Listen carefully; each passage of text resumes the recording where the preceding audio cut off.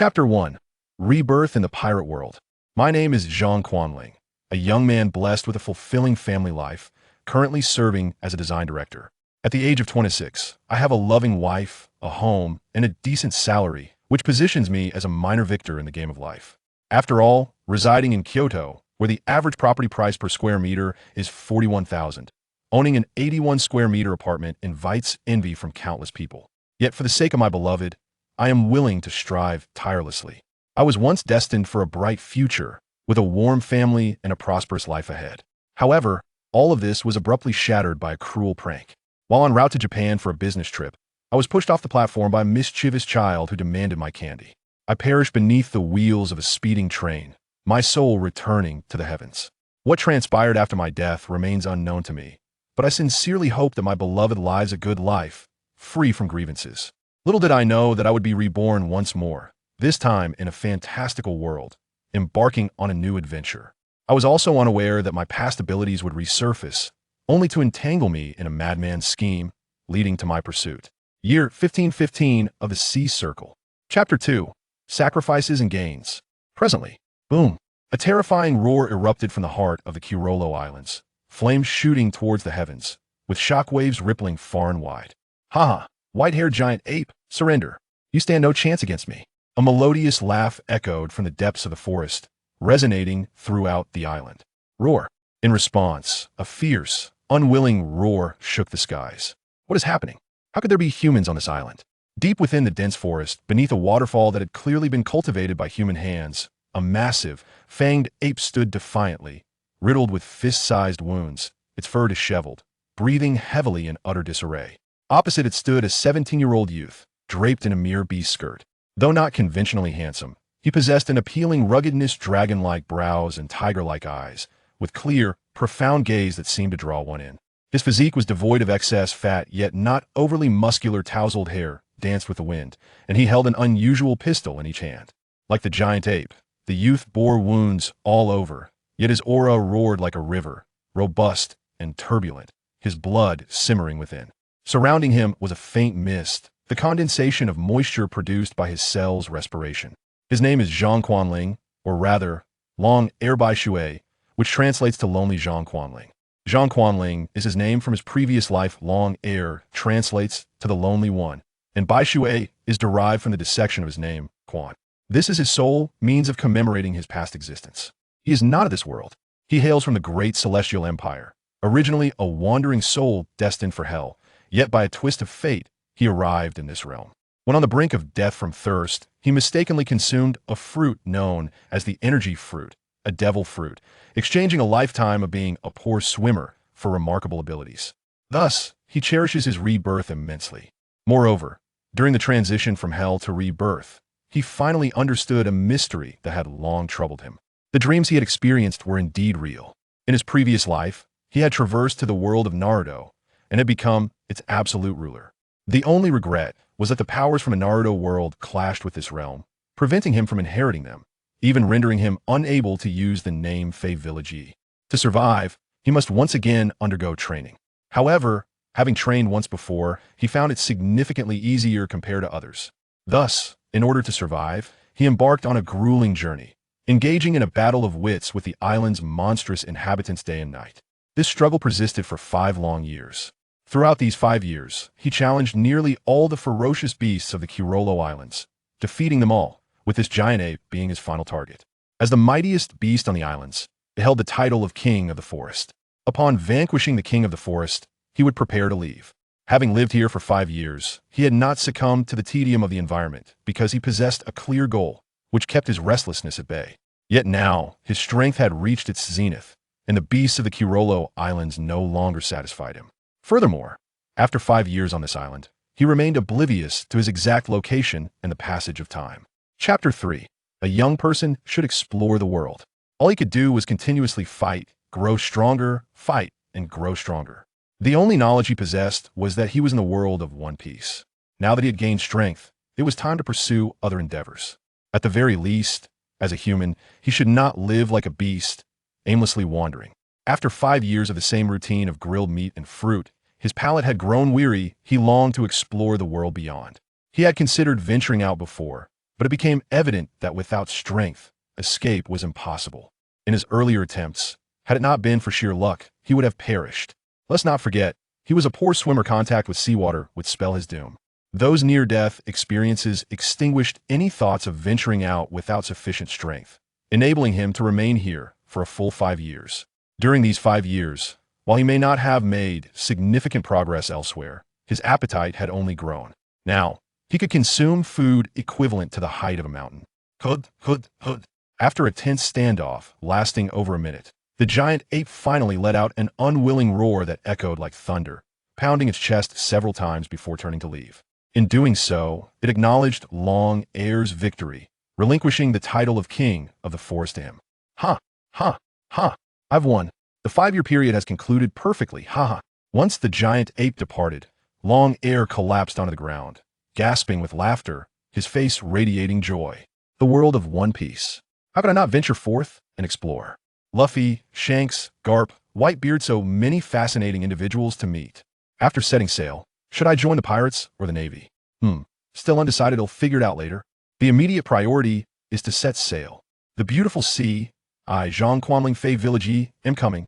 An hour later, at the largest port on the central island of the Kirolo Islands, Long Air sat aboard a vessel approximately 15 meters long and 7 meters wide, ready to embark on his journey.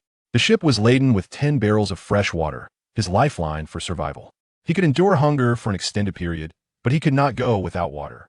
While food is plentiful at sea, fresh water is scarce. His ship is not constructed of ordinary wood.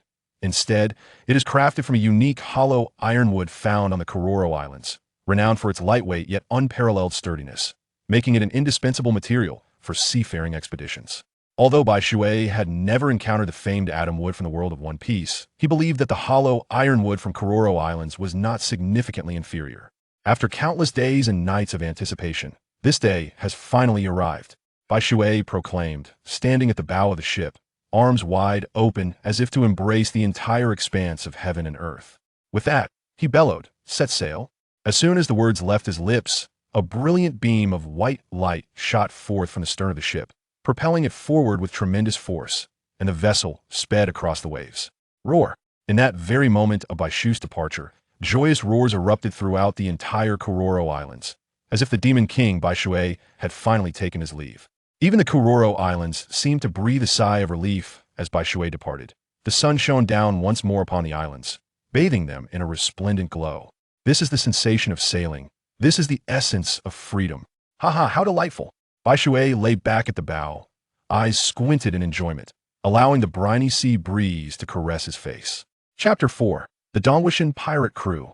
Beneath the azure sky, amidst the white clouds, deep seas, youthful exuberance, and the untamed sea breeze, accompanied by the erratic flights of seagulls, everything felt utterly splendid. I have arrived in the world of One Piece. Farewell, world of Naruto. Bai Shui roared within his heart. The Dongwushun Pirate Crew. This was a newly emerged pirate crew in the East Sea, boasting a membership in the hundreds and a fleet of dozens of ships.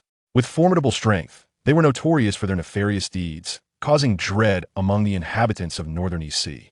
They were ranked among the 5 great overlords of the East Sea, alongside the evil dragon pirates, black cat pirates, jester pirates, and Creed pirates. The captain of the Dongwushun pirate crew, known as Dongwushun, bore the name Ulis, with a bounty of 13 million. He was infamous for wielding dual swords and was both ruthless and cunning, yet paradoxically possessed a benevolent visage.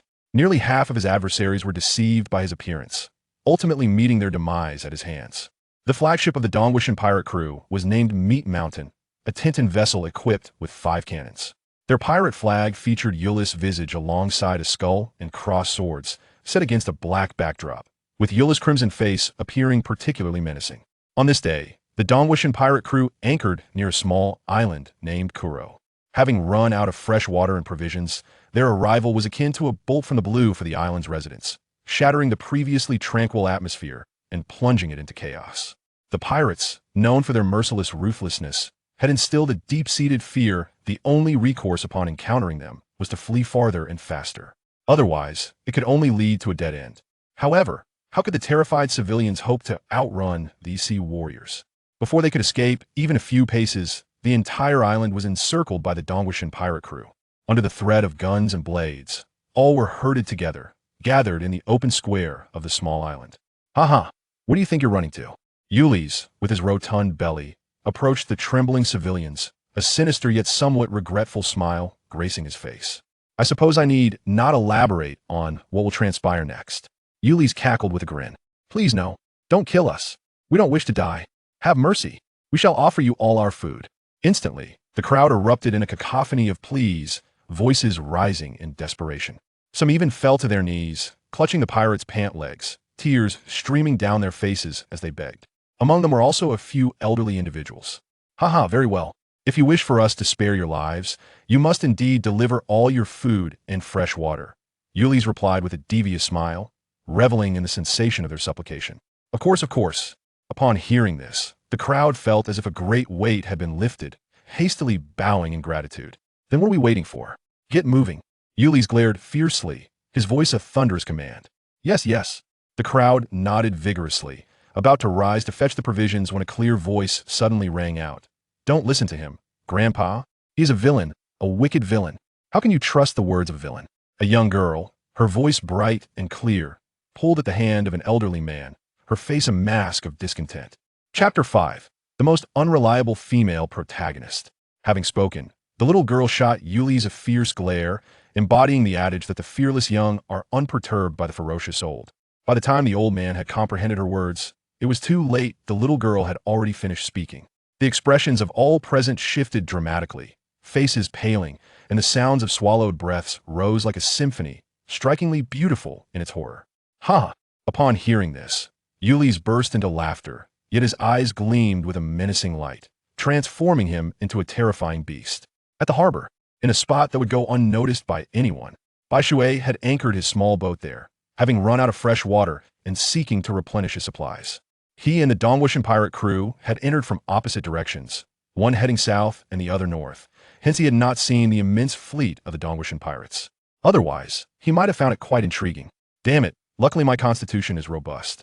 After drifting at sea for so long, I've finally found an island where I can replenish my supplies. Bai Shui secured his rickety boat to a dock post at the harbor before stepping ashore. Yet, he was perplexed despite the island appearing inhabited. Upon entering, he found not a soul in sight. There were clear signs of life at the harbor, yet as he looked around, he saw no one. Strange, according to that old man's description, this should be a bustling town. Where could everyone be? Bai Shui scratched his head in confusion. Suddenly, a shrill scream pierced the air, causing Bai Shui to turn sharply, whereupon he beheld a disheveled young woman rushing toward him, her face awash with terror. In pursuit behind her was a scruffy beggar, his lecherous smile unsettling, brandishing a large knife at his waist. A whiff of murderous intent wafted towards Bai Shui. It seems like quite the fighter. Bai Shui squinted, noting the man's steady stance, suggesting he had indeed taken lives before. Elder brother, save me. Upon spotting Bai Shui, the young woman exclaimed, her voice filled with hope, as if she had found a savior in her moment of despair, her pace quickening with joy. Before he could fully comprehend the situation, he felt the sudden presence of a soft, warm body in his embrace, accompanied by the delicate fragrance of a young girl that invaded his senses, prompting him to swallow hard. Save me. The girl wept, her tears resembling blossoming pear flowers, clinging tightly to Yi as if he were her sole source of safety, akin to a frightened fawn. Young man, I advise you not to meddle in affairs that do not concern you. It's not too late to leave. Losing your life at such a tender age would be regrettable. Perhaps noticing the twin pistols at Ye's waist or sensing the formidable aura that emanated from him. The burly man halted over 10 meters away, his demeanor tinged with caution as he issued a threat. Please, big brother, save me. At these words, the girl trembled, akin to a startled rabbit, drawing closer to Bai Shui. In that instant, both Bai Shui and the girl felt a jolt, as if struck by electricity. A peculiar sensation coursing through them, causing their breaths to quicken and a faint flush to rise in their cheeks. Chapter 6. The most detestable disruptor of atmosphere. Gulp. Such temptation was overwhelming. Had it not been for Bai Shui's remarkable self-control, he might have succumbed to primal instincts and engaged in an illicit act. Damn it. He hadn't touched a woman in 5 long years. Suddenly confronted by such a delicate beauty, Bai Shui found himself on the brink of losing composure. Young man, I shall repeat myself. Do not interfere. Leave at once, or do not blame me for my lack of courtesy. Just as Bai Shui was about to indulge in the exquisite atmosphere, the booming voice of the burly man crashed into his ears like thunder, abruptly snapping him back to reality. As the saying goes, waking up can come with a mood, and in this moment, Bai Shui, his pleasant reverie shattered, felt an inexplicable surge of anger. Damn it, What if I refuse? This matter is now my concern. Bai Shui tightened his hold on the girl, boldly addressing the burly man. In that moment, Ye's stature appeared grand and noble. Yet, he remained unaware that upon hearing his declaration, the girl exhaled in relief. Her eyes sparkling with admiration for Yi, her affection for him soaring. She never once considered what would happen if Bai Shui were unable to overcome this adversary. Haha. Very well. Since you insist on meddling, do not blame me for the consequences. At these words, the burly man's expression morphed into a vicious snarl as he drew a large knife from his waist and charged towards Yi. Be careful. The girl instinctively recoiled, her fear evident as she cautioned him. Rest assured, such a foe is beneath my notice. Bai Shui appeared remarkably composed, showing no signs of disturbance. Go to hell. The burly man lunged forward, his voice a furious roar as his blade glinted with a chilling light, casting an ominous reflection that sent shivers down the spine. The girl, witnessing the man's sword descending upon her, instinctively shut her eyes in terror, letting out a piercing scream. Bang! Yet, instead of feeling any pain, she was met with a dull thud, akin to a heavy object crashing to the ground. Do not be afraid, it is all over now. The gentle voice of Bai Shui reached her ears, prompting the young girl to slowly open her eyes. Upon doing so, she was greeted by Bai Shui's warm smile, causing her heart to flutter uncontrollably. However, as her gaze followed her feelings, she was met with the sight of the burly man, now lying rigidly in a pool of blood, clutching the large blade in his hand. His eyes were wide open, filled with disbelief. Had he met his demise? The girl swiftly turned her head to look at Yi. Of course, if one wishes to kill me, they must be prepared to pay the corresponding price. Upon hearing this, Bai Shui could not help but smile, although he had already released the girl from his embrace. It was not that he did not wish to hold her longer, but he feared that if he continued, he might succumb to his primal instincts and take her right then and there, leaving Bai Shui's arms. The girl unmistakably felt a sense of loss, as if she longed for the warmth of that moment. It's all right. Everything is fine. He shrugged and began to make his way into the depths of the island. Observing this, the girl hurried to keep pace with him, mirroring his steps closely. By the way, do you know where I can find food? I'm feeling a bit hungry. You suddenly turned around, catching the girl off guard. Realizing she could not stop in time, their lips met unexpectedly, pressing tightly against each other. Chapter 7. Hey, that was my first kiss. Bai Shui had no comprehension of the situation. He merely felt a soft, warm object pressed against his lips, yielding and remarkably pleasant. Meanwhile, the young girl found her mind utterly blank, entirely at a loss as to what to do. Bai Shui instinctively licked his lips, only to be met with a soft, shy moan from the young girl, causing him to immediately retreat.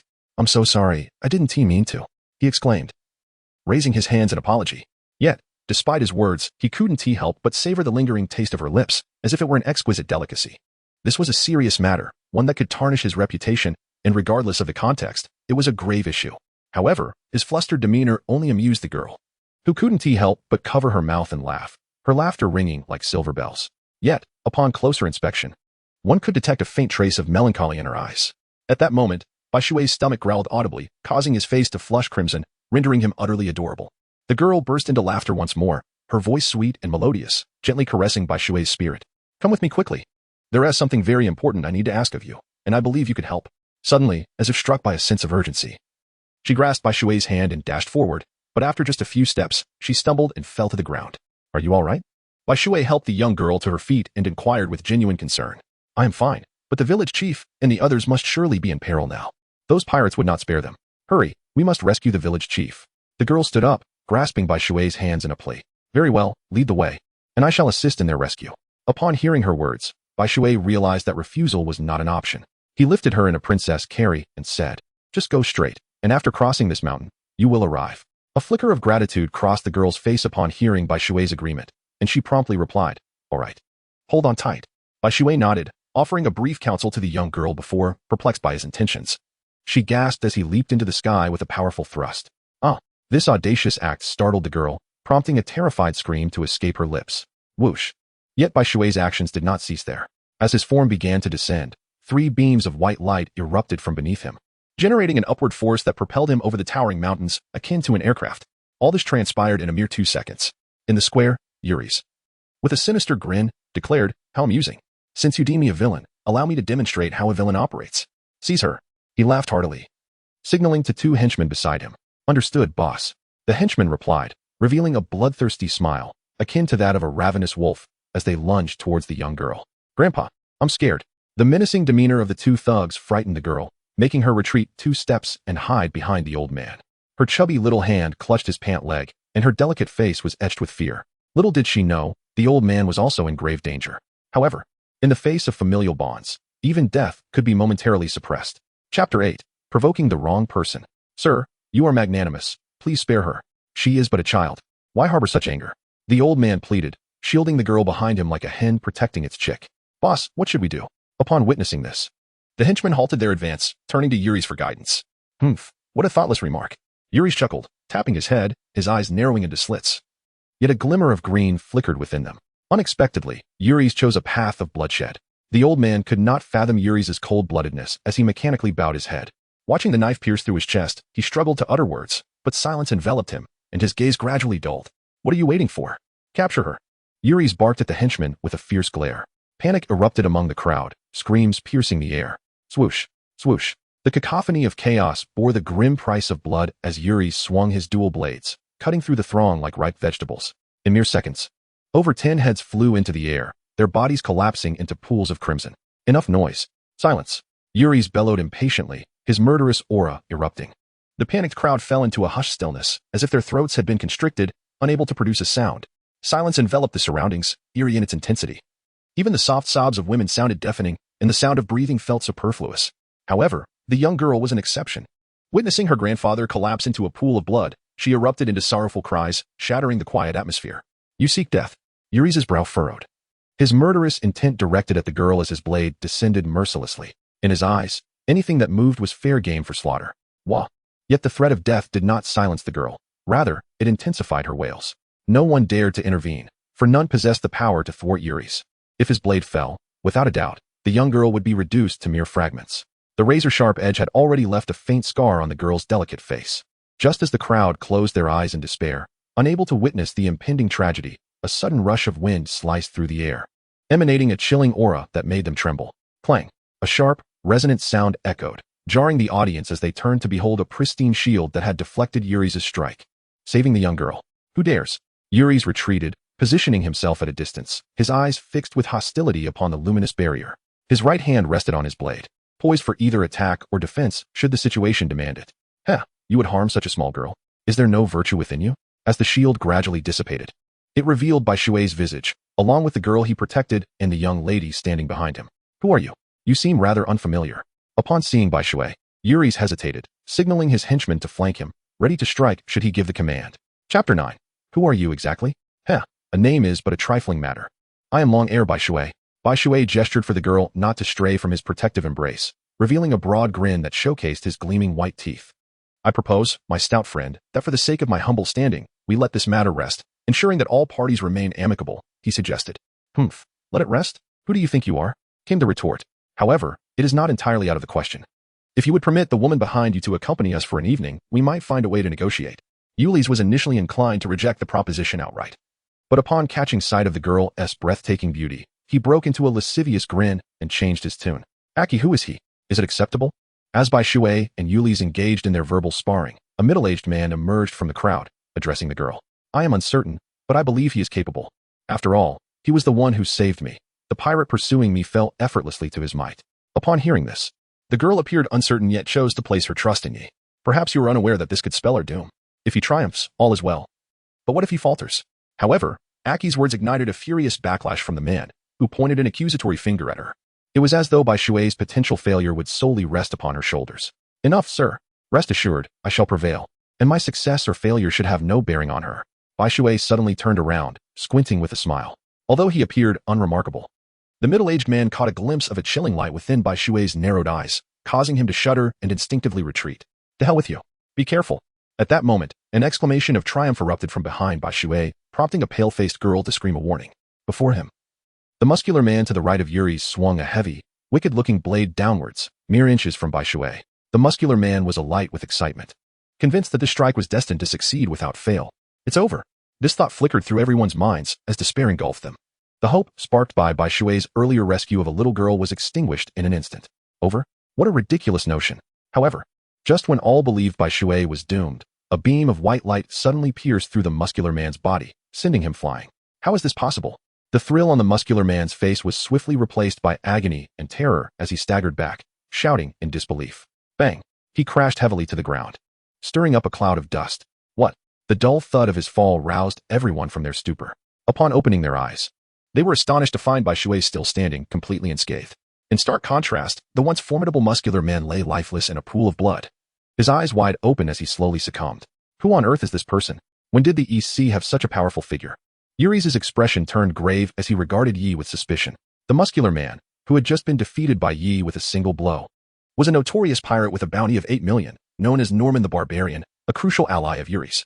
No pirate from the EC could possibly rival him. Could he have come from there? No, it was unthinkable that pirates from that region would venture here. Yuri suddenly entertained a possibility, only to dismiss it almost immediately. Pirates entering that territory would never return casually. Chapter 10. The sky is full of little stars. So who exactly is this person? In that moment, Yuri's found himself uncertain. What's the matter? Come on, fatty. Observing this, he casually picked his nose and taunted. Kid, where are you from? Yuri's, suppressing his fury at being called fatty, turned to Bai Shui, intent on probing Ye's background. This move had saved him countless times. Oh, I'm just a wanderer, nothing more. What? Do you think I have some grand background? Bai Shui replied with a chuckle. Are you sure you're merely a drifter and not from the latter half of the Grand Line? Yuri's, filled with sudden joy, pressed on with his inquiry. If I hailed from the latter half of the Grand Line, would I be wasting my breath with you? Yi retorted, scratching his ear in irritation. Ha ha ha. Little brat, you've chosen death. In that case, I shall see how many of my brothers you can save. Yuri's reservations evaporated, and he waved his hand, issuing orders. Oh, the pirates, having grown impatient, erupted into a frenzy, howling as they brandished their weapons, charging towards the encircled civilians. I'm eager to see whether you or they will prevail. Yuri sneered, his eyes glinting with malice. As he spoke, he lunged toward Yi, intending to divert his attention. Fine. Let me show you the chasm that lies between us. With that, Bai Shui closed his eyes, exhaling slowly as he drew his twin pistols. Upon opening his eyes, he radiated an oppressive aura, causing the air around him to thicken. Light wave rain. Like cannon, Bai Shui pulled the trigger simultaneously with both hands, and in an instant, a flurry of pure white energy waves erupted from the left barrel, hurtling towards the throng of pirates, while the right barrel unleashed a fierce linear beam, aimed directly at Yuri's. In that fleeting moment, the square was filled with orbs of light the size of fists. Each orb seemed to possess an automatic tracking ability, launching the exuberant pirates charging forward into the air. The sound of explosions echoed, as pirates were sent flying like ragdolls, falling like a torrential downpour, never to rise again. Were 200 men many? Yes, indeed. Yet, not excessively so. After Yuri's evaded the beam shot by Bai Shui, fewer than 50 pirates remained standing in the square. All of this transpired in a mere 2 seconds. How could this be possible? Yuri's felt a tingling sensation at the back of his head, unable to suppress a gasp. Gazing at Bai Shui as if confronted by a demon, and the desire to fight vanished entirely. Just as Bai Shui had stated, the disparity in their strengths was insurmountable. Mr. Yuri's, it is ill-advised to be dazed in the midst of battle. At that moment, Bai Shui's voice resonated behind him, prompting Yuri's to hastily retreat, brandishing his sword before him. Bang! However, some events cannot be evaded simply by desire. A terrifying force suddenly surged through the twin blades he held, causing his expression to shift drastically. Thud! Yuri's was propelled backward like a mere sack of flesh, crashing through 2 buildings before colliding into a massive ship docked at the harbor. Chapter 11. The Enigma of T-Bone. The vessel, outfitted with 5 cannons, instantly split open, releasing faint wisps of smoke. The beam, Bai Shui let out a low growl, and with a swift motion of his right hand, unleashed a powerful and fierce beam from his firearm, slicing through the air with a sharp, hissing wail. It then pierced the vessel, subsequently detonating and sending tumultuous waves crashing upon the sea, triggering a miniature tsunami. What are you gazing at? Bai Shui approached another assistant of Yuri's, a cryptic smile gracing his lips as he raised his right hand, gun in hand, and pulled the trigger. A sharp, penetrating sound echoed in the air. And the notorious pirate, with a bounty of 8 million, fell into a pool of blood, his eyes wide with terror. His head had been pierced through by the night shot. And you all, meet your demise. Bai Shui turned around, gazing at the terrified pirates, and raised his left pistol. Bang, bang, bang. A scattering of luminous projectiles precisely pierced through the fleeing pirates, leaving no one unscathed. The battle was over. The duration was less than a minute. Not far from Kulo Island, less than 50 nautical miles away, lay a naval fortress. The highest-ranking officer stationed there was the infamous Captain T-Bone, known as the Ship-Slicing Knight, who had previously suffered defeat at the hands of Zoro in the original narrative, despite his villainous appearance. He was a protector of his subordinates and harbored a profound sense of justice, willing to risk his life for the safety of civilians. His moniker stemmed from his remarkable ability to slice pirate ships into pieces as effortlessly as cutting steak. In the original story, he had participated in the Marine Headquarters Paramount War and had clashed with the Whitebeard pirates, making him one of the more renowned captains in the Navy. When T-Bone, engaged in training, suddenly received an alert, he rushed onto the ship without a moment's hesitation, heading straight for the site of the incident. He fervently prayed that the location triggering the alarm could hold out until his arrival. Yet, he was acutely aware of the naivety of such a thought. Even with the ship's engines at full throttle, he remained unsatisfied, continually urging his men to increase their speed. Although the vessel boasted a speed of 100 nautical miles per hour, reaching the scene would still take a full half hour. But half an hour was ample time for a pirate crew to annihilate the residents of a small island. They must hold on, T-Bone pleaded silently within himself. Half an hour later, upon his arrival at Kolo Island, his heart sank. The island was eerily silent, permeated by a heavy, metallic scent of blood. The situation on Kolo Island was all too apparent. T-Bone could not help but close his eyes in anguish, clenching his fists and exhaling a long sigh. Then, with a heavy heart, he commanded, "Disembark and check for any survivors. If there are any, we must do everything in our power to save them." "Yes." The medical personnel behind him echoed in unison, following T-Bone with disciplined steps as they advanced toward the island. Lost in self-reproach, T-Bone failed to notice a few shattered wooden planks and traces of blood lingering on the surface of the sea, not far from his warship. What is going on? However, as T-Bone, having prepared for the worst, stepped onto the island, he was stunned by the scene before him. He had anticipated a gruesome tableau of bloodshed. For islands besieged by pirates rarely fared well. Chapter 12, I mean no harm. Yet, the sight before him was one of pristine tranquility, devoid of any signs of a pirate invasion. In an instant, T-Bone felt as though he had been deceived, his brow furrowing in confusion. Before he could voice his anger, a medic beside him suddenly tugged at his pant leg, gesturing for him to look in a certain direction. T-Bone, still frowning, turned to see yet another shocking sight. Instinctively gasping in disbelief, what did he see? Among a pile of corpses lay three particularly conspicuous bodies. Before all the lifeless forms sat a young man clad only in a bearskin skirt, leisurely observing him. Behind him, a group of terrified civilians huddled on the ground, clutching their heads and trembling, seemingly in fear of the young man. Their gazes locked in the air, although the youth appeared diminutive compared to T-Bone. The moment their eyes met, T-Bone involuntarily stepped back 2 paces, his face awash with horror. Just moments ago, he felt as though he had been scrutinized by a monstrous sea king. The overwhelming pressure caused his heartbeat to falter. How terrifying. At the very least, he was a formidable opponent at the level of a rear admiral. T-Bone assessed in his mind. This is trouble, T-Bone solemnly thought. The youth did not seem to be of benevolent disposition, seated amidst the corpses without a hint of trepidation, likely a pirate or a bandit of some sort. There is no way he is a good person, T-Bone firmly believed. As T-Bone remained vigilant of Bai Shui, the latter scrutinized T-Bone in turn. His attire was unmistakable. Bai Shui quickly recognized him. This was the legendary Captain T-Bone, was it not? He appeared quite powerful. Though Bai Shui was uncertain why he was stationed in the East Blue instead of near Judicial Island, he felt no need to ponder too deeply on the matter. Ah, esteemed naval officers, why have you yet to reassure the residents of the island? If you do not come forth, I may be compelled to take action. Just as T-Bone was preparing to delay time to allow his subordinates to rescue the residents, Bai Shui raised his hands in a gesture of surrender, exclaiming loudly. The sudden shift left T-Bone somewhat bewildered. He exchanged glances with those beside him, each reflecting a shared sense of confusion. Seeing this, Bai Shui could not help but chuckle. What is this? Does the esteemed captain of the naval division fear a mere youth? Fear not, I harbor no ill intentions. I merely arrived on this island out of hunger. It just so happens I stumbled upon quite the spectacle, and for my own safety, I was compelled to take action. If you are truly concerned, you may restrain me with sea stone handcuffs. I assure you, I shall not resist. Bai Shui has made his intentions quite clear. Whether or not T-Bone believes him is another matter. Nevertheless, regardless of T-Bone's belief, Bai Shui harbors no ill will. Colonel, this. Upon hearing these words, T-Bone's expression flickered with indecision as he turned to seek the counsel of his companions. After some contemplation, T-Bone thought it worth a try. If Bai Shui truly meant no harm, he could simply apologize once the situation was stabilized. However, for the sake of caution, he chose to remain close by, ready to intervene should an unexpected threat arise, thus preventing total catastrophe. Chapter 13. Bai Shui, the Great Hero. Having witnessed Bai Shui extend his hands willingly, T-Bone and his companion exchanged glances of delight before fastening the sea stone handcuffs upon him. With a subtle grunt, Bai Shui felt an overwhelming force drain from his body as the handcuffs absorbed his powers. A wave of suffocating pressure enveloped him, making it difficult to breathe. And his complexion turned a ghastly pale. You are an ability user, T-Bone exclaimed in astonishment. Of course, otherwise, why would I allow you to use sea stone handcuffs? I have already stated that I harbor no malice. Bai Shui retorted with a hint of defiance. Since you do not trust me, I must demonstrate my sincerity. How does this level of earnestness strike you? Upon hearing this, Bai Shui lifted his head, a weak smile gracing his lips as he spoke. You exaggerate, sir. Once I have pacified them, I shall offer my apologies over a drink. T-Bone regarded Bai Shui with deep admiration and delivered a hearty fist bump. You too. Safeguard the young man well. Should any misfortune befall him, I will hold you accountable. Do you understand? T-Bone commanded gravely, his face a mask of seriousness. Yes. The two replied, their hearts stirred with resolve.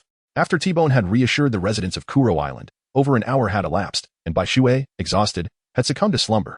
Yet, T-Bone and his companion stood resolute, resembling two statues, undeterred even as the sun beat down mercilessly, soaking them in sweat.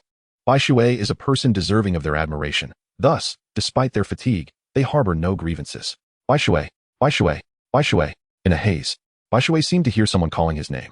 He could not help but slowly open his eyes, bleary and still heavy with sleep, and glanced around. It was then that he noticed the young girl, Achi, squatting before him, her delicate hand gently nudging his arm. "Ah, Achi, what brings you here?" Bai Shui stretched languidly as he sat up from the ground, yawning and inquiring, "Hey there, which esteemed naval officer has summoned you?" Upon seeing Bai Shui finally awake, Aki exhaled in relief and pointed in the direction behind her. "Oh, I see." As he followed Aki's gesture, he noticed T-Bone grinning at him and raising a wine glass, beckoning him to join the gathering. "Come on, my fellow naval brothers, let us share a drink." Bai Shui stood up and addressed the two naval majors beside him, who had already become somewhat dehydrated from the sun. "Phew, finally we can move, haha." At his words, the two rejoiced, happily trailing behind Bai Shui towards T-Bone.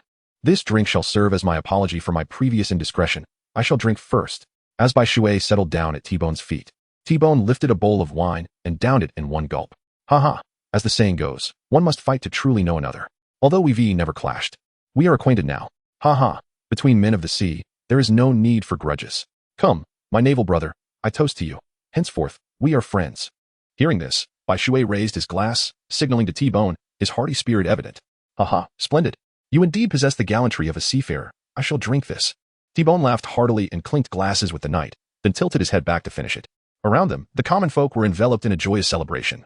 The scene vibrant with song and dance, completely oblivious to the recent bloodshed that had transpired on the island. Chapter 14. Should you join the Navy? Countless maidens cast longing glances at Bai Shui, hoping he would notice them. If someone as formidable as Bai Shui were to take an interest in them, this island would be secure, free from the threat of pirate attacks. Yet, regrettably, Bai Shui seemed oblivious to their gazes, engrossed in jovial conversation with T-Bone, leaving the maidens disheartened and stamping their feet in frustration. However, while Bai Shui disregarded the wistful glances of the other girls, Aki wore a radiant smile. Why this was? She could not say, but she was aware that Bai Shui had already burrowed into her heart. After several rounds of drinks, T-Bone suddenly set down his glass and asked, "Bai Shui, have you ever considered joining the Navy? With your strength and talent, your future achievements would undoubtedly be remarkable." "Oh, T-Bone, please spare me. I am accustomed to my free-spirited ways and do not wish to be confined by rules and regulations. Of course, this is merely my current sentiment. Who knows what the future holds?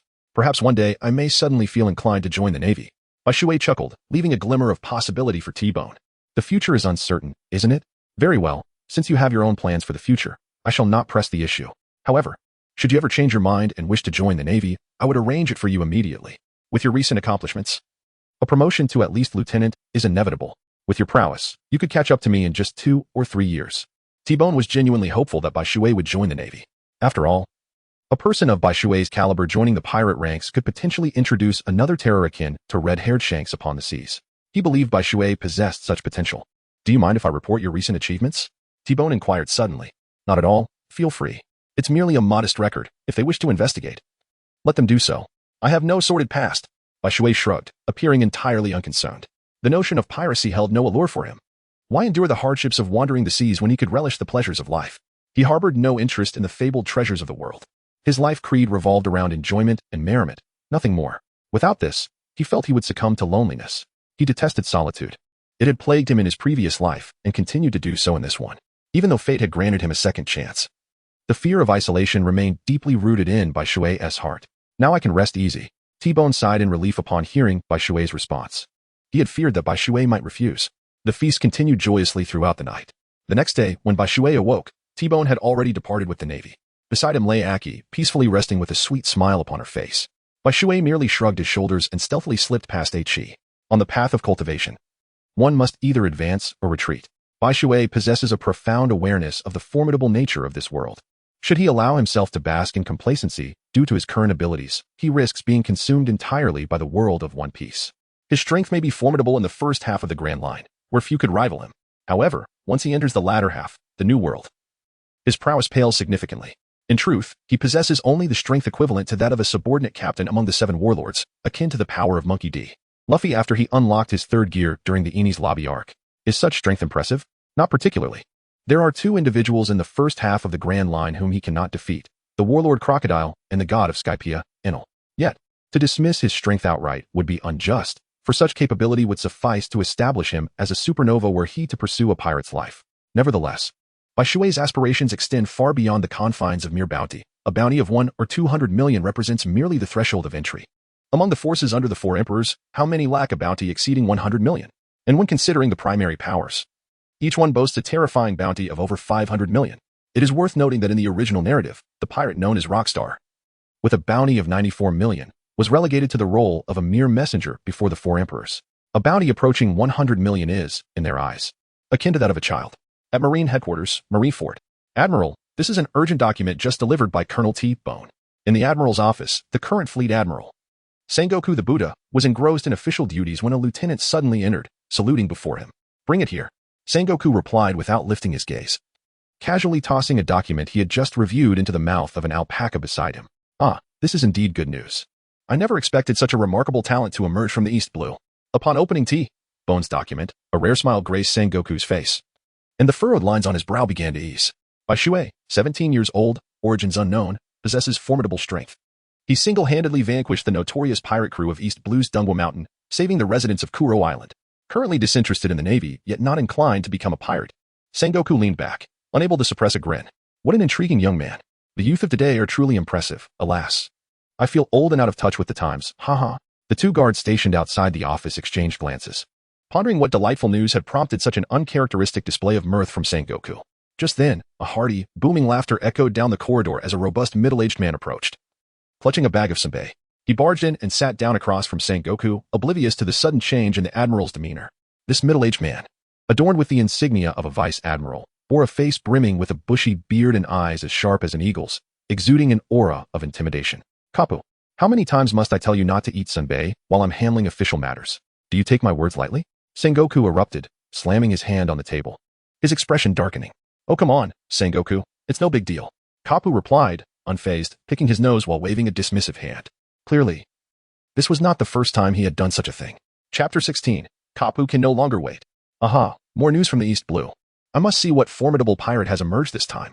As Kapu's peripheral vision caught sight of the document on Sengoku's desk, his eyes gleamed with interest, and he snatched it up to read. This time it's not about a pirate, but rather an impressive young man. East Blue. You've finally given us some delightful news. Observing Kapu's enthusiasm, Sengoku settled back down, remarking, Indeed, I find this Bai Shui quite intriguing. He must be recruited into the Navy. If he were to become a pirate, it wouldn't be long before he becomes another great menace. After perusing the document, Kapu set it down, clearly impressed by Bai Shui's prowess. 17 years old and capable of effortlessly dispatching million bounty pirates. This individual is extraordinary. Sengoku nodded in agreement, sharing his sentiment. In that case, I shall take my leave. I am genuinely interested in this young man named Bai Shui. Kapu acted with remarkable decisiveness, rising to depart without hesitation. Kapu, return that senbei to me, or I shall consume it all. Sengoku's roar echoed behind him, revealing that Kapu had left some senbei behind. Haha, do as you wish. I'm off, Sengoku. Kapu waved him off, entirely unconcerned, fully aware of Sengoku's temperament. Marineford port. I shall borrow the ship. Kapu rushed onto a departing vessel, unceremoniously casting aside the naval officers and soldiers aboard, leaving only the sailors behind. In their astonishment, he commandeered the ship that rightfully belonged to them. Yet they could not rebuke Kapu. Who would dare? Only the fleet admiral and the chief of staff possessed the authority to do so. Even Admiral Akiji was his pupil. No one else would dare challenge him. All they could do was sigh in resignation at their misfortune. Kuro Island. When Aki awoke from the ground, she discovered Bai Shui had already vanished. Panic surged within her as she rushed outside, only to find Bai Shui diligently training in an open space. However, the nature of Bai Shui's training was rather daunting. A massive stone, appearing to weigh several thousand pounds, rested upon him, rising and falling in rhythm with his movements. Push-ups. Indeed, this was Bai Shui's method of fitness. What seemed like an ordinary up and down motion engaged his entire body, effectively training every muscle. The ground beneath him was already soaked with the sweat he had shed. Forming a small puddle, Bai Shui appeared utterly depleted, as if he had just emerged from a pool of water. Incredible! Previously, witnessing Bai Shui in combat had not conveyed the extent of his prowess, but now, Aki finally comprehended the true terror he embodied. This surpassed her understanding of human capabilities entirely. Ha! Ha! Ha! The earth beneath the white water quivers slightly with each descent, sinking ever so gently. Bai Shui's hands have completely sunk into the earth. Chapter 17. There are always those who fail to appreciate the subtleties of romance. 497. 498. 499. 500. Bai Shui silently counted, and upon reaching 500, His body quivered as a wave of white light surged from behind him, lifting the stones and gently placing them on the ground. Crackle, crackle. Bai Shui rose to his feet, stretching his arms in a languorous yawn, his entire body resonating with a series of crisp, rhythmic cracks akin to a symphony. Although his physical prowess had notably improved, the inability to harness it remained a lamentable shortcoming. However, should he enlist in the Navy, he would have the opportunity to master the Navy's 6 styles, a most valuable asset. Moreover, there existed the embodiment of strength in this world, the 3 types of haki. How he yearned to acquire such skills, alas. In the first half of the Grand Line, no one seemed to possess them. Presently, he felt ill-equipped to venture into the new world, where even a mere natural disaster could spell his demise. Such thoughts crossed his mind as Bai Shui contemplated the situation. Nevertheless, why dwell on such matters? It would be far wiser to refine his current abilities. The energy fruit was indeed a remarkable boon. With diligent development, it could yield splendid results. He had already discerned a general direction for his enhancements, amplifying speed and strength, reminiscent of Kazari's lightspeed kicks. As a light cannon, employing light waves as an offensive method was inspired by the lone wolf from Death, and it was his most frequently utilized attack thus far. Furthermore, the ability to soar with energy wings in this oceanic realm would undoubtedly be a striking presence. With a deep breath, he resolved to pursue this path of development, particularly focusing on the light cannon and light wave attacks, which warranted utmost emphasis. He believed that achieving a level akin to Kazuru's in the original narrative was not an unrealistic aspiration. As he spoke, a flurry of pristine white tendrils emerged from behind Bai Shui, deftly etching into the ground.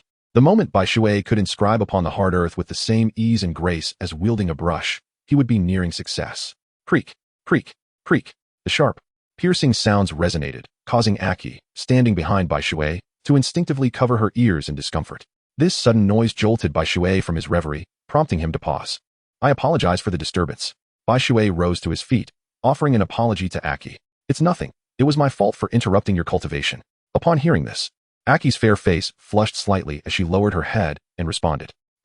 Not knowing how to reply, Bai Shui found himself at a loss for words, and a profound silence enveloped the atmosphere. Good morning, young hero. At that moment, a voice, somewhat aged, emanated from behind Bai Shui, shattering the awkward tension between him and Aki. Bai Shui swiftly turned around and beheld the mayor of the quaint island town striding towards him. Good morning, mayor. Bai Shui greeted with a smile, secretly relieved by the mayor's timely arrival. I apologize for my abrupt visit so early in the day. I hope you can forgive an old man. I have a rather humble request, and I sincerely hope you will consider it. The mayor first expressed his regrets to Bai Shui, then spoke with an air of earnest entreaty. Observing the mayor's demeanor, Bai Shui surmised the nature of his impending request. Well, mayor, you must understand that I cannot linger here for long. Upon hearing Bai Shui's words, the long-awaited gaze of the town chief dimmed significantly, revealing an expression of resignation. Chapter 18. The Solitary Zhang Quanling. However, Bai Shui paused at the 2 characters, elongating the sounds with a deliberate cadence. However, upon hearing his sudden change in tone, the mayor instantly perked up, his eyes gleaming with anticipation as he turned his gaze toward Bai Shui, hoping that the answer he sought would align with his desires. I can manage to live here for a year or 2. I believe there won't be any pirates disturbing this place in the future. Really? Bai Shui had scarcely finished speaking when he felt his arm being grasped. The mayor, with his gnarled, chicken-like hands, clutched Bai Shui tightly, his face a mixture of disbelief and joy, eager to ascertain that Bai Shui was indeed serious, not merely jesting. Of course it's true. I intend to reside on the island for several more years. Bai Shui replied with a nod and a smile. Having survived 5 long years in the desolate Kirolo Islands, he now relished the prospect of living like an ordinary person for a while. Why not? Moreover, being on the island would spare him from the solitude he had endured alone in Kirolo, where there was no one to converse with. Besides, his current strength was insufficient for venturing out to sea. He yearned to enhance his abilities further before embarking on such a journey. At the very least, he aspired to possess strength comparable to that of 300 million pirates. I am profoundly grateful. This day has finally arrived. After receiving Bai Shui's definitive response, the mayor jubilantly resembled a child, tears streaming down his face as he danced with glee. It was an amusing sight. Yet it starkly illustrated the harsh reality of the pirate world, where the weak cling to the strong, and the powerful wield dominion over the world. Thank you, Aki.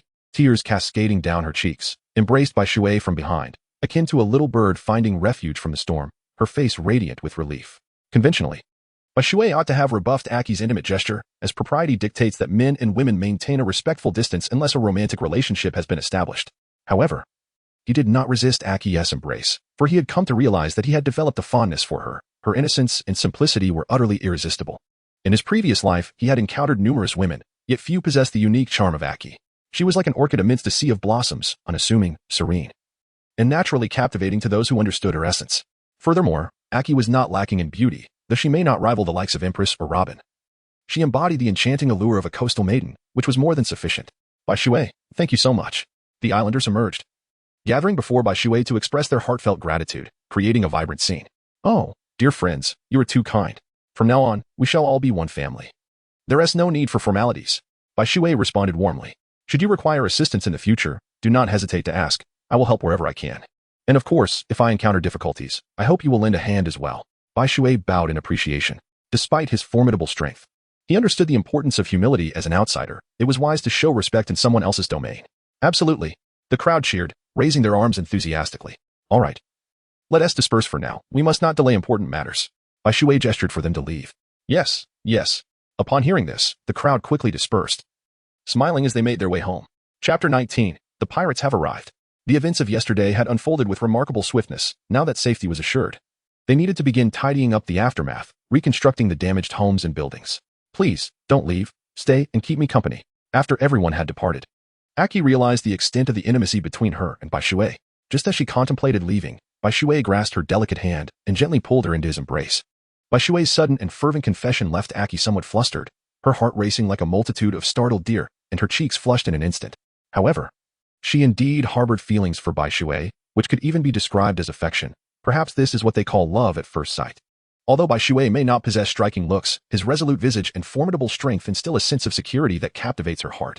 Is it not the desire of every young woman to find a safe haven? Indeed. Aki replied softly, her voice barely audible like the hum of a mosquito. Yet she leaned heavily against Bai Shui, as if intoxicated. The pirates have arrived.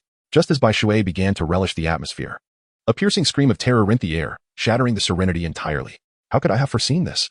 Bai Shui couldn't help but let out a sigh, his face marked with displeasure. Achi also stepped away from Bai Shui's embrace, her head lowered as she stood to the side, evoking a desire to tease her. Stay here. I shall investigate what is happening. Bai Shui turned back to offer a reminder, then with a powerful leap, soared into the sky. Soon after, a pair of gray energy wings unfurled behind him, and with a swift flap, he shot towards the sea like a majestic eagle. At the harbor of Kolo Island, the townsfolk, who had just settled down, scattered like grains of sand, their screams echoing as they fled in panic. The ferocity of the pirates had long been etched in their hearts. Quick, find Bai Shui. We must locate Bai Shui. One individual suddenly recalled the presence of this formidable figure on the island and shouted urgently. Yes, yes, let us seek out Bai Shui. Upon hearing this, the others quickly reacted, joining together in a chorus of agreement. The white water represents the final bastion in their hearts. With it present, they harbor no fear of any pirates. Even the formidable Ulysses fell victim to the white water, proving to be no match against its might. At that moment, the white water soared across the sky, prompting everyone to gaze upwards, their expressions frozen in awe. This is what true strength embodies, commanding the heavens and the earth. It is omnipotent. Not far off, a pirate ship adorned with the flag of a one-eyed tiger was approaching. The fearsome pirates aboard could be seen dancing wildly, howling like a pack of ravenous wolves. Tiger felt as though fortune had smiled upon him recently, having just embarked upon the Grand Line. He had miraculously escaped total annihilation during a storm, with all his crew members unscathed. The only island they managed to find to dock was teeming with ships, perfectly alleviating his previous concerns. After seizing this island, he not only acquired far superior vessels, but also amassed the wealth, provisions, and fresh water of the entire island. Although they encountered a sea king upon returning to the East Sea, luck again favored him as the creature overlooked them, allowing them to evade disaster. Just as their food and fresh water were nearly depleted, a beautiful little island came into view once more. Chapter 20. One must consult the almanac before venturing out. Truly, fortune favors the bold. However, unbeknownst to him, this time it was not Lady Luck smiling upon him, but rather the goddess of misfortune. Tiger, known as the One-Eyed Tiger, earned his moniker after losing an eye in combat. He may not be tall, but his robust physique bore the scars of countless battles, his face adorned with stubble. Wielding a fearsome cutlass, he commanded over 80 subordinates, with 64 combatants among them, excluding sailors and cooks. He himself was a notorious pirate with a bounty of 6 million, a considerable sum in the East Sea, where 2 million could establish one as a king. Brothers, let us push onward. We're almost at the port. Soon, we shall have women, food, and fresh water. Tiger bellowed, brandishing his cutlass with a menacing roar. Tiger chose the life of a pirate because it granted him the freedom to pursue his desires, pillaging and slaughtering without restraint. He reveled in the thrill of violence, feeling a sense of discomfort if a day passed without bloodshed. Captain, look. Suddenly, a pirate beside Tiger pointed into the sky, his voice trembling. What is it? Tiger furrowed his brow and turned to follow the pirate's gaze, his eyes widening in disbelief. What he beheld was astounding. A young man with enormous wings hovered above him, smiling coldly, his gaze chilling enough to induce a sense of suffocation, akin to being targeted by a sea king. Impossible. Tiger swallowed hard, instinctively taking 2 steps back, his speech faltering. Yet, the Whitewater showed no interest in conversing with him. A bounty of 6 million was merely the strength of the lowest tier of beasts on Kurolo Island. He had slain thousands of such creatures, if not hundreds. A few shots would suffice to eliminate them. Light particle flow. Bai Shui raised his left hand and softly uttered a command before pulling the trigger. Whoosh. Before Tiger could even beg for mercy, he witnessed Bai Shui in the sky brandishing his weapon, unleashing a torrent of radiant waves that filled his entire field of vision. No. Tiger let out a defiant roar, as the entire pirate ship was engulfed by the blinding light. Bang, bang, bang. The surface of the sea erupted in a brilliant display, the thunderous booms echoing far and wide, reminiscent of a storm's fury, creating an oppressive atmosphere. When the brilliance subsided, the pirate crew had vanished from the waters, leaving behind only a ghastly crimson hue that attracted numerous bloodthirsty sea kings. The entire event transpired in merely 10 seconds. Hiss. At that moment, as Bai Shui prepared to retreat, an overwhelming sense of impending danger surged from behind him. Without a moment's hesitation, he raised his left hand and launched a counterattack. 100 meters behind him, a barrage of dark iron projectiles descended upon him like a meteor shower. Light particles surged forth. A wave of energy shot out, colliding forcefully with the incoming projectiles. Boom. However, the outcome of the collision was beyond his expectations. His energy wave was shattered by the iron projectiles, which continued their relentless advance toward him. Light particle barrier. Bai Shui's pupils involuntarily constricted as he swiftly conjured a formidable energy shield before him, intent on withstanding the iron projectile. Chapter 21. Give me a reason to join the Navy. Boom. However, Bai Shui soon realized he had underestimated the power of the iron bullet. The moment it struck him, it felt as though a mountain had collided with him, the terrifying force causing his complexion to shift dramatically. He could feel his bones lamenting, his blood boiling. And a sudden sweetness in his throat heralded the eruption of fresh blood. The light particle barrier shattered violently, fissures spreading across its surface, teetering on the brink of complete destruction. What kind of strength is this, and who possesses it? Bai Shui strained his eyes to gaze in the direction of the attack, only to behold a fully armed warship, on the bow of which stood a naval officer clad in a dog-headed helmet. It was him. Why did he assail me? And what purpose did he have in coming here? Upon recognizing the distinctive dog-headed helmet, Bai Shui felt a sense of relief wash over him. How amusing, indeed. He is quite the intriguing little rascal. In the distance, atop the warship, Karp observed Bai Shui's reaction and couldn't help but nod in approval. Although he had exerted merely 1.5 of his full strength, it was equivalent to a strike unleashed with the might of 300 million pirates. If Bai Shui could withstand it, it demonstrated that he possessed strength no less than that equivalent to 150 million pirates. Only someone of such formidable power could achieve such a feat on the shore. The crowd stood in stunned disbelief. What had they just witnessed? The naval warships had launched an attack against Bai Shui, and not only that, they had struck him hard enough to make him cough up blood. In their hearts, Bai Shui was like a divine representation. Yet, this seemingly invincible figure was now coughing up blood. Cough, cough. Yi. Enduring the pain in his chest and the weakness coursing through his body, collapsed onto the beach, clutching his chest as he coughed. A rumble. A warship surged through the waves with astonishing speed, coming to a halt in the shallow waters. Haha. As the vessel anchored, a figure descended from the air, accompanied by a hearty laughter that reverberated painfully in the ears. Kapu, you rascal, what business do you have in attacking me for no reason? Bai Shui demanded angrily.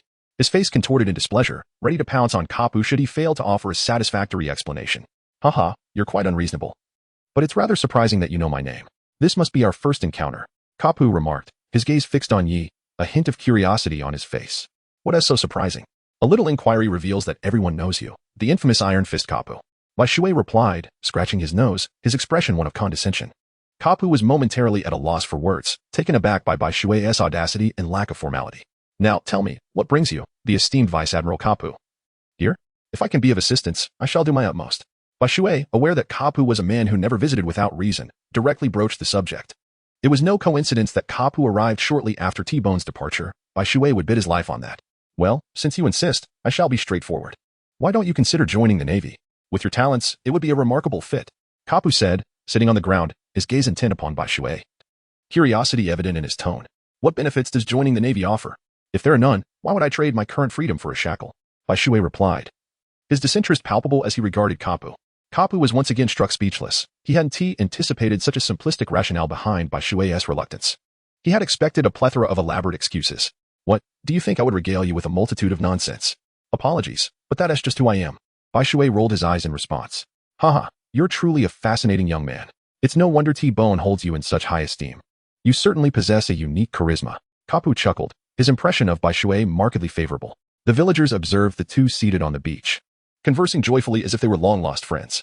However, they were genuinely astonished to witness such a grand warship. They were left in awe. With such a vessel present, what pirate could evade its formidable assault? They could hardly fathom how mere human strength could contend with such a colossal force.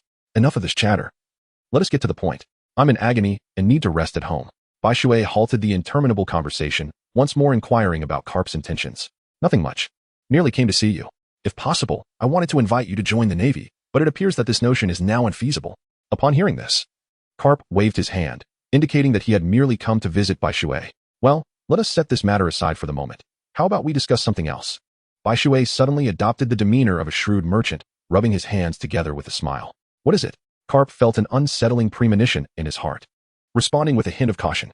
You injured me, so surely you ought to provide some compensation. Otherwise, I would have suffered in vain, wouldn't I? You revealed a cunning smile reminiscent of a fox. You clever rascal, seizing the opportunity like that. Carp remarked. Very well. As long as what I offer does not contravene the interests of the Navy and is within my means, I shall compensate you. After a moment's contemplation, he acquiesced. Believing that Bai Shui's desire was merely monetary, what else could he possibly want? Good, that is quite agreeable. In that case, teach me a technique from the Navy's 6 styles, specifically the Saru. Bai Shui grinned, displaying a row of white teeth. Oh, what did you say? Upon hearing this, Carp questioned whether he had misheard. How could Bai Shui possibly make such a request? I said, teach me the Saru from the Navy's 6 styles. Bai Shui couldn't help but roll his eyes, reiterating his previous statement. Why do you desire this? Upon confirming that he had not misheard Bai Shui, Cap couldn't resist inquiring. He was genuinely curious as to why Bai Shui would forego wealth, yet ardently pursue the mastery of the Navy's 6 styles. Are you foolish? In this world, with formidable strength, what could you possibly lack? Bai Shui could not help but cast a scornful glance at Carp, feeling rather speechless. Carp found himself at a loss for words once more, experiencing this sensation for the 3rd time. Bai Shui's thoughts are rather erratic. He admits that he struggles to keep up. Now, it's your turn to respond. Just a single sentence. Will you agree or not? Bai Shui seized the moment and pressed Carp for a response. You must allow me a moment to ponder this. Carp, uncharacteristically serious, stroked his chin and fell into deep contemplation. The path this young man would ultimately take remains uncertain. Should he choose the Navy, all would be well. But if he opted for piracy, would teaching him to shave not be tantamount to aiding a tiger? Chapter 23. May we never be enemies. However, to refuse would paint me, Carp, as untrustworthy. How could I betray the trust of others? If I did, how could I continue to navigate my way through life with my old face intact? Whether to agree or not posed a formidable dilemma. This young man truly knows how to challenge me. Nevertheless, what harm could it do to teach you a technique? If you were to embark on the path of a pirate, I could always personally bring you back. With this thought, Carp's mind cleared, and his earlier troubles dissipated. Very well, I agree. Carp exclaimed with a hearty smile, acquiescing to Bai Shui's request. Oh, are you not afraid that I might learn to shave and then turn to piracy? With my strength, I could easily become a supernova, don't you think? Bai Shui replied, a hint of surprise and jest in his tone. Fear not. Should you choose the path of a pirate, I shall personally step in to retrieve you. Carp said with a smirk, arms crossed. All right, you certainly possess the qualifications. Based on your words, I assure you that unless absolutely necessary, I shall not choose the life of a pirate. However, should that moment arise when I am left with no choice, I may indeed find myself at sea as a pirate. Bai Shui confided in Carp, allowing him to let his guard down, even if just a little. All right. Your words are sufficient for me, Carp declared. In a few days, I shall provide you with a detailed regimen for your training. I hope you practice diligently. I do not wish for the day to arrive when we must confront each other in battle. Do you understand? Carp stood, gazing down at Bai Shui with a weighty seriousness. Understood. I have no desire to fight you either. If that day comes, I would surely end up with all my bones shattered. Bai Shui replied, a bitter smile creeping across his face.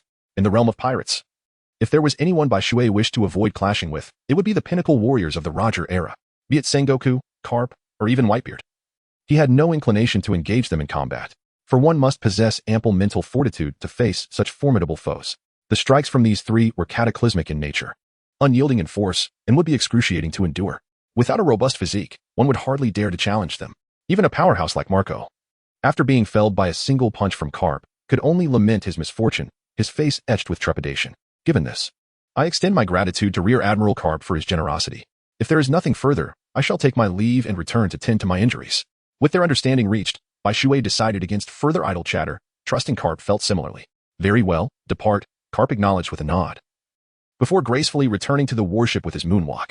How impressive. The townsfolk were left in awe of Carp's ethereal moonwalk, marveling at his celestial prowess. So much so that they failed to notice Bai Shui passing by them. It was only after Carp had left that they realized Bai Shui had vanished.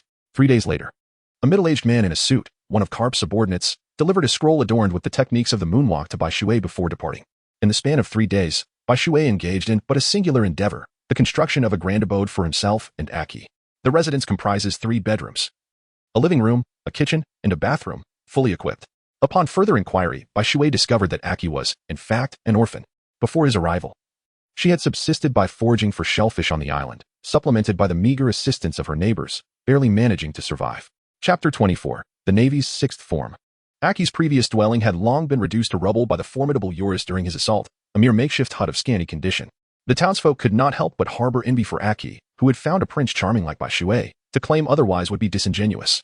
Yet, their envy was futile, as it would only serve as a catalyst for their own ruin.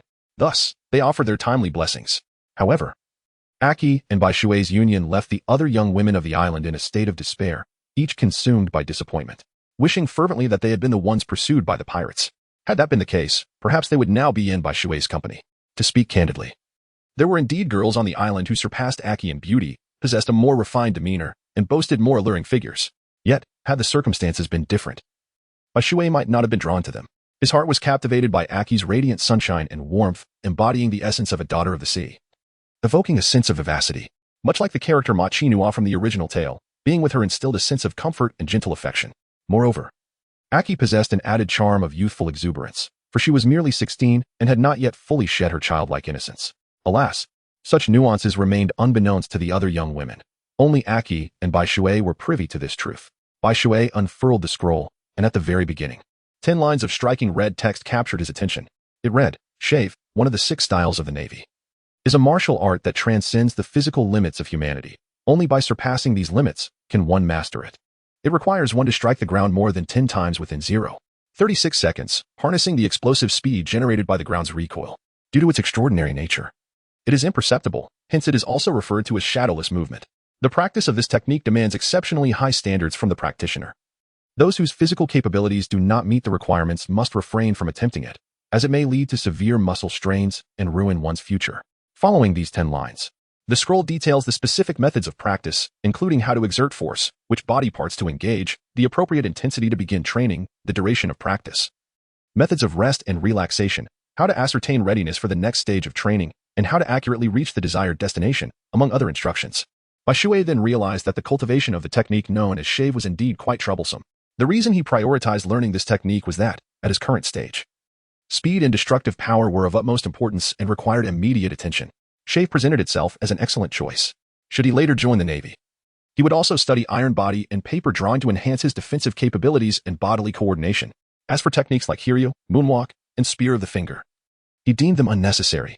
He possessed the light particle wings, alleviating any concerns regarding aerial combat capabilities, and with the light particle cannon, he was untroubled about his offensive power. It was merely the case that, without the dual gun launch, the power would diminish by 40%.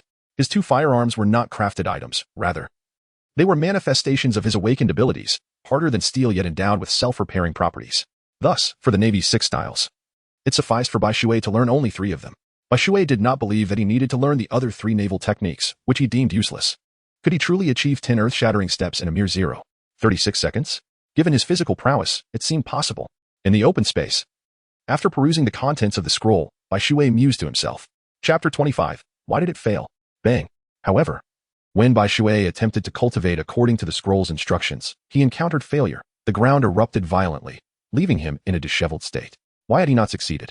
Bai Shui, somewhat perplexed, scratched his head and pondered why, despite following the instructions on the scroll meticulously, he still encountered failure. Bai Shui felt somewhat perplexed.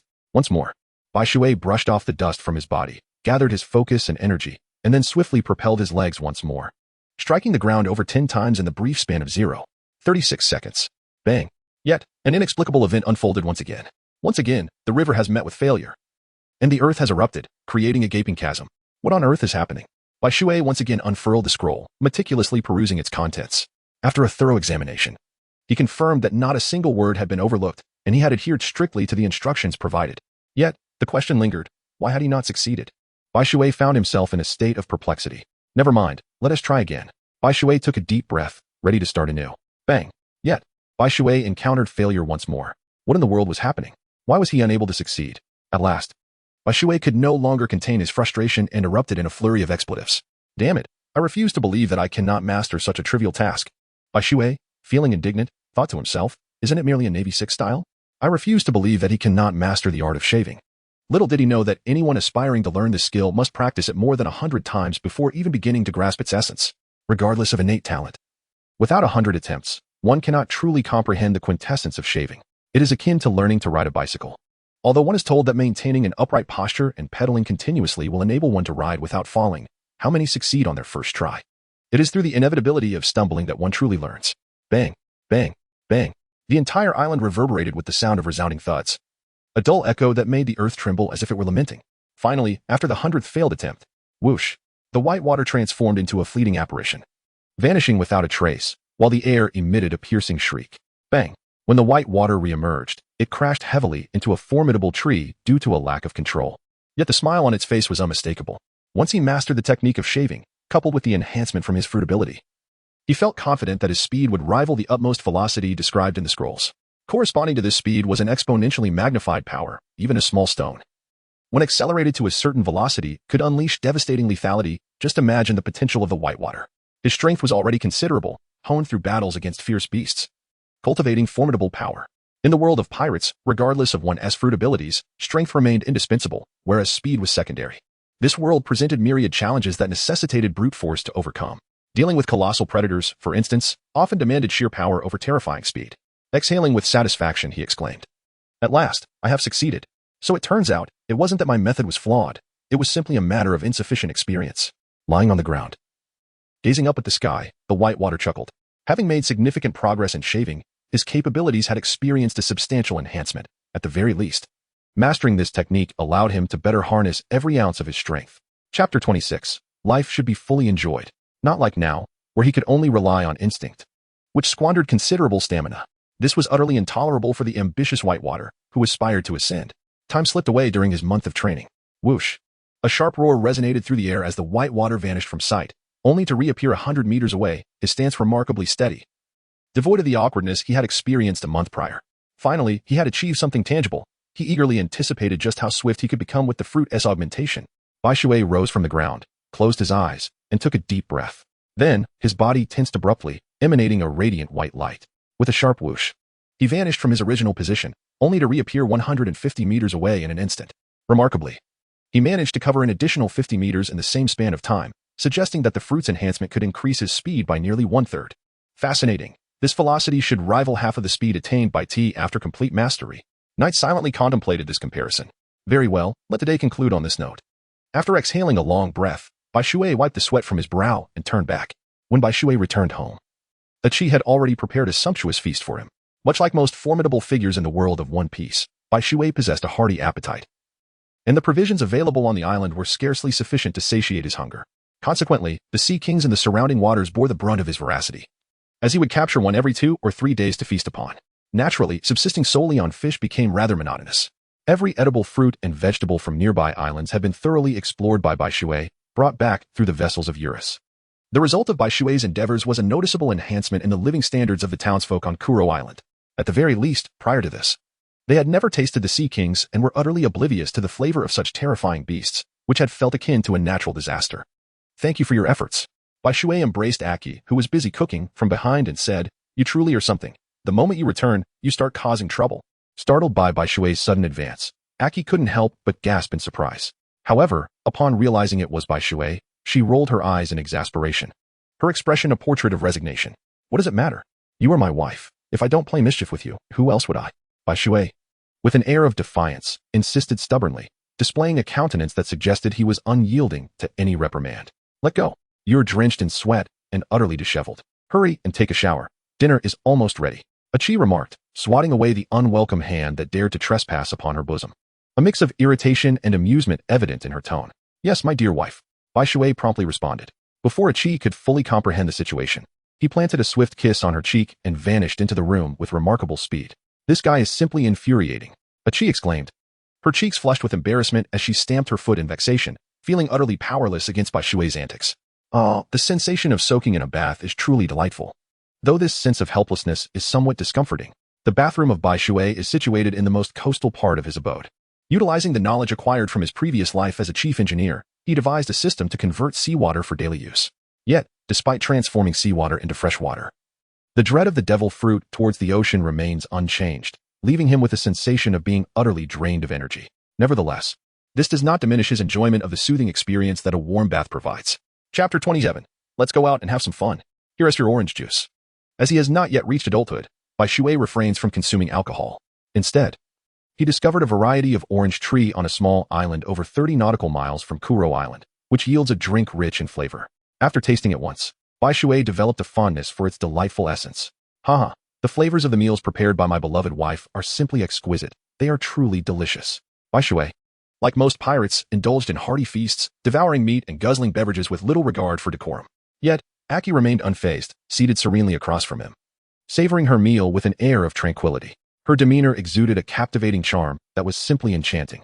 As nightfall quietly descended upon the island, devoid of entertainment, Bai Shui dedicated 4 hours post-dinner to honing his mastery over his fruit abilities. Meanwhile, Aki sat beside him, silently crafting garments for him. They truly were an enviable couple. Then, after a month of pent-up desire, Bai Shui, like a ravenous wolf, pounced upon the unsuspecting lamb Aki, leaving no trace behind, indulging in a night of unrestrained passion. The following day arrived. Bai Shui, burdened by deep dark circles beneath his eyes, practiced diligently, his steps appearing ethereal, embodying a state of exhaustion. By the time Chi awoke, the sun had already ascended to its zenith in the sky. Bai Shui had prepared a nutritious breakfast, patiently waiting for Chi to finish. Once Chi had completed her meal, Bai Shui suddenly spoke. Let us not practice today. I shall take you out to see the world. What do you think? Chi nodded in response, her eyes sparkling with excitement. After all, she had never ventured outside before. Hold on tight. We are about to embark on our journey. Bai Shui lifted Aki onto the small boat he had specially crafted for their journey and gently advised her. Understood. Aki nodded, wrapping her arms around Bai Shui's strong and sturdy waist. Though referred to as a small boat, it was, in fact, quite spacious. Measuring 12 meters in length and 4 meters in width, offering ample room for just 2 passengers. Whoosh! Bai Shui's gaze sharpened as a brilliant white light erupted from the stern of the ship, propelling it forward at an astonishing speed. The Isle of the Ship Slayer. This landmass spans an impressive 50 square kilometers and is under the command of Colonel T-Bone, who oversees patrols in the surrounding 100 nautical miles. The island is comprised of 3 smaller isles, Qianxie Island, Hoshin Island, and Zhongrong Island. The former 2 serve as bustling commercial trade zones, while Zhongrong Island is home to a naval outpost, enforcing strict military regulations and forbidding unauthorized personnel from entry. However, at this moment, the Isle of the Ship Slayer is engulfed in alarm, with naval soldiers crowding the port, Colonel T-Bone prominently among them. What has transpired? Why has a pirate with a bounty of 57 million appeared in these eastern waters? T-Bone, wielding a formidable sword, stood resolutely at the forefront, his expression grave. Less than a kilometer away, 3 colossal ships, each displacing 160,000 tons, loomed ominously, their decks adorned with identical black pirate flags. At the bow stood a towering figure, over 5 meters tall, flanked by a cadre of menacing subordinates. On the other 2 vessels stood 5 formidable pirates, each adorned in unique attire. Who can elucidate why the ferocious tiger pirate crew, which ought to be navigating the Grand Line, finds itself in the East Blue? T-Bone felt beads of sweat forming on his brow, his grip on the sword turning cold, his mouth dry. The giant at the helm of the main ship, named Chris, possessed the ability of the animal-type leopard fruit, mutated into a fearsome tiger form, and held a bounty of 57 million, exuding a fierce and combative aura. Chapter 28. The Crisis of the Isle of the Ship Slayer. On the right vessel stood the heavy swordsman Loki, with a bounty of 33 million, the Catwoman Duvier. An animal-type black cat fruit user, with a bounty of 32 million, the dwarf hammer master CK, with a bounty of 21 million, the fat boxer Fungji, with a bounty of 14 million, and the black marksman Jack, with a bounty of 5 million. The total bounty of this pirate crew amounts to an astounding 166.5 million. Such a formidable crew should only be found in the Grand Line, as they are far beyond what the East Blue can contend with. T-Bone lacked the strength he would possess 5 years hence, as he could only face bounties up to 40 million, anything beyond that would stretch him to his limits. Now, Chris had already surpassed that threshold, not to mention the entire crew was launching an assault. The naval outpost, huh? I relish this. On the bow, Chris licked his lips, a glint of murderous intent flashing in his eyes. Navy, surrender. You are no match for us. Chris bellowed toward T-Bone, hoping to win without a fight. You can abandon that hope. Even if I am shattered to pieces, I shall never allow you to set foot on this island. T-Bone declared resolutely, his voice a thunderous roar, adamant in his stance. Haha, if that is the case, do not blame me. Chris, unfazed by T-Bone's defiance, shouted merely to test if he could achieve victory without bloodshed. Forward. At Chris's command, the pirates aboard the 3 ships erupted with a deafening battle cry, brandishing their weapons like starving wolves. Let us charge. Chris directed Loki and the others before leaping into a small boat that awaited below. Fire the cannons. Upon witnessing Chris and his crew rapidly approaching in the small boat, T-Bone immediately ordered the cannons to be fired. They must prevent the pirates from closing in. Boom, boom, boom. The row of cannons on the island roared to life, unleashing a barrage of ferocious black bombs aimed at Chris and his crew, seeking to thwart their advance. Sergeant, has Bai Shui's snail been connected? T-Bone inquired of a nearby lieutenant. Report, Colonel, it has not been reachable since earlier. The lieutenant replied, standing at attention. What is happening? What could Bai Shui be doing at this moment that he remains unreachable? T-Bone's brow furrowed with concern, impatience creeping into his demeanor. Whoosh. As the barrage of cannonballs rained down, heavy swordsman Loki and Catwoman Duvier sprang into action, soaring toward the incoming projectiles. Gale, Loki shouted, unleashing a violent gust of wind that momentarily slowed the cannonballs in midair. Duvier then leaped onto Loki's shoulders, charging headlong toward the cannonballs, brandishing her claws with lightning speed. Swish. In a dazzling display, 5 intersecting beams of light sliced through the air, cutting all the cannonballs in half, rendering them ineffective as they plummeted into the sea, sending up a spray of water. Meanwhile, Chris had maneuvered his ship beneath them, ready to receive the pair, now merely a mile from the isle of the ship slayer. Fire. The commanding major remained unfazed, calmly issuing orders. Chapter 29. How could such individuals appear in the East Blue? Boom, boom, boom. Another volley of cannonballs filled the air. Gale. Loki swung his heavy sword with all his might, conjuring another tempest aimed at the cannonballs. Straight cut, pen hollow slash. T-Bone, no longer a passive observer, finally made his move, launching a powerful straight line slash aim directly at Chris, exponentially stronger than Loki's efforts. Finji, go. Chris remained unperturbed, casually addressing the rotund man behind him. Heh, understood, Captain. Finji grinned broadly, his body swelling like a balloon, sprouting a pair of fish fins from his back, revealing his identity as a fisherman. It is no wonder Chris had the audacity to confront the onslaught of cannon fire.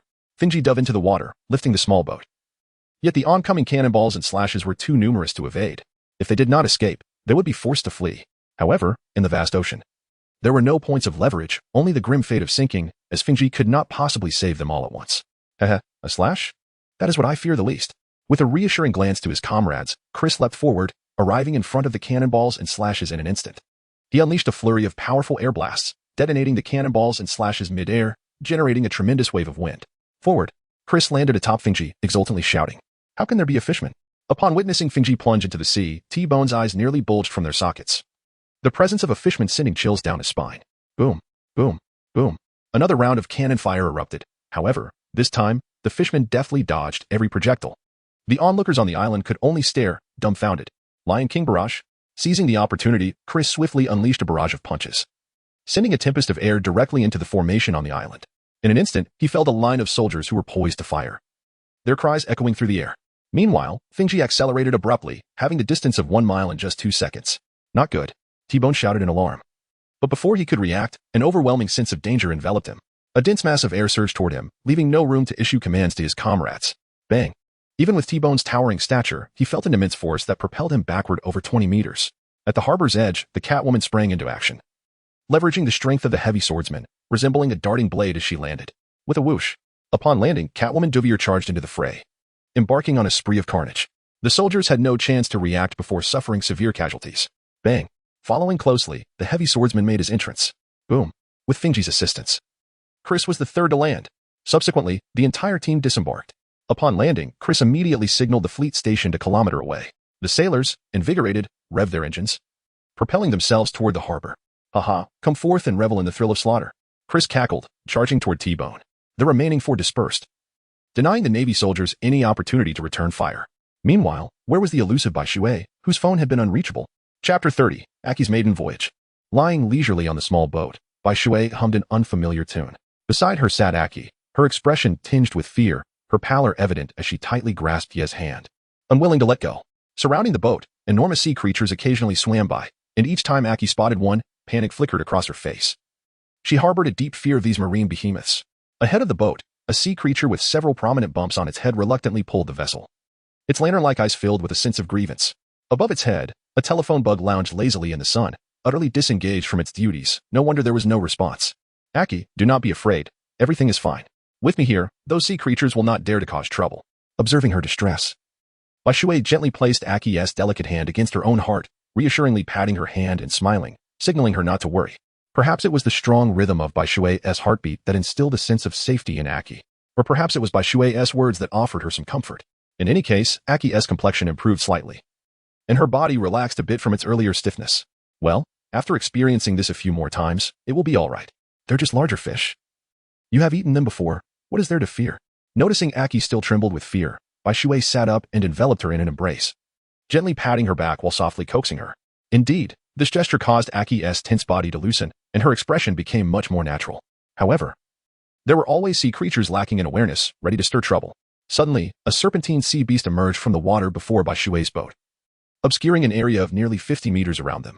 Its gaze was filled with violent desire as it looked down upon Bai Shui and Aki, letting out a furious roar that sent ripples across the water's surface. Ah! Aki cried out, instinctively retreating behind Bai Shui, trembling uncontrollably. Yet, Bai Shui was instantly displeased.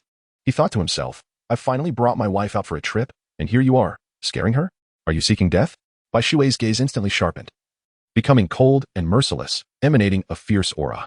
He raised his right hand and pulled the trigger. Particle energy cannon.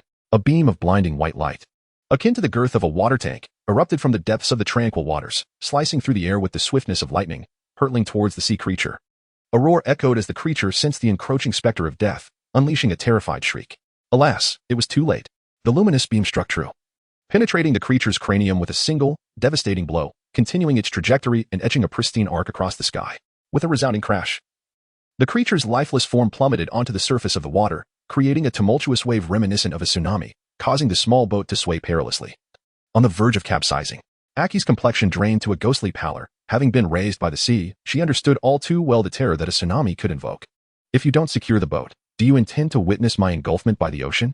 Bai Shui, with an expression of icy disdain, addressed the sea king beast pulling the boat, his tone as chilling as the depths of the underworld, evoking an involuntary shiver. Upon hearing his words, the sea king beast shuddered, hastily propelling the small vessel towards the calm waters. It could sense Bai Shui's frigid presence behind it, a bone-chilling aura that warned it of a fate akin to that of the previous sea king beast. Chapter 31. A perilous moment. Once they reached the tranquil expanse of the sea, Bai Shui noticed that Chi had completely collapsed against his back, her hands clutching his waist tightly. Her face as pale as death. It's all right now. The ocean is always filled with various perils. With me here, you shall not come to harm. If they wish to inflict injury upon you, they must first contend with me. The gentle waves caressed Aki's delicate back, as Bai Shui softly comforted her. Come. If you are weary, rest in my embrace for a while. We shall return home. Bai Shui expressed with a hint of reluctance. Aki's condition was no longer suitable for continued exploration upon the sea, and he feared that persisting in their excursion might leave her with an indelible psychological scar. Aki responded softly, leaning against the now seated Bai Shui's shoulder and closing her eyes. Bai Shui began to regret taking only a small boat out with Aki for their excursion. He pondered that if he were to invite Aki again, he would surely choose a larger vessel, one that was exclusively theirs. This thought led him to reminisce about the city of Seven Waters, renowned as the finest shipbuilding location, where he could forge a boat uniquely designed for him and Aki. Although it was a considerable distance, it was inconsequential given Bai Shui's swift pace. On the island of the ship-slaying hero, T-Bone was once again repelled by Chris. Blood trickling from his pale lips, his body marred by gaping wounds resembling fingers. The sight was nothing short of horrific.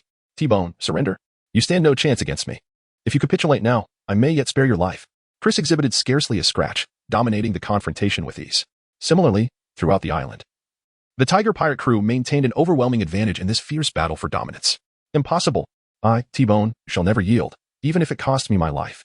I will capture you, a ruthless pirate, even if it requires shedding my last drop of blood. T-Bone's gaunt, menacing visage flickered with resolve as he bellowed defiantly.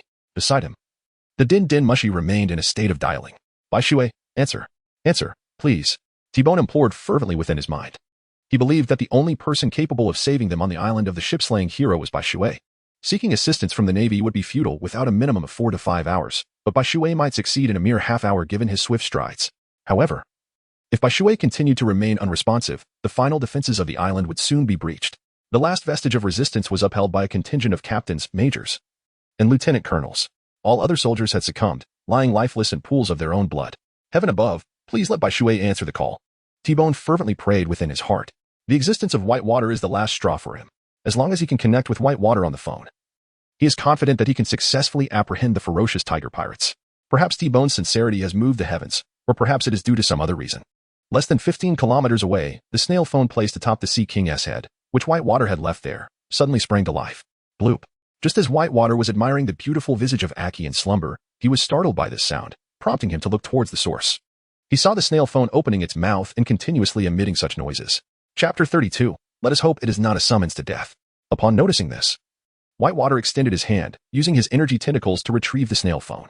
Once connected, he inquired, T-Bone, what is it that you need? This was T-Bone's personal snail phone, designated for their communication. On the island of the ship-cutting hero, save me. As soon as the connection was established, T-Bone's astonished and urgent voice came through. Then, a cacophony of deafening roars erupted, causing Whitewater to instinctively cover his ears, his face contorting in pain. Shortly thereafter, the call was abruptly terminated, and the snail phone returned to its previous state. What is happening? T-Bone is under attack. Tossing the snail phone back onto the Sea King's head, a flicker of confusion crossed Whitewater's face. Never mind, I shall investigate further. Bai Shui believed that overthinking at this moment served no purpose, especially given the urgent tone of T-Bone, which clearly indicated that he was in a dire situation. At this juncture, the most prudent choice was to hasten to his aid. Once Bai Shui regained his composure, he realized that Aki had already awakened and was gazing at him. He felt a twinge of embarrassment and, scratching his head, explained, well, something happened.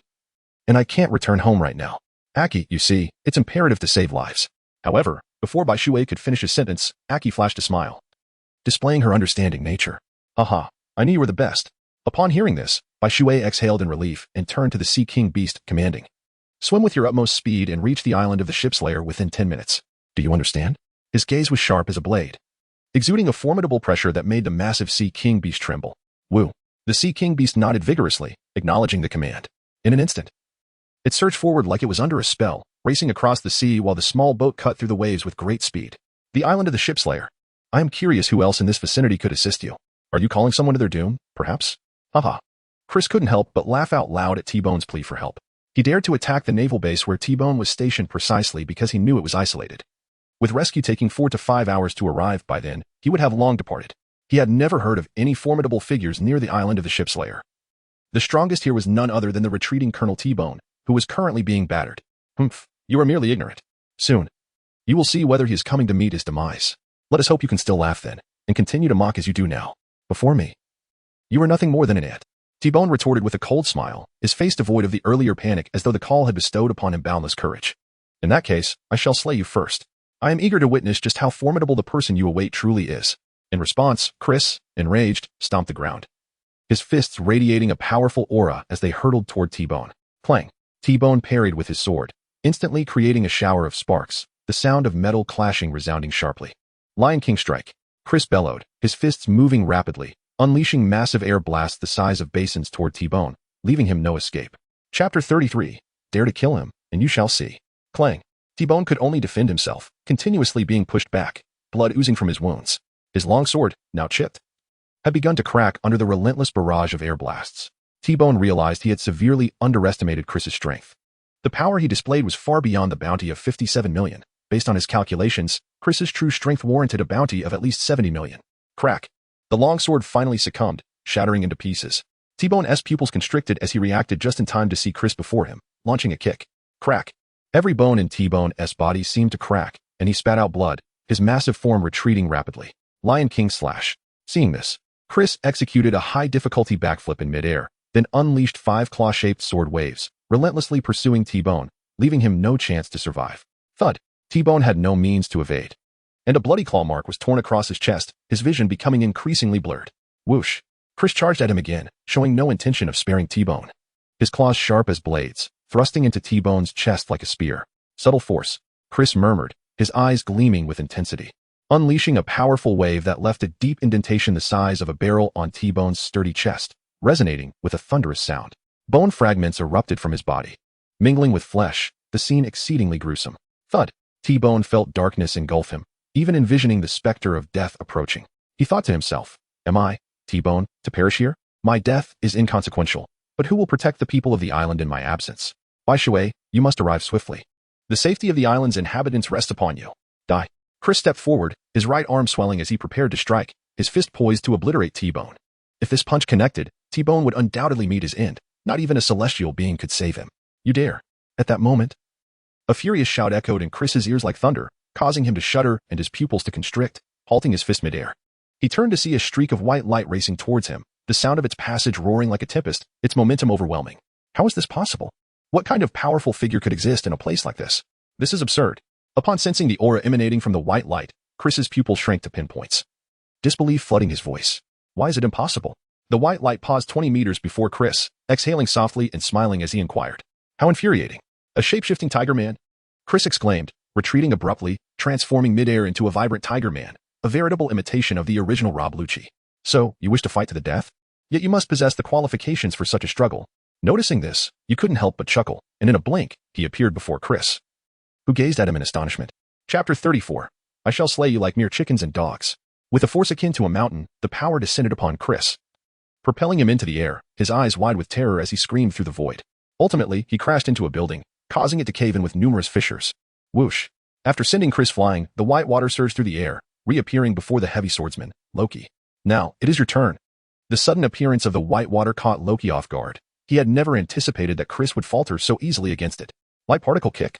Just like the yellow ape in the original tale, the white water's right leg ignited with light, delivering a powerful kick that sent the heavy swordsman, along with his sword, soaring.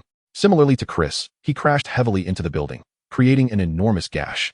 Then, shall you be next, beautiful cat lady? In a flash, Bai Shui appeared before the catgirl Du Wei, a smile both enigmatic and teasing gracing his lips. No. Du Wei emitted a piercing scream of terror. As she attempted to evade, she quickly realized that her once proud speed was utterly trivial in the presence of Bai Shui. With a swift motion, he showed no mercy, striking even the woman without hesitation. After all, those who dared to harm the innocent must be prepared to face the consequences. Bang, bang, bang. The resonant echoes of 3 explosions reverberated as Bai Shui single-handedly dispatched the entire combat strength of the fierce tiger pirate crew. All while the naval officers looked on in astonishment.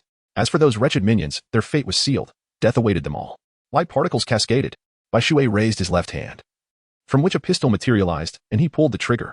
In an instant, a blinding flash of white light pierced through the air, followed by a shower of blood that stained the surroundings, casting a crimson hue over the sailor's vision. Subsequently, the henchman collapsed like a sieve, blood flowing in torrents. The sailors gasped in astonishment, their eyes reflecting sheer horror as they turned to gaze at Bai Shui. Bai Shui appears to be harmless, emanating a sunny disposition. Yet one would never anticipate his chilling and ruthless nature when it comes to taking a life. What are you all waiting for? Shouldn't you hasten to escort your commander to a physician? Do you truly wish to witness his demise in a pool of blood? Bai Shui turned around, gazing at the petrified Navy personnel, and could not help but furrow his brow. Oh, indeed. Upon this reminder from Bai Shui, the naval officers were momentarily taken aback, only to swiftly regain their composure and respond in unison. Subsequently, the entirety of the island of the ship's lair became a hive of activity, bustling with individuals tending to the wounded, clearing the battlefield, and repairing the defensive structures. Bai Shui has become the most idle person, with no one daring to approach him. However, he is too apathetic to greet these individuals and heads towards the port. Achi is still there, due to the sudden onset of battle. Bai Shui and Daichi's plans for leisure have been abruptly halted. This leaves Bai Shui somewhat dissatisfied, as he had intended to purchase some jewelry for Achi. 3 days later, in the infirmary of the island of the slashing pirate, thanks to Ye's timely intervention in resolving the issue with the malevolent ghost pirate crew and stabilizing the situation, T-Bone received prompt medical attention. After a day of intensive care, T-Bone is now out of danger. However, it is currently impossible for him to move. He has become entirely akin to a mummy. How does it feel? Bai Shui placed a chunk of marine creature meat upon the table and inquired. Chapter 35. The East Sea is aflame. Thankfully, there is no threat of death. Nevertheless, I am truly grateful for your timely arrival, which vanquished the ferocious tiger pirate crew and spared the isle of the slashing sailor from further devastation. T-Bone's pallid visage broke into a faint smile as he spoke. It was nothing, merely a trifling effort. Bai Shui waved his hand dismissively, indicating to T-Bone not to dwell on it. He then turned to T-Bone and said, however, I am quite curious how a pirate crew with a bounty exceeding 100 million could appear in the East Sea. Indeed, this was quite unusual, logically. Such pirates should not be present in these waters. T-Bone nodded slightly, clearly puzzled by the situation as well. Nevertheless, he decided not to overthink it. After all, there was no point in complicating matters unnecessarily. Unable to grasp the intricacies, T-Bone chose to let it go, although the specifics eluded him. It was evident that something significant had occurred in the Grand Line recently. Otherwise, a pirate crew capable of bringing calamity to the East Sea would not be here. Bai Shui speculated. That seems plausible, T-Bone murmured, as he was never one to engage in deep contemplation. Rest up, and should you need any assistance, just contact me through the snail phone. I am always at your service. Bai Shui stood up and addressed T-Bone. Understood, T-Bone acknowledged with a nod. Meanwhile, during these 3 days, the typically tranquil East Sea was stirred into a tempest by a single newspaper. The front page prominently featured the scene of Bai Shui vanquishing the tiger pirate crew. The malevolent aura on Bai Shui's face was captured perfectly, instilling a sense of dread that made even the faint-hearted reluctant to gaze upon its contents. In a certain amusement park within the East Sea, one couldn't help but wonder when such a terrifying figure had emerged, without any prior whispers of his arrival. A blue shark merman, adorned with a long, serrated nose, sat leisurely in a chair, setting down the newspaper in his grasp. His visage was fierce, his physique imposing, with a colossal sun tattoo emblazoned across his chest. A fox fur belt cinched around his waist, and a fur hat perched upon his head. Webbing between his fingers exuded an aura of menace. He was none other than the notorious captain of the evil dragon pirates, the most wanted criminal in the East Sea. Boasting a bounty of 20 million, the evil dragon himself. Boss, what is there to fear? We are merely in our own waters. Does he dare to invade us? One member declared. True, I concede that this Bai Shui possesses formidable strength. Yet, let us not forget he is a devil fruit user, rendered helpless on the sea. We are the kings of the ocean. What have we to fear? Indeed, we need not confront him head-on. We can simply float and engage in guerrilla tactics in the water. I refuse to believe he can best us in naval combat. The trio continued. Entirely dismissive of Bai Shui, these three included the octopus man, Shaba, who befriended Luffy in the original tale and was the sole member of the evil dragon pirates not imprisoned by the Navy. Next was the soft-boned fishman Kruby, who sported two small braids atop his head, a master of fishman karate capable of shattering 1,000 tiles in water with his formidable punches. He had previously fallen to Sanji in the original series. Lastly, there was the kissing fishman, Chiao, who appeared somewhat inebriated. Capable of launching vast jets of water to assault his foes, it was ultimately defeated by Usopp. Chapter 36. What is there to fear? Indeed, why should we fear Bai Shui? In the vast sea, it is our domain. No matter how powerful he may be, he cannot stand against us. The favored children of the ocean. Further out in the East Sea, near the entrance to the Grand Line, a floating restaurant bobbed upon the waves. An elderly man, clad in a chef's attire with wooden prosthetic limbs and braids adorning his mustache, sat cross-legged, calmly perusing a newspaper, his brow occasionally furrowed, only to relax moments later. Such a remarkable hero has emerged in the East Sea. However, whether this is a blessing or a curse remains uncertain. It seems the East Sea will not be at peace for long. After a considerable time, the old man rose, and the wind whisked the newspaper away, drifting into the vast ocean. This venerable figure was none other than Redfoot Zeph, the former captain of the Cook pirate crew, as well as the adoptive father and mentor of Vinsmoke Sanji, a notorious pirate with a bounty of 89 million. Old man, who is this fellow? He appears so young yet has already graced the pages of the newspaper, and with such a fearsome countenance, he hardly seems like a good person. Sanji, in his 20s? Inquired with curiosity. Return to your culinary studies and mind your own business. Zeph bellowed in response, his temper unchanged from days gone by. Sanji had long grown accustomed to Zeph's irascible nature, remaining stoic in expression. Yet, as he turned to leave, he muttered under his breath, "Humph, if you want tea, share. Then why be so angry, you old coot?" However, Sanji soon learned the cost of speaking ill behind someone else's back. A sudden, whistling sound pierced the air, and before he knew it, a blow struck his head, sending him crashing to the floor and splintering the wood beneath him. Stupid old man. Must you always resort to this? It hurts, you know, Sanji exclaimed, clutching his head as he sprang up, glaring at the towering Zeph, who stood nearly 2 meters tall. Bai Shui remained indifferent to the potential repercussions of his actions on the East Sea. He continued to pursue his endeavors without hesitation. To him, in this world, possessing strength equated to possessing everything. Reputation and status paled in comparison to absolute power. However, the entire East Sea grew increasingly peculiar due to Bai Shui's presence. Particularly among the pirates, the existence of such a formidable beast slumbering nearby rendered them restless. Yet, they remained utterly unaware of Bai Shui's whereabouts, rendering any attempt to encircle him futile. Bai Shui diligently practiced each day, continually enhancing both the speed and precision of his technique. At this stage, his skill sufficed to contend with the millions of pirates roaming freely. However, it would prove somewhat inadequate against those with numbers in the hundreds of millions. Despite his formidable strength allowing him to disregard the shortcoming, Bai Shui was determined not to leave such a flaw unaddressed. With time on his side, why not strive for improvement? Through diligent effort in peaceful days, he could minimize suffering in times of conflict. Thus, time passed serenely over the course of 2 weeks. Everyday life for Bai Shui is almost a repetition of the same routine, practicing, dining, practicing, and then sleeping. Thankfully, with the chi by his side, his days are far from monotonous. Furthermore, the presence of the island's inhabitants alleviates the sense of solitude that Bai Shui might have felt on the Kararo Islands. Yet, amidst this seemingly mundane existence, the bond between Bai Shui and Achi has grown increasingly profound. Chapter 37. Achi's modest aspirations. Achi's desires are rather modest. All she seeks is a safe haven and a sense of security, content to simply watch Bai Shui each day. Having once lived in a society rife with materialism, Bai Shui cherishes this precious and unadorned love even more. He takes on all the laborious tasks, while Achi engages in lighter duties, such as cooking. He would not even allow her to sweep the floor or wash the dishes, for he wishes to protect her delicate hands from becoming rough and to prevent her youthful posture from stooping. For Achi, such a fate would be an immense burden. Bai Shui relishes the present days, immersed in the rhythm of life as it unfolds. Each day, he accompanies Aki to witness the sunrise and sunset, and at night, they gaze upon the stars, where he shares enchanting tales of the celestial bodies. Yet, good fortune is often fleeting. The heavens seem destined to introduce imperfections, for it is only through imperfection that one learns to cherish and reminisce. 2 weeks later, on a certain day, Bai Shui continued his training as usual, and the ground before his dwelling was now adorned with the inscriptions he had meticulously etched. Compared to the crude efforts of a few weeks prior, his work had undoubtedly improved significantly. The transitions in his strokes had become much smoother. The energy fruit represented a formidable ability, and Bai Shui had contemplated numerous avenues for its development, ultimately opting for the most balanced path. For to pursue the most powerful route would be an endeavor doomed to failure throughout his lifetime. At times, a judicious choice to forego certain ambitions proves far more advantageous than an unyielding obsession. While Bai Shui was practicing, he suddenly spotted a colossal warship approaching from the distant sea. Standing at the bow of the vessel was none other than Colonel T-Bone from the island of the ship-cutting hero. What could his purpose be? Could it be that he requires my assistance once more? If so, why not simply use the phone book? What is the need for him to come in person? Bai Shui paused and contemplated.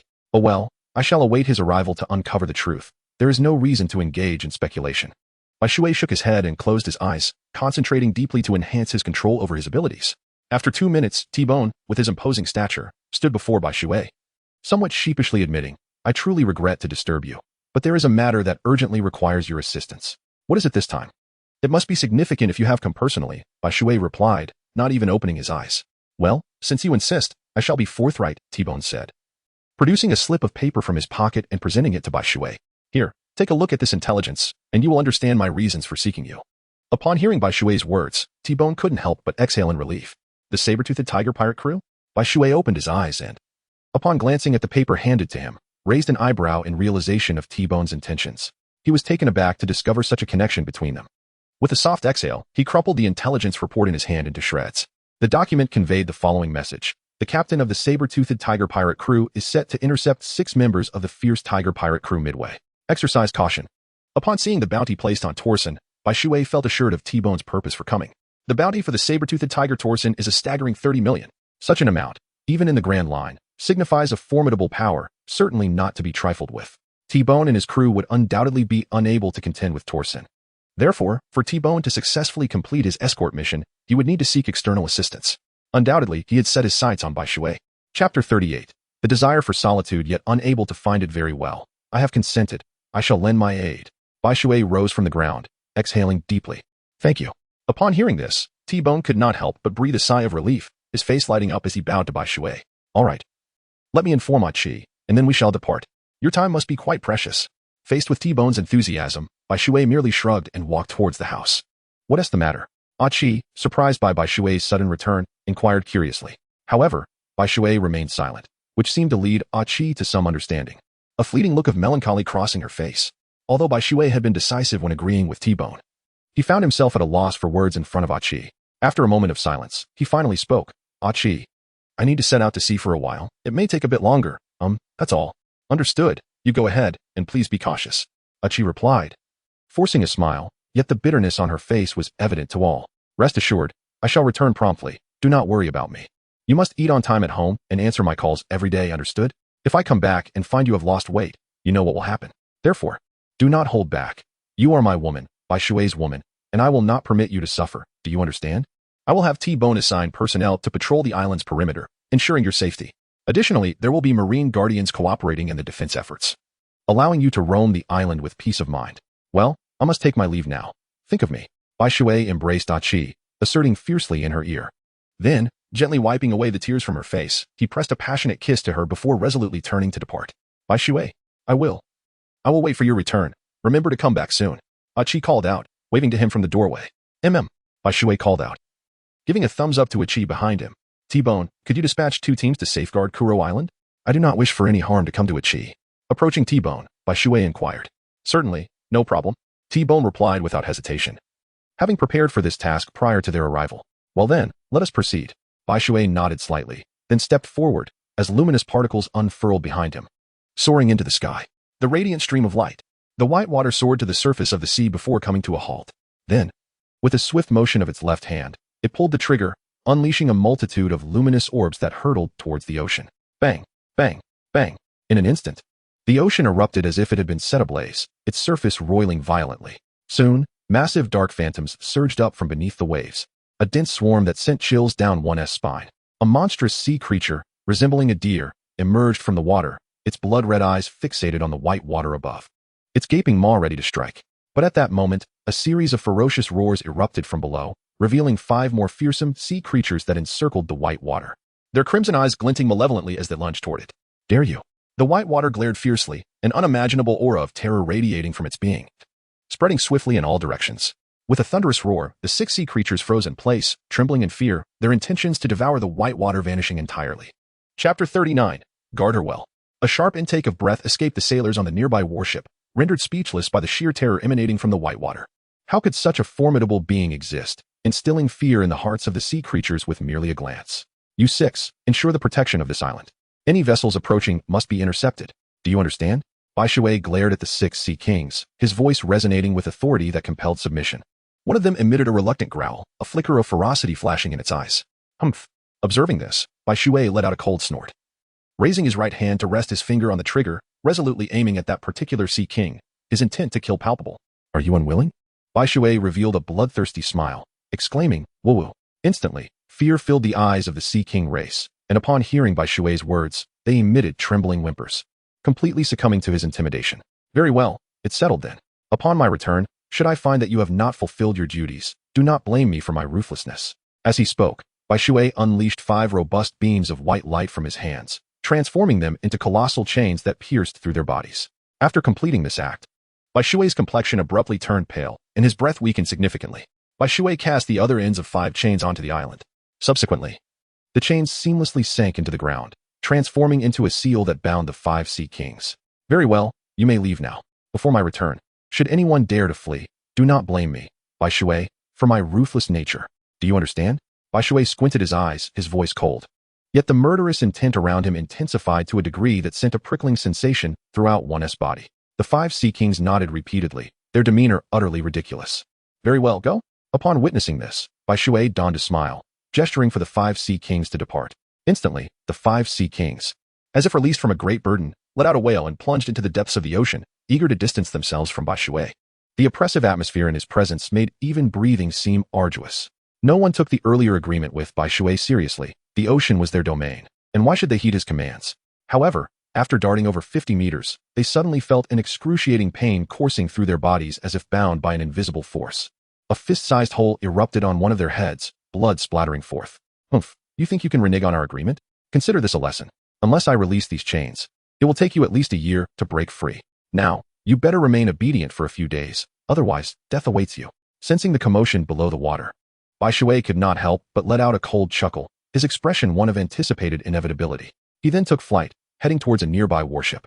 As for T-Bone, who chose to escort Chris himself rather than notifying the Navy, Bai Shui had already formed some conclusions.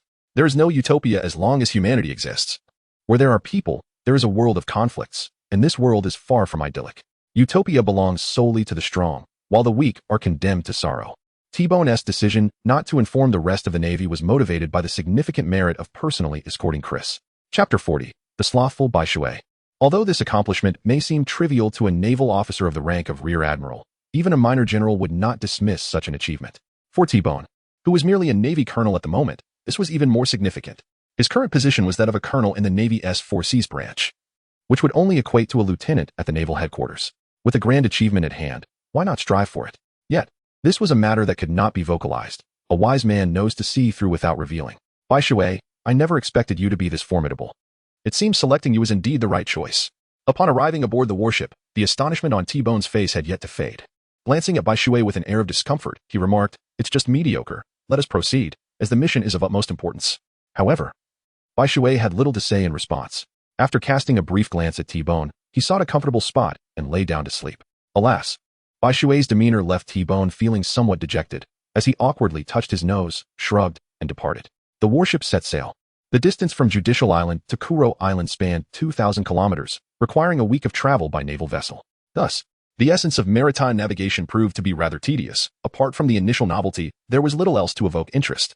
The briny sea breeze was nauseating, and the endless blue sky and white clouds soon became tiresome. Yet, one must learn to self-soothe, mustn't they? It is essential to find joy in adversity. At the very least, Bai Shui was adept at savoring life, constructing a cozy little haven for himself with his own capabilities. Each day, he reclined within, serenely humming tunes and sipping on fruit juices and morsels of meat, living in blissful contentment. The other sailors, though they too enjoyed fruit juices and meat, lacked the same sense of indulgence that Bai Shui possessed. Instead, they were driven by a mere will to survive. Without Bai Shui's state of mind, they could not fathom his sentiments. The ocean is a splendid entity. Its vastness, deep azure, and profound embrace evoke a sense of wonder. Yet, it can also be monotonous.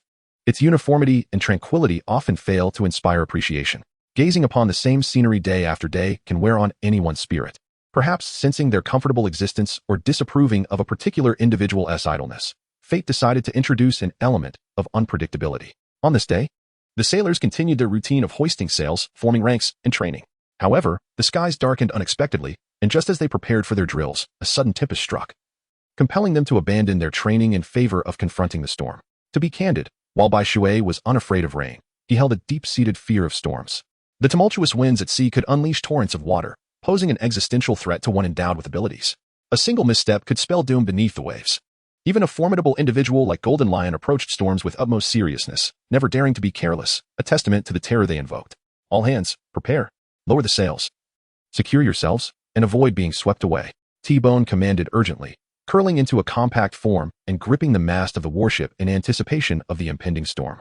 In truth, his exhortation served merely as a reminder. The others had already readied themselves accordingly, each having encountered at least one such maritime calamity and thus possessing the requisite experience. Chapter 41. The Voyage of the East Sea. T-Bone's orders were but a cautionary note, for not everyone can maintain composure in the face of natural disaster. Sailors, swiftly analyze the data and devise a contingency plan. T-Bone issued another command, directed at the crew operating the vessel within. Meanwhile, Bai Shui had already conjured a luminous white orb, akin to an octopus extending its radiant tendrils in all directions to anchor himself in place. Boom. Only when confronting the storm did one truly grasp the sheer ferocity it harbored.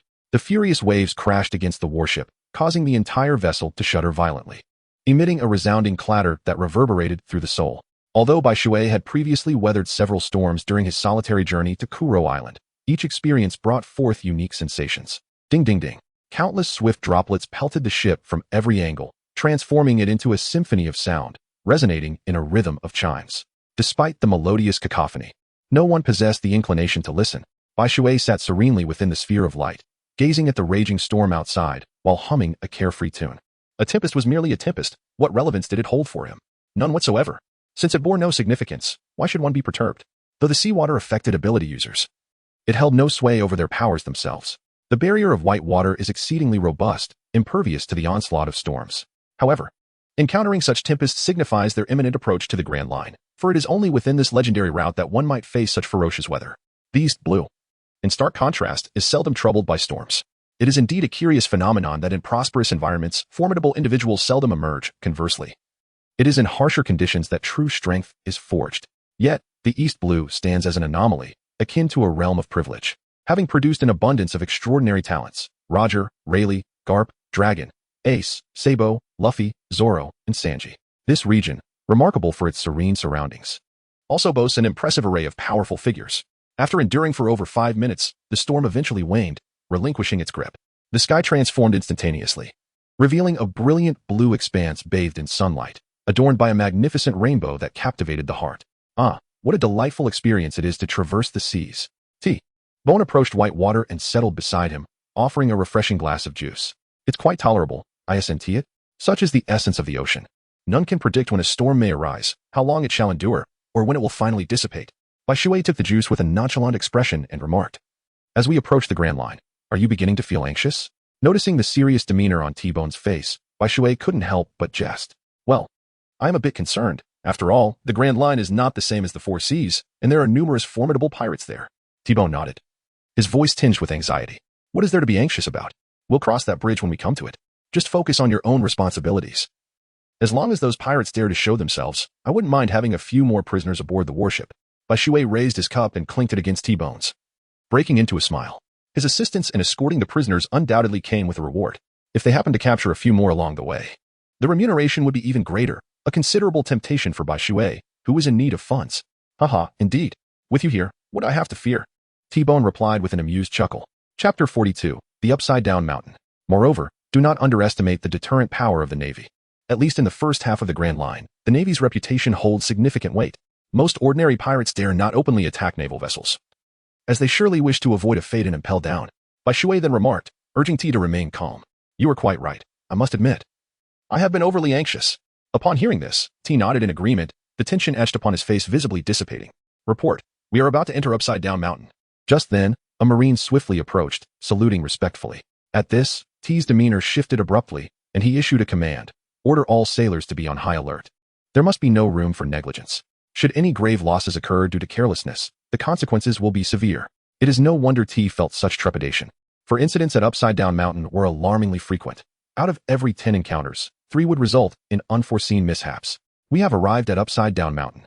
Bai Shui rose from the floor, gazing at the towering cliff that seemed to pierce the heavens, a torrent of emotions flooding his heart. The Red Line. He had finally arrived at this monumental place. Here, one could say, was a destination that beckoned every soul who ventured into the world of One Piece. From this point onward, one could truly declare the commencement of their maritime odyssey, fully immersing themselves in the realm of pirates. The Red Line boasts 2 pivotal intersections, the first being the one before him, Reverse Mountain. The second, located at the opposite end, is the Holy Land of Mariehua, the gathering place of the Celestial Dragons and the epicenter of the world government's supreme authority. What is the matter, Bai Shui? You seem quite exhilarated, T-Bone inquired, intrigued by Bai Shui's sudden display of enthusiasm. It's nothing, Bai Shui replied faintly, not addressing T-Bone's question. He found it impossible to comprehend the exhilaration that coursed through him, for his feelings diverged significantly from those of T-Bone. The Upside Down Mountain, also known as the Nilaris Mountain, is an extraordinary and perilous peak, serving as the gateway to the Grand Line. It boasts 5 waterways intersecting in an X shape, with 4 leading upward and 1 descending. The 4 waterways direct their currents to the summit, connecting to the 4 great seas, the East Sea, South Sea, West Sea, and North Sea, while the final channel leads to the Grand Line. The oceanic currents here are incredibly powerful, so potent that they enable the water to defy gravity and flow upward. Due to the chaotic nature of these currents, vessels traversing this area can only be guided by the flow. With fortune on their side, they may successfully reach the Grand Line, but without luck, they may find themselves stranded at the Upside Down Mountain. This mountain marks the beginning of the Grand Line, yet it can also be perceived as an endpoint, for beyond it lies the edge of the New World.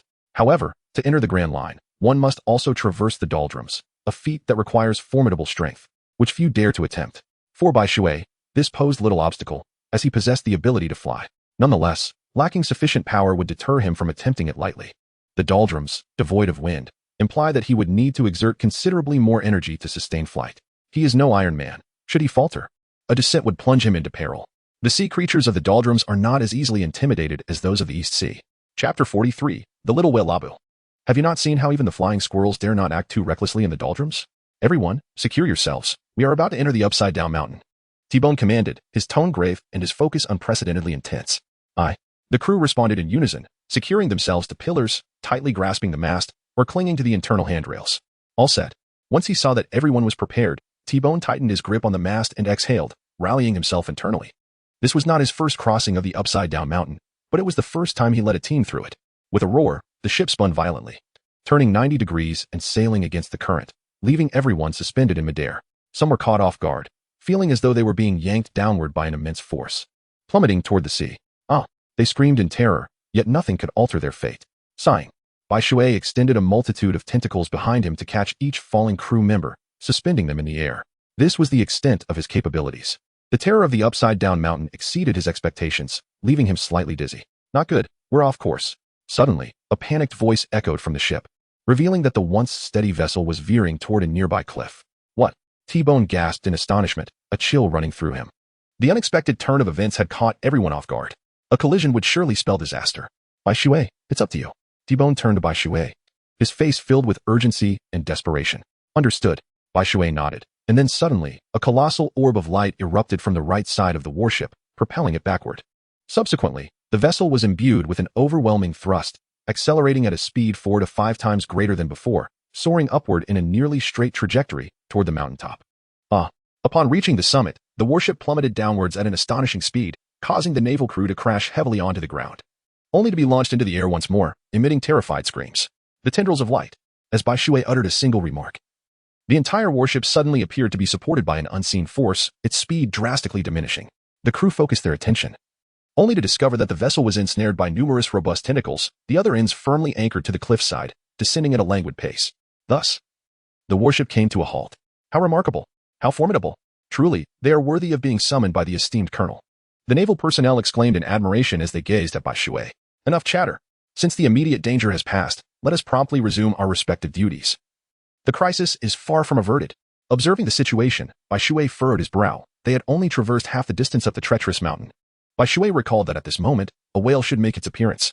Just as this thought crossed his mind, a thunderous roar erupted beneath the warship. The crew hurried to the ship's railing, leaning over to gaze below, their eyes widening in astonishment. What lay before them was an enormous whale, comparable in size to a small island, opening its mouth to lunge at them. Its sharp teeth glinted menacingly in the sunlight, casting a chilling gleam that sent shivers down their spines. Chapter 44. Would you be my friend? Attack. T-Bone naturally spotted the whale and promptly issued the command to engage. Do not attack. Bai Shui immediately countered, drawing the attention of the crew, their expressions filled with confusion. Your assaults would be futile against it. Allow me to handle this. With wings unfurled behind him, Bai Shui leapt from the warship, gliding swiftly towards the whale. As a denizen of that world, how could Bai Shui be unaware of who this was? It was Labu, a whale endowed with both sentiment and loyalty, who had awaited Brook's promise for 50 long years. Each time a vessel approached, it would harbor the hope that Brook and his companions had returned, oblivious to the fact that only Brook remained of their once great fleet. Bai Shui harbored no intention of causing harm to the whale, as there was simply no need for it. Bang! The water, heavy and relentless, cascaded down upon Labu's head. And then, in a swift motion, approached him closely, waving a hand and exclaiming, Labu, hey! Taken aback by the sudden appearance of this stranger, Labu emitted a sound of confusion, wondering if he knew him. Let us be friends. That way, you need not wait each day, spoke the water sincerely. Although Labu appeared fierce and terrifying, he was merely 6 years old, an age when the yearning for companionship is most profound. The growth period of a whale is exceedingly lengthy. At 6 years, Labu's existence equates to several decades in human terms. So what do you say? Shall we become friends? Bai Shui smiled once more, and then took a seat beside Labu, awaiting his response. Bai Shui has a profound fondness for making friends, for he harbors a deep-seated fear of solitude. Even if the companion is merely a whale, it matters not to him. Bai Shui had no intention of employing the same method as in the original work, where Luffy first delivered a beating to Labu before reconciling with him. Bai Shui had initially believed that Lab would readily agree, for he yearned for companionship. However, Lab's response took him by surprise. Lab declined. Alas! Lab shook his head and emitted 3 low, mournful cries, seemingly expressing his regret. Given this, Bai Shui decided to let it go. Observing the situation, he couldn't help but shake his head in disappointment, his expression tinged with melancholy. Meanwhile, Lab appeared to realize that the warship was not the vessel he had been waiting for. With a swift toss of his head, he flung Bai Shui away and let out a cry before diving into the depths of the sea, awaiting the arrival of the next ship. With a loud splash, the warship landed heavily upon the ocean's surface. Bai Shui folded his wings and descended onto the deck. Phew, that was a close call. We nearly faced total annihilation. T-Bone approached Bai Shui and sat beside him, wearing an expression of having narrowly escaped disaster.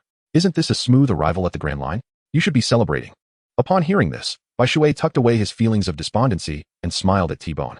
Indeed, thanks to your assistance, we have safely reached the Grand Line, drawing ever closer to our destination. T-Bone nodded, his face reflecting agreement. Well then, it's getting late. Let us find a nearby island to rest for a while. Bai Shui glanced at the sky and remarked that after such a long journey, he was feeling somewhat fatigued. T-Bone nodded in agreement, then turned to issue the order to rest. As dusk approached, they halted on a small island 30 nautical miles from the western side of the inverted mountain. A night of tranquility ensued. The following day, they resumed their journey, traveling, resting, and then traveling again. This monotonous cycle continued daily, filling them with an overwhelming sense of irritation. Chapter 45. Saber-Tooth Tiger Tozen. However, it was uncertain whether their prior encounter with the storm had influenced their current state. In recent days, Bai Shui and his companions have experienced a remarkably smooth journey, encountering no peril whatsoever. Neither natural calamities nor sea monsters have made an appearance. This has led Bai Shui to exclaim, for once, that the heavens have shown some favor. The naval soldiers have also been afforded a rare moment of leisure. Though training remains an indispensable obligation, Bai Shui, feeling rather bored, decided to take up a fishing rod to pass the time, without any particular expectations of catching anything. He embraced the notion of chance. Those willing would cast their lines. After all, this was merely a pastime for him. Of course, should he actually catch something, it would be a delightful treat, for the sea surely harbors many treasures. Thus, another day slipped by in this manner. On this day, Bai Shui, as usual, fished while refining his skills. However, he was suddenly struck by a subtle sense of impending danger, sending a shiver down his spine. It was then that he realized the eerie stillness of the sea. Not even a seagull graced the sky. T-Bone, I sense something amiss. Bai Shui, sensing the gravity of the situation, addressed T-Bone, who was not far from him. What? Upon hearing this, T-Bone was taken aback and instantly assumed a vigilant posture. He approached Bai Shui and sat beside him, inquiring, what is happening? Do you not find this sea area eerily quiet? Moreover, I have not spotted a single seagull. As if some unseen force is instilling fear in them. Bai Shui retracted his fishing rod, contemplating the situation. Indeed, had you not mentioned it, I might not have noticed the unsettling tranquility surrounding us. Only the haunting whispers of the wind remained. Upon hearing this, T-Bone nodded, his expression now grave. Truly. As Bai Shui pointed out, the eerie silence enveloping us had grown unnaturally intense.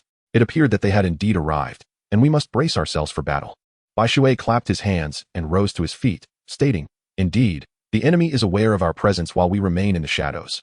This poses quite a challenge. T-Bone also stood up, his gaze warily scanning the surroundings, apprehensive of an unexpected enemy appearance. You should gather everyone first, once the battle commences. There will be no time for such matters, Bai Shui suggested, his gaze deepening as he looked towards the distant shoreline, his expression gradually becoming fierce.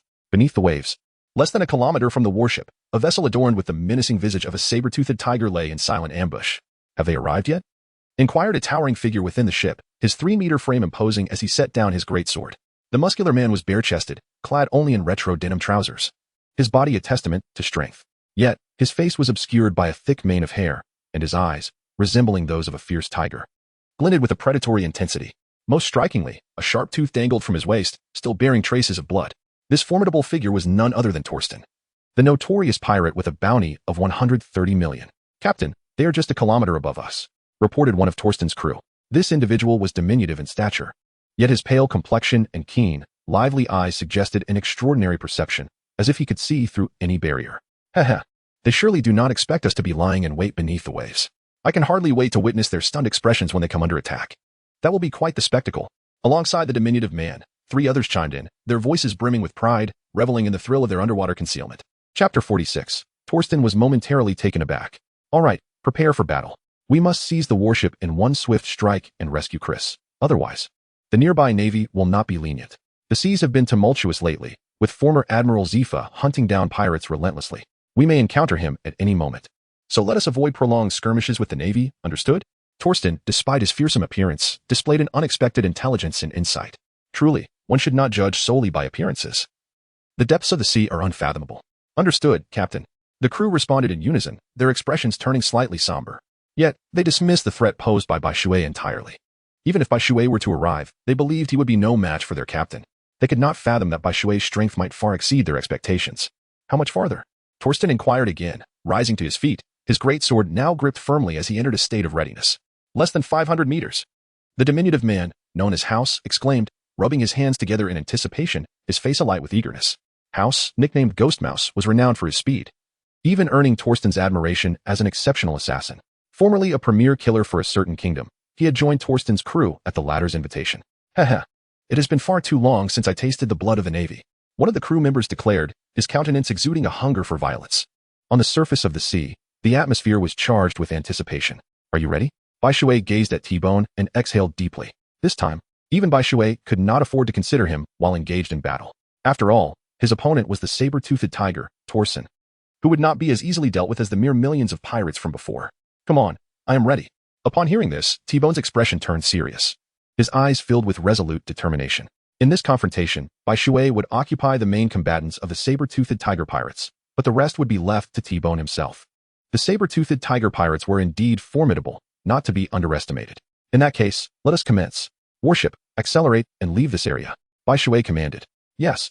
The naval officers responded in unison as sailors took the helm, pushing the warship to its full power, swiftly departing several hundred meters and completely evading the ambush range of the saber-toothed tiger pirates. What is happening? However, this maneuver left the saber-toothed tiger pirates, who were surfacing to launch their surprise attack, momentarily stunned. Torsten quickly regained his composure and shouted, "Hurry and surface, they have discovered us." What? Torsten's words elicited gasps of astonishment from the crew, who exchanged bewildered glances. They could not fathom how they had been detected while stealthily lurking beneath the sea. It seemed T-Bone and his allies had come prepared. They had underestimated him. Torsten sighed, realizing that their initial advantage had vanished in an instant. Chapter 47. There is nothing to be surprised about. With a resounding crash, the Tiger warship erupted from the surface, and the bubble membrane enveloping the ship burst with a pop, sending the vessel crashing into the water and creating a tumultuous splash. They have emerged from the sea. How is that possible? What kind of ability is this? The naval soldiers exclaimed in shock upon witnessing the tiger pirates unexpectedly surface from below. Their astonishment was warranted, as Torsten's actions were indeed alarming. It was common knowledge that the ocean served as a graveyard for those with abilities, and the saber-toothed tiger was no exception. They had anticipated an attack from above, yet Torsen led his crew from the most improbable of locations. They cast admiring glances at Bai Shui, realizing that had he not sensed something amiss beforehand, they might have suffered devastating losses. There is nothing to be surprised about. This is merely the coding technology of the subordinate archipelago. Coding craftsmen are abundant there, and all pirates who have visited have utilized it. In time, you will become accustomed to it, and no longer be astonished. Bai Shui explained calmly, his expression as tranquil as a still lake. What? This is merely a technique. The crew gasped, a flicker of disappointment crossing their faces. That must be long ere Bai Shui, truly remarkable for his youth. On the deck of the Tiger warship, Torsen observed Bai Shui standing atop the warship and spoke with admiration. Is that the saber-toothed tiger, Torsen? He is quite different from what I envisioned. While Torsen scrutinized Bai Shui, the latter was equally observing Torsen. He had expected Torsen to possess a rough and uncouth demeanor, yet he was surprised to find otherwise. Let us go.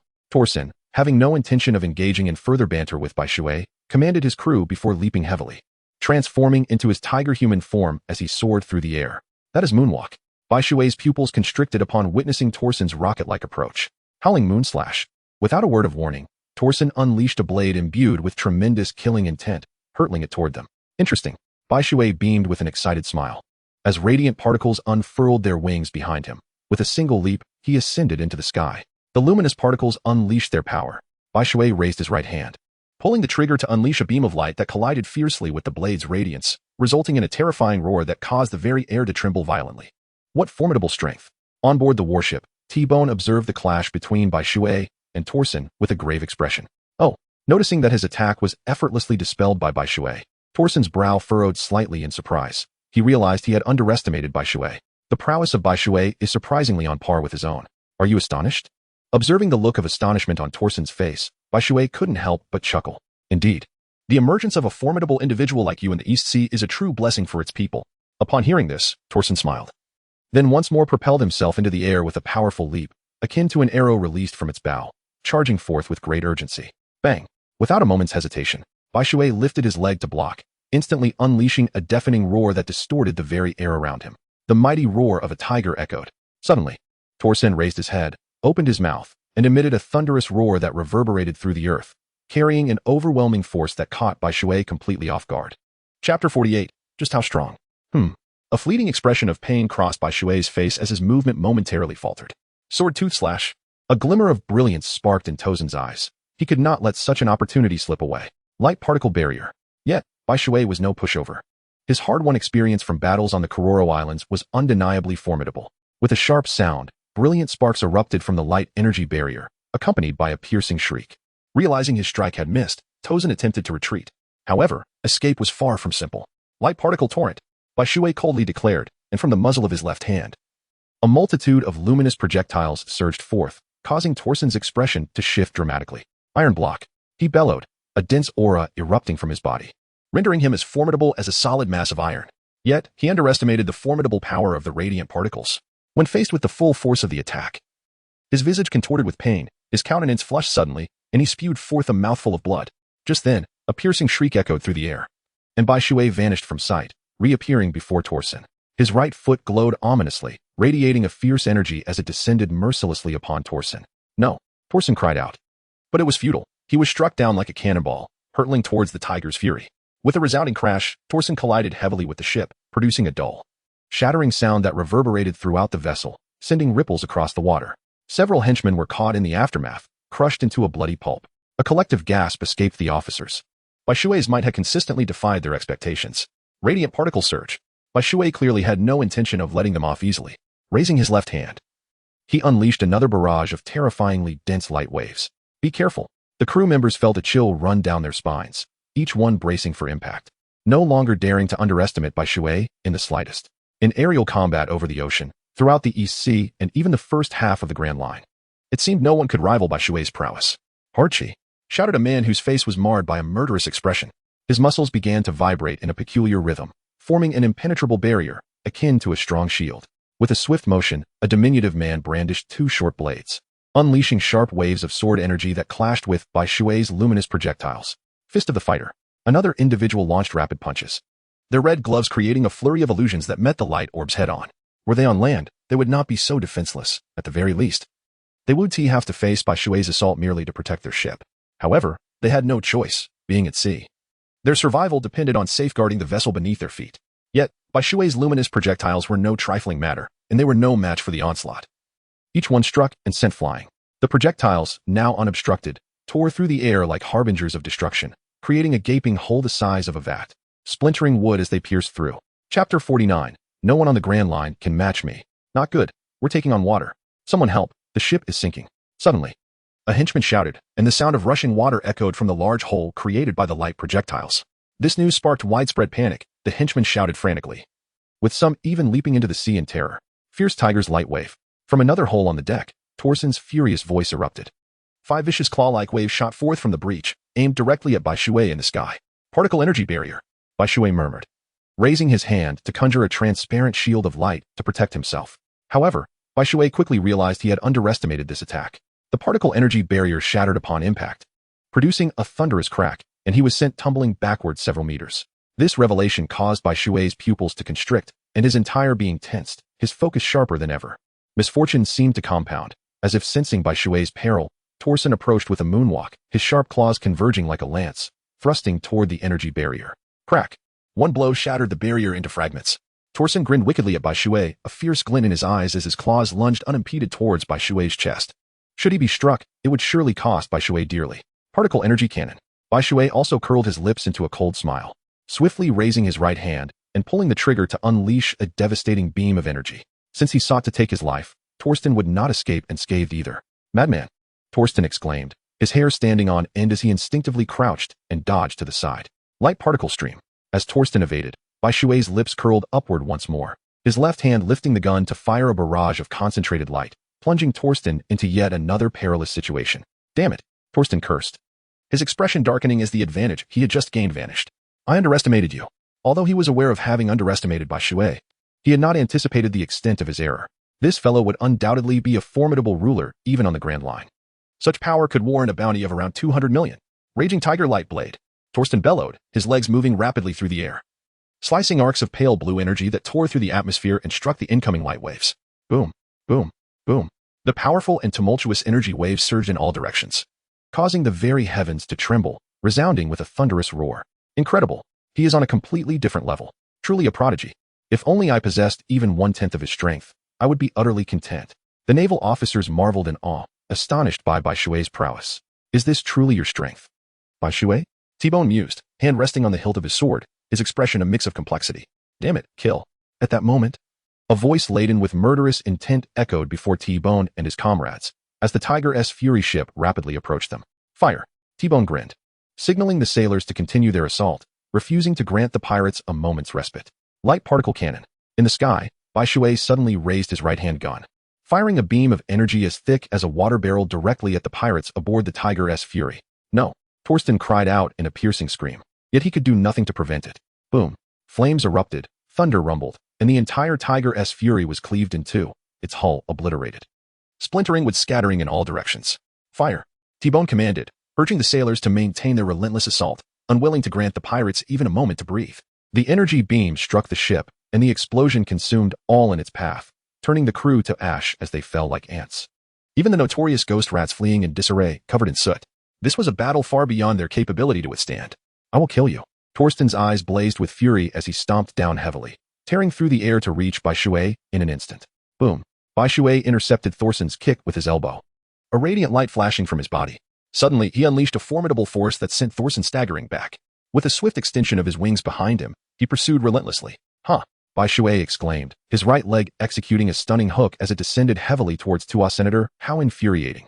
Tua's son had initially thought Bai Shui was merely a brash youth relying on his abilities, but this kick made it abundantly clear that even without his powers, Bai Shui's martial skills were formidable enough to contend with him.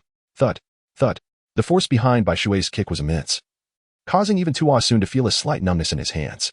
With 2 consecutive sounds of impact, he forced Bai Shui back, then heavily stomped forward, charging at him once more. Bang, bang, bang. In the blink of an eye, the two engaged in over 20 exchanges. Bai Shui bore several new scars, yet they were inconsequential. In comparison to Tossin, he appeared to have sustained no significant harm. The terrifying waves generated by their fierce confrontation rendered Tossin's subordinates and T-Bone powerless, forced to watch from the shore, uncertain if a sudden gust might topple them. You scoundrel!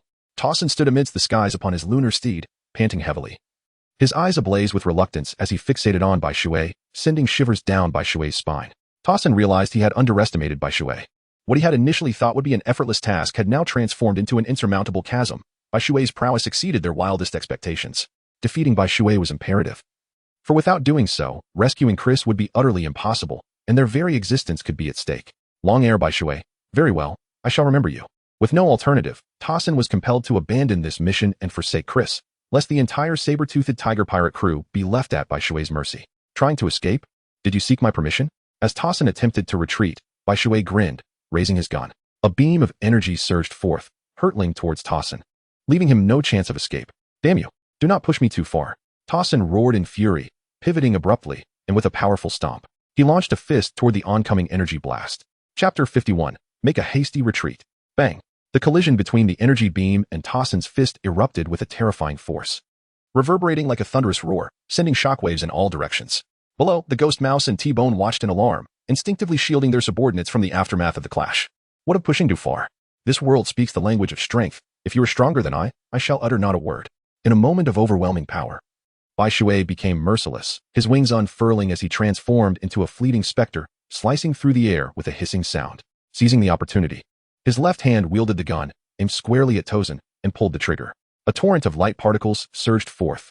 Bai Shui murmured softly, and then he unleashed a vast array of luminous orbs, sealing off every possible avenue of escape before Torsten. Tiger's destructive fist.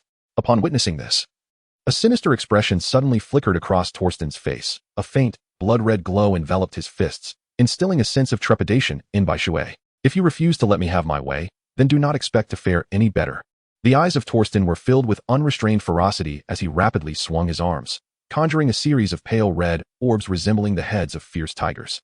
With a resounding pop, the advancing luminous orbs dissipated upon colliding with the tiger-headed energy spheres, bursting like bubbles, as though they had been stripped of all their power. What? Bai Shui had not anticipated that Torsten possessed such a terrifying trump card, one that even the light particle stream could not withstand for a mere second.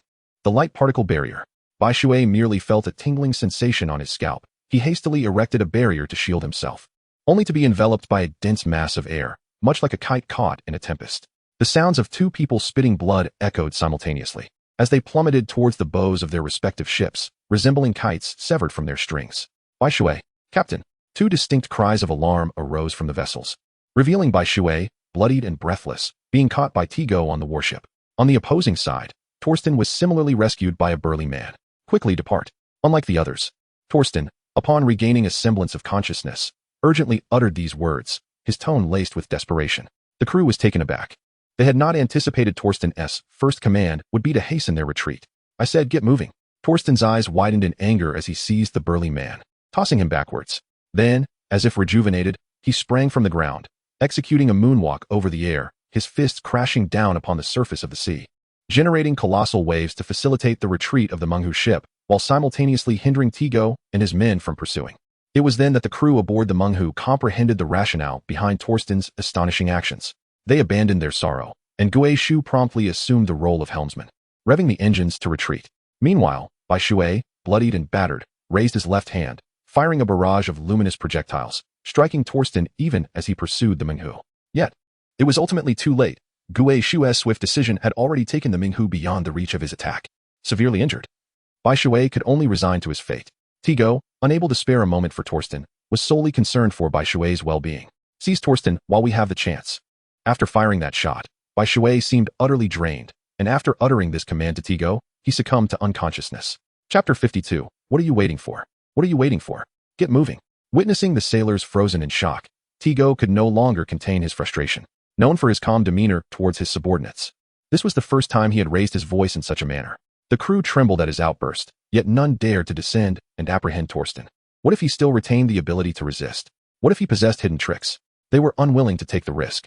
The battle between Bai Shui and Tossin can be described as the most terrifying and intense confrontation they have ever witnessed in their lives. They had not anticipated that the overwhelming number of pirates, exceeding hundreds of millions, would possess such formidable strength. Initially, they believed these adversaries were merely a few times stronger than the tens of millions of pirates they typically faced.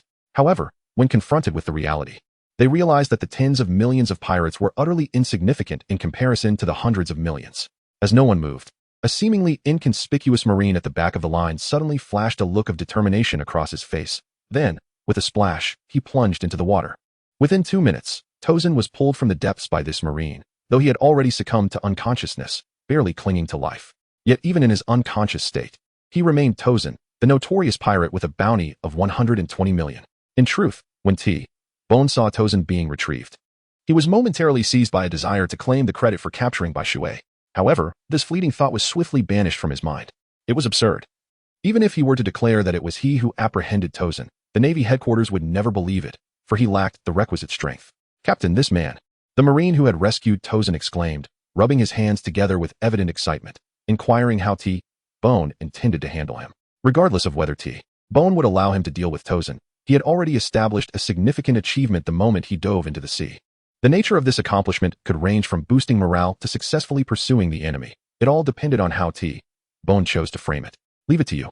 Secure him tightly with the sea prism stone handcuffs," T-Bone replied calmly, taking note of the Marine's features. Upon hearing that T-Bone had entrusted this task solely to him, a flicker of exhilaration crossed the Marine's face. He then bowed deeply to T-Bone and proclaimed, "Yes." Subsequently, he hoisted Tozen onto his shoulder and departed amidst the envious gazes of his colleagues. If all went well for this Marine, his future achievements would undoubtedly surpass the rank of lieutenant, as his record would reflect his role in the capture and detention of Tozen. At this juncture, the bounty still held significant evaluative value, essentially serving as a representation of strength. Of course, there were exceptions. Unlike the sudden inflation of bounties observed after the battle at Marineford, where the disparity between strength and bounty grew increasingly pronounced. Take for instance the wet-haired caribou, with a bounty of 210 million, who was easily defeated by Luffy, a rather tarnished reputation. Similarly, 2 years prior in the original narrative, the Death Surgeon Trafalgar Law, also with a bounty of 200 million, was undoubtedly far stronger than Caribou. What are you all staring at? Hurry and carry Bai Shui back for treatment. Do you wish for our hero to perish? T-Bone exclaimed in frustration, irritated by the envious stares directed at the Marine. While the Marine's feat might be admirable, had they not noticed Bai Shui's plight. Chapter 53, The City That Never Sleeps, Judicial Island. In comparison to Bai Shui, what is Tozen? Bai Shui personally apprehended a member of the Torsen group, and his report would certainly command respect even from the naval headquarters. If he were to forge an alliance with Bai Shui at this juncture, would he have any cause for concern regarding his future career? A single technique imparted by Bai Shui could significantly elevate the capabilities of these individuals. With such strength, what position would be beyond their reach? Had it not been for the desire to avoid overshadowing his subordinates, he would have long since carried Bai Shui away, instead of leaving him sprawled here like a lifeless body. However, amidst this crowd, there were still some astute individuals. As T-Bone finished speaking, 2 seemingly clever sailors hurried over, gently lifting Bai Shui and making their way to the infirmary. At that moment, the rest of the sailors finally grasped the situation, pounding their chests in regret. Alas, it was too late.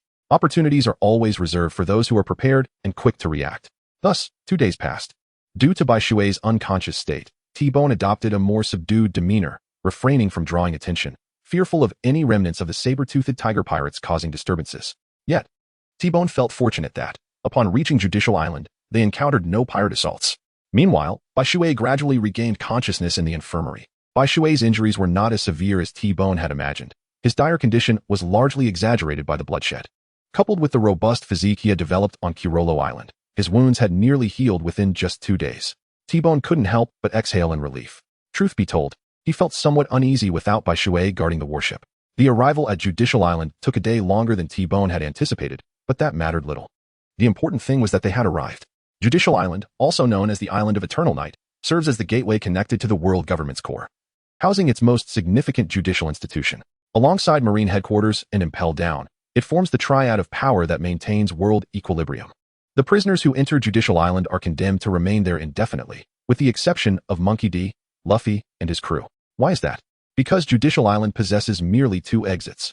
One leads to Marine headquarters, and the other to Impel Down, both of which are tantamount to a death sentence. The only successful breach of its defenses was accomplished by the Straw Hat crew. The entire structure of Judicial Island embodies the insignia of the world government, symbolized by 5 points and a line. The 5 points consist of Front Island, Main Island, the Tower of Justice, home to CP9, the Bridge of Hesitation, a retractable bridge, and the Gate of Justice. The line represents the roads connecting these points. Awaiting T-Bone's arrival was a naval captain who displayed little respect in his demeanor. However, T-Bone remained indifferent. It was a matter of power dynamics, after all. Behind Judicial Island stood the world government. and everyone here held a rank superior to those in other locales, albeit equal to or below the positions at Marine headquarters. T-Bone, as a naval colonel, was not necessarily of higher rank than this captain. In fact, having a captain to greet him was quite commendable, particularly considering the high value of the prisoners he was escorting. Otherwise, it was likely he would not have received even a passing glance. After handing over Tozin and Chris to the captain, T-Bone and his companions proceeded toward Marine headquarters. They, as Navy personnel, had no authority to set foot on Judicial Island, just as its inhabitants were prohibited from entering Marineford without legitimate business. After all, Marine headquarters was not to be trifled with. Chapter 54. What kind of reward should be given? At this rate, you should be promoted to colonel at Marine headquarters. As they made their way to Marine headquarters, Bai Shui, swathed in bandages, reclined with his hands behind his head, basking in the sun. Well, that should be feasible, but this is all due to your efforts. I reckon your reward will surpass mine. T-Bone nodded, unable to conceal his excitement. Though both prisoners had been apprehended by Bai Shui, he had not joined the Navy. Thus the merit was largely attributed to T-Bone. Such an accomplishment would surely warrant a promotion to Rear Admiral, though that was unlikely. Attaining the rank of colonel at headquarters should be within reach. At Marine headquarters, Sengoku reviewed the report presented by T-Bone, and a rare, genuine smile broke through his typically stern facade. Although he had anticipated Bai Shui's strength, he had not foreseen it to be so formidable, especially considering he was only 17. Sengoku recalled his own struggles at that age, tirelessly training on how to defeat pirates with bounties in the millions. Yet Bai Shui, at the tender age of 17, had managed to capture a pirate with a bounty of 120 million. There was simply no comparison. T-Bone had indeed found a promising talent. With him in the East Blue, Sengoku felt reassured. He then passed the information to the alpaca, who consumed the document with the same casualness as munching on potato chips. However, almost immediately, the alpaca's expression shifted to one of worry. If Whitewater were a member of the Navy, he might have been granted a promotion. However, he is not. Bestowing all rewards upon T-Bone would merely place him in a precarious position, detrimental to his future prospects. Conversely, withholding rewards could dishearten the personnel and tarnish the Navy's reputation. Should all honors be conferred upon Whitewater, it might evoke discontent in T-Bone. Thus, Sengoku must adopt a moderate approach, splitting the merits between the two. T-Bone could be promoted to colonel in the Navy headquarters, but what of Whitewater? What reward could he be given? Surely, bestowing 80 million berries upon him would not suffice. Based on Garp's depiction of Whitewater, such an action would likely incite him to scour the East Blue for pirates, exchanging their bounties until the Navy headquarters could no longer accommodate him. Yet, to refrain from monetary rewards or promotions would pose a challenge in recognizing Whitewater's contributions. It would be unseemly to allow him to serve as the Navy's enforcer without due acknowledgement. Perhaps an honorary award could be bestowed, allowing him to ascend directly to the rank of ensign should he choose to join the Navy in the future, bypassing the novice stage altogether. At that moment, a junior staff officer timidly suggested this idea, hesitant to speak too loudly. Sengoku swiftly turned toward him, his gaze fixed intensely upon the officer, and in a low voice, he inquired, "What did you just say?" The atmosphere grew tense, as though a thunderclap had reverberated in the officer's ears, sending a shiver down his spine as he thought, "This is the end." Nevertheless, he stood tall and reported, "Marshal, I just proposed that we grant Whitewater an honorary award. If he chooses to join the Navy in the future, he can directly attain the rank of ensign, bypassing the lower ranks." Upon finishing, he bore an expression akin to one prepared for a grim fate, as the air seemed to freeze, rendering the silence almost oppressive. "Ah, ha ha ha. Excellent, excellent. This is a splendid solution, achieving dual objectives." To the officer's surprise, instead of reprimand, Sengoku's booming laughter filled the room. Chapter 55. Did I not tell you the truth? Sengoku continued, his expression one of genuine admiration as he patted the officer's shoulder. "Your suggestion is quite commendable." The officer felt an overwhelming warmth, as though an inexhaustible energy had surged within him. "How did I not think of the honorary certificate? Haha, I must be getting old." Sengoku resumed his seat, chuckling, a stark contrast to the stern demeanor he typically displayed. "Haha, Sengoku, have you heard? Whitewater performed remarkably. So, I did not deceive you, did I? I told you of his formidable abilities, and you were skeptical. Now you must believe."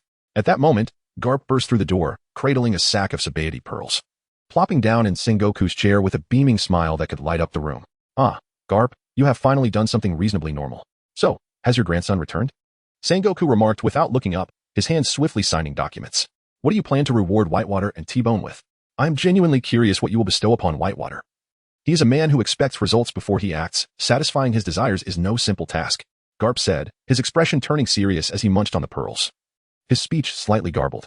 "I have already devised a plan. See if you can persuade him."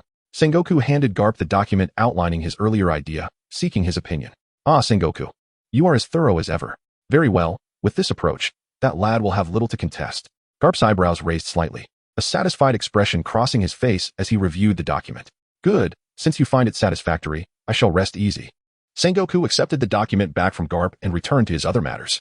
Meanwhile, at that very moment out at sea, Bai Shui and his companions encountered an individual who compelled them to halt their journey. Who are you? And why do you obstruct our path? Should you fail to provide a satisfactory explanation, do not blame us for our lack of courtesy. T-Bone stood at the bow of the ship, his right hand poised on his blade, emanating an aura of lethal intent, ready to strike at any moment. You are no match for me. I am here to seek him. The newcomer, however, disregarded T-Bone entirely and directed his gaze towards Bai Shui beneath T-Bone, evoking a strong desire to confront him. You scoundrel! At these words, T-Bone's fury ignited, and as he prepared to rush forward to teach this man a lesson, he was unexpectedly restrained. Looking down, he discovered that it was Bai Shui who held him back. Bai Shui, what is the meaning of this? T-Bone inquired, perplexed by Bai Shui's intervention. Yet, Knight interjected, T-Bone, he is affiliated with the world government. You cannot engage him. Upon hearing this, T-Bone was taken aback, exclaiming, what? He is with the world government. Bai Shui chuckled lightly before making his way to the bow of the ship. He introduced, this is Rob Lucci, the captain of the intelligence organization CP9, affiliated with the world government. He is renowned as the strongest individual of CP9 in 800 years, adhering to an unwavering doctrine of absolute dark justice, possessing the Zoan-type cat fruit in its leopard form. He is referred to as the most merciless instrument of slaughter on Judicial Island. Who are you, and how do you possess such profound knowledge of me? As Bai Shui's words resonated, Rob Lucci, standing not far away on the small island, couldn't help but narrow his eyes, his entire body tensed. With a harsh tone, he remarked, Chapter 56. I wish to understand where the disparity lies. Bai Shui could not help but chuckle, retorting, are you suggesting that it is permissible for Rob Lucci to comprehend others while denying others the right to understand you? Moreover, is it truly so challenging to grasp your essence? I do not believe it to be a formidable task. As for my identity, there is no need for your concern. I assure you, I pose no threat to your world government. If there is nothing further, I kindly ask you to clear the way. For we have pressing matters to attend to and must be on our journey. Bai Shui wore an expression that unmistakably conveyed his impatience, as though engaging in conversation with Rob Lucci was an exceedingly uncomfortable endeavor for him. Nevertheless, since you are aware of my identity, you should also comprehend the purpose of my visit. I have heard that you have captured that man. Thus, I propose a contest between us. For I wish to ascertain the extent of the disparity that exists between him and myself. Remarkably, Lucci refrained from further probing and instead shifted the focus to the purpose of his visit. I find it intriguing that my capture of the saber-toothed tiger, Todosan, has any relevance to a duel with you. Bai Shui, perplexed, mused that Rob Lucci seemed to bear no relation to Torsen. He is the former captain of the CP9 reserve team. As the current member and captain of CP9, I must ascertain how I measure up against these predecessors. Lucci explained with an air of nonchalance. Very well, your reasoning has persuaded me. You may choose the venue. Upon hearing this, Bai Shui immediately grasped the underlying motive and responded with a smile, eager to discover the true strength of Rob Lucci, who had been vanquished by Luffy in the original storyline. Luffy's victory had propelled his bounty by a staggering 300 million, implying that Lucci possessed at least a bounty of 250 million in the original narrative. Even with 5 years having elapsed since then, he must surely have amassed a strength exceeding 100 million. I have already secured a location. Let us proceed. Lucci had astonishingly prepared the venue, as though he anticipated Bai Shui's acquiescence. It seems you were aware that I would agree. Bai Shui chuckled, feeling somewhat helpless. Being so easily discerned was truly disconcerting. Ghana Island. Situated over 32 miles from the Navy headquarters, this minuscule island spans merely 2 kilometers and could easily be submerged by a single misstep.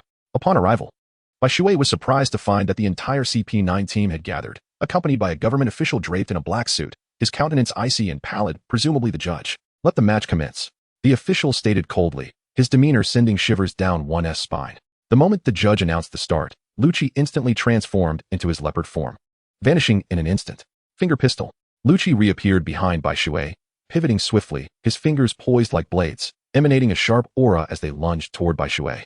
However, he was met by a faint, translucent barrier. Light particle stream.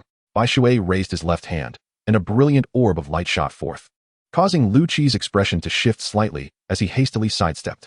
The energy particle cannon.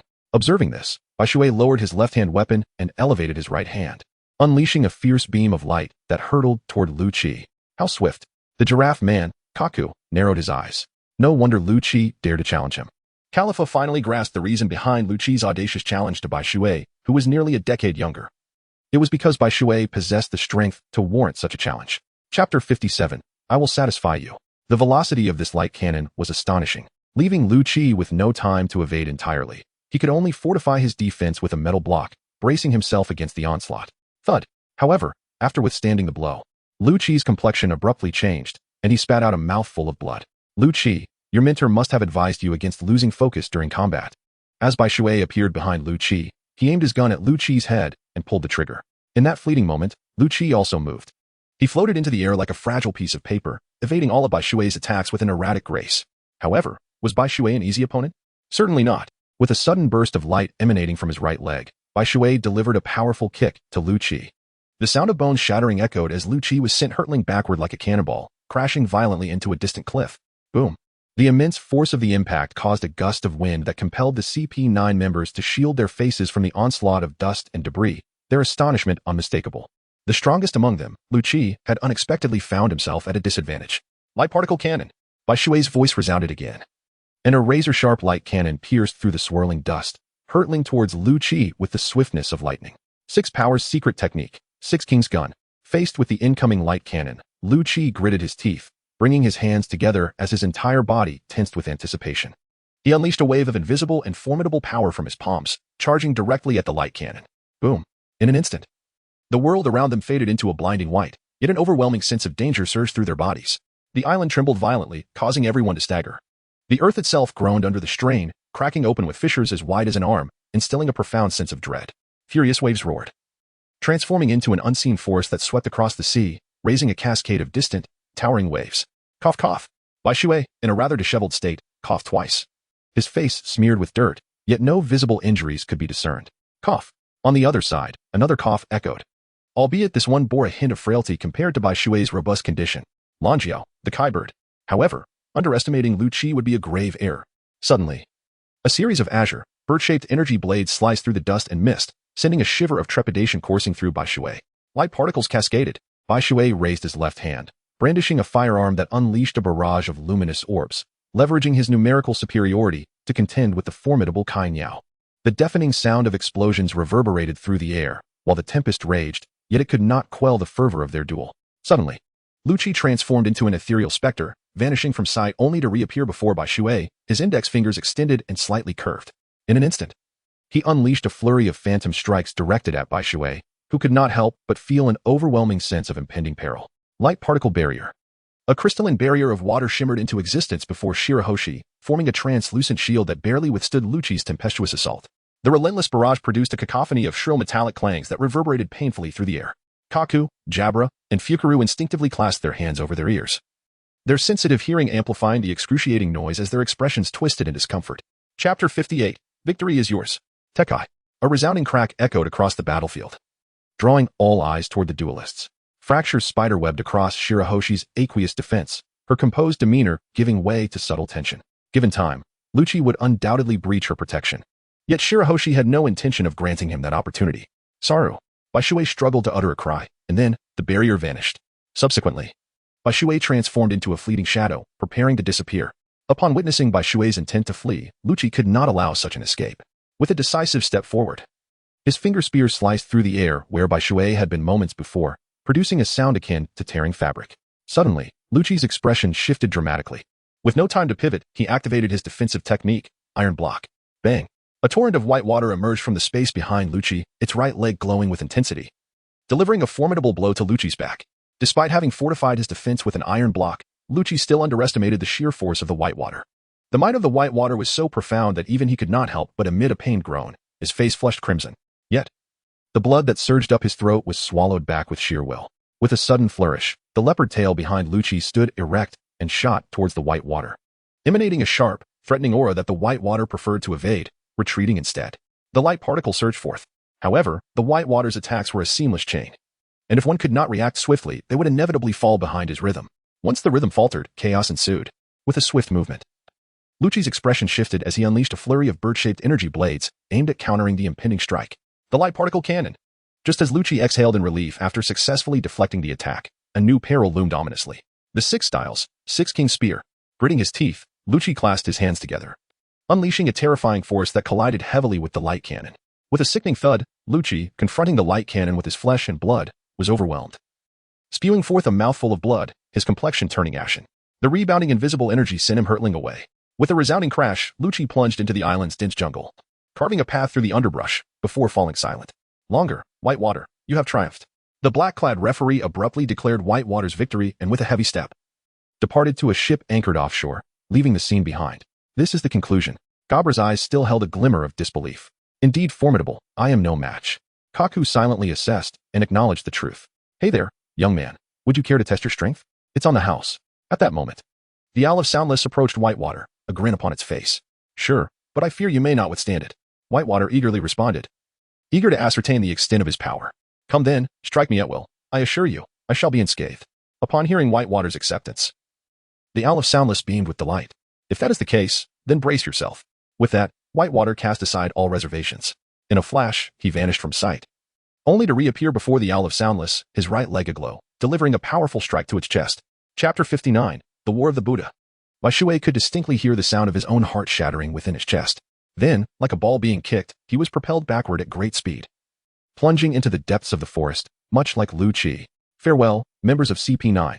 After delivering that kick, Bai Shui wore an expression of refreshment and, with a casual clap of his hands, took to the skies, departing from the small island. Shortly after Bai Shui's departure, Lu Qi emerged, supporting the owl known as Yin Wu. How much? Both Kaku and Gabra inquired simultaneously. 2,400.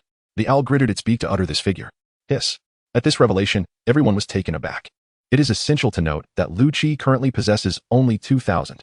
Although combat prowess cannot solely be determined by one's strength, it is indeed one of the methods for assessing capability. Lu Qi's potential defeat may well hinge upon that deficit of 400 in strength. Longer Bai Shui one day, I shall surpass you. Lu Qi silently clenched his fists, vowing within his heart. On board the T-Bone warship, Bai Shui reclined upon the warship, cheerfully humming a little tune, his demeanor radiating joy. Such exuberance must surely stem from the exhilarating sensation of having vanquished CP9. Observing this, T-Bone sat beside Bai Shui, his expression tinged with envy. Fortunately, it is merely that feeling.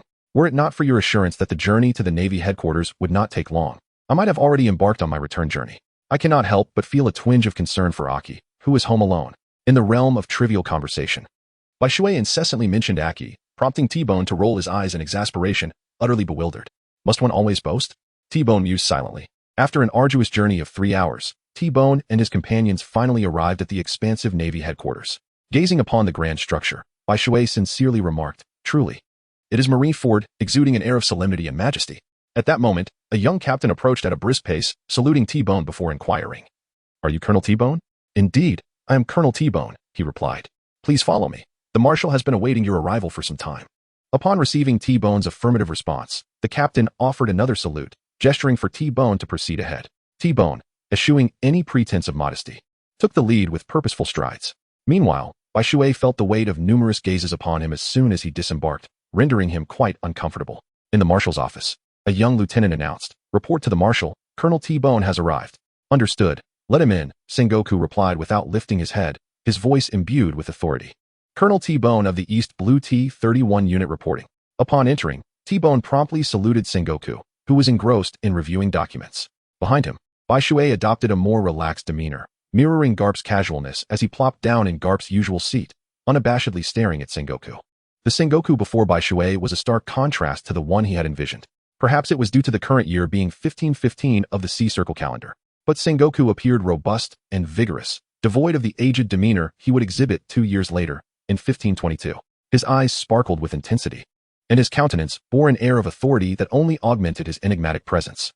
His chin was adorned with a braided beard, while atop his military cap perched a seagull, a symbol of the Navy, concealing a mane of wild hair beneath, a visage entirely devoid of levity. Chapter 60. Is this how you intend to dismiss me? Knight could hardly compare him to the aged Sengoku involved in the Da Island incident. They seemed utterly disconnected. One was a jester, the other a figure of authority. One was old, the other young. It was impossible to reconcile these two individuals. You are the one who captured the saber-toothed tiger, Torsen, long ere Bai Shui. As Whitewater observed Sengoku was likewise scrutinizing him. Noticing Whitewater's unflinching demeanor in the face of his authority, Sengoku couldn't help but acknowledge him to a degree. Among the ranks of the entire Navy headquarters, only a handful could maintain their composure under his imposing presence. Kapu, the 3 admirals, the Navy's chief advisor, Peach Rabbit, T. Pork, and a few elite vice-admirals. Most vice-admirals, when confronted by him, exhibited a degree of unease, if not outright fear. T. Bone was precisely that, standing frozen with beads of cold sweat dotting his forehead. Please, have a seat, Sengoku remarked, shaking his head slightly. In comparison to whitewater, T. Bone lacked a certain poise. Do tell me how you captured the saber-toothed tiger, Torsen. Sengoku smiled, gesturing for T. Bone to relax. Yes. Yet. This did little to alleviate his discomfort. T. Bone remained as tense as ever. Well, I actually. Enough. I cannot rely on T. Bone for this. By the time he finishes recounting the entire affair, it will be too late. Observing the situation, Sengoku had no choice but to wave his hand, urging T. Bone to sit down, then turned his gaze toward Whitewater, hoping he might offer some insight. Is it necessary? The process was merely the same. I won. That's all. Whitewater responded, embodying a nonchalant demeanor. Well, you certainly possess a unique style. Sengoku chuckled helplessly, realizing he had little leverage over Whitewater. Everyone harbors their own worldview and values, do they not? Very well. Since you are indifferent to the process, let us discuss your rewards instead. Sengoku smiled faintly, a glint of shrewdness in his eyes. Here, this is your reward, and this is T. Bone's appointment letter. Sengoku handed 2 documents to Whitewater and T. Bone respectively. T. Bone accepted his with both hands, feeling exceedingly awkward. 1 honor certificate and a badge. With these 2 items, should one enlist, they would be promoted directly from recruit to second lieutenant, along with a remuneration of 5 million berries. Upon reading the documents, T. Bone's expression darkened significantly as he shot Sengoku a displeased glance, noticing the latter's sheepish demeanor. I say, Sengoku, after all my efforts to assist you, you offer me a mere 5 million? I might as well become a bounty hunter. This pittance is hardly sufficient to support my own wife. Bai Shui cast a disdainful glance at Zhang Guo, contemplating the paltry sum of 5 million from a bounty of 21 million. What a farce. Coughing lightly to mask his embarrassment, Zhang Guo attempted to speak, but was abruptly interrupted by Bai Shui's unfriendly retort. Spare me your lofty ideals. All I seek is money. Nothing else holds any value. Bai Shui's agreement with T-Bone stems solely from the lucrative prospect of capturing a pirate, which would yield him a remarkable 60% share of the bounty. Moreover, were it not for T-Bone's involvement, he would not have been enticed, even by a 90% share. It is crucial to understand that bounty hunters typically receive a staggering 97% of the bounty after deducting handling and transfer fees for each captured pirate. In Chapter 61, it is lamented that Bai Shui, if he were merely engaged in the trade of pirates, should rightfully expect to receive a sum of 116,400,000, rather than a mere 500,000 accompanied by an inconsequential badge. The uncertainty of whether he might one day join the Navy looms large. Even if he were to enlist, what would it matter if he began as a recruit? Would Sengoku truly permit him to serve in such a humble capacity? Even if he were allowed, given his formidable prowess, would he not ascend the ranks with ease? He could accumulate achievements through valor alone, easily qualifying for positions such as second lieutenant or even rear admiral and vice admiral, without the need for any commendation or medal. The words of Bai Shui rendered Sengoku speechless, while T-Bone appeared utterly bewildered. Alas, there is no need for contemplation. This must undoubtedly be some scheme devised by that old rascal Carp. I shall simply seek him out for assistance. Bai Shui was well aware of Sengoku's temperament. Since the challenge here was formidable, a change in approach was warranted. Carp could hardly refuse to provide assistance. Excuse me, Mr. Bai Shui, may I have a moment? Just as Bai Shui was about to depart, a somewhat hesitant voice called out to him. What is it? Bai Shui turned around, casting an impatient glance at the individual who had called out to him, a seemingly bashful major. That idea was my own. It has nothing to do with General Carp. The major appeared hesitant to meet Bai Shui's gaze, and as he spoke, his hands fidgeted restlessly, reminiscent of a shy young girl. You came up with that? What purpose does it serve? You cannot even provide me with any financial assistance. Bai Shui couldn't help but roll his eyes, then turned to leave once more. Muttering under his breath, I never expected the Navy headquarters to be so stingy. I thought there would be tens of millions, but it turns out there is nothing. Just as Bai Shui was about to step out the door, Sengoku unexpectedly relented and spoke up. 70 million. However, without a moment's hesitation, Bai Shui continued to haggle. 60 million, not a penny more. Sengoku tightened his grip on the table, and the atmosphere in the room grew tense in an instant. 80 million. It cannot be any less than that. Bai Shui coldly uttered these 3 words, resolute to the point of leaving no room for rebuttal. 75 million, truly. It could not be increased. Zhang Guo's fist clenched tightly, the sound echoing as he spat those words through gritted teeth. He was on the brink of an explosion. Having tolerated Bai Shui's provocations for far too long, if Bai Shui remained oblivious to the gravity of the situation, he would have no choice but to take action to teach him a lesson. All right, it's a deal, 75 million. Yet Bai Shui, without a trace of hesitation, ceased any further negotiations. With a merchant's sly grin, he rubbed his hands together, his expression one of impatient eagerness that made one want to strike him. It turned out that his earlier indifference and resolve had merely been a fade. Zhang Guo suddenly felt a sense of being duped. The money was handed over, and the metal now lay in Bai Shui's possession. Alas, it was a loss. However, the words he had spoken could not be taken back.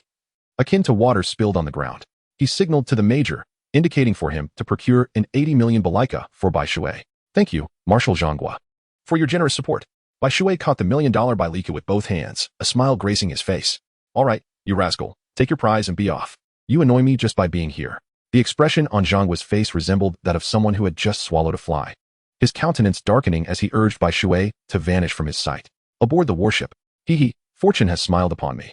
Bai Shui carefully tucked away bailika and then lay on the warship, luxuriating in the sunshine, humming a cheerful tune, completely at ease. Chapter 62. A Crisis for Aki. 5 hours later, T-Bone finally arrived aboard the warship, adorned with an additional golden star on his insignia, a mark exclusive to the naval headquarters. This signified that from this moment forth, T-Bone had been prematurely awarded his future rank. Let us hasten home. I miss Aki. Upon T-Bone's arrival, Bai Shui sat up, rubbing his sleepy eyes.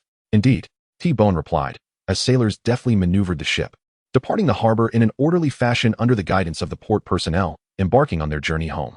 But how was Aki, the one Bai Shui yearned for? Not well at all. She was ill. Love sickness had taken its toll. She languished in bed, having consumed medicine for 3 days without any sign of improvement. Worse still, the tyrant of the East Sea, the evil dragon pirate crew, seemed to have taken an interest in Kolo Island. Their presence was frequently noted near the island, instilling fear in the hearts of the inhabitants. Bai Shui, where are you? Why haven't you returned? Aki murmured softly from her sickbed.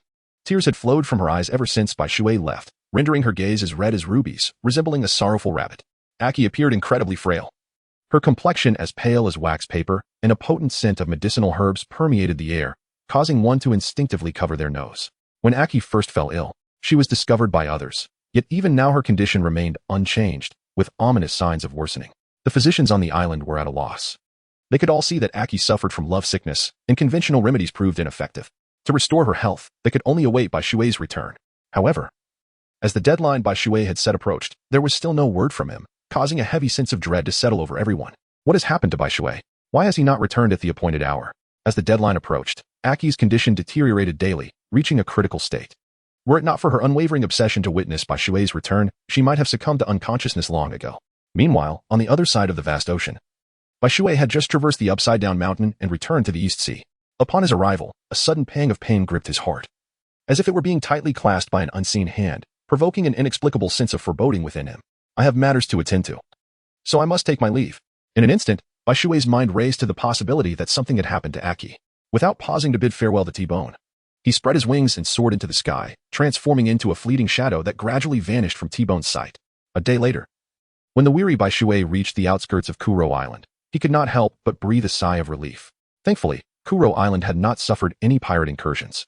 The navy dispatched by T-Bone was diligently patrolling, and the 5 sea kings he had left behind were faithfully executing their duties. The leading naval officer instantly recognized Bai Shui and promptly granted him passage into Kuro Island. What is this sensation? As soon as he set foot on Kuro Island, Bai Shui's heart lurched painfully, causing him to clutch his chest in bewilderment.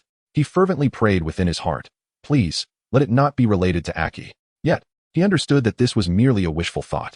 Aki, I have returned. Upon stepping outside, Bai Shui was struck by the eerie silence surrounding the house. Apart from the whispering wind, the only sound was the rhythmic crashing of the waves against the shore. Chapter 63. What a fool. Aki. As Bai Shui's complexion changed, just as he was about to flee, the door to the room suddenly swung open, and a graceful figure leapt towards him. Bai Shui instinctively embraced the newcomer. Oh, you have finally returned, he exclaimed, coughing slightly. The newcomer leaped into Bai Shui's arms, resembling a wronged child reuniting with a parent, unable to contain the tears that flowed freely. Yet, after only a few sobs, a sudden fit of coughing overtook them. Suddenly, Bai Shui felt a chill on his shoulder. He instinctively turned to look, only to witness a crimson stain gradually spreading before his eyes. Aki, are you all right? What has happened to you? Bai Shui was taken aback and hurriedly inquired. Are you all right? I'm fine, truly. In response, Aki shook her head, yet she clung to Bai Shui like an octopus, reluctant to let go. No, let me first assess your condition before anything else. You are coughing up blood and still claim to be fine. Bai Shui was deeply concerned, eager to ascertain the current state of Achi. Reluctantly, Achi acquiesced to Bai Shui's resolute demeanor, descending from his embrace, allowing him a clear view of her visage. Yet, the moment Bai Shui beheld her face, his body involuntarily trembled, a profound sorrow etched across his features. In merely 10 days, Achi appeared to have withered significantly. Her eyes were swollen, her complexion pallid as wax, her form resembling a mere skeleton, her hair disheveled, devoid of vitality. Her breath was erratic, a trace of crimson lingering at her lips, as if a mere gust of wind could topple her. Was this still the vibrant Achi he once knew? Without hesitation, Bai Shui scooped Achi into his arms and hastened towards the harbor. He intended to reach the island of the Shipslayer, where the medical facilities were comparatively superior, and the doctors more skilled than those on Kuro Island. Regarding Achi's safety, Bai Shui could not afford to be careless. However, this time, he had learned from the previous excursion and opted for a larger vessel. He settled on the ground, allowing Achi to rest her head upon his lap. Achi's body could not endure excessive strain. Fearing for her fragile state, he deliberately slowed his pace, transforming what should have been a half-hour journey to the island of the Shipslayer into a 5-hour ordeal. By the time Bai Shui arrived, twilight was approaching. The island of the Shipslayer appeared particularly enchanting, resplendent with jewels, enticing all who beheld it into a state of rapture. Bai Shui cradled Aki in his arms as they made their way to the hospital. During this time, Aki shyly buried her head in Bai Shui's embrace, too embarrassed to face the world. Upon arriving at the hospital and undergoing an examination, Bai Shui finally comprehended the cause of Aki's ailment. A flush of shame crept across his face, followed by a profound sense of guilt. He had neglected her. Had he returned in a timely manner, Aki would not have suffered so gravely, nor would she have coughed up blood. Fortunately, it turned out that Aki's condition was merely a result of excessive worry, and there was no fundamental harm to her health. With a few days of rest, she would soon recover. Bai Shui was uncertain of the emotions that coursed through him upon receiving the news, yet within his heart, he felt as though a heavy stone had finally been set down. His greatest fear was the well-being of Achi. Fortunately, Achi was safe now. Had anything happened to her, he would have found it impossible to forgive himself. "Do you feel better?" Bai Shui gently inquired, caressing Achi's face by her bedside. "Yes, much better," Achi replied with a smile, her eyes reflecting only the silhouette of Bai Shui. Chapter 64. You must take care. You truly are a fool. I was merely away for 3 days. With my resilience, how could anything possibly have happened to me? She chided playfully. You must not indulge in such wild thoughts again. If it happens like this once more, I shall not be so forgiving. As she spoke, Bai Shui playfully pinched Achi's cheek, feigning a threat. Understood. I promise it won't happen again. Achi replied softly, nodding like a contented kitten, completely yielding to Bai Shui's words. Now, you should rest. I will go fetch you something to eat and return shortly. Bai Shui remarked that after covering Aki with a blanket, he rose to his feet and made his way towards the door. 20 minutes later, returning from the clear waters, I hold in my hand a fragrant concoction of porridge ingredients. Bai Shui gently lifted Aki, allowing her to lean against the hospital bed, and placed a pillow behind her for support. Come, let me feed you. Bai Shui dismissed Achi's notion of self-reliance and instead chose to feed her. Was it delicious? After feeding a spoonful, Bai Shui inquired. Although he had tasted the porridge before purchasing it, he understood that individual preferences vary. Thus, what he found acceptable might not suit Aki. It's delicious, Aki exclaimed, her eyes narrowing into crescent moons, embodying the essence of a blissful woman. How wonderful it is to have a boyfriend. The Aki of now felt entirely distinct from the Aki of just a few hours ago, one frail and delicate, the other merely weak. The power of love is indeed magnificent, as long as you enjoy it. Bai Shui replied with a gentle smile, lifting the spoon for another bite. If given the choice, Aki would wish to remain ill forever, believing that this would ensure Bai Shui's perpetual presence by her side. Yet, she was acutely aware that a man of Bai Shui's caliber could not always linger by her side. Unbeknownst to her, this illness had prompted Bai Shui to make a resolute decision. He vowed to refrain from accepting assignments exceeding 3 days unless extraordinary circumstances arose. He resolved to be by Aki's side, for he despised solitude and yearned for connection. Aki, as the sole woman he acknowledged in this life, was someone he wished to grow old with. Naturally, Aki was oblivious to Bai Shui's contemplations, yet she sensed that this moment was profoundly beautiful. The one she loved was right before her, not going anywhere, solely attending to her needs. Perhaps the most exquisite experience in the world is just this. Aki was unaware of how other couples lived, but she felt utterly content with her current existence. The most romantic notion she could conceive was to age gracefully alongside Bai Shui. Time passed gently, as Bai Shui cared for Aki. Although it was merely a case of lovesickness, this illness still startled Bai Shui, only easing his worries when the doctor confirmed that Aki was free of any issues, leading to her discharge. Previously, Bai Shui had struggled to grasp the meaning of waning beauty fades, to the point of exhaustion for her, but now, he understood fully, as Aki epitomized those very words. On the day of her discharge, the sun shone brightly, and a gentle breeze flowed, perfect weather for an outing and equally suitable for a voyage. On the deck, Bai Shui sat cross-legged, with Aki resting her head on his shoulder, her eyes squinting as the breeze tousled her hair. She listened intently to Bai Shui recounting his recent mission. Upon hearing of the fierce battle between Bai Shui and Torsen, concern instantly clouded her face. Yet, when he described the extraordinary scenery of the upside-down mountain, her expression transformed into one of longing. Chapter 65. The Man's Tactics. Particularly when she heard of Labu, her face lit up with curiosity, struggling to fathom the existence of such terrifying creatures in the world. This mission, through my relentless efforts, yielded considerable rewards. Here, this is the money I extorted from Admiral Warring States. Take it, it should suffice for you for a while. Bai Shui handed the 75 million berries card to Aki, his face betraying no sign of regret, instead exuding a sense of relief. The sheer magnitude of the number captivated Aki's attention as she received the card, drawing her into a trance of counting. Yet, the further she counted, the more her scalp tingled with disbelief. A staggering 75 million berries. She had never encountered such a sum in her lifetime. Was it truly safe to entrust this amount? Aki turned her head, her cheeks flushed, exuding a charming innocence. Of course it's real, Bai Shui remarked nonchalantly. Spend it as you wish. It's merely 75 million.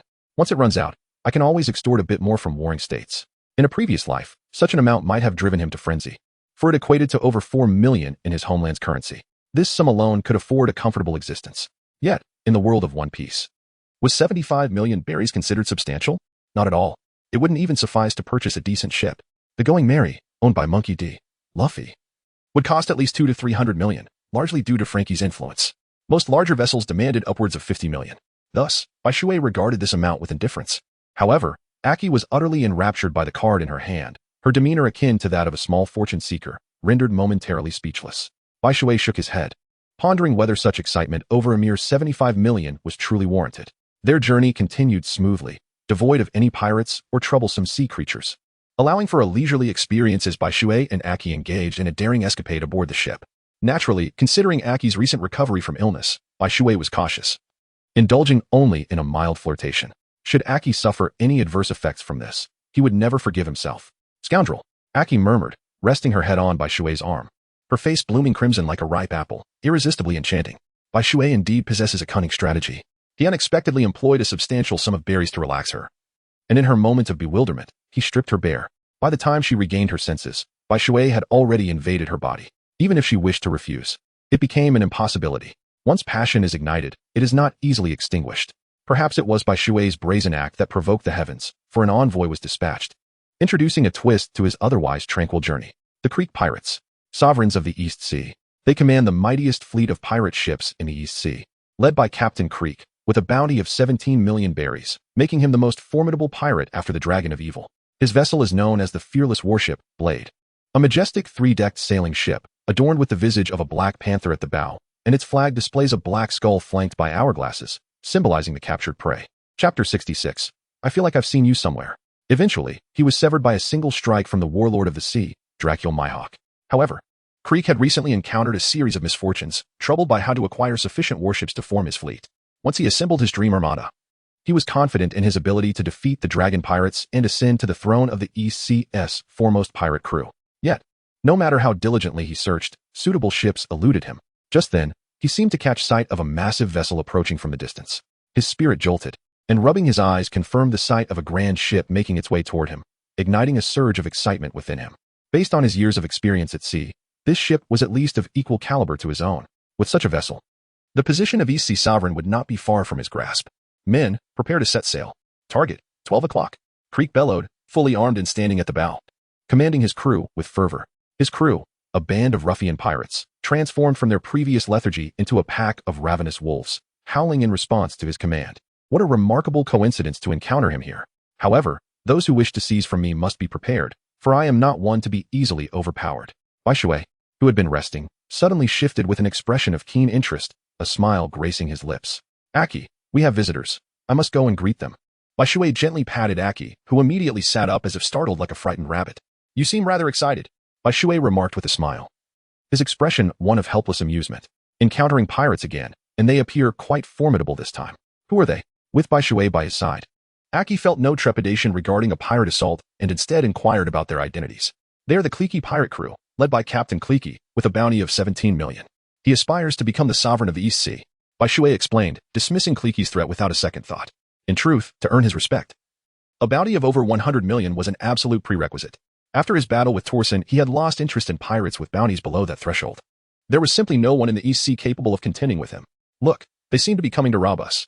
Aki pointed at the approaching Cliquey pirate crew. Then they have certainly chosen the wrong target. It is I, Bai Shui, who does the robbing, not the other way around. Bai Shui chuckled in response. If they wish to seize my ship, they must be adequately prepared. Captain, I feel as though that person looks familiar. A Jean, standing beside Cliquey on the pirate ship, remarked. Oh really? Now that you mention it, he does seem somewhat recognizable. Where have I seen him before? Upon a Jean's prompt, Cliquey took a closer look at Bai Shui and indeed found him vaguely familiar, as if they had crossed paths before. Yet, for the life of him, he could not recall where. Who could it be? Kliki scratched his head, grappling with the elusive memory of Bai Shui. At that moment, a minion beside Kliki gasped in astonishment. Suddenly, Kliki sensed a formidable aura enveloping him, and the atmosphere fell eerily silent. It was as if the throats of all the minions were constricted, rendering them voiceless.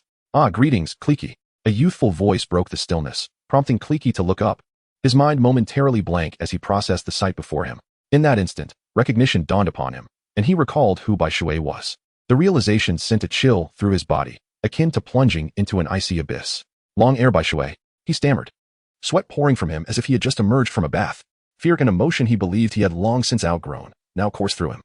For Bai Shui possessed the power to instill such dread. "By your demeanor, it seems you intend to seize my ship. How bold of you to even consider robbing me." Bai Shui stood with his arms crossed, exuding an air of nonchalance. A mere glance from him sent a shiver down Creek's spine, making him feel as though he were plummeting into an abyss. "How could I possibly harbor thoughts of seizing from you? You must be jesting, Bai Shui." Creek hastily chuckled, attempting to ease the tension, though he may have been unfamiliar with Bai Shui before. Recent days had been replete with reports about him capturing the ferocious Chris the Tiger and the saber-toothed Tozan. Such formidable prowess was indeed daunting. Chris the Tiger, despite his bounty of 50 million, paled in comparison to the terrifying might of Tozan, whose bounty exceeded 1 billion. It was unfathomable for a mere rear admiral of the Navy to achieve such a feat without great effort, yet Bai Shui had managed to personally apprehend Tozan. Just how powerful could he be? Creek was uncertain of Bai Shui's true strength, yet he was acutely aware that confronting him would pose no trivial challenge. "Oh, is that so? If so, why are you not departing? Do you wish to compel me to destroy your ship? Consider carefully the fate that awaits those who obstruct my path." Upon hearing Creek's explanation, a playful smile crept across Bai Shui's face. "Ah, yes. I shall turn around immediately." Relieved by Bai Shui's lack of hostility, Creek exhaled deeply. In the original narrative, he had dared to confront the likes of Hawkeye, blissfully ignorant of the latter's true might. Ignorance breeds fearlessness, indeed. This aptly described Creek. However, Bai Shui was different. Creek possessed a clear understanding of Bai Shui's terrifying capabilities and thus refrained from acting recklessly. "Are you not going to turn around? Are you all made of wood?" Seeing the sailors frozen in place like statues, Creek felt a surge of frustration and bellowed, Oh, at his loud command. The crew finally snapped to attention and resumed their duties. The massive vessel gradually began to turn. During this time, Creek's gaze remained fixated on Bai Shui, fearing that the moment he diverted his eyes, he would incur Bai Shui's wrath. Yet, Bai Shui remained still, offering no reaction. As the ship completed its turn, Creek breathed a sigh of relief. "If that is the case, then let us part ways here," Bai Shui suddenly exclaimed, and then, with a swift motion, turned to depart. Cooley could not help but exhale in relief. Yet, would Bai Shui truly let this scoundrel, Cooley escape unscathed? Certainly not, since they had crossed paths. Why not apprehend him and prevent him from continuing his nefarious deeds, harming the innocent? Light particles cascade. Bai Shui gently raised his left hand, coldly uttering these 4 words. Chapter 68. A hilarious mix-up. Bang. Before Creek could react, he suddenly heard the sound of splintering deck and the terrified screams of the crew, waves of heat enveloping him, rendering his eyes unable to open. The ship swayed violently, causing him to lose all sense of balance and tumble heavily to the ground. If he was in such a predicament, one could only imagine the plight of others, who fell in a chaotic heap, bodies colliding. Why? Creek couldn't help but roar in frustration. He could not comprehend why a formidable being like Bai Shui would not honor his words. Why? If you wish to understand, perhaps you should inquire with those innocent souls in your grasp. Bai Shui replied indifferently. For pirates like Creek, encountering them meant that one could never afford to show mercy. Bang, bang, bang. Due to the insurmountable disparity in strength, Creek's pirate crew was obliterated at the hands of Bai Shui. Creek had contemplated resistance, but alas, his efforts were entirely futile. The clear water showed no mercy, reducing the body to mere fragments, dissolving it in the embrace of the sea. The only remnants left upon the surface were the splintered pieces of wood. The entire ordeal lasted but 4 or 5 minutes. At last, tranquility was restored. Bai Shui returned to Aki's side and clapped his hands, asking, "Why did you not capture them, but instead opted to eliminate the bodies on the spot?" Aki felt no aversion to Bai Shui's brutal methods.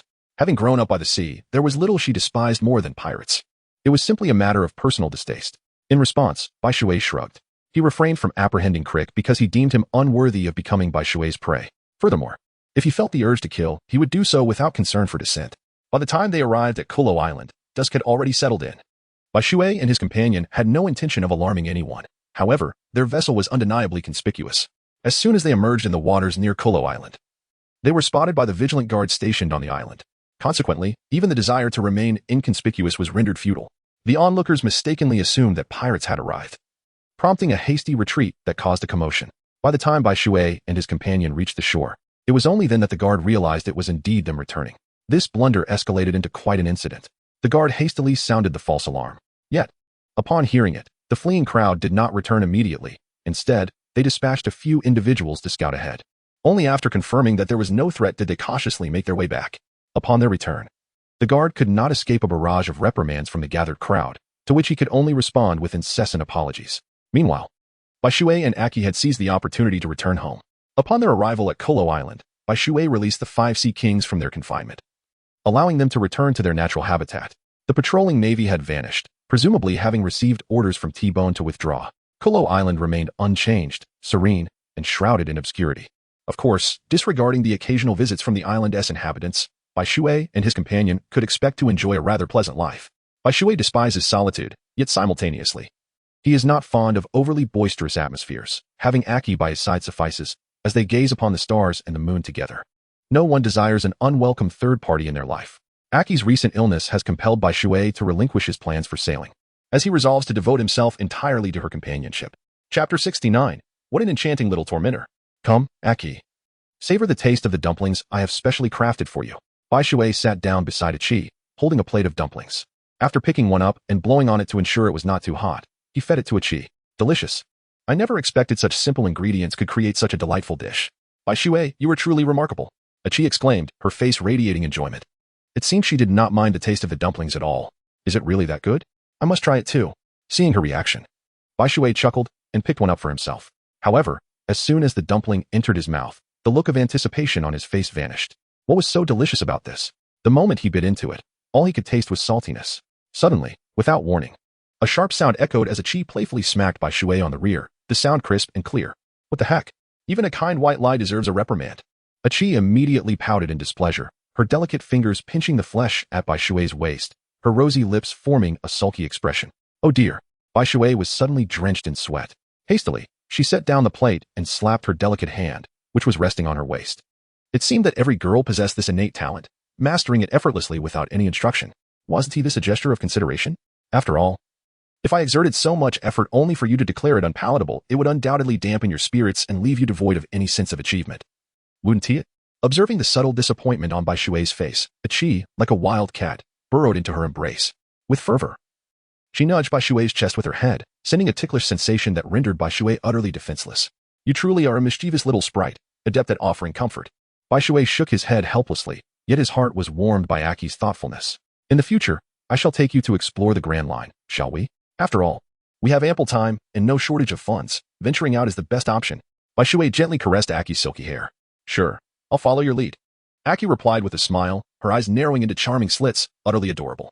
At times, Bai Shui truly felt that Aki was a gift bestowed upon him by the heavens. Where else could one find a girl as gentle, graceful, and considerate as Aki? Bai Shui felt immensely fortunate that he had chosen to pause here initially.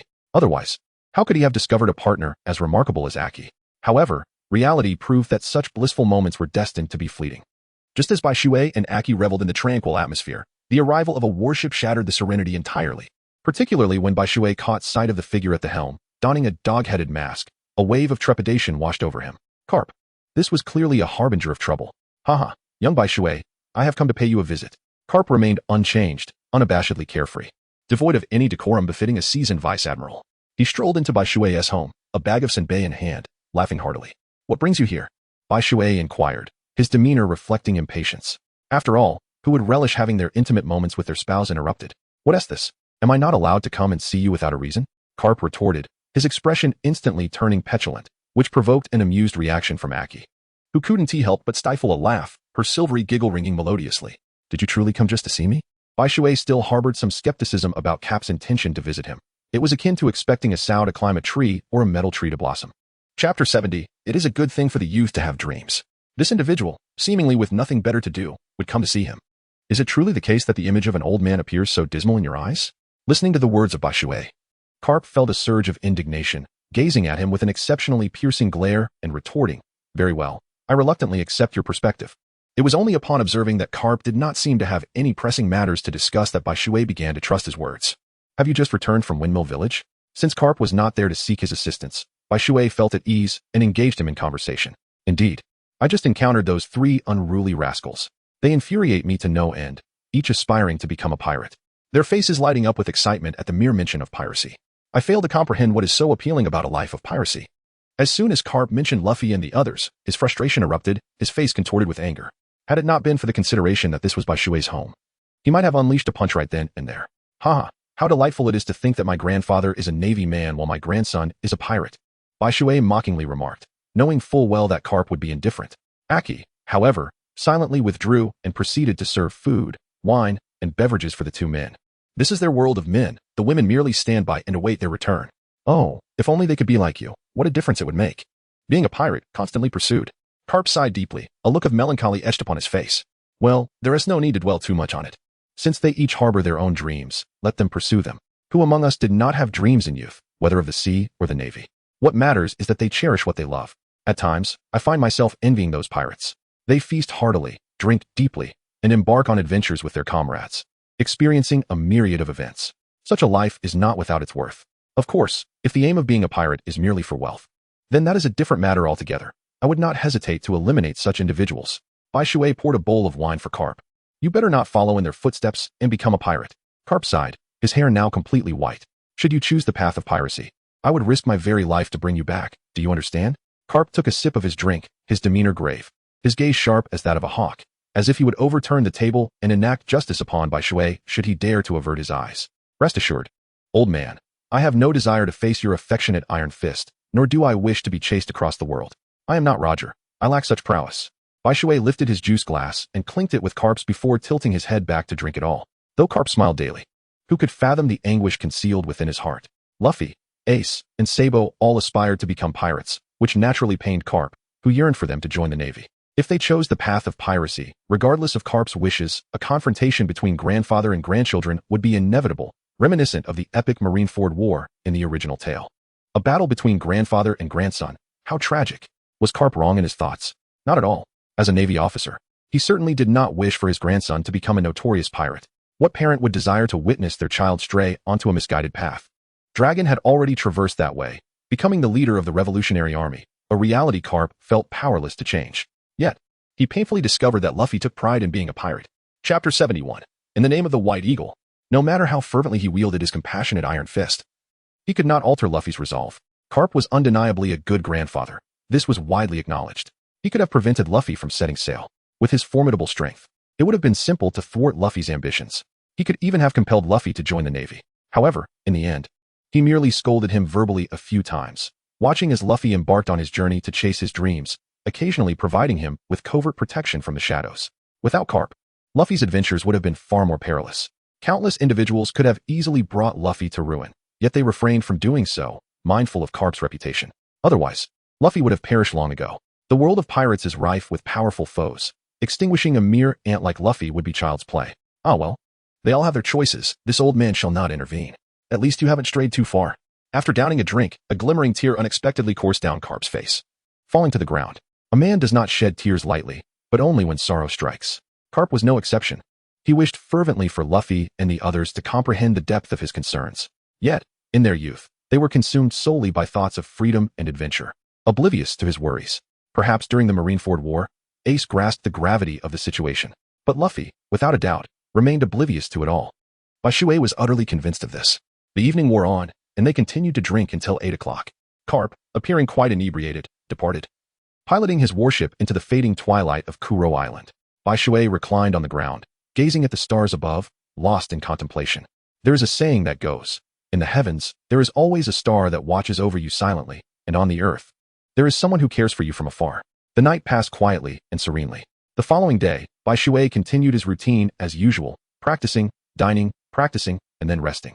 Bai Shui revels in this simple sense of fulfillment, and with Aki by his side, everything is splendid. As the saying goes, wherever you are, spring blossoms. Aki too relishes this uncomplicated joy. Each day, she observes her beloved honing his skills before her, playfully teasing and sparring with him. What a delightful experience. Aki's days are filled with happiness. In the blink of an eye, a year has elapsed. It is now the year 1516 of the Haiyuan calendar. The new year dawns, and the world appears unchanged, yet the East Sea has undergone noticeable transformations. At least, the number of pirates has diminished. The reputation of the Navy has significantly strengthened. If one were to inquire as to why, it is likely due to Bai Shui's residence in the East Sea. The news of capturing 21 million notorious pirates has spread far and wide over the past year, leaving a profound impact on the entire East Sea. The Donghua Mountain pirate crew and the Clique pirate crew, once among the 5 tyrants of the East Sea, have now dwindled to just the evil dragon pirate crew, the Black Cat pirate crew, and the Clown pirate crew. With 100 million formidable pirates captured by Bai Shui, those petty pirates, with mere millions to their name, are akin to ants, easily obliterated with a mere flick of a hand. For the sake of their own survival, they are compelled to remain low-key. Should they attract Bai Shui's attention with their ostentatiousness, their fate would be dire. No one wishes for death. Although most of the East Sea's populace remains unaware of Bai Shui's whereabouts, they collectively express gratitude for his existence, which has improved their lives. Chapter 72, Logue Town. The place of beginnings and endings. At the very least, when pirates do dare to attack, they no longer commit murder. Instead, they only venture to pilfer a few items before fleeing like the wind. The title of White Eagle has resonated widely throughout the East China Sea over the past year. Now, among the pirates of the East China Sea, the mere mention of White Eagle instills fear in every heart. Even the notoriously arrogant dragon pirates dare not behave too audaciously. It is now February, on a certain day of this month. Let us go out and enjoy ourselves. Bai Shui once again forsook his training, choosing instead to embark on a seaside adventure with a Qi, adorned in a lovely dress. A Qi joined Bai Shui as they set forth on their journey. Countless young women from Kuro Island undoubtedly envied her. Who wouldn't desire a Prince Charming to whisk them away to witness the breathtaking beauty of the ocean? Over the past year, Bai Shui had taken a Qi to explore nearly all the scenic wonders of the East Sea. However, one final destination remained, Logue Town. Situated at the entrance of the Grand Line, a town renowned as a place of beginnings and endings. Before the execution of Gold Roger, this locale was relatively obscure. Yet, following his demise, it transformed into a pilgrimage site for all pirates within the realm of One Piece. The number of visitors who have graced this place is beyond counting, among them several exceptionally illustrious figures: Dracula Mihawk, Don Quixote Doflamingo, Buggy the Clown, Crocodile, Shanks the Red-Haired Emperor, Gecko Moria, Jimby the Fishman, and Monkey D. Dragon, the leader of the Revolutionary Army. Of course, this site is not solely the domain of pirates. The Marines also pay their respects, though their visits are less noteworthy compared to those of the pirates, and often go unrecorded. The only name that endures from the Marine presence here is that of Captain Smoker, the notorious Smokey. The arrival of Whitewater undoubtedly stirred Smoker. After all, one would hardly remain indifferent to the sudden appearance of a colossal ship within their territory. However, upon realizing that the visitor was Whitewater, Smoker could not help but let out a sigh of relief. Whitewater requires no vigilance, for he is likely to become an ally in the future. Not only did the Admiral express this sentiment, but his close friend, Admiral Akiji of the Navy headquarters, also conveyed similar thoughts. Naturally, he harbors no suspicion towards Whitewater. On the contrary, he welcomes his arrival with great enthusiasm. This is the town I mentioned to you, the place where the pirate king, Roger, was executed. Bai Shui led a Qi to the execution platform, pointing at it as he spoke. Though 18 years had elapsed since the execution of Roger, the blood upon the platform remained as vividly crimson as it had been in those days. One could easily close their eyes and envision the formidable figure of Roger from that era. Roger heralded the dawn of a new age while simultaneously bringing an end to another. Before Roger, the world had been defined by the legendary pirate, Rox. It was Roger's emergence that marked the conclusion of the Rox era and the inception of the Great Pirate Era, which lasted a full 24 years until the defeat of Whitebeard, signaling the end of the age of exploration. A new navigational epoch began in the realm of pirates. Alas, Achi was unfamiliar with Roger, and thus did not harbor the profound sentiments about the execution platform that Bai Shui did. What captivated her more were the delectable delicacies and garments in Logue Town. Achi possessed a great fondness for gourmet food, a trait that somewhat surprised Bai Shui. Chapter 73, Reverse Mountain and Laboon the Whale. However, Bai Shui saw nothing amiss in this affection for food. It was entirely natural. He shared the same passion. As for the love of clothing, it seemed to be a customary inclination among women. After spending a day in Logue Town and capturing a beautiful photograph, the two continued their journey towards Reverse Mountain. Achi had long awaited the sight of Reverse Mountain, but Bai Shui had previously declined to take her there. The reasons for this refusal remained unclear, yet Bai Shui steadfastly opposed the idea. Although she had imagined Reverse Mountain to be grand and towering, nothing could have prepared Achi for the awe-inspiring sight that greeted her upon arrival. Reverse Mountain surpassed her wildest expectations, stretching endlessly before her. Its peak hidden within the clouds, resembling a colossal pillar that bridged heaven and earth, instilling a sense of reverence. To say nothing of the roaring reverse current that thundered like a tempest, leaving Achi utterly speechless. What do you think? Is it not magnificent and imposing? Bai Shui embraced Achi's waist and whispered softly in her ear, I never expected you to be so tall. It's truly unbelievable. Achi leaned against Bai Shui's chest, her face alight with excitement. With Bai Shui by her side, she felt no fear, for she knew he would safeguard her.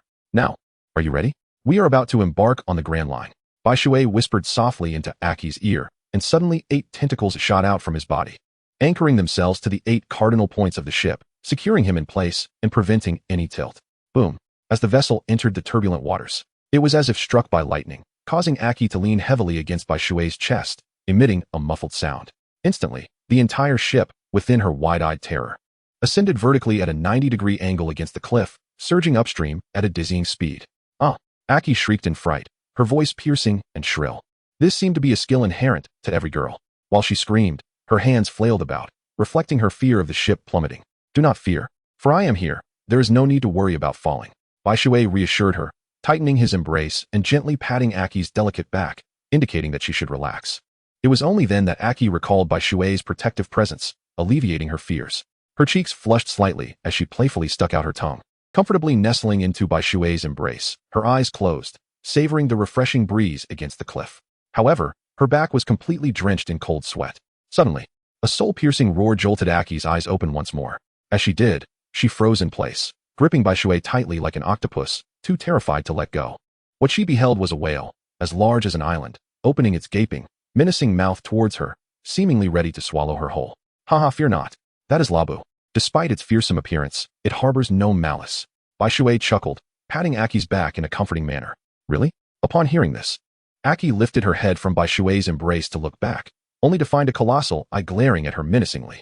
This sight elicited another shriek from her, and she once again buried her head into Bai Shui's chest, her delicate form trembling uncontrollably. This left Bai Shui somewhat exasperated. Was it truly necessary? Chapter 74, The Grand Line. Yet, upon reflection, it was understandable. Aki had never encountered such a creature as Labu before, and it was no surprise that its fearsome exterior frightened her. After all, who could blame her for being intimidated by something so enormous? In her eyes, the vessel Whitewater was merely a diminutive speck. With a resounding thud, the ship descended heavily upon the water's surface. While Whitewater had already soared into the air with Aki, Aki's body could scarcely withstand such a terrifying impact. All is well now. The gentle water cascaded upon the deck, softly whispering to Aki. Is that true? Aki raised her head, filled with skepticism, only to discover that behind the gentle water, the immense figure of Labna still loomed. In an instant, she retreated once more into the embrace of the gentle water. Do not fear, I am here. Bai Shui could only manage a resigned smile as he urged the ship to depart from this place. Soon, Lab would begin to collide with the mountains, and Aki would undoubtedly struggle to endure it. Once they left Lab's location, Aki appeared much better, having never ventured beyond the East Sea in her lifetime. Aki was filled with wonder at the grandeur and beauty of the Grand Line, continuously marveling at the ocean's magnificence aboard the ship. However, Bai Shui held little enthusiasm for this beautiful sea. After all, too much of anything can lead to weariness. The first destination of their grand voyage was chosen to be Levexi Island, a place that is relatively peaceful and stable compared to other islands. In truth, Bai Shui felt that the scenery of the Grand Line bore a striking resemblance to that of the East China Sea.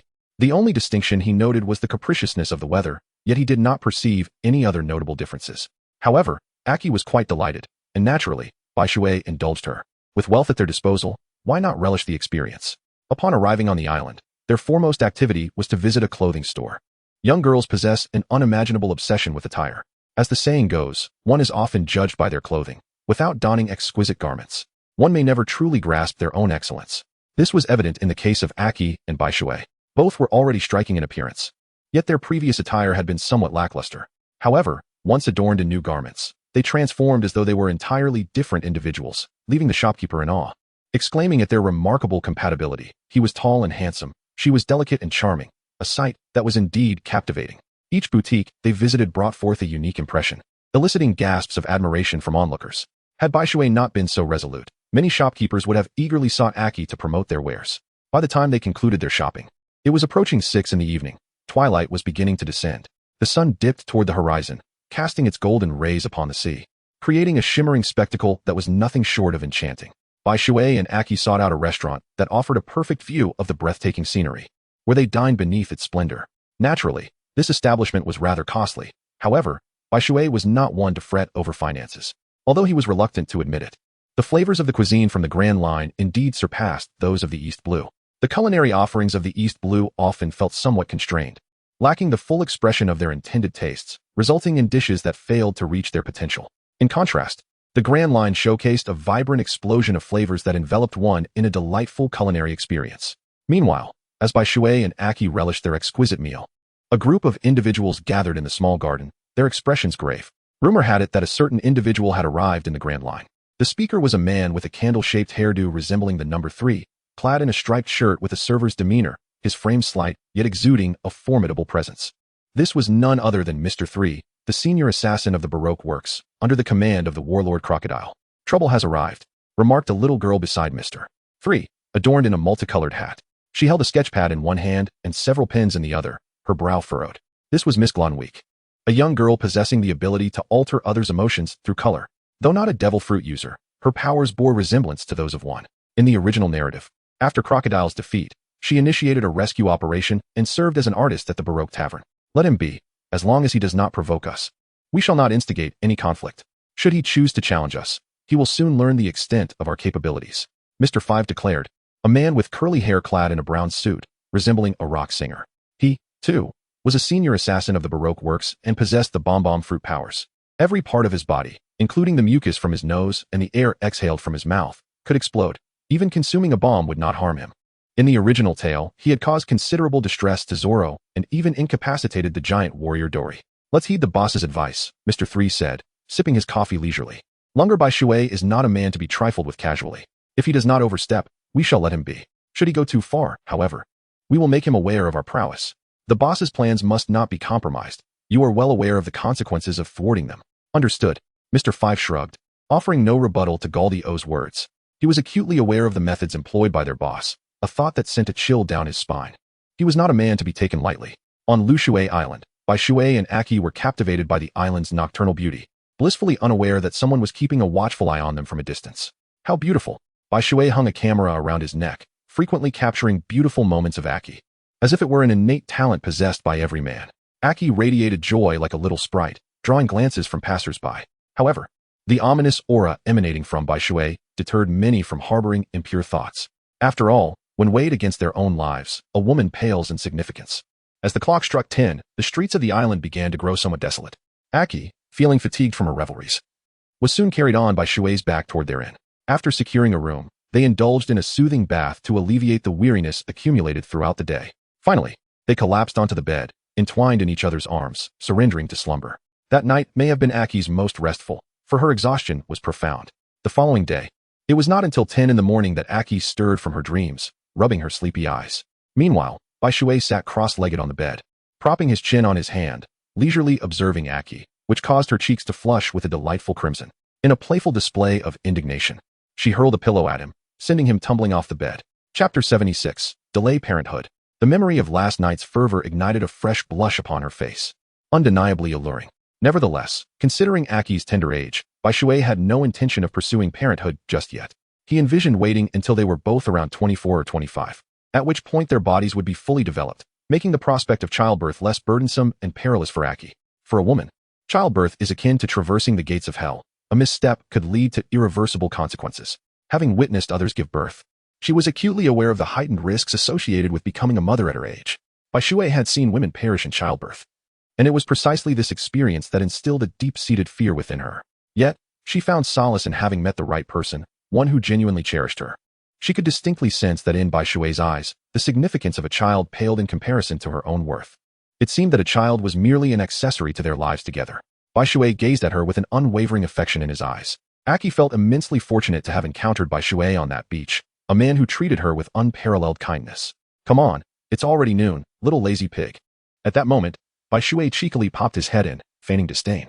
"Go to hell," Aki retorted, her cheeks flushed with a mix of embarrassment and anger, as she hurled a pillow at Bai Shui with astonishing speed, knocking him to the floor. 10 minutes later, "Today, I shall take you to witness the most valiant warriors in the world," Bai Shui declared, holding Aki's small hand as they walked down the street. I will follow your lead," Aki replied with a gentle smile, ready to go wherever Bai Shui wished. "Hee, you must prepare yourself, they are quite formidable. I hope you won't scream like you did yesterday when you were scared by the crab," Bai Shui teased, a mischievous expression on his face. "Oh dear, could you refrain from bringing that up?" Aki implored, playfully shaking Bai Shui's arm, her voice soft and delicate, captivating all who heard it. All right, I won't mention it." Bai Shui was utterly powerless to resist this move. The two of them departed from the shore, boarding a ship, and as they left the harbor, it inevitably stirred up a wave of astonished exclamations.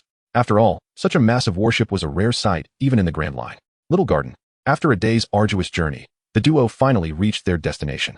Bai Shui wished to show Aki this very place. Here, two colossal giants have battled for a century, yet remain unable to determine a victor. The Blue Demon, Dong Li, and the Red Demon, Brokey, the former captain of the original giant pirate crew, with a bounty of 100 million. A century ago, both captured a Sea King, but a question posed by a little girl regarding whose catch was larger ignited their dispute, thus commencing a century-long conflict. In the original tale, had it not been for Mr. Five's treachery, this enduring struggle might have persisted indefinitely. Dong Li emerged as the loser, yet he bore his defeat with profound resignation. Bai Shui, is it truly possible for there to be giants taller than mountains? I am afraid. Upon arriving at Little Garden, Aki began to feel trepidation. Clutching Bai Shui's arm tightly, her palms slick with cold sweat. Despite Bai Shui's assurances that both giants were exceedingly hospitable and would not cause harm, Aki remained apprehensive. After all, they were giants. Chapter 77, The Century-Long Showdown. Don't worry, there's nothing to fear. I am here. Bai Shui softly reassured her, gently patting her back to alleviate her anxiety and concerns. Just then, a deep rumbling echoed across Little Garden, causing the sea to tremble as if some immense force were approaching rapidly. Upon hearing this sound, Aki appeared even more tense and frightened, her body rigid as she buried her head into Bai Shui's embrace, too frightened to glance back at what lay behind. In the dense forest, something loomed and swayed, as though being forcefully pushed aside, producing a chilling rustle. Is it coming? Bai Shui contemplated this in his heart. Prior to his arrival, he had procured nearly 30 barrels of wine, intending to offer them for their enjoyment. He was well aware of the giant's fondness for fine spirits. However, to his astonishment, the first creature to emerge was not the anticipated giant, but rather a colossal dinosaur. The dinosaur's eyes were filled with terror, as if something sinister pursued it relentlessly, forcing it to flee. Yet, upon appearing before Bai Shui, its escape route was abruptly severed. Unless it leapt into the sea, it was doomed to be slain by its pursuers. With a desperate roar, the dinosaur let out a mournful cry, and in an instant, a flash of light pierced the air followed by a soft splashing sound as its massive head plunged heavily into the ocean. Simultaneously, two enormous heads cautiously emerged from the forest. Are you all right, young brother? Inquired the bearded Dong Li. Little brother, would you trade me some dinosaur meat for wine? The gluttonous Buloki directly fixated on the barrels of wine behind Bai Shui, swallowing hard in anticipation. Haha, esteemed elders, what you say is quite unnecessary. This wine was originally intended for you. There is no need for a trade.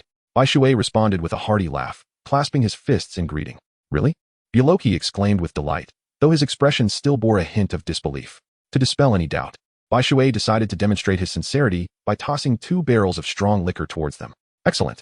Both Dong Li and Buloki cheered in unison, catching the barrels, which were merely the size of cups to them.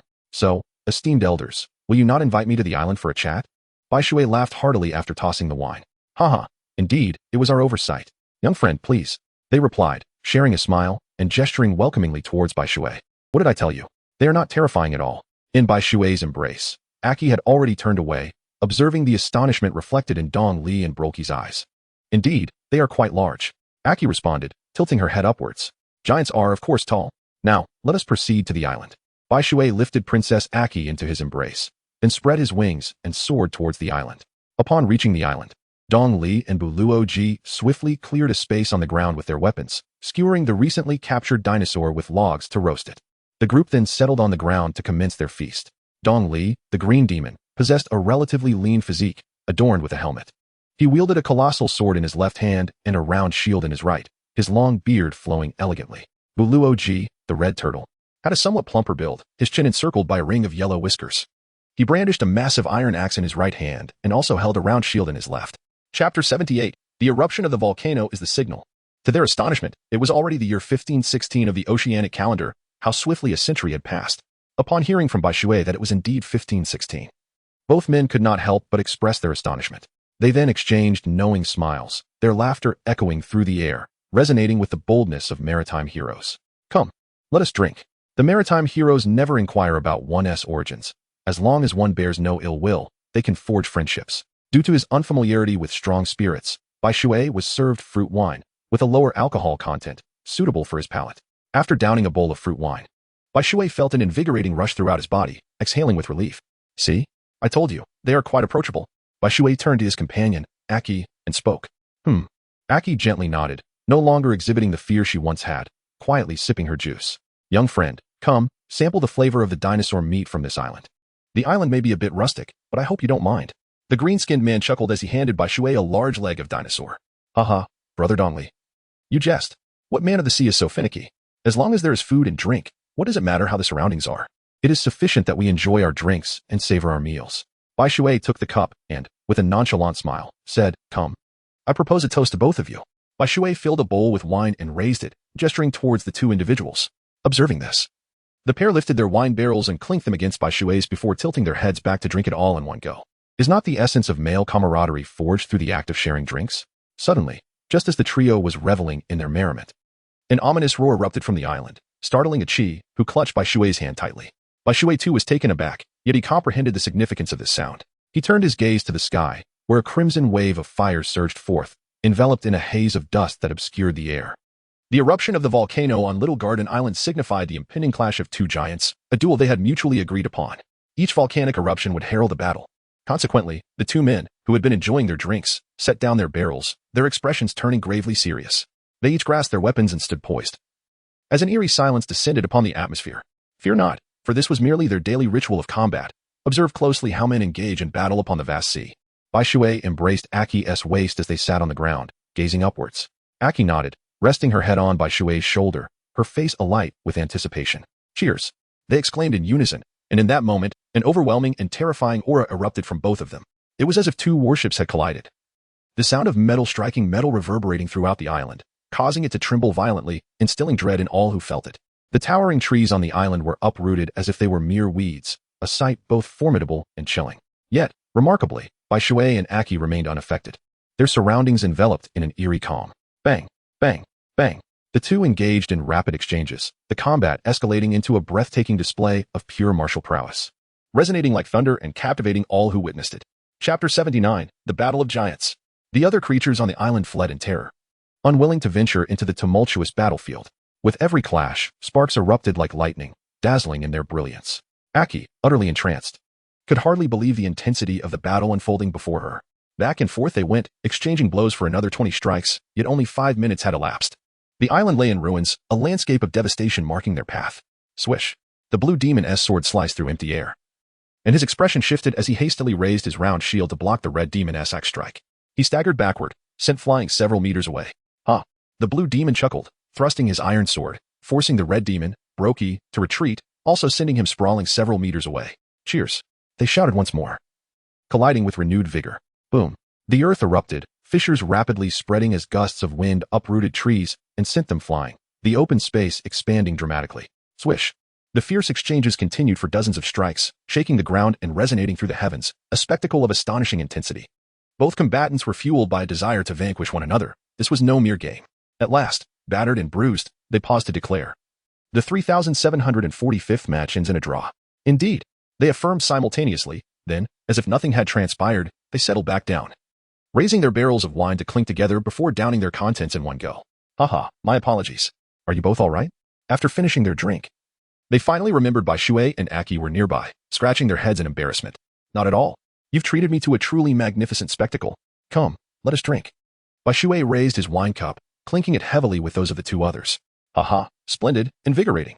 The generosity of Bai Shui garnered the approval of the two giants, who once again threw their heads back in laughter, heartily gulping down another mouthful of wine, utterly unconcerned about the wounds that continued to bleed upon their bodies. This revelry persisted well into the evening, concluding only after all the libations brought by Bai Shui had been consumed by the trio.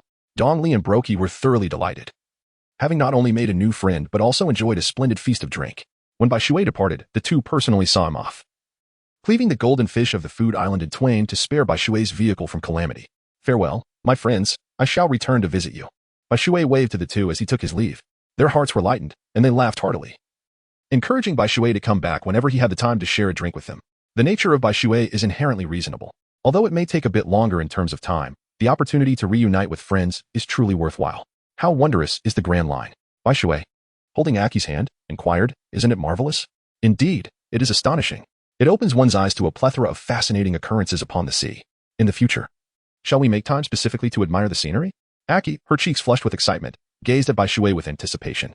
Certainly, when we have the opportunity, I shall take you to explore the wonders beneath the sea, where even more intriguing marvels await. Bai Shui, naturally, could not refuse Aki's request. If possible, he yearned to take Aki on a grand journey around the world, allowing her to witness the beauty of every corner of the earth. Chapter 80. The Importance of Life. Yay, you are so kind. Upon receiving Bai Shui's response, Aki joyfully planted a kiss on his cheek, leaving a faint red mark. Oh, it's merely a matter of showing you the sights. Is it really such a big deal? Bai Shui rolled his eyes playfully. Yet his face was adorned with a radiant smile. To be treated in such a manner by the girl he cherished. He could not suppress the joy welling up within him. 2 days later, the pair returned to Kuro Island, reveling in their playful escapades. Suddenly, the mayor appeared before Bai Shui, seeking his assistance. Bai Shui found it rather peculiar that the mayor sought his assistance for some task. He replied, I assure you, I shall never decline any request I am capable of fulfilling. Bai Shui sat on the ground, observing the somewhat anxious and restrained expression of the mayor. Nair is ill and requires a particular medicinal herb, but our funds are insufficient. Therefore, I hope you can lend me some money. Rest assured, I shall repay you promptly. Noticing Bai Shui's agreeable demeanor, the mayor hesitated for a moment before quietly articulating his intentions. What is this matter, mayor? Speak freely. How much do you require? Bai Shui burst into laughter, initially believing that he was to undertake some grand task, only to discover it was merely a matter of borrowing a sum of money. Furthermore, there are no doctors on our island capable of treating him. Therefore, I would like to request that you set sail once more, taking him to the hospital on the Isle of the Shipbreaker for treatment. As the mayor spoke, his head involuntarily lowered, displaying an expression of deep embarrassment. Rooted to the spot, unable to move. Fear not, mayor, rest assured. I shall embark immediately, taking Nair to the Isle of the Shipbreaker. Very well. Bai Shui rubbed his temples, appearing somewhat fatigued, yet he still acquiesced to the mayor's request. Thank you. Upon hearing Bai Shui's affirmation, the mayor nearly fell to his knees in gratitude, bowing deeply with gratitude etched upon his face.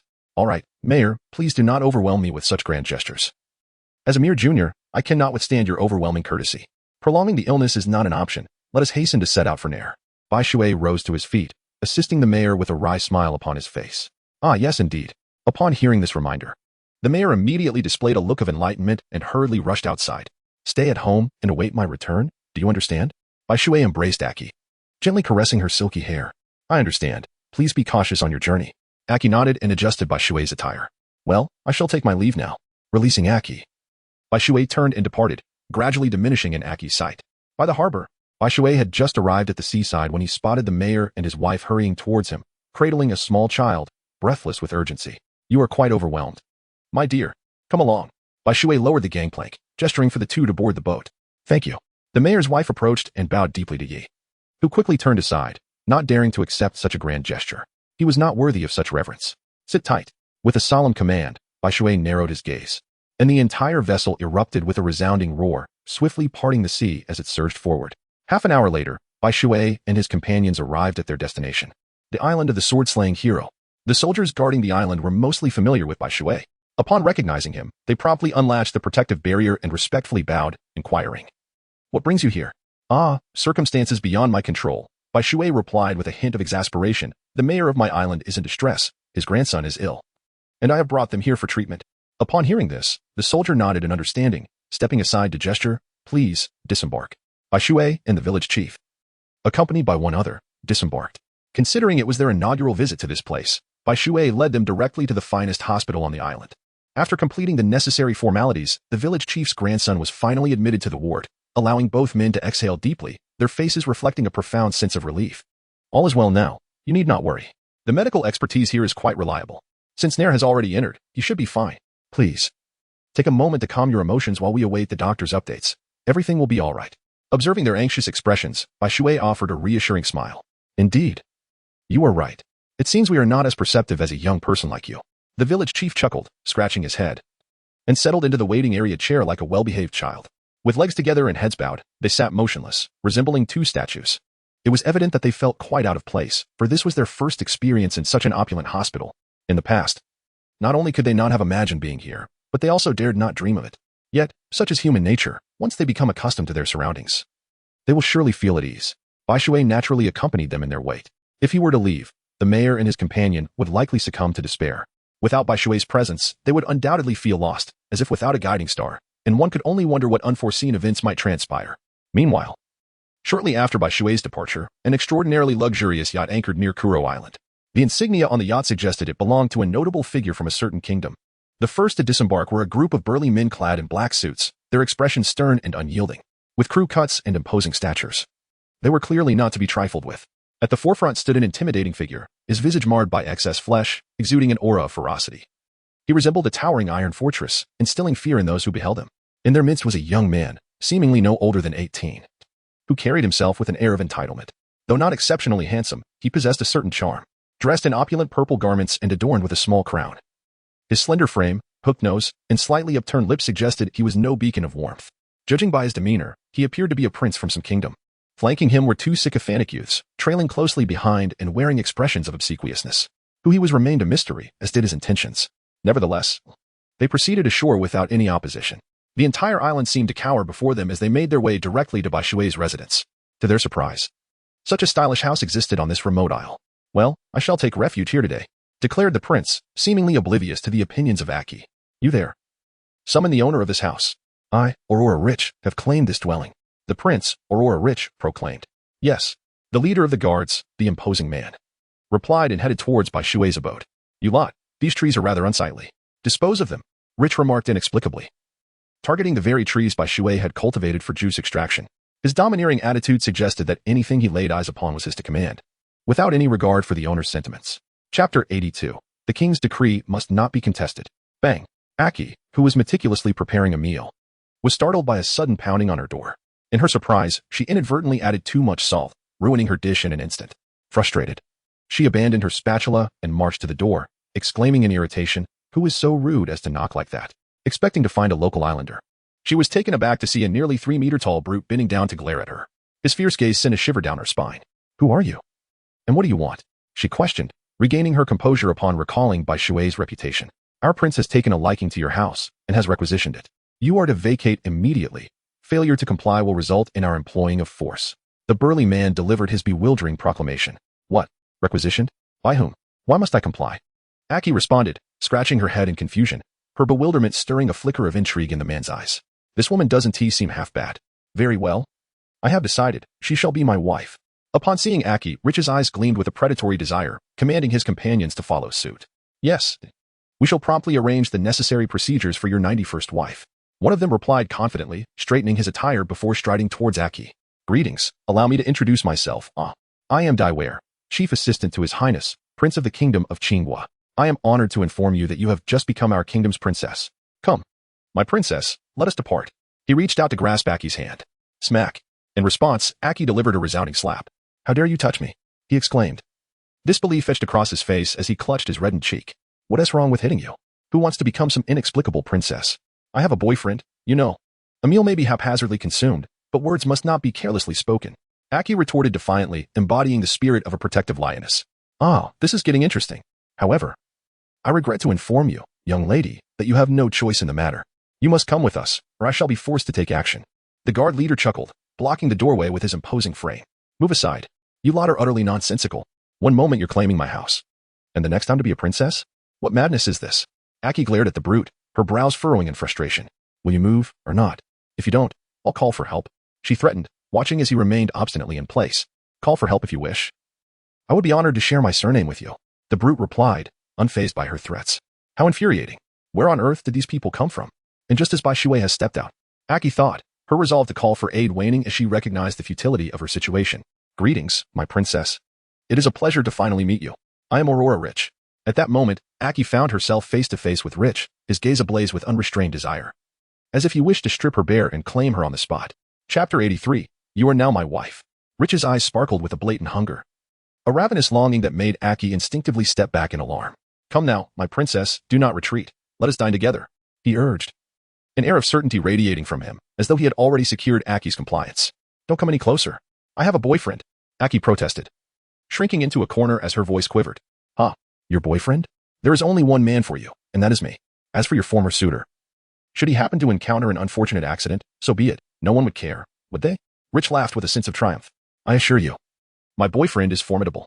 You would do well not to provoke me, lest he show you the consequences," Aki warned, though her body trembled further, her arm shielding her chest, her complexion paling. She realized how vital it was to have a protector behind her. While, take her away, since she claims to have a boyfriend. Let us see if he comes to her rescue upon learning of this predicament," Rich concluded, a chilling smile gracing his lips. "Yes, your highness, the leader of the guards." A robust man named Will grinned menacingly as he flipped the table, effortlessly lifting the terrified Aki, who resembled a frightened rabbit. Despite Aki's desperate struggles, her efforts were in vain. "Let's go back," Rich commanded with a wave of his hand, prompting all the guards to turn and head towards the port. The man whom Aki had struck lowered his gaze, a glint of malice flashing in his eyes. How dare she strike him? He would make Aki aware of the consequences of crossing him. He knew Rich's temperament all too well. Within 3 days, Aki would undoubtedly become a discarded item in Rich's possession, and then she would learn just how dark the hearts of men could be. Sir, this is not right. You cannot take Aki. Whitewater will be furious. As his assistant pondered this, an elderly voice suddenly echoed from ahead. He looked up to see a group of townsfolk blocking the path, pleading with Rich to release Aki. Humph. You think the one Rich has set his sights on will be released? You are merely inviting suffering upon yourselves, he thought to himself, being one of Rich's closest associates. He understood him thoroughly. Silence. Kill them. Without a moment's hesitation, Rich issued the order for slaughter, continuing on his path to the port. The guards erupted into sinister laughter.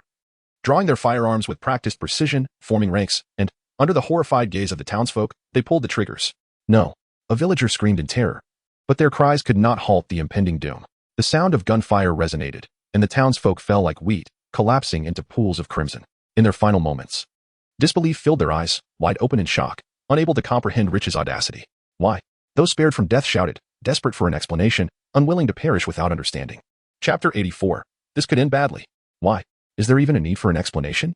Rich's disdainful voice floated back, causing the onlookers to clench their fists in rage, their bodies trembling from the overwhelming anger. Yet, they were apprehensive of the guards' firearms, and none dared to step forward until Rich had departed. Meanwhile, at the hospital, Whitewater felt a sudden, sharp pain in his heart, as if it had been pierced by a dagger, accompanied by a wave of panic, akin to losing something precious. Could it be that Aki was in danger? The mere thought propelled him to call T-Bone. Buzz, buzz. At the island of the ship's lair.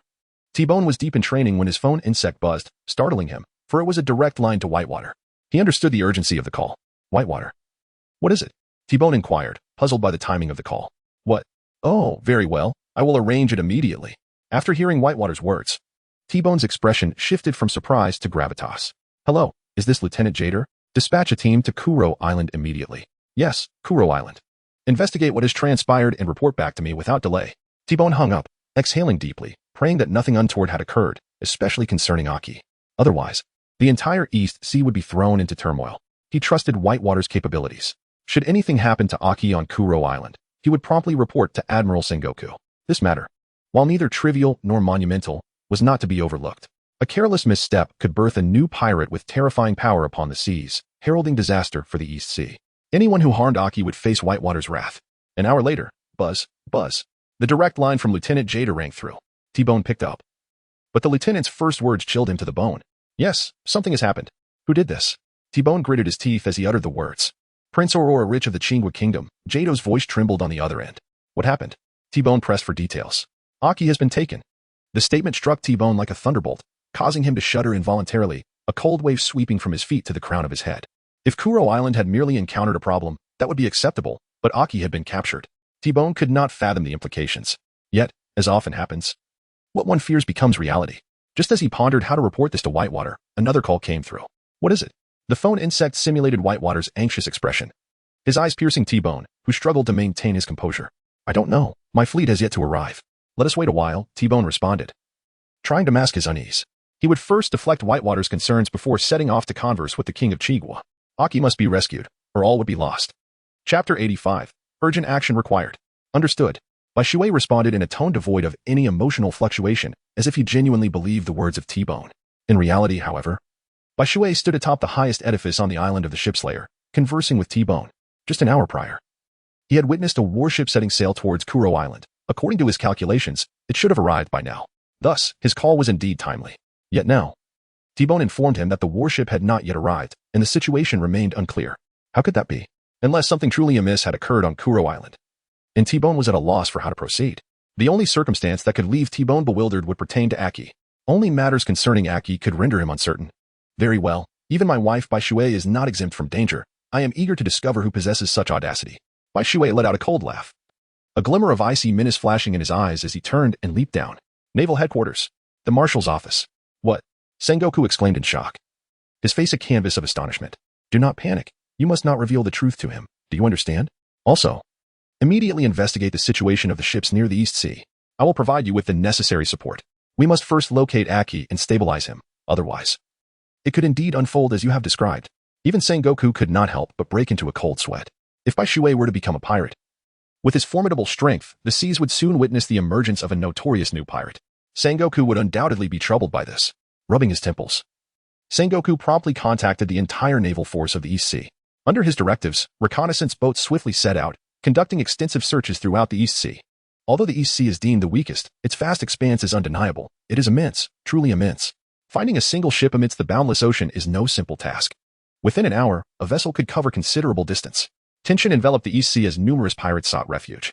Muttering curses at the Navy for initiating such a large-scale exercise without cause, they remained unaware that the sudden mobilization of forces was solely in pursuit of one ship. In Aogang, the royal port of the Qingwa Kingdom, Richie returned aboard a luxurious yacht, his face alight with excitement. He eagerly anticipated how Aki's boyfriend would come to her rescue, oblivious to the calamity he had unleashed and the upheaval his actions would bring to the East Sea. An hour later, at the Navy headquarters. Any news? Sengoku inquired through the transponder snail, seeking updates from the naval forces of the East Sea. A lead had emerged.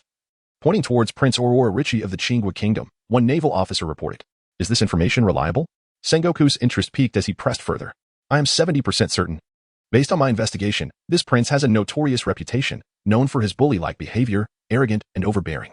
I believe the incident at Kuro Island is undeniably connected to him. The officer declared, his tone laced with disdain for the Qingwa Kingdom. Very well, proceed to the Qingwa Kingdom at once. Issue a request for an audience and ascertain Aki's whereabouts. Is that understood? Sengoku commanded, targeting the Qingwa Kingdom. Yes.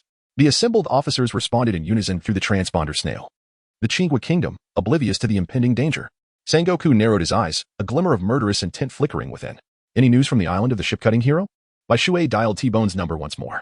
After some time, T-Bone finally provided Bai Shui with a definitive answer, yet he hesitated as he spoke. Who is it? And where are you? Bai Shui, of course, comprehended why T-Bone suddenly hesitated and inquired. The kingdom of Qingwa? After a moment of contemplation, T-Bone replied, Bai Shui. Listen to me. You must refrain from intervening in this matter. Our navy will assist you in rescuing Aki. Although the kingdom of Qingwa may seem inconsequential in your eyes, it looms large for the inhabitants of Kolo Island. You cannot remain on Kolo Island indefinitely. While you have offended them, they may refrain from rash actions during your presence. But what will happen once you depart? You ought to consider the well-being of the innocent townsfolk of Kolo Island. T-Bone earnestly advised. Very well, for your sake. I shall not involve myself this time. However, you must guarantee that Aki returns unscathed. Should I discover that she has suffered any indignities or anything else, do not hold me accountable for breaking our pact. Bai Shui acquiesced to T-Bone's request, but only under the condition that Aki remained unharmed. Rest assured. I am currently en route to the kingdom of Qingwa. I believe you shall soon receive my favorable news. Upon hearing Bai Shui's agreement, T-Bone was filled with elation. Yet, he failed to notice that the moment he hung up the phone, a cold smirk slowly crept across Bai Shui's lips. What a jest! What significance does the kingdom of Qingwa hold? To snatch away his woman and yet expect him to spare any mercy for the kingdom? In his mind, the kingdom of Qingwa had long since been marked for annihilation. To think that one could persuade these arrogant royals through conventional means, T-Bone, how naive you are. Bai Shui shook his head and sighed, realizing that he was still too young. In the kingdom of Qingwa, a usually tranquil port was suddenly besieged by a fleet of warships, startling the port's defenders. After inquiring about their intentions, they hastily reported to the king. The king of Qingwa, Aurora Hoban, was a frail old man with a hooked nose, clad in extravagant attire that appeared oddly misplaced on his emaciated frame, giving him an almost ghostly presence. The only remarkable feature about him were his piercing eyes, deep and sharp, capable of seeming to penetrate the very souls of those who met his gaze. The Navy? What business do they have here? I shall not see them. Hoban waved his hand dismissively, displaying evident impatience. However, the soldier hesitated, drenched in sweat, explaining that their arrival concerned the very survival of the kingdom of Qingwa. How amusing. What do we care for the life and death of Qingwa in relation to their navy? Send them back and tell them I refuse to meet. Hoban rose suddenly, laughing heartily, his earlier frail demeanor seemingly forgotten. Yet, when the soldier mentioned it involved the prince, he hesitated once more. Oh, it pertains to Richie. And how does that change anything? Once they enter our realm, regardless of their origins, they are now subjects of Qingwa. Our legitimate residents cannot be disposed of by their navy. Hoban cast a cold glance at the soldier, his eyes sharp as blades, causing the soldier to lower his gaze. Drenched in cold sweat, inform them to leave promptly. What right do they have to obstruct our territory? Be wary, or I shall lodge a complaint. Hoban waved dismissively again, signaling the soldier to depart. This time, the soldier comprehended and retreated hastily. What of Richie's troubles? If the navy is involved, it seems they harbor some reservations about my kingdom. I shall not release Aki. What can they do? Surely, they cannot contravene the agreements of the world government and seize him outright. Hoban chuckled with satisfaction. Richie, his son born at the age of 45, was the product of a beloved woman who perished during childbirth. This duality of joy and guilt shaped Hoban's unparalleled affection for Richie. In the kingdom of Qinghua, Hoban was the overt king, while Richie wielded power behind the scenes. Hoban would go to great lengths to fulfill Richie's every desire, save for the throne, fostering a sense of entitlement and arrogance within Richie. No one dared oppose him. Anything he desired must be his. Given this backdrop, Hoban would never surrender Aki. The Navy would only succeed in retrieving her through forceful means. However, the world government had decreed that the Navy could not land on the territory of any allied nation without permission, save for admirals. Knowing the Navy could not set foot on their soil, Hoban felt emboldened. At the port, the soldiers' response of refusal shocked the awaiting naval officers, igniting their anger. Yet, they could only temper their fury, for they could not step ashore to confront Hoban. Very well, if the kingdom of Qinghua is so confident, let us act as though we carry no weapons. Farewell. Bone felt a chill, bowing to the soldier before retreating aboard the ship. Observing this, the other naval officers exchanged knowing smiles with the soldier before also returning to their vessels, quickly disappearing from view. In the prince's residence, on the balcony, Richie dragged Aki, holding her hair as they gazed at the retreating warships, laughing triumphantly. Do you see? Even the Navy cannot do anything. They dare not set foot on land.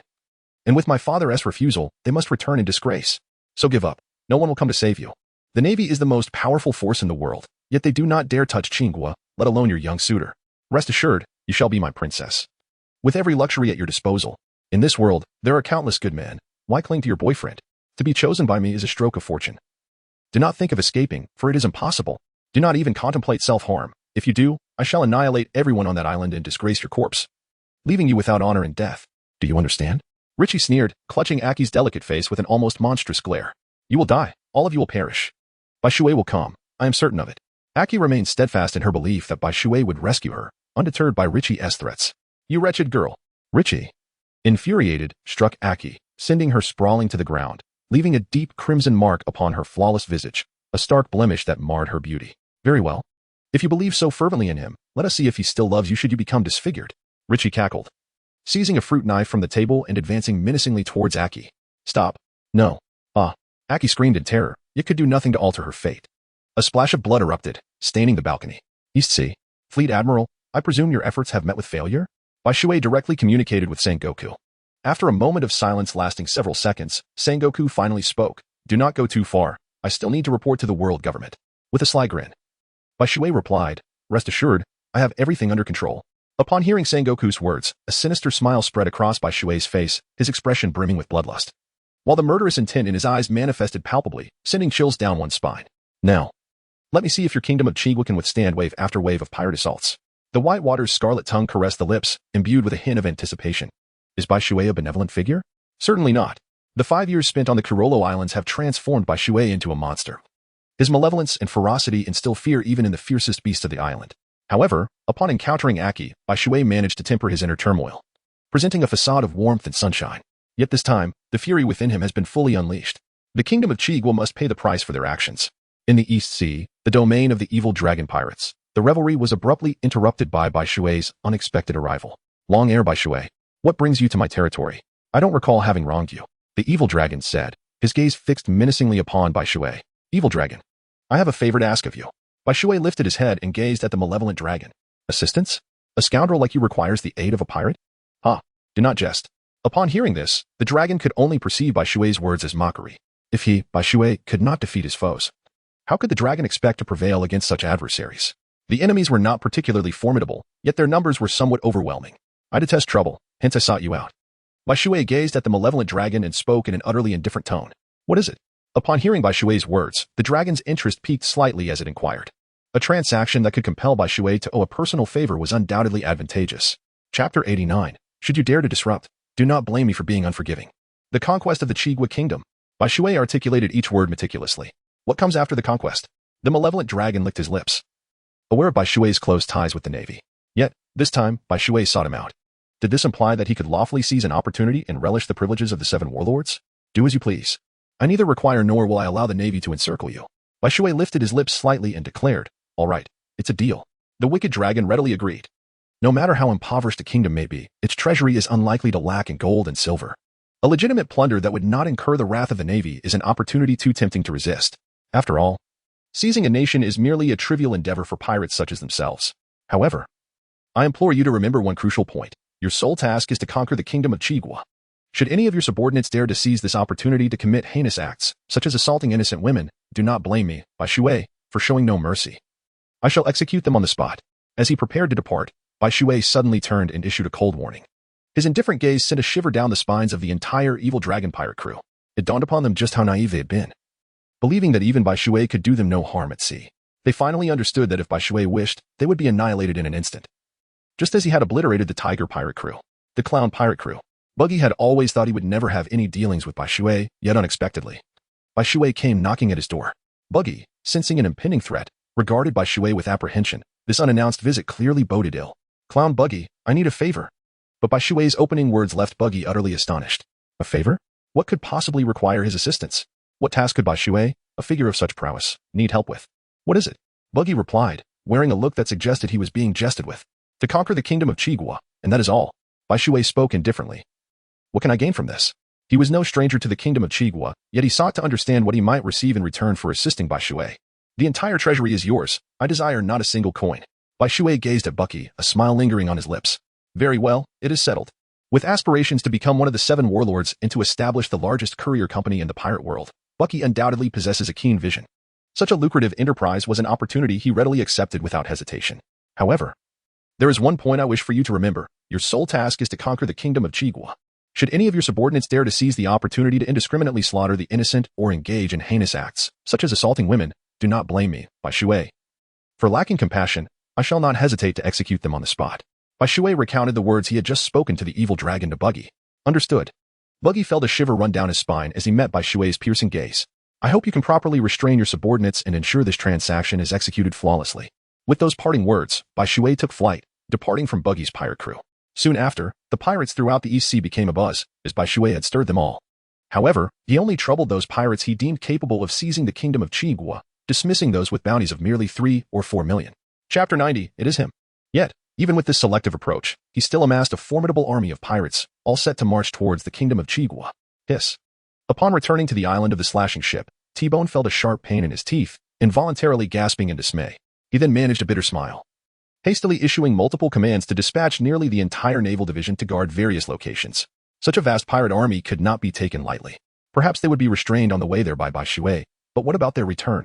Who could guarantee they would not seize the opportunity to profit? In that case, it would be the common folk who would suffer. Truly, Bai Shui was reckless. T-Bone shook his head, yet did not oppose Bai Shui's actions. Sometimes, it was necessary to let these proud royals experience hardship to comprehend the importance of the navy. Constantly bowing and scraping would only render them more unreasonable. What was initially a simple matter, returning Aki, could have ensured everyone's peace. But now, with Bai Shui's attention, it was no less than the prelude to a national disaster. And if Aki were to suffer any harm, T-Bone could hardly fathom the ensuing chaos. Kingdom of Chigua. The pirates are attacking. The pirates are attacking. Suddenly, a loud call rang out, prompting the soldiers to sound the alarm. Instantly, the urgent alarm echoed throughout the port and reached the palace. The residents at the port fell into a panic, while the army within the kingdom hastily mobilized towards the port. The streets were filled with soldiers, and the populace hid in their homes, peering through cracks in doors and windows to catch a glimpse of the unfolding situation. Quickly, quickly, the voices of generals resonated. As a thick scent of gunpowder permeated the air. After over 20 years without a pirate attack, the kingdom of Chigua was facing its first assault. What is happening? Why has the alarm sounded? In the palace, Hoban sat upon the throne, his voice grave. According to reports from the soldiers, the cause was the pirates' invasion. A figure clad in a general's attire stepped forward, clasping his fists. What? Pirates have come. As soon as the general spoke, several ministers visibly changed their expressions, worry flickering in their eyes as they whispered among themselves. How many are there? And do we have any means to repel them? Hoban inquired further. Forgive me, your majesty, for my incompetence. I fear we lack the capability. The pirates have filled the entire port. Upon hearing this, the general could only manage a bitter smile before bowing to the ground. What? Hoban was taken aback, his eyes widening in disbelief. Who is leading them? General Beers. Why do you have no confidence? Hoban stood up, approached the man, and helped him to his feet, inquiring further. The other ministers turned their attention, curiosity evident in their expressions. Your Majesty, do you remember the one who captured the notorious pirate worth 100 million, long ere Bai Shui? After standing, Beers sighed. Is he the unprecedented individual who was awarded the honor of lieutenant by the Navy as a civilian? Hoban pondered for a moment before responding. Indeed, that is him. Beers nodded. Are you suggesting that pirate fleet is led by him? Hoban's eyes widened in shock as he grasped Beers' shoulders. Incredulity etched across his face. Chapter 91. You are being too naive. Indeed. Beers nodded. Hiss. Upon receiving Beers' confirmation, Hoban gasped sharply, his legs giving way as he collapsed to the ground. His face etched with astonishment. No wonder so many Navy personnel had arrived. It all made sense now. Bang. Just then, A terrifying cannon blast echoed from the distant port, resonating through the skies, clearly audible even within the palace. Your Majesty, our only option to save the kingdom now is to quell the wrath of the White Eagle. We must check on the woman captured by the prince. If she is unharmed, then. Beers trailed off, knowing Hoban would grasp his implication. No. We still have the Navy. What is there to fear? We still have the Navy. Hoban suddenly seemed to recall something, shouting at Beers. Alas, Your Majesty. If we could truly rely on the Navy, why would I harbor such pessimism? Beers replied with a bitter smile, extinguishing Hoban's last flicker of hope. Bang, bang, bang. For more cannon blasts erupted in succession, reverberating like thunder. Your Majesty, we must act decisively. We cannot remain idle. Beers advised. Indeed, General Beers is correct. You must take charge. An elderly minister clasped his fist in agreement. Yes, yes. The other ministers chimed in. Is there truly nothing we can do? Hoban sat on the ground, appearing as if he had aged a decade, his brow furrowed with worry. The Navy was not feared, but the pirates were. The most terrifying aspect was that they were under attack by pirates while the Navy's communications were down. Without the Navy as support, few nations could withstand a pirate invasion. Pirates, what manner of people are they? The most formidable force upon the seas, those who could thrive in such an environment certainly possess some skill. Yet they were not adversaries that a mere army of ordinary folk could contend with. Port. The invasion of the kingdom of Chigua. Baishui issued the order to attack. And then, like a phantom, vanished from sight in an instant. When he reappeared, he was already behind the entire army at the port. Kill.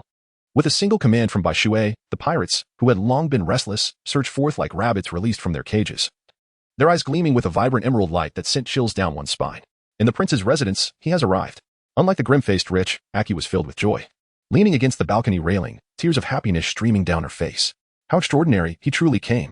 Rich was utterly taken aback. He had not anticipated Baishui's sudden appearance. Although he did not know who Baishui was, he could discern that his strength was formidable. After all, if he could command the evil dragon pirate crew, his prowess must be considerable. Who are you, exactly? Rich growled, gripping Aki, who was bound like a dog, with malice. I am merely Aki, nothing more. Upon learning of Baishui's arrival, Aki felt a surge of courage. She knew he would come for her. Infuriated, I know you are Aki. But I demand to know who he is. Rich yanked Aki's hair fiercely, disregarding the pain etched on her face, and pinched her delicate features, demanding answers. Chapter 92. The consequences of failure are dire. Long Ear Baishui, have you not heard of him? Aki responded with a hint of sardonic amusement. Who is he? And why can he command such a multitude of pirates? Rich swore he had never encountered the name Baishui before, nor did he have any inkling of his identity. Then go and find out. I believe there are still those in this kingdom who know him. Aki's eyes were resolute. In the royal palace. The only course of action was to seize Aki before long ere Baishui could find her, using her as leverage to negotiate terms with him. Otherwise, the kingdom of Chigua would undoubtedly be ravaged by the pirates he had brought, Hoban declared. Beers nodded slightly, feeling a sense of relief wash over him. Thankfully, their wise king had not lost his ability to think. He stepped forward and stated, You are absolutely right. This matter cannot be delayed. And you should promptly dispatch suitable individuals for this task. Who would be appropriate? After receiving Beer's approval, Hoban disregarded the opinions of other ministers and murmured quietly. My lord. Time is of the essence. Let me go. Beers couldn't help but display a flicker of urgency on his face at Hoban's hesitation and spoke up. Yes, indeed. In that case, let the general set forth immediately. Here is my order, and success is imperative. Hoban then realized there was no time for contemplation. Every second was invaluable. On the streets, the royal guard stood no chance against these merciless pirates, continuously retreating as casualties mounted with each passing moment. Haha, surrender. You cannot hope to stop us. Our mission is the annihilation of the kingdom of Chigua, and if we fail, that fellow will be displeased, and when he is unhappy, we will suffer the consequences, so perish, all of you. The evil dragon, wielding a serrated greatsword, charged at the forefront, cutting through foes as if they were mere vegetables. With no worthy opponent in sight, blood mingled with his loathsome visage, instilling dread in all who beheld him. Meanwhile, the clown buggy, in stark contrast to the evil dragon, forged his own path amidst the cacophony of cannon fire. His fruit abilities rendered him impervious to bullets and blades, only cannon fire posed a concern. But he would never afford his enemies such an opportunity. His crew was no mere rabble, after all. In another direction, various pirate crews, both large and small, formed a chaotic yet unified front, driven by a singular purpose: slaughter, slaughter, and more slaughter. However, they were only permitted to strike at the army and must not touch the innocent civilians, otherwise, Baishui would not spare them. Tell me, where is the prince's palace? Baishui suddenly appeared within the royal palace and confronted an official, inquiring, Who are you? The moment the white water manifested, a multitude of individuals swiftly converged from all directions, encircling it tightly. Please inform me, where is the prince's palace? Baishui repeated the question with an indifferent expression, his voice devoid of emotion. Over there. The captured official, utterly terrified, pointed a trembling finger toward a towering structure in the east, his face drained of color. Good. Having obtained the answer he sought, Bai Shui struck the minister unconscious with a single palm strike, his lips curling into a bloodthirsty grin. Suddenly, the air thickened with the pungent stench of urine, covering their noses. The onlookers watched as a pool of foul yellow liquid spread beneath the minister. He had been frightened to the point of wetting himself. Chapter 93. No holds barred. Are you certain you wish to stand in my way? Bai Shui, however, appeared oblivious to the impending danger, observing the palace guards with an air of indifference. How audacious. Within the confines of the royal palace, do you think you can come and go as you please? Seize him, shouted a minister beside Hua, his face radiating righteousness. One could only wonder from whence he derived such audacity. In an instant, the palace guards' expressions hardened, exuding a subtle yet palpable aura of menace, their eyes sharp as hawks. Fixated on Bai Shui, with all their weapons primed. Very well, if that is the case, then I shall not hold back. Bai Shui lamented, shaking his head with a hint of resignation.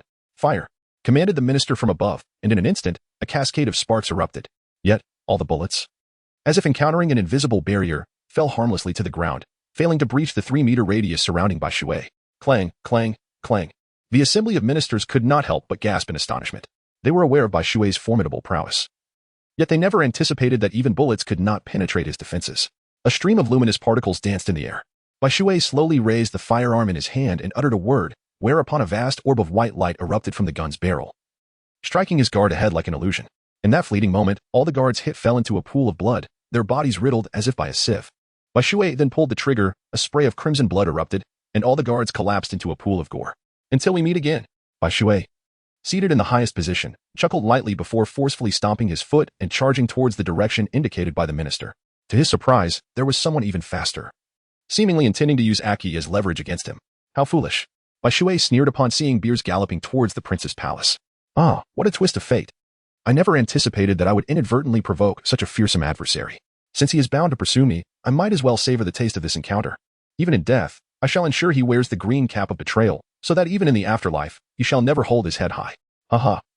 Long ere Bai Shui, I am most curious to witness your reaction upon discovering that your wife has been with me. Rich, upon reviewing the information, realized he had entangled himself with a terrifying figure, and thus decided to embrace his fate. Since Bai Shui would not relent, he resolved to leave behind a token of his existence before his demise. What more fitting gift could there be than to claim Aki? After all, he had captured her due to her beauty. Aki's complexion paled. Having been touched by Rich, she felt as if death would be a kinder fate. There was only one person she wished to be intimate with, and that was Bai Shui. Stay away. Don't come any closer. Aki protested, retreating anxiously. But her escape routes were limited. Bound by chains around her neck, wrists, and ankles, she could not retreat further without being trapped. She could only watch as Rich approached, resembling a ravenous wolf, his grin sinister as he ripped at her clothing. By the time he reached her, he was left with nothing but a pair of undergarments. Come here, my lovely. Rich taunted, seizing one of the chains and dragging Aki to the ground, treating her like a mere object. Her resistance proved futile, only serving to enhance Rich's malicious intentions, revealing her alluring figure, curves enticing and full of youthful temptation. Please, no. Aki cried, attempting to shield her modesty. Yet the chains rendered her efforts useless. Rich tightened his grip around her delicate neck, rendering her powerless, tears streaming down her face. With a swift motion, her dress was torn apart, the fabric shredding with a sound that echoed her despair. The more Aki struggled, the more it played into Rich's hands. Soon, she was left with just 2 scant pieces of clothing, large swathes of her smooth skin exposed to the air, emanating the fragrance of innocence. Rich closed his eyes, intoxicated by her scent, a look of ecstasy upon his face. What a delightful aroma, soon it shall be mine, he murmured, a smile gracing his lips as he leaned closer, almost within a hand's reach of Aki. With a soft pop, he pressed his lips against her cheek, the sound lingering in the air. Aki felt a wave of revulsion wash over her, her stomach churning violently as if she were stuck to a piece of meat. Despair enveloped her as she closed her eyes, biting her lip, whispering, I'm sorry, Bai Shui, I have failed you. Rich, seemingly enamored with Aki's delicate visage, lavished attention upon her for what felt like an eternity, leaving her face glistening with his saliva. But now, his attention turned lower. One hand continued to grip Aki's slender neck while the other sought to explore her chest. You dare. A chilling voice, as cold as the depths of the netherworld, erupted in Rich's ear, causing his heart to momentarily falter and his body to shiver uncontrollably. He abruptly leapt away from Aki, turning to see a figure moving swiftly towards him, a leg slicing through the air with a piercing sound. With a sudden impact, Rich felt as if struck by a meteor, his skull fracturing under the force, teeth flying from his mouth. Blood surged violently, and he spewed forth a crimson spray before being sent reeling backward. He crashed heavily against the iron railing, bending it upon impact. My apologies for arriving late. Bai Shui approached Aki, who was almost entirely unclothed, with an expression of deep remorse, and shattered all the chains binding her. As Aki beheld Bai Shui, her overwhelming fear, anxiety, and unease dissolved into tears, and she collapsed into his embrace, weeping inconsolably.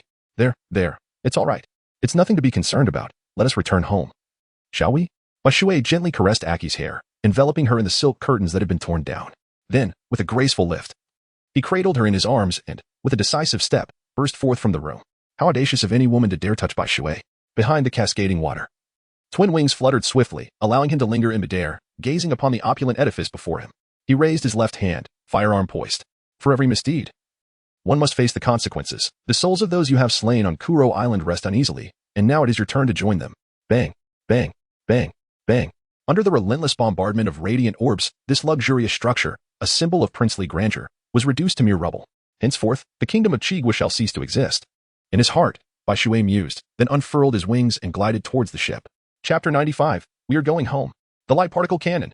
As he passed through the royal court of the Chigwa kingdom, Bashui pulled the trigger. Boom. In an instant, the entire royal court was engulfed in a blaze. Reduced to ruins. Having made the decision, one must eradicate the roots.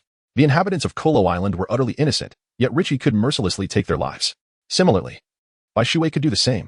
The crux lay in whose fist was stronger. Since the Chigwa kingdom had chosen to oppose him, they must be prepared for the consequences. Kolo Island was too diminutive. It would be prudent to relocate the mayor and his associates here, while also allowing him to seize control of the Chigwa kingdom. In due time, as it flourished, it would pose no detriment to him. Such was the nature of kingdoms in the world of pirates. As long as one could ascend to power and possess the capability to join the world government, who cared about the identity of the one seated upon the throne? Even a pirate could claim such a position. Was it not the case that Wapple, the user of the Munch fruit, ascended to royalty as a pirate? This seems to be an intriguing notion. Bashui's eyes twirled with intrigue. If such an endeavor is feasible, why not pursue it? Should it prove successful, it would undoubtedly be of substantial benefit to him. However, whether the mayor could secure that position would ultimately depend on commanding a formidable army. This poses a challenge. Yet it is not insurmountable. With a span of 2 years, it should suffice to cultivate a loyal cadre of subordinates. As the water cascaded onto the boat, Aki slowly opened her beautiful eyes. Her body still trembled, her hands tightly clutching the fabric of Bashui's clothing, her head completely nestled against his chest. Unwilling to lift it. It's all right. It's over now. Everything is past.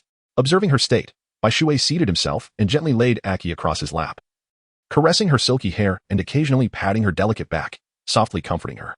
Am I unclean now? After a long pause, Aki lifted her head from Bashui's embrace. Her eyes swollen and red like a rabbit's. How could that be? You silly girl, please don't think such nonsense. What do you mean by unclean? In my hometown, there's a saying, unclean women are struck down by lightning from the heavens and buried in the depths of the ocean. But look at you now. Have you been struck by lightning? No, right? What does that signify? It means that the heavens still deem you pure and unblemished. The only one who could ever tarnish your purity is me. Do you understand? Bashui pinched Aki's small nose and said fiercely, Ha. Aki couldn't help but burst into laughter, spitting out teasingly, You're being ridiculous. Hiki, it's not that I'm being frivolous, but in your presence, it's simply impossible to maintain seriousness.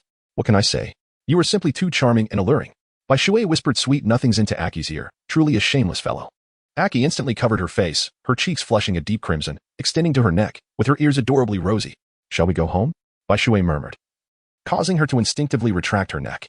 I will follow your lead. Aki replied softly, nodding slightly, and then nestled completely into Bashui's embrace. For the first time, she realized how splendid yet dark the world could be.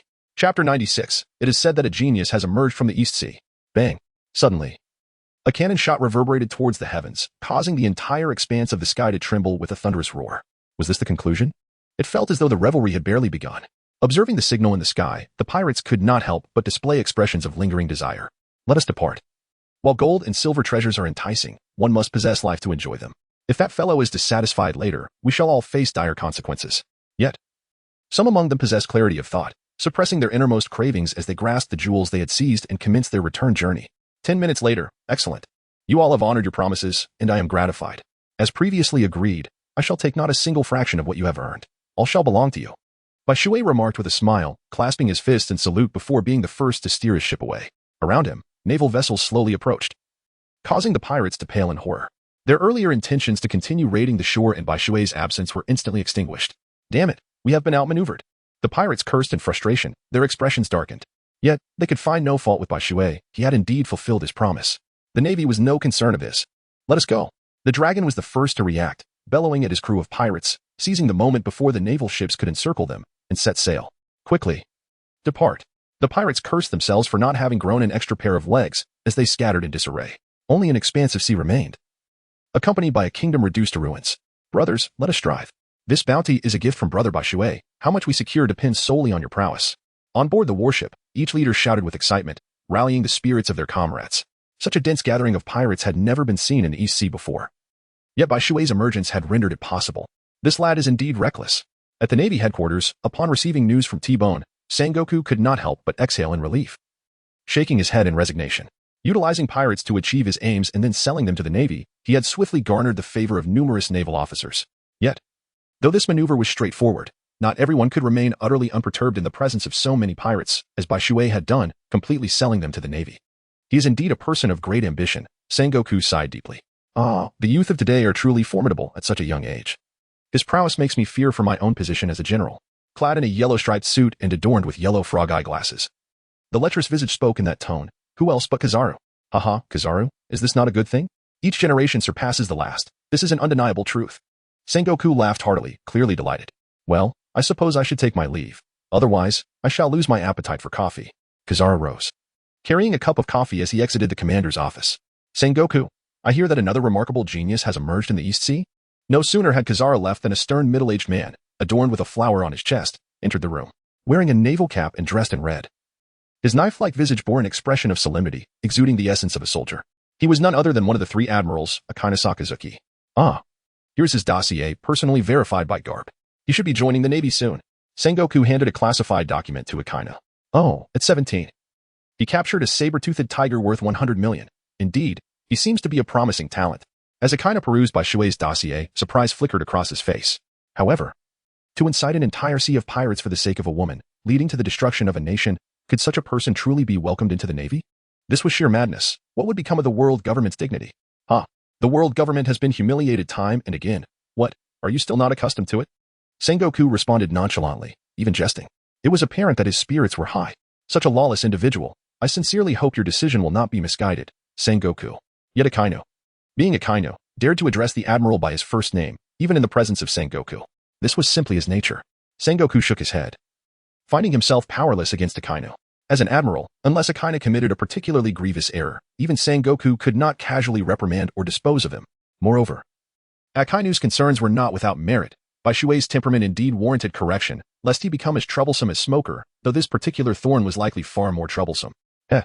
It seems we shall witness quite the spectacle. Sengoku flashed a sinister grin that sent shivers down one's spine. Returning to Baishui on Kuro Island. After informing that the killer Rich had met his end, the families of those slain by Rich were overwhelmed with emotion, their laughter mingled with tears. The mayor, having been returned 2 days prior, approached Baishui with a face full of remorse, saying, I am sorry, had it not been for me. Before the mayor could finish, Baishui interjected, Mayor, you must not blame yourself. Who could have foreseen that rogue's sudden arrival on Kuro Island? Moreover, at that time, Null's condition left no room for delay. One cannot have both fish and bear's paws. Baishui, ever the optimist, sought to console the mayor. Indeed, I feel a twinge of guilt, for it is due to my actions that this situation has arisen. The mayor, however, remained inconsolable, his head bowed in despondency. Alas, the mayor's demeanor hardly befits that of a king. Perhaps I should seek another spokesperson. Observing the mayor's forlorn state, Baishui abandoned the notion of making him a puppet ruler and turned his attention elsewhere. After all, even a puppet king must possess a regal bearing. Yet, in the mayor, Baishui found no semblance of majesty, lacking any regal aura. He silently hoped that the Navy would not hastily intervene in the kingdom of Qinghua. If the Navy were to force their way in, he would find himself powerless, for he could not contend with them. Chapter 98. Baishui prepares for contingencies. Unbeknownst to him, the kingdom of Qinghua had fallen into an eerie silence following the death of King Hoban. Those with power awaited an opportunity. A moment when heroes would rise to contest the throne. Hoban's demise was too abrupt, and with the prince perishing alongside him, nearly the entire royal family had been extinguished, leaving a prime chance for the ambitious. The throne is claimed by the capable. Hoban ascended to power by eliminating the previous king. If Hoban could achieve such a feat, so too could those with strength. Yet, they were unaware that they were provoking a formidable adversary. In terms of strength, who could rival Baishui? The conventional military stood no chance against someone of his caliber. They were oblivious to his aspirations for the kingdom of Qinghua. Otherwise, even 100-fold their courage would not embolden them to contest for the throne. If Hoban dared to kill, they were far beneath such audacity. In Baishui's eyes, they were no different from mere ants. Why did the world government establish the Navy if not due to the overwhelming might of pirates? I shall select a more easily manipulated figure from among them. Surely, the kingdom of Qinghua is not lacking in such individuals. As Baishui pondered while stroking his chin, he settled into the bathtub, luxuriating in its warmth. With a deep sigh, he closed his eyes, reflecting on the passage of a year. The pirate world remained vast and tumultuous, with the four emperors and the revolutionary army perpetually in motion. Yet, this unrest bore no relevance to the typically tranquil East Sea. Over the course of the year, only one significant event transpired in the East Sea, the successful accession of the Qingwa kingdom to the world government, granting it the privilege to participate in governmental meetings. Curiously, the individual who ultimately ascended to the throne was the one who had initially possessed the weakest claim during the struggle for power, Pubot. The current king of the Qingwa kingdom had buried all his competitors in the grave. Upon his ascension, the first decree was to incorporate Kuro Island into his dominion, establishing a rule that only he could traverse its borders. Those who defied this edict would be charged with treason. The reasons behind this remained shrouded in mystery, however. Some speculated that Pubot's rise was linked to a certain individual on that island. When Sengoku received this news, he felt no surprise, for he understood that Bai Shui would not overlook such an opportunity. With Kuro Island now under the Qingwa kingdom's jurisdiction, its inhabitants no longer had to fret over matters of safety. Pubot summoned the kingdom's most elite forces, who patrolled the island's periphery around the clock, ensuring not even a fly could breach its defenses. Naturally, Bai Shui was an exception to this rigorous scrutiny. The patrolling soldiers had been instructed to treat the frequently appearing Bai Shui as though he were invisible. Over time, these soldiers inadvertently learned a few of Bai Shui's techniques, enhancing their own prowess in the process. Bai Shui imparted several techniques to them, of course with a purposeful intent. Firstly, to express gratitude for their defense of Kuro Island. Secondly, to foster a closer rapport among them, discreetly embedding a few stakes near Pubot. And thirdly, to bolster their strength, ensuring they became more invested in the protection of Kuro Island, thereby enhancing their capacity to safeguard it. Chapter 99. A year has passed. Bai Shui, naturally, held reservations regarding Pubot, thus he deemed it imperative to implement certain protective measures. He wished to avoid the tragic fate of the farmer and the serpent befalling him. The kingdom of Qingwa, being a member state of the world government, posed a potential threat should Pubot choose to report Bai Shui. The navy would dispatch personnel to investigate him, which would undoubtedly irk Bai Shui, as he despised circumstances beyond his control. Of course, these individuals would not be reinstated to positions of power. However, it mattered little, as long as their experiences circulated within the kingdom of Qingwa. More individuals would be inclined to yearn for Kuro Island. With an increased number of aspirants, Bai Shui's objectives would be realized, and if Pubot contemplated reporting him, he would need to carefully weigh the political climate of the kingdom. Simultaneously, Bai Shui began to encourage Pubot to disseminate his reputation within the kingdom of Qingwa, so that the populace would be aware of the guardian behind their realm. In this manner, Bai Shui achieved the majority of his goals in controlling Pubot. Coupled with his strength, he believed Pubot would be unable to devise any significant schemes. After joining the navy, Bai Shui intended to place additional agents within the kingdom of Qingwa, ensuring that the kingdom was entirely under his dominion. What Bai Shui possessed would remain untouchable by others. After a year's passage, the shadow that loomed in Aki's heart had nearly dissipated. Yet, she occasionally found herself reflecting on those regrettable moments, which would render her somewhat melancholic. This year marked the 1517th year of the Sea-Round calendar. Bai Shui, at the tender age of 19, has blossomed into a striking young man standing at a height of 175 centimeters. Similarly, Aki, also 19, has transformed into a graceful young lady, poised and confident. Aki has undergone a remarkable evolution since her days as a seaside girl 3 years ago. The two have increasingly become a perfect match, embodying the ideal couple in the eyes of the residents of Kuro Island. The islanders eagerly anticipate the day when the two will wed and start a family, believing that such an event would bring even more joy to their lives. In the world of pirates, it is not uncommon for couples to marry and have children at the age of 19. Overwhelmed by the enthusiastic encouragement of those around them, Bai Shui and Aki have finally resolved to tie the knot in March, a day they have long awaited. Since the moment they first met nearly 3 years ago, they have been anticipating this significant milestone. 3 years prior, Bai Shui had already compromised Aki's innocence. Yet it was only after this span that they entered into matrimony, a rather extraordinary occurrence, to say the least. Even more astonishing is the fact that throughout these 3 years of cultivation, Aki did not conceive. This, of course, is not due to any physical inadequacies on the part of either Bai Shui or Aki. The explanation is rather straightforward. Aki had not yet reached adulthood, her body still in the process of development. To bear a child at that tender age would have posed significant risks to her well-being. Even now, Bai Shui does not perceive parenthood as a prudent endeavor, given that Aki's physique is still ill-suited for childbirth. Moreover, they are both still young. Is there truly a need to fret over the passage of time for having children? Yet Aki is resolute in her desire for a child, and Bai Shui, albeit reluctantly, acquiesces, acknowledging that the pursuit of parenthood might not be without its merits. However, he remains blissfully unaware that these 3 months may very well mark the final moments of their time together. In another realm, preparations are underway. On a colossal pirate ship adorned with a lion's head motif, a middle-aged man, approximately 3 meters tall, surveys his surroundings before posing a query. Hey, Captain. You seem overly cautious. After all, he is merely a fledgling without any hair to speak of, even if he managed to capture Tozen's second in command. It does not imply that he possesses strength comparable to ours. Is such a grave demeanor truly warranted? Beneath the middle-aged man sits a handsome fellow with long, flowing locks, who shrugs in disbelief. Do not underestimate him, Moya. That was his achievement from a year ago. His current strength remains a mystery to us all. To err on the side of caution, we must regard him with heightened respect rather than disdain. Furthermore, we must strike decisively. Should he escape, the repercussions will be dire. Beside the handsome man, Moya, sits a composed young man who does not take Bai Shui lightly. Indeed, Sun Yang's words ring true. We should not underestimate him, but rather elevate our expectations. His sentiments are met with agreement from the diminutive captain. Who is he? And why does he harbor animosity towards Bai Shui? His name is Lane, a practitioner of martial arts, and the elder brother of Tozan, the saber-toothed tiger. Lola, have you located Longair? Lane inquires, casting his gaze towards the soul woman on the deck, his eyes tinged with a hint of admiration. Almost there. She is on Kuro Island in the kingdom of Chigwood in the East Sea. I am certain of it. The woman rises, casting a cold glance at Lane before responding. Very well, with that established, let us set forth. Longair must pay the price. Our beast pirate crew is not to be trifled with. Lane rises, his eyes ablaze with a fierce determination. Bai Shui was devastated by the loss of his beloved disciple, and in light of this, he sought to make Bai Shui experience the agony of losing a cherished kin. It was rumored that Longair, Bai Shui's wife, was a strikingly lovely young woman. And Lan found himself quite enamored with this notion. Known by the moniker Beast, Lan's name was but a syllable away from that of a certain emperor, with a bounty of 200 million. In the New World, he was merely an obscure pirate, yet upon reaching the East Sea, he would emerge as an unparalleled sovereign, possessing absolute dominion over the entire pirate populace of that region. Unbeknownst to Bai Shui, who was engrossed in preparations for his impending nuptials, there lingered a presence in that distant New World, fixated on him, intent on imparting the sensation of losing a loved one. In the days leading up to his wedding, Bai Shui found himself exceedingly occupied, orchestrating a myriad of arrangements that left him feeling more fatigued than his training ever did. He would have preferred to devote an entire day to training rather than engage in such taxing planning, for it was far too mentally exhausting. Training was simplicity itself. It required no contemplations, merely the physical experience of his body. Alas, life often unfolds in ways that defy one's desires.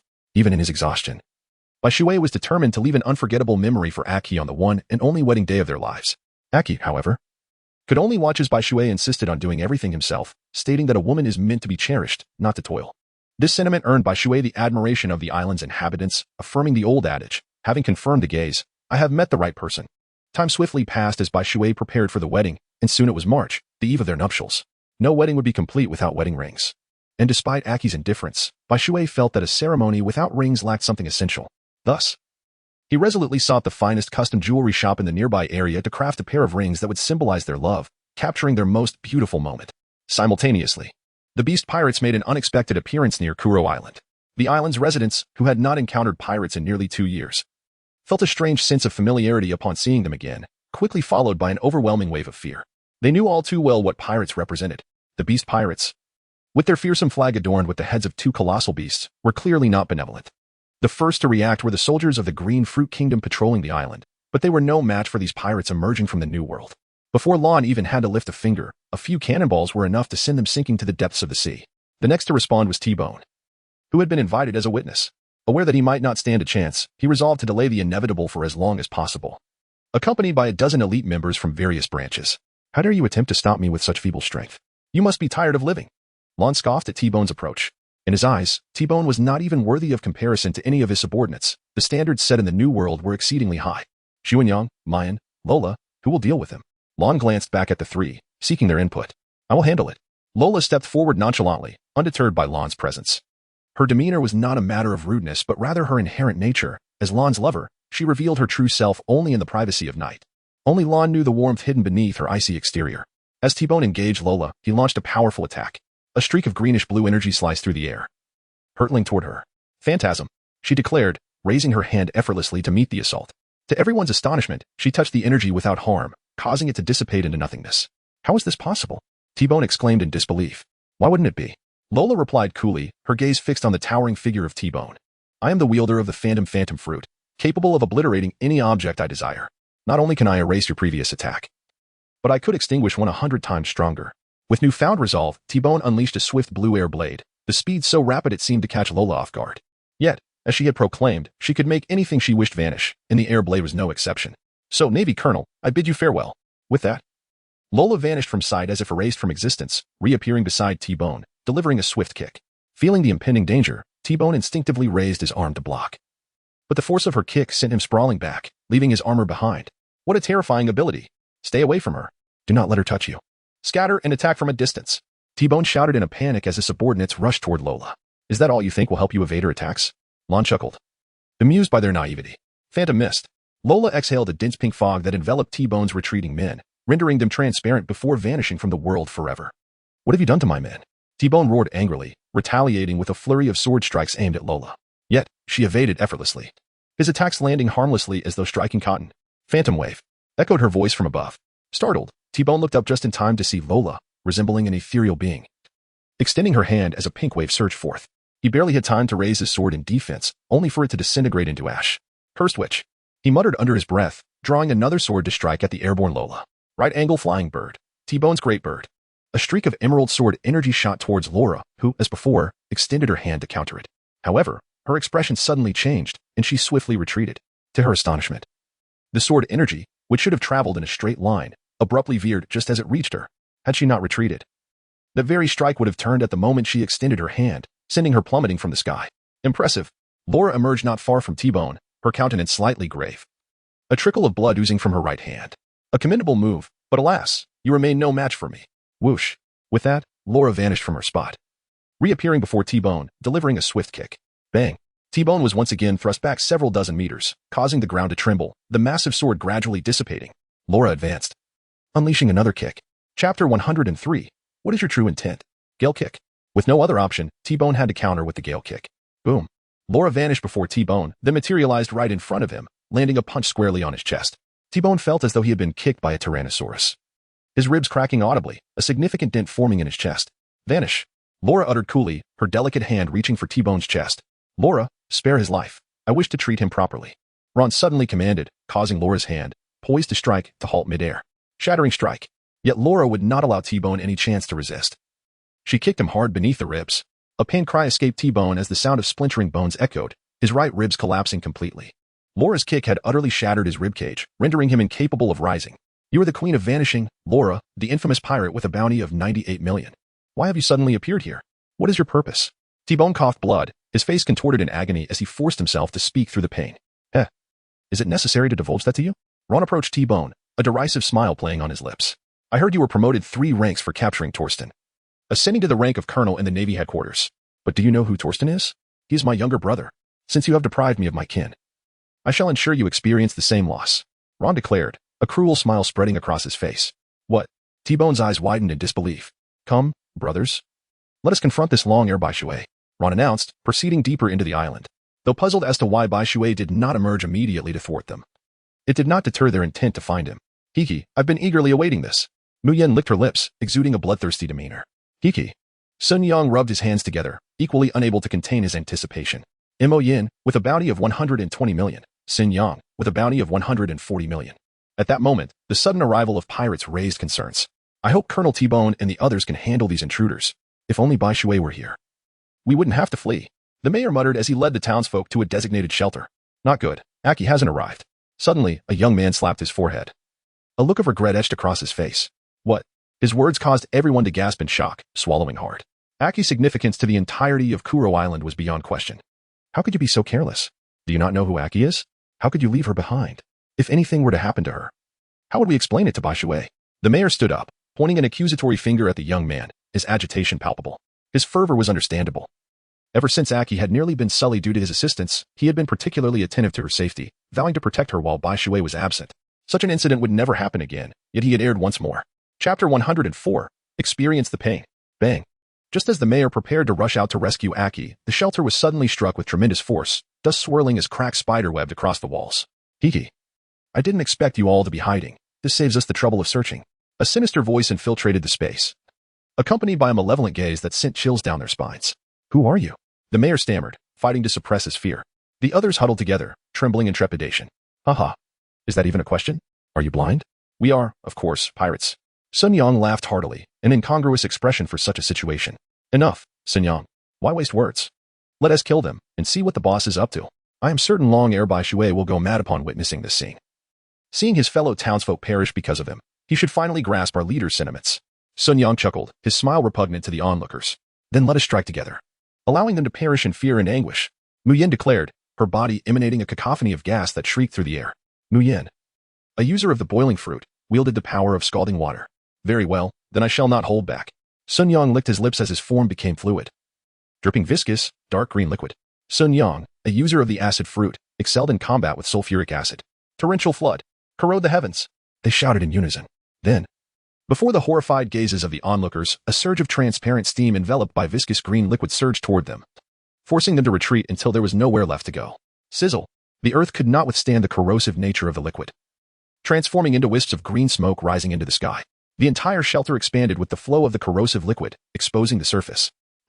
Painful screams began to echo from within the shelter, but they served only to amplify the terror of those inside.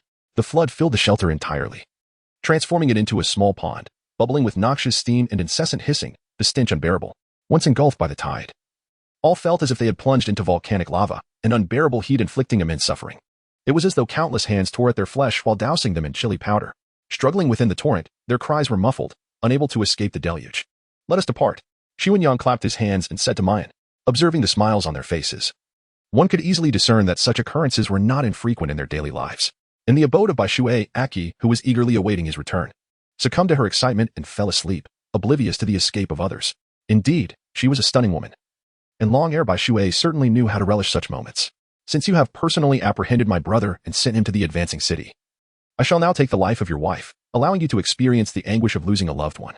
Ron had anticipated encountering Bai Shui, but to his surprise, he met no one along the way. Instead, upon arriving at his home, he found Aki peacefully slumbering. Chapter 105, How dare you harm her?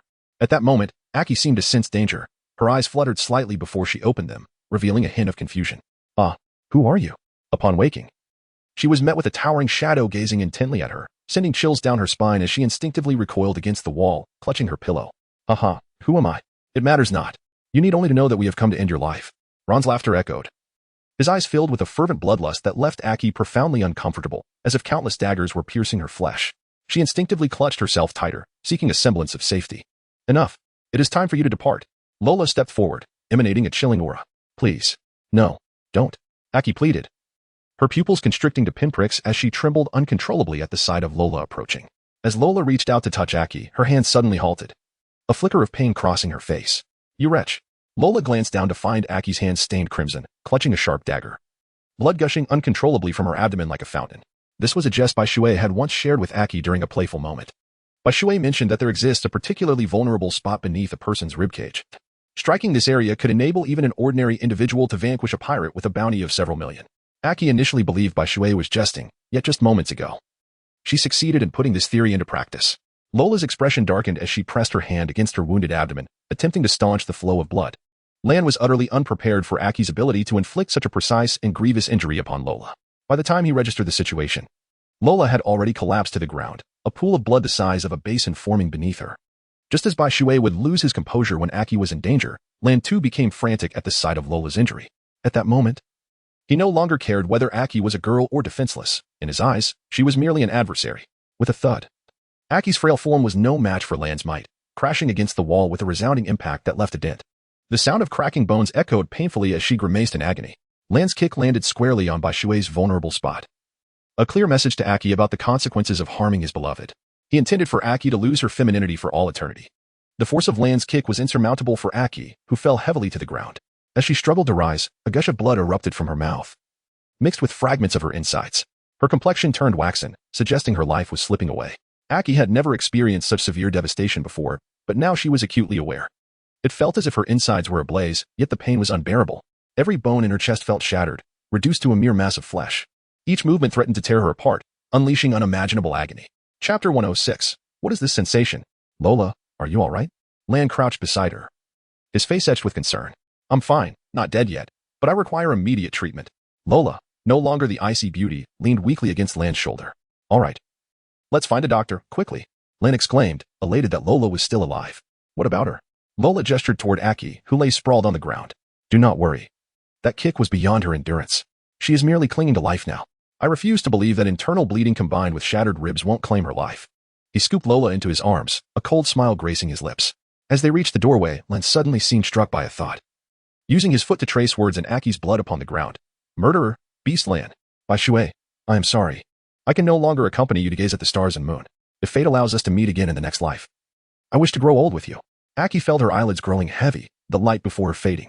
She seemed to grasp something profound after silently uttering this thought. She breathed her last, a single tear cascading down her pristine visage.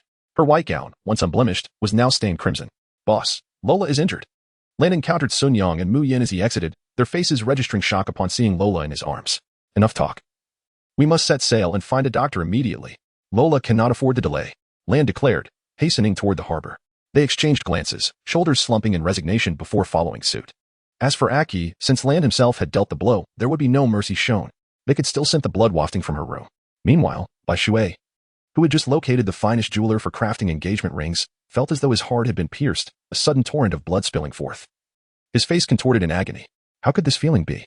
Bai Shui clutched his chest, his pupils narrowing to pinpoints as he murmured to himself. The sudden coughing of blood by Bai Shui startled everyone, causing them to regard him as though he were a monstrous being, instinctively avoiding him. Achi, please do not let anything happen to you. Bai Shui fervently prayed within his heart. The only possibility that could provoke such a profound reaction was the misfortune of Aki. Only Aki. Only Aki. It was solely Aki's plight that could elicit such a response from him. 2 hours later, Bai Shui set foot upon the eerily silent Kuro Island. An overwhelming sense of unease swelling within him, causing his heart to momentarily falter. The entire island exuded an oppressive chill, with only the mournful whispers of the wind sending shivers down his spine. In the distance, a warship lay anchored. Remnants of shattered vessels scattered across the surface of the sea, and several large ships that had mysteriously vanished, all foretelling that Kuro Island had recently endured a calamitous upheaval. Then, his gaze fell upon T-Bone, sprawled on the ground, bloodied and gravely wounded, lost to unconsciousness. The sight of T-Bone's dire condition plunged his heart into despair. He could scarcely fathom who in the East Sea possessed the strength to inflict such severe injuries upon him. Aki, please, let nothing have befallen you. Bai Shui hurried home, leaving the T-Bone untouched. Chapter 107, joining the Navy, but on my terms. Before reaching home, a flicker of hope lingered in his heart. Yet the moment he arrived, he felt as if struck by a bolt from the blue, as though the heavens were playing a cruel joke on him. The scene before him was nothing short of a thunderclap, rendering him utterly incredulous. Bai Shui could not help but wipe his eyes, hoping against hope that he had misperceived the situation. Yet, the truth remained immutable, impervious to Bai Shui's subjective interpretation. No. Bai Shui fell heavily to the ground, weeping blood and lamenting in despair, crimson tears streaming from his eyes. Subsequently, he violently expelled a mouthful of fresh blood, staining the earth a vivid red. Why? The white water howls towards the sky, weeping like a child, helpless, akin to a solitary wolf emerging from the void, its silhouette forlorn. He never envisioned that one day tears would taste so salty, and the world would be reduced to mere shades of black and white. Cough, cough. Bai Shui coughed heavily, his complexion strikingly pale. Aki. Bai Shui approached Aki, lifting her in his arms. Upon noticing the significant indentation on her chest, his fist clenched tightly, making a cracking sound. Who could it possibly be? The white water resembled a ferocious wolf that had lost its most treasured possession, its gaze filled with an intense ferocity that left onlookers trembling with fear. It is you. Suddenly, the white water came to a halt, its eyes sharp as a blade, piercing and agonizing. It beheld the bold characters left by Ron on the ground. The beast Ron, is it? Very well, I shall see how many heads you possess that are worthy of my wrath. Bai Shui grinned, revealing a set of pristine white teeth as he retrieved his phone bug, poised to dial back to the Warring States period. Suddenly, a flicker of disbelief crossed his eyes, and he mechanically lowered his gaze, only to find a cheese nose gently rising and falling with breath. She was still alive. Bai Shui, fearful that this might merely be a figment of his imagination, pressed his ear against Aki's chest and was greeted by the faint sound of her heartbeat. Ah, there is still hope. Aki, hold on, hold on. I shall find someone to rescue you at once. This revelation filled Bai Shui with ecstatic joy, as the despair that had enveloped his heart began to dissipate. He was even overwhelmed by the impulse to kneel and offer thanks to the heavens and deities. Amidst the vast expanse of the ocean, only the Navy possessed the ability to save her. It appeared that joining the Navy was his only option. In that moment, for Aki's sake, Bai Shui resolved to enlist in the Navy rather than remain a solitary wanderer. As for the reasons to avoid the land of cherry blossoms, the land of medicine, and Drum Island, it was due to the perilous climate of those regions. Taking Aki there would be untenable. She required immediate surgery. However, should he venture forth to seek help, Aki would be left unattended, and should any misfortune befall her, he would be left to rue his decision. Thus, for the sake of prudence, the Navy emerged as the most judicious choice. Bai Shui promptly dialed Sengoku's number. Hello, is this Admiral Sengoku? I wish to enlist in the Navy, but on one condition. You must assist me in rescuing someone. Before Sengoku could respond, Bai Shui continued, his tone imbued with an undeniable assertiveness. However, the coldness and lack of emotion in his voice caused Sengoku to furrow his brow. He had never heard Bai Shui speak in such a manner, as if his heart had turned to ice. Well, it seems you've finally seen the light. We wholeheartedly welcome you to the Navy. Bai Shui is determined to join the Navy, and naturally, Sengoku welcomes this with open arms. As for rescuing people, that is a trivial matter. The medical expertise at Navy headquarters is beyond reproach. Chapter 108. A Life for a Life. Marshal Sengoku. I implore you to assist me in investigating a certain individual. This person holds immense significance for me. Just as Sengoku assumed Bai Shui had concluded, Bai Shui unexpectedly continued. Who? Sengoku's curiosity was piqued. He wondered whom Bai Shui sought to inquire about. Beast Lane, Bai Shui replied coldly. What do you want with him? Upon hearing the name, Sengoku's brow furrowed. This name was unfamiliar to him until just a couple of days ago, when it became all too familiar.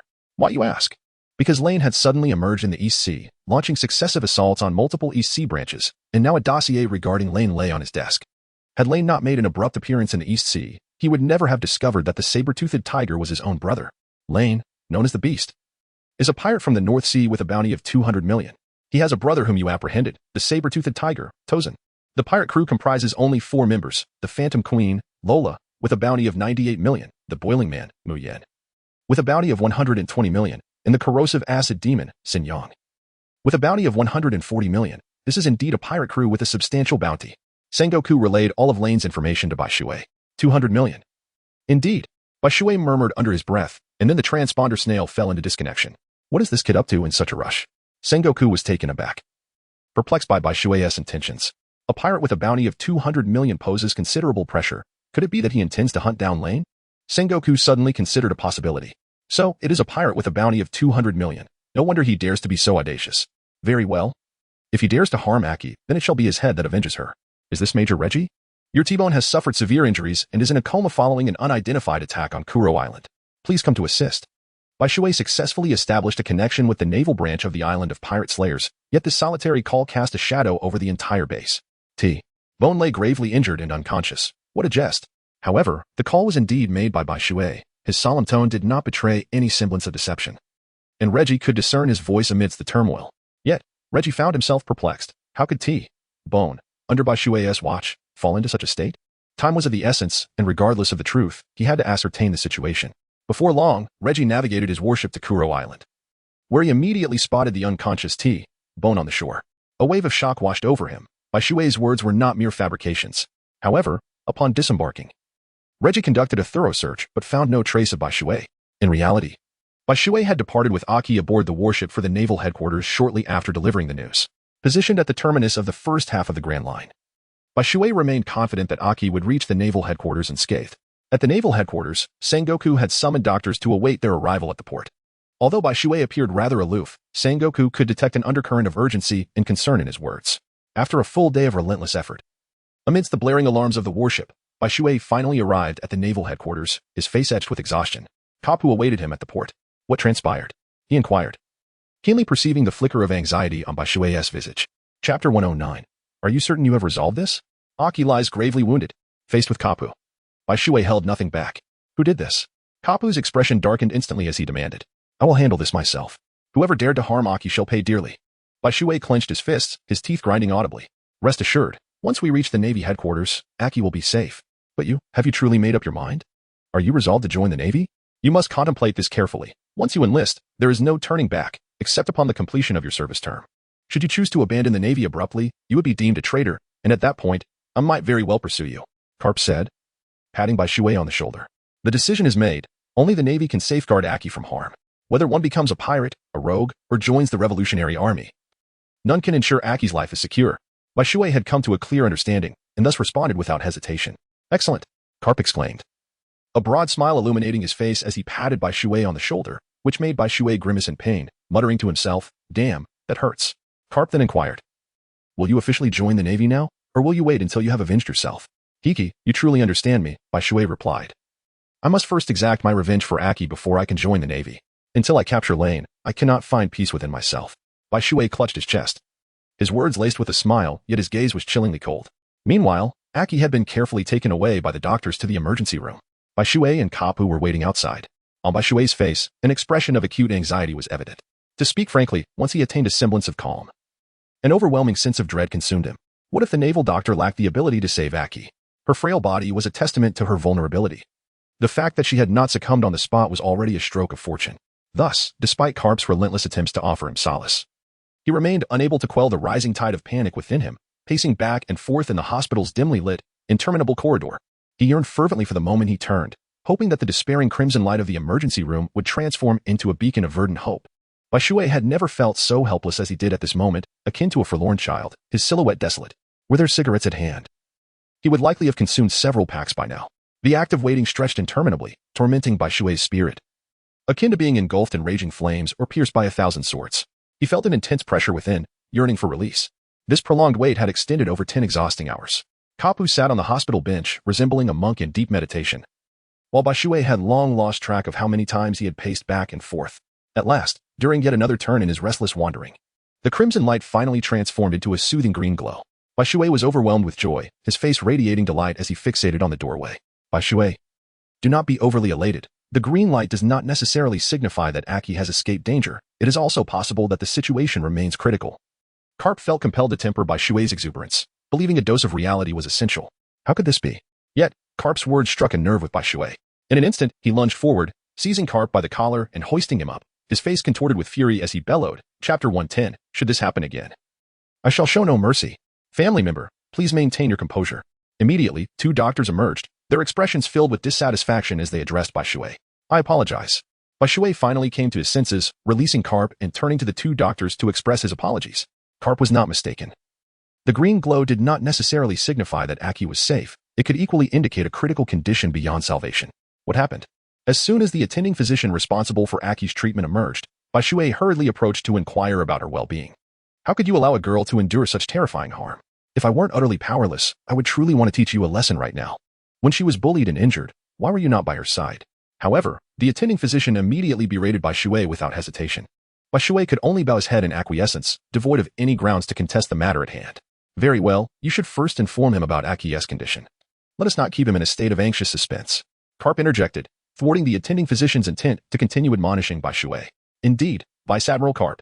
Upon hearing Karp's direct intercession, the physician relented, albeit with a hint of exasperation, stating, rest assured, after 10 arduous hours of resuscitation, the girl is now out of danger. However, due to the severity of her injuries, she is likely to remain in a coma for several years before awakening. Is that true? Upon receiving this news, a radiant joy illuminated Bai Shui's face as he grasped the physician's shoulders with fervent intensity, trembling with emotion. Aki's safety was the most uplifting news he had ever received. He had never anticipated that he would be so profoundly concerned for another, perhaps. This was what one might call love. This time, I have managed to pull her back from the brink of death. Should a similar calamity befall her again, do not expect me to show you any leniency. Not even you, Vice Admiral Karp, will be spared from my wrath. The attending physician glared at Bai Shui with palpable disdain, harboring a deep-seated contempt for a man incapable of safeguarding the woman he loves. For she herself was a woman and understood all too well the perils of being with a man who fails to provide a sense of security. May I go in and see her? Bai Shui rubbed her hands together, her gaze filled with anticipation as she looked at the attending physician. Go ahead. However, you must exercise utmost caution. Every movement of yours should be gentle, or else do not blame me for sending you away. The attending physician shot Bai Shui a glare, half exasperated, and waved her off as if shooing away an insect, signaling her to swiftly vanish from his presence. On the hospital bed, the gentle touch of the water caressed Aki's face, and tears flowed uncontrollably down his cheeks. A man seldom weeps, yet he does so only when sorrow strikes deep. His movements were exceedingly delicate, as if he feared that even a slight increase in pressure would turn Aki to ashes, carried away by the wind. After the rescue, Aki's complexion was no longer as pale as before. Instead, it bore a hint of rosiness, a whisper of vitality. Aki, rest assured, I shall not let Lan escape unscathed. He who dares to harm you will pay dearly. As he spoke Lan's name, the atmosphere around Bai Shui shifted abruptly, growing sharp and oppressive, rendering the very air suffocating. Even the attending physician outside sensed this tension. Aki, I must take my leave now. Wait for me, and I shall return to see you. Bai Shui cast a lingering glance at Aki, etching her current appearance into his memory before turning to exit the hospital room. Within him surged an overwhelming wave of murderous intent that clamored for release. He was determined to take a life. Chapter 111. I am going to kill Vice Admiral Karp. I am leaving, Bai Shui declared, not bothering to look back as he departed from the hospital. The attending physician shivered involuntarily under the weight of Bai Shui's earlier gaze. What a gaze it was, cold as steel, profound and menacing. She felt as if she were the prey of a prehistoric beast. And it was only after Bai Shui had left the hospital that she realized she was drenched in cold sweat from fear. The Grand Line, Reverse Mountain. After a period of treatment, Lola had successfully evaded danger, and Rain and the others had arrived at the foot of Reverse Mountain. Once they surmounted the mountain, they would likely enter the Grand Line, embarking once more on a new journey. At long last, I have found you. A phantom suddenly manifested aboard Rain's ship. His voice chilling and commanding, casting a disdainful gaze upon them, his eyes brimming with lethal intent. It was Bai Shui. clad in tattered garments, hair disheveled, and eyes bloodshot. He appeared no older than his 20s. "Who are you?" Rain immediately sensed the knight's presence and squinted as he inquired, although he had his suspicions. Uncertainty lingered in his heart. The aura emanating from Bai Shui exceeded all expectations, far more potent than he had anticipated. He chuckled. "Ah, the formidable beast, Ron. Is it not?" Knight gazed at Ron, a chilling smile adorning his face. "You were long ere Bai Shui?" Ron still found it hard to believe that Bai Shui could possess such strength. Since you've already deduced my intentions, you should be aware of what I seek." He grinned. "Come now, let me see how many heads you possess." Upon encountering Ron, the murderous intent radiating from Bai Shui surged like boiling water, intensifying and growing ever stronger, causing both Sun Yang and Mu Yin to involuntarily pale in response. Whoosh! The figure of Bai Shui vanished in an instant, only to reappear before Lan, leaving Sun Yang and Mu Yin utterly unprepared. Bang! Yet Lan successfully thwarted Bai Shui's unexpected assault, his arm enveloped in a layer of dark substance that exuded an aura of formidable intensity. Truly, he is no ordinary pirate, boasting a bounty of 200 million. Is it haki? No, it is merely the prowess of one who has emerged from the new world. Bai Shui broke into a broad smile, took a forceful step, and retreated.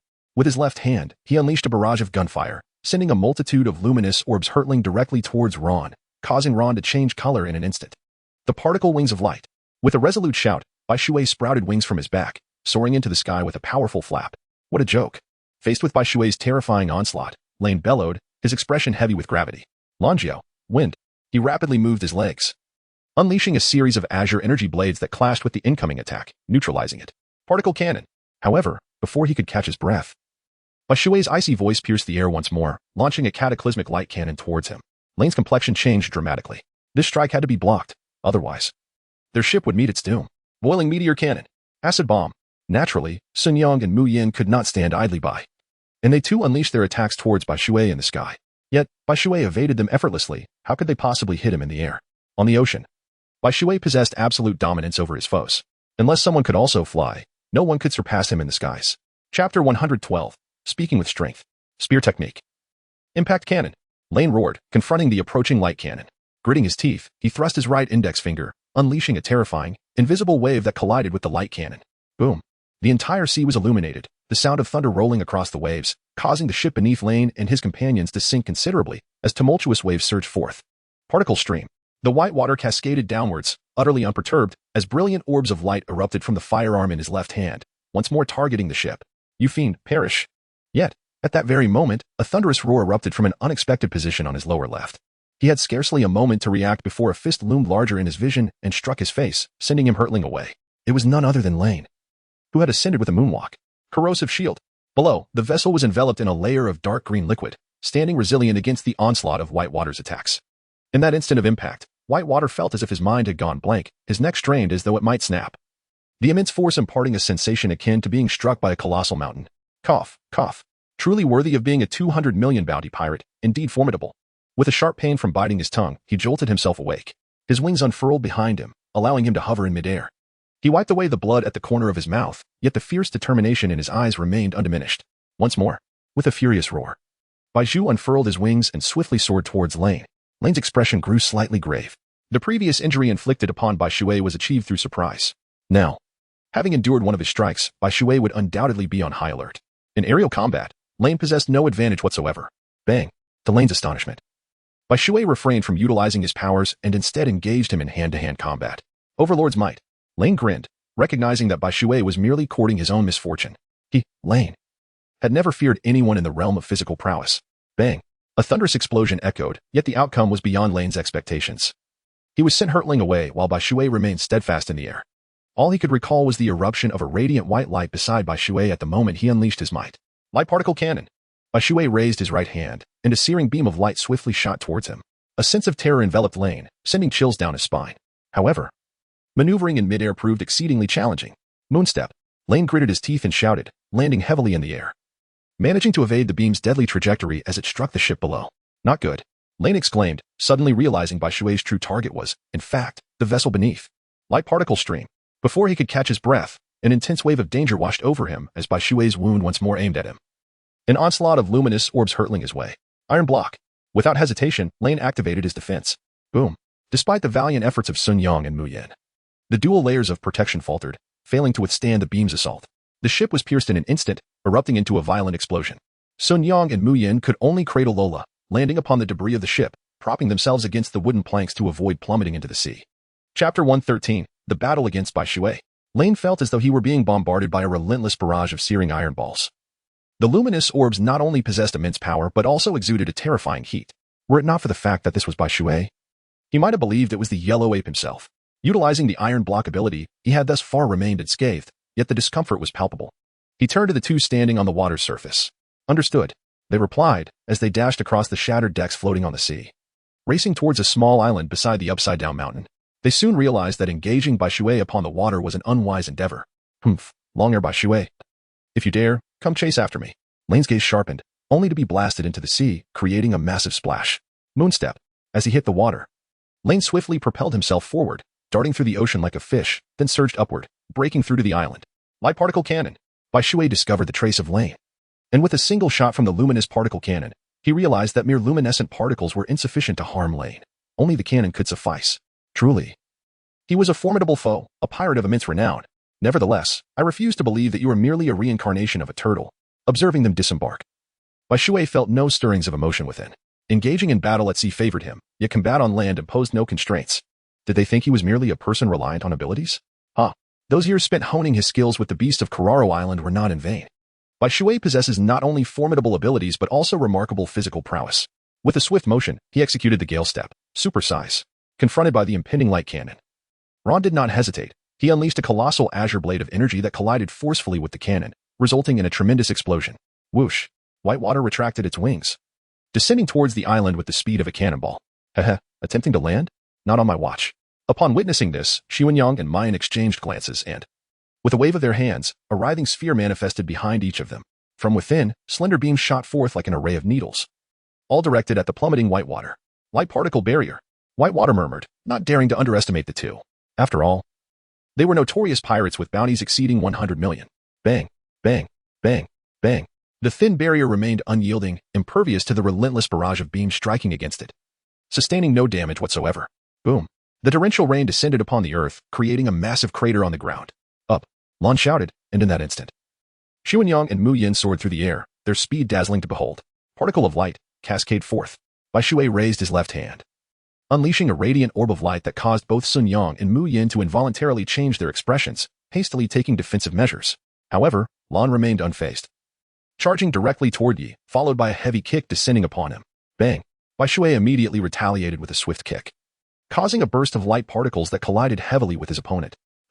Both individuals let out a muffled grunt simultaneously before being sent flying in opposite directions. An opportunity.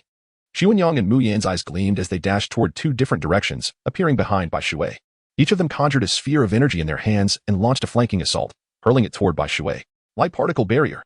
With a sharp command, Bai Shui conjured a slender barrier behind him, shielding himself from the impending strikes of the two assailants. Their formidable powers instilled a sense of caution in Bai Shui, compelling him to refrain from direct confrontation.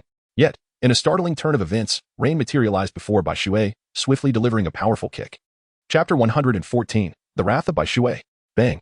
Bai Shui instinctively raised his hand to block, only to suddenly catch a glimpse of a flicker of brilliance in Lane's eyes, prompting a sense of dread to surge within him. Just as he intended to withdraw, an unimaginable force emanated from Lane's feet, shattering his bones and propelling him away. Xianyang and Mu Yin, however, had swiftly evaded the attack at the very moment Lane unleashed his power, thereby escaping the ensuing chaos. The sound of his own bones fracturing echoed in Bai Shui's ears, and a violent surge of blood coursed through him, prompting him to spurt forth a mouthful of crimson. Finger spear, wind strike. Lane sneered as he advanced, intent on delivering a fatal blow while his opponent was weakened. However, as he drew near, Lane caught a fleeting glimpse of madness flickering in Bai Shui's eyes, causing him to inwardly exclaim in alarm. Damn it, when did this happen? Just as he contemplated retreating, he suddenly realized that his legs had been ensnared by two tendrils of energy, rendering him utterly immobile. At last, I have you now. Bai Shui coughed up a mouthful of blood as his right hand tightened around the trigger. A searing and ferocious beam of light struck with tremendous force against Lane's chest, piercing through his increasingly constricted pupils. With a violent gasp, Lane expelled a torrent of crimson, his chest concaving deeply as his body was propelled backward by the force of the blast. The beam collided heavily with the forest, culminating in a cataclysmic explosion. Instantly, a scorching wave surged forth, unleashing an unfathomable power that seemed poised to uproot the very trees of the forest, causing the earth to tremble and wail in anguish. A perfect opportunity. Behind Bai Shui, Sun Yang and Mu Yin launched another assault. One of them, with a fist charged with energy, attacked Bai Shui from both sides. The boiling fist and the crackling fist, regardless of which one it was, posed a threat that Bai Shui dared not confront directly before mastering his own might. Whoosh! The white water vanished in place, only to reappear behind the two individuals, its legs striking the ground with force. A furious tumult. An acid that could corrode the very heavens and earth. Suddenly, an immense wave surged from behind the two, emanating an aura that instilled a profound sense of peril. Whoosh! Bai Shui found himself compelled to vanish into the shadows, unable to confront the situation head-on. The net of heaven and earth. A precise strike. Yet, as Bai Shui made his appearance, he was abruptly met with a surge in temperature, and upon closer inspection, he discovered himself ensnared by an immense net. This net was adorned with a multitude of dark green orbs, emitting a constant, unsettling buzz, causing the very air to shy away. Before he had the chance to react, the dark green orbs surged forth, intertwining in a swift, merciless assault, leaving Bai Shui no opportunity to respond. Nevertheless, Bai Shui's reflexes were remarkably swift. Particle energy cannon. As he expanded the barrier of light particles, he rapidly unleashed two miniature particle energy cannons, propelling himself at high speed through the net, heading toward the two adversaries. To escape this predicament, he simply needed to vanquish the spellcasters. Bang! Bang! In the face of the incoming light cannons, both individuals hastily withdrew, narrowly evading the blasts. However, when they turned their gaze back toward the net, Bai Shui had already vanished without a trace. Where did he go? Sun Yang gasped in astonishment. In the blink of an eye, Bai Shui had disappeared. Here. Suddenly, Bai Shui's voice rang out, revealing that he had not escaped the confines of the net. Yet he was now less than 2 meters away from Sun Yang. Particle energy cannon.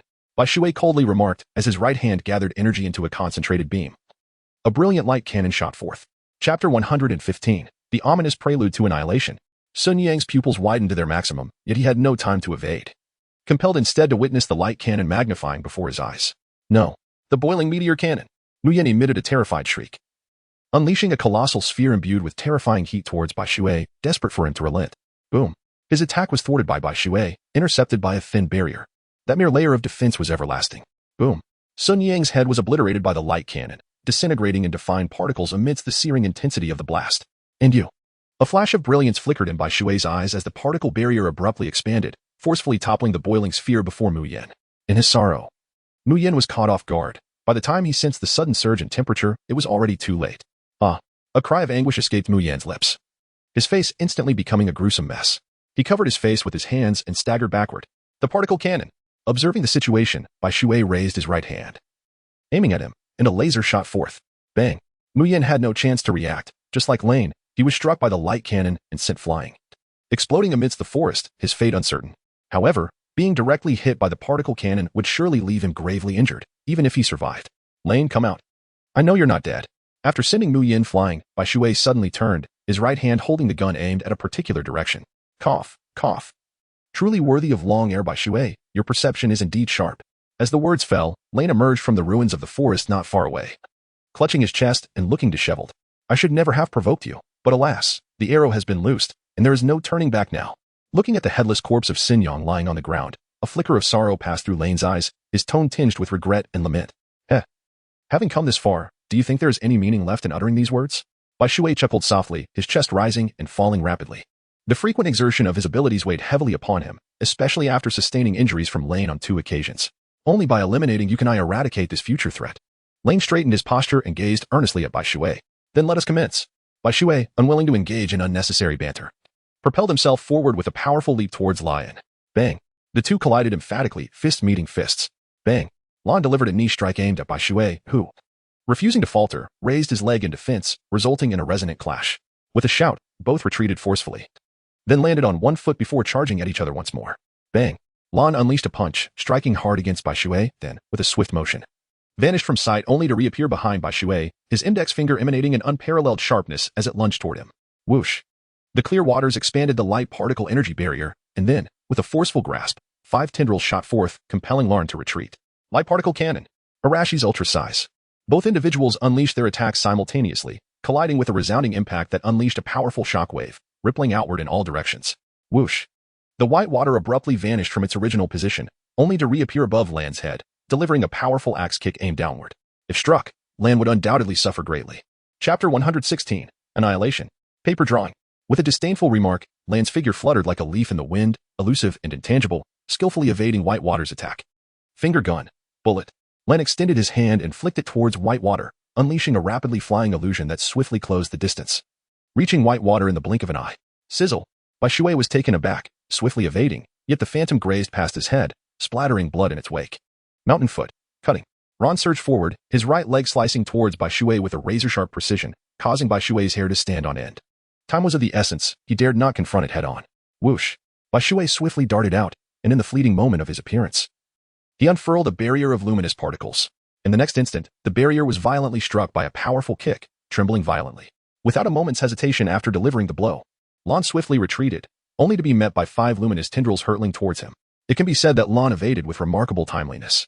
As the shimmering tendrils approached, he raised his leg and unleashed a brilliant azure blade of energy, shattering the incoming tendrils into fragments. The particles of light surged forth. Bai Shui raised his left hand, and a fierce beam of light erupted forth.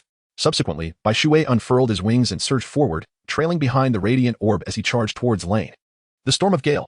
Lane, perhaps taken aback by Bai Shui's pursuit, unleashed a series of slicing air blades that collided with the light orb. Upon catching sight of Bai Shui, he was momentarily astonished. Light particle cannon. This fleeting moment of surprise provided Bai Shui with a golden opportunity. A sharp light cannon shot forth, instilling a sense of dread. Lane instinctively sensed the imminent danger and vanished from sight in an instant. Light particle surge. However, Bai Shui was determined not to let this fleeting advantage slip away. He aimed his left-hand gun toward Lane's left front and unleashed a vast array of luminous orbs. Lane re-emerged just as he was enveloped by the light. Puff. Lane had no time to summon his iron shield, and his physical form could not withstand the onslaught of the radiant mass, causing him to stagger back while coughing up blood.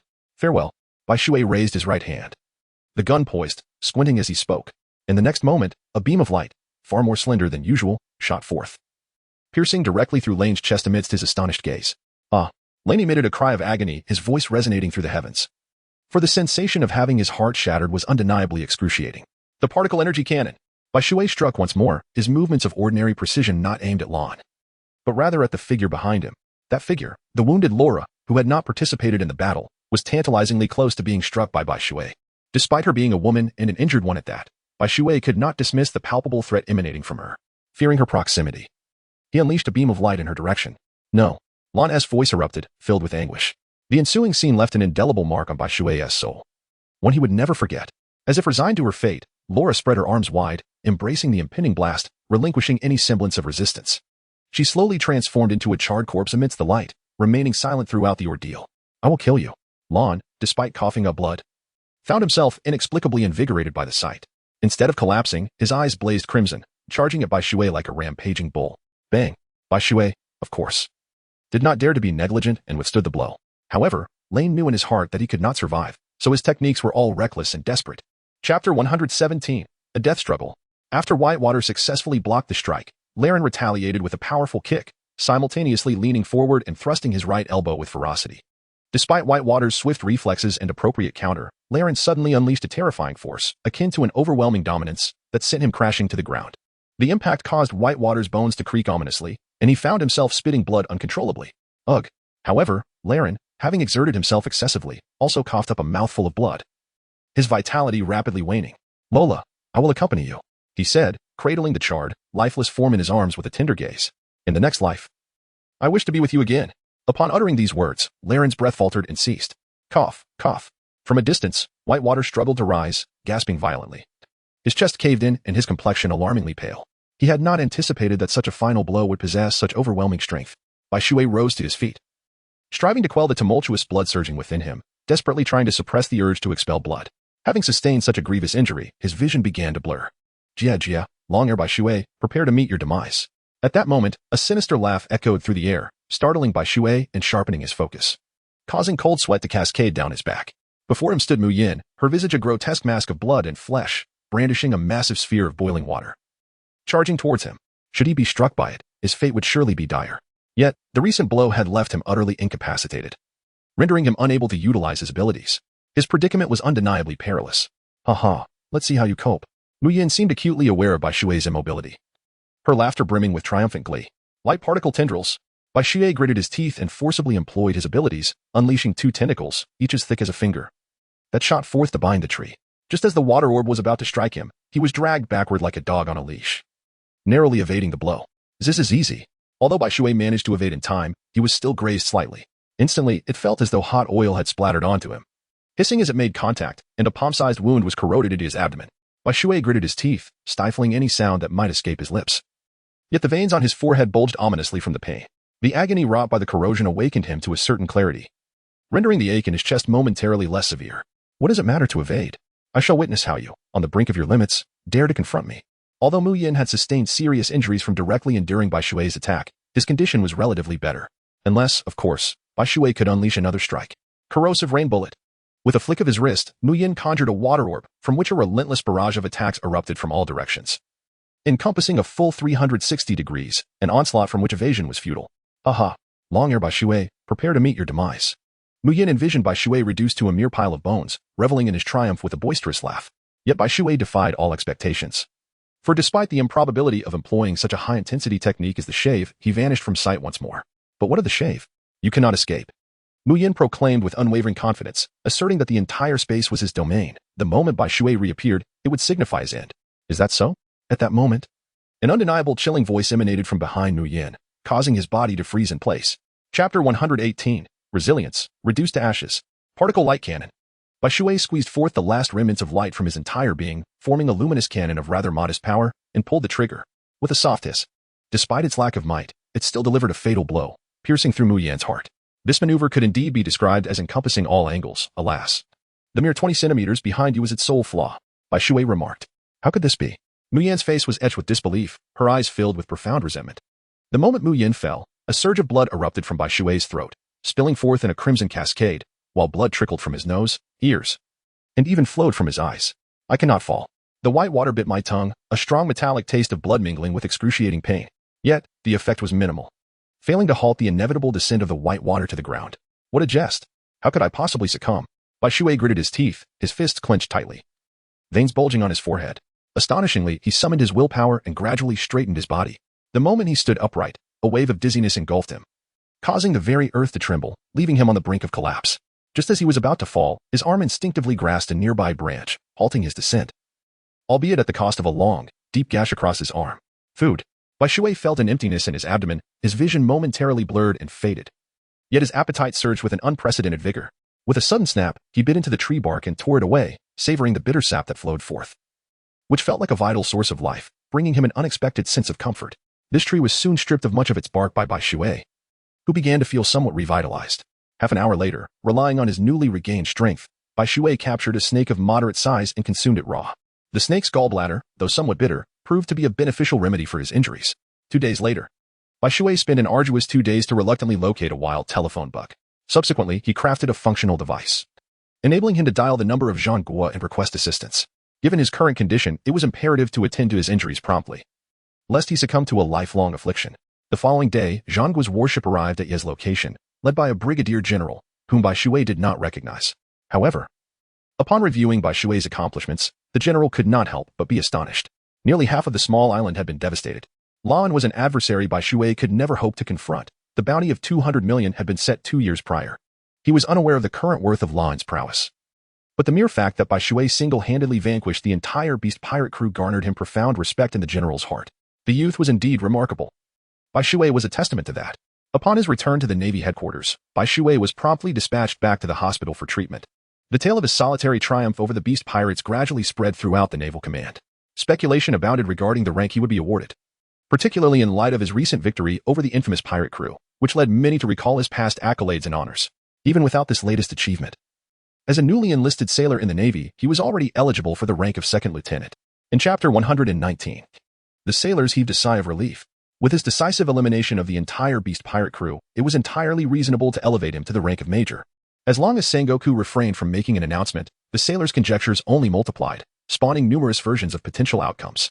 However, the most widely accepted and plausible scenario remained his promotion to major. In the hierarchy of the Navy headquarters, the rank of major, when assigned externally, merely equated to that of a commander of a base in the 4 seas, which was not particularly significant, despite Bai Shui's formidable prowess. As a recent addition to the Navy, there remain essential lessons for him to grasp.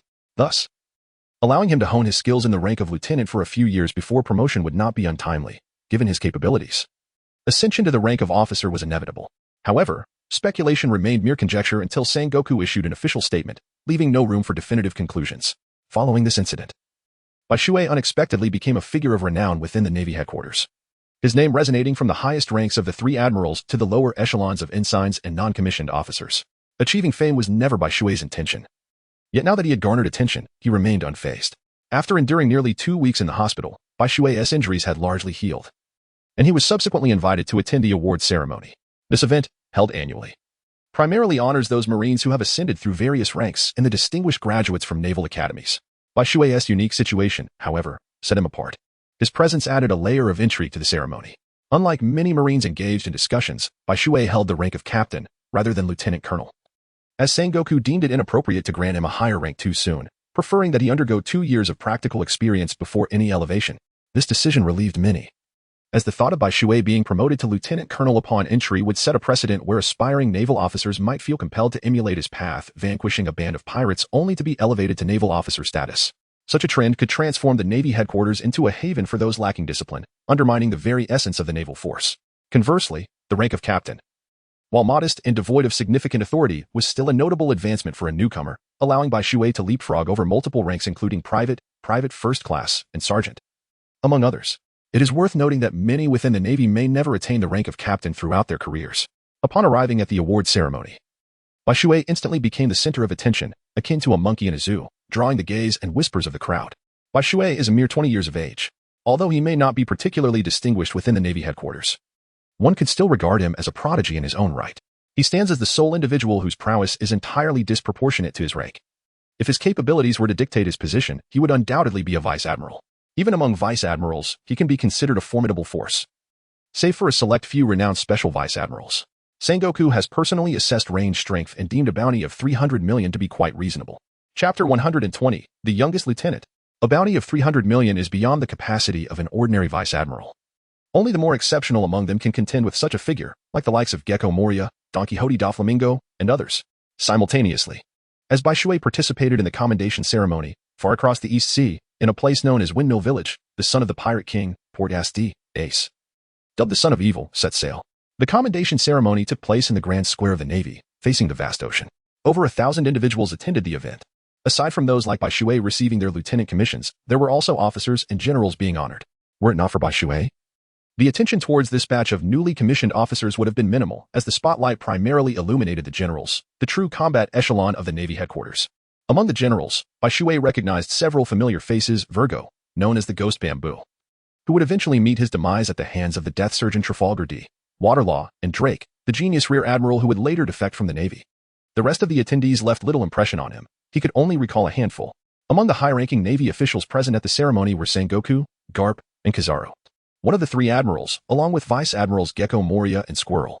The ceremony commenced in an orderly fashion, adhering to a pre-established protocol. By the time it was Bai Shui's turn, 30 minutes had elapsed. He was the last lieutenant to be honored, and notably, the youngest among all the newly commissioned lieutenants. As Bai Shui ascended the stage, the gaze of the entire square fixated upon him. The sensation of being scrutinized by over 1,000 pairs of eyes was quite unnerving. Even Bai Shui could not help but feel a chill run down his spine.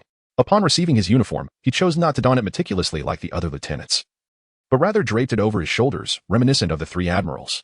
In that very moment, as Bai Shui adorned himself with the Navy coat, a powerful gust of wind surged from the sea, tousling his hair and sleeves, embodying the essence of youth and vitality. A chorus of gasps erupted from the crowd, predominantly from female voices. Ordinarily, a lieutenant would not have the liberty to customize their attire, yet due to Bai Shui's exceptional abilities, Sengoku turned a blind eye. Otherwise, such freedom would only be granted to officers. The words justice emblazoned on his back elicited little sentiment from Bai Shui. The notion of protecting the people was merely a jest. What is the Navy, after all, but a pawn of the world government? The idea of safeguarding the populace is but a supplementary benefit to the world government's agenda. When the Navy's interests are threatened, one must ponder whether these soldiers would still uphold their duty to protect the people. Akina serves as a prime exemplar of this hypocrisy. In his pursuit to silence Nico Robin's mother and the scholars of O'Hara, an entire island was obliterated, disregarding the innocent lives caught in the crossfire. Did Akina hesitate? Not for a moment. Only upon donning this uniform did Bai Shui comprehend why it remained steadfast against the wind. Devices at the shoulders and neck allowed it to cling to the body. The square was not solely populated by Navy personnel. Journalists from various news outlets were also present. Chapter 121. Fame is a double-edged sword. The striking visage of Bai Shui was undoubtedly captured, and the onlookers quickly devised various appellations for him. Titles such as the most dashing captain of the Navy headquarters in history, the most privileged captain of all time, the most formidable captain ever, and the captain with the swiftest promotion are but a few examples that surely promise commercial success. The public's sudden intrigue towards this emerging captain is palpable. How could a mere captain overshadow the presence of other officers and admirals? This curiosity will undoubtedly lead to the special publication of Bai Shui's remarkable exploits, which is bound to achieve soaring sales figures. However, following Bai Shui's remarkable display, the enthusiasm for the subsequent award ceremonies for the other officers and admirals waned significantly. What was intended to be a grand exhibition of the admirals turned into a hurried affair, with those who had prepared diligently feeling compelled to deliver brief remarks and quickly depart after receiving their accolades. This left many admirals harboring a resentful memory of Bai Shui, their gazes towards him laden with malice. Jealousy towards Bai Shui was only natural. Where there are people, there exists rivalry, yet they refrain from employing underhanded tactics. After all, they are all members of the Navy, clad in the mantle of justice. Nevertheless, the absence of deceit does not imply that others would extend their camaraderie. Humans are inherently social beings, and to be marginalized and unacknowledged is a lamentable plight, revealing Bai Shui's immaturity as a man. Mature individuals adeptly navigate such situations. Yet, Bai Shui did not overly concern himself with this. If these individuals chose not to integrate with him, so be it. He remained confident that others would eventually welcome him into their fold. He was resolute in his belief that as his strength grew and his rank ascended, there would be no shortage of allies. Thus, the award ceremony concluded, leaving an indelible impression of the newly appointed Captain Bai Shui. Accompanying his promotion was the sensational news of his solo conquest of the Beast pirate crew, which reverberated throughout the world, leaving all in astonishment. Bai Shui is merely 20 years old, yet he has already subdued a notorious pirate with a bounty of 300 million. Given time, he could very well emerge as a candidate for the rank of admiral. The many powerful pirates at sea have begun to take notice of this naval prodigy, and the rest have etched his visage deeply into their memories. Following the award ceremony, Bai Shui received a private audience with Sengoku, arousing the curiosity of numerous sailors about their conversation. However, Sengoku did not divulge the details, and the sailors lacked the audacity to inquire further. Still, they could not suppress their envy towards Bai Shui for being personally summoned by Sengoku. They observed him entering with a beaming smile, only to emerge with a furrowed brow, reminiscent of a distressed bride. What Sengoku conveyed to Bai Shui was not particularly alarming. It was merely an assignment to undergo 5 months of boot camp training. While this might seem manageable for others, the crux of the matter lay in the identity of his trainer, Monkey D. Garp. Garp, the naval hero renowned for treating the young Luffy like an indomitable cockroach. In Garp's hands, Bai Shui felt there would be little respite from grueling days ahead. Although training under Garp promised considerable improvement, the mere thought of his training methods sent a shiver down Bai Shui's spine. Chapter 122. The best fit is what suits you. Garp left an indelible psychological mark on him. Yet, despite his reluctance, joining the Navy meant that Sengoku's words were absolute orders, and as a lieutenant, he had to comply. Furthermore, Garp, as one of the few remaining titans of the previous era, mentoring him was a testament to Sengoku's high hopes for Bai Shui. Otherwise, he would never have permitted him to undergo Garp's training. After all, not just anyone has the privilege of being trained by Garp. Since Garp's rise to fame, only a select few have benefited from his guidance. Admiral Akiji, Luffy, Ace, Kobe, and Bellem Garp does not consider innate talent. He values perseverance and determination above all else. Before encountering Garp, Bai Shui felt relatively calm, but inexplicably, upon arriving at the naval port and laying eyes on Garp, he was suddenly overwhelmed by an impulse to throw a punch. Of course, considering the futility of such an action, Bai Shui could only resign himself to the situation. Bai Shui is set to embark on a clandestine training journey with Garp for a duration of 5 months. As for the location, Bai Shui could easily deduce it with the slightest effort. There is no place other than Windmill Village. After all, he can accompany his grandson Luffy while simultaneously training Bai Shui, and moreover, it presents an opportunity for Bai Shui to meet Luffy and forge a friendship. What could be more delightful? The accomplishments of Whitewater in the future will undoubtedly be remarkable. This is a truth well understood by Garp. With his presence, Luffy will surely receive his guidance, which will greatly benefit Luffy's future endeavors. Naturally, when it was announced that Whitewater would receive 5 months of personal instruction from Garp, the entire Navy headquarters erupted in excitement. Even Akiji, the admiral, expressed feelings of imbalance. In the entirety of the Navy headquarters, who wouldn't he desire the mentorship of Sengoku and Garp? Yet, Garp and Sengoku had never indicated intentions to nurture anyone specifically. However, now, an upstart seaman, previously a solitary figure, has accomplished what they have never achieved in their lifetimes. Could they not feel anger? Could they not be stirred? Of course, while feeling aggrieved, no one would act rashly under the influence of their emotions. Yet, some still felt a tinge of unfairness, occasionally muttering their grievances.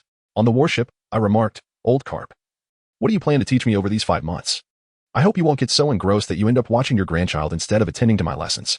Bai Shui leisurely rested his hands behind his head and spoke with a relaxed demeanor. Kapu's face flushed slightly. Indeed, Bai Shui had hit the nail on the head. Haha, how could that possibly be? You're overthinking it. How could I ever do such a thing? His words contradicted his true feelings, which was perhaps the essence of his demeanor.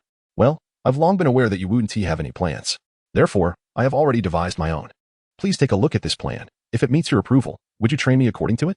With that, Bai Shui produced a folded piece of paper from his chest and handed it to Kapu. It outlined the training methods of the Navy's 6 forms, iron blocks, and the practice of martial arts and hockey. Kapu unfolded the paper, expecting a densely packed schedule, only to find a few elegantly pinned characters. I must ask, Bai Shui, why have you chosen not to learn the Gale Step, Finger Gun, or Moonwalk? Are they not formidable techniques? Kapu pondered, puzzled by Bai Shui's selection of only these 3 forms while omitting the others. While the Moonwalk, Finger Gun, and Gale Step might hold value for others, to me, they are akin to a mere trifle, lacking significant utility and merely prolonging my learning process. If they serve no purpose, why bother learning them? Bai Shui opened his eyes and responded with a serene expression. Chapter 123, Mastering the Art of Hockey is not an easy endeavor. His decision to study paper drawing and iron body was the result of careful contemplation. Were it not for the fact that mastering paper drawing could enhance his control over his physical muscles, he might not have pursued it at all. The purpose of paper drawing serves twofold. One is to evade attacks, and the other is to augment bodily control. In terms of evading assaults, the observation hockey surpasses his capabilities significantly. The objective of learning iron body is straightforward, to bolster defense. Why is it of no benefit to you? Karp remained somewhat perplexed. In his perspective, the Navy's 6 styles embody the essence of martial arts, each technique being exceptionally valuable, and ordinary individuals would yearn to master them all. Yet, Bai Shui, having the opportunity to learn them in their entirety, chooses not to. Nevertheless, to provide you with a foundation for my forthcoming training, I shall demonstrate my method of attack. After witnessing it, you will comprehend why I refrain from mastering the Gale Foot and Finger Pistol. Bai Shui rose from the ground and addressed Kapu. Then, with a flick of his wrists, 2 guns materialized in his hands. Light particles, flow. With a low murmur, Bai Shui unleashed a swift sound, and in an instant, a torrent of radiant waves surged forth, shattering the distant tiny islet into fragments. The light particle cannon. Bai Shui lowered his left hand and raised his right, then squeezed the trigger. A thunderous bang resounded as a brilliant beam of white light shot forth, striking the very spot from moments before. The explosion erupted with a deafening roar, sending forth colossal waves that soared over 20 meters high. The entire surface of the sea trembled, and the resounding echoes reverberated across the vast sky. The aftermath of the towering waves cascaded across the waters, causing even the naval vessels to sway violently. Wings of luminous particles. Bai Shui sheathed his twin pistols, and, with a low utterance, majestic white wings erupted from his back, soaring into the sky. He then hovered above the naval warship, gazing down at Karp's astonished expression. What do you think, esteemed sir? Do you believe I still need to master the techniques of the Gale Foot, the Pointing Finger, or the Moonwalk? The white water cascaded down once more. As Bai Shui smiled and inquired of the astonished Karp, No wonder you would choose this path. It all makes sense now. Karp finally displayed a look of enlightenment, comprehending Bai Shui's reluctance to learn the other 3 styles. Well, let us proceed as you suggest. You have 5 months to accomplish these tasks, so prepare yourself mentally. Nevertheless, while most things may be manageable, mastering hockey is no simple feat. Karp suddenly donned a peculiar smile, causing an inexplicable chill to run through Bai Shui. A nagging sense of foreboding loomed, yet he could not pinpoint its source. The East Sea. This was Bai Shui's homeland, a place of sorrow for him. Had Aki not been injured, the East Sea might have been a realm of cherished memories. However, following Aki's injury and subsequent coma, it had transformed into a wound within his heart. Upon sighting Karp's ship, the pirates scattered in every direction, wishing they could sprout extra legs to hastily vanish from sight. In the world of One Piece, there exists a saying, the East Sea is the weakest sea. Previously, Bai Shui had not sensed any discrepancy. Yet now, he felt compelled to acknowledge that the East Sea's reputation as the weakest domain was not without reason. Here, the pirates had no opportunity for ascendance. Karp occasionally appeared, apprehending any pirate that posed a threat to the equilibrium of the East Sea. Thus, it was only logical that it remained the weakest sea. Chapter 124, Windmill Village. Windmill Village.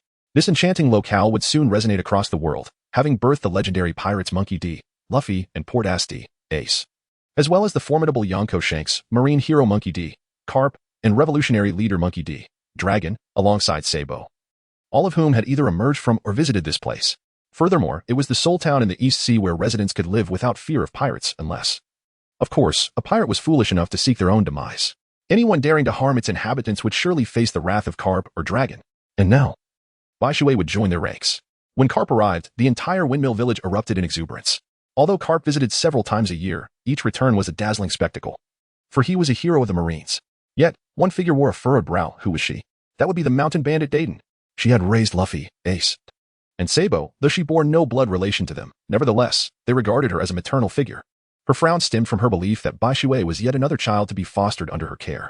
The villagers of Windmill Village warmly welcomed Bai Shui. Although many did not recognize him, the mere fact that he accompanied Karp implied his endorsement by the esteemed Marine. Being acknowledged by Karp meant he was now one of Windmill Village's own. Thank you all, and thank you, Grandpa Village Chief.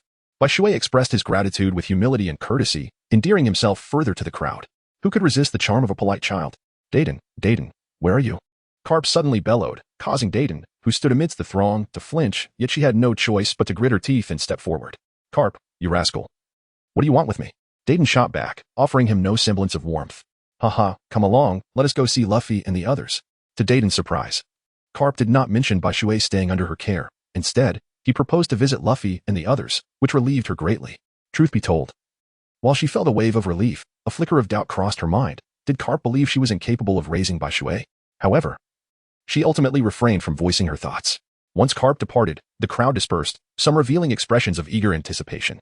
Typically, this was when one could expect to witness the scene of Luffy and Sabo being pursued and chastised by the exasperated Carp.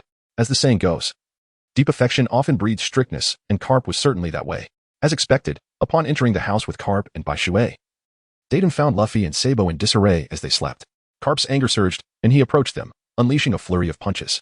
Ah, who hit me? Luffy cried out in pain, clutching his head while scanning the surroundings. Upon spotting his grandfather, Carp, he was so startled that all traces of sleep vanished. With a face full of terror, he exclaimed, Grandpa, what are you doing here? Sabo wore a similarly alarmed expression. Of course. I came to see if my beloved grandson is on the right path under my loving iron fist, Carp replied, cracking his knuckles with a grin that was both menacing and playful. Witnessing this scene left Baishui speechless, he finally understood why Luffy desired to become a pirate. If Carp were to become a Navy officer, he might very well be beaten to a pulp by his grandfather. Moreover, considering Luffy's ardent admiration for freedom, he would certainly detest the constraints of naval life. Luffy, what about it? Have you made up your mind about joining the Navy? Carp posed a question he knew Luffy would categorically reject, his tone laced with a sinister undertone. It was as if he were insinuating that should Luffy choose the Navy, he would once again face the loving iron fist. However, Luffy's resolve was unwavering. Once he had set his sights on a goal, he would not yield, no matter the consequences. As expected, he raised his arm and proclaimed, I want to be a pirate, free and unrestrained. I will become the Pirate King. The result was, of course, Luffy sporting several bright red bumps on his head, giving him a rather comical appearance. Who is this? Luffy finally noticed Baishui standing behind Carp and curiously inquired. Ah, me? I am training with your grandfather. You may consider me his disciple. Without waiting for Carp to introduce him, Baishui stepped forward and smiled. Big brother, would you like to join me in becoming a pirate? Luffy's eyes sparkled with excitement at Baishui's invitation, and he eagerly raised his hands in response. Boom. Baishui closed his eyes, unable to bear the sight before him, as he noticed that Luffy had acquired yet another red envelope on his head. Beside him, Sabo trembled with trepidation, scarcely daring to breathe. Where was Ace? After a prolonged silence, Garp finally registered Ace's absence. However, his inquiry caused Dayton to shudder slightly, a fleeting look of guilt crossing her face. Garp then turned his gaze toward Luffy, who, despite his head being covered in bruises, could not conceal the excitement gleaming in his eyes. In that moment, Garp grasped the situation. The atmosphere grew heavy with tension, as Luffy and the others held their breath, afraid to make a sound. Ace, now 17, had undoubtedly set sail. Baishui, with an air of indifference, spoke, allowing Luffy and the others to breathe a sigh of relief. Someone had to break the tension. That damn kid, he actually set sail. Luffy, listen to me. You must never become like Ace. You must strive to be a just marine, do you understand? Carp exclaimed, casting a stern gaze at Luffy. No. I want to be the Pirate King. I made a promise with Shanks. Luffy retorted defiantly, raising his hands and shouting. Well, here comes another round of beatings. Hiki, Luffy. This time, I will stay in Windmill Village for 5 months. I will thoroughly instruct you. After delivering a thrashing to Luffy, Carp suddenly flashed a devilish grin, sending shivers down the spines of those present. Mr. Carp, what about Baishui's living arrangements? Dayton was unconcerned about anything else, solely focused on Baishui's accommodations. If Baishui were to join Luffy and the others, preparations would need to be made. Of course, if Baishui chose not to join, then she could breathe easy. I will construct my own dwelling nearby. No need for Sister Dayton to worry. Baishui rose to his feet and offered a polite fist salute, exuding humility and courtesy. Yet, for reasons unbeknownst to her, she sensed an underlying coldness in his tone, a subtle barrier that seemed to push others away. This indifference was not feigned. It emanated from the very core of his being. Oh, I see. Dayton responded with a hint of disappointment lingering in his heart. Chapter 126, When he comes. He comes for real. Ah, Baishui, my elder brother, will not be residing with us. Baishui's absence from their home left Luffy and Sabo profoundly disheartened. Had Baishui resided there, they could have enticed her to join them on their adventures. Well then, Baishui, let us depart and commence our training. Carp suddenly rose and strode towards the door, his silhouette emanating a sense of melancholy. Observing this, Baishui promptly followed, with Luffy and Sabo closely trailing behind. Such lively commotion was not to be missed. Come, unleash your full strength upon me. Let me witness the extent of your progress over the past 2 years. Carp stood upon the sandy shore, 100 meters away from Bai Shui, gesturing for her to approach. Whoosh!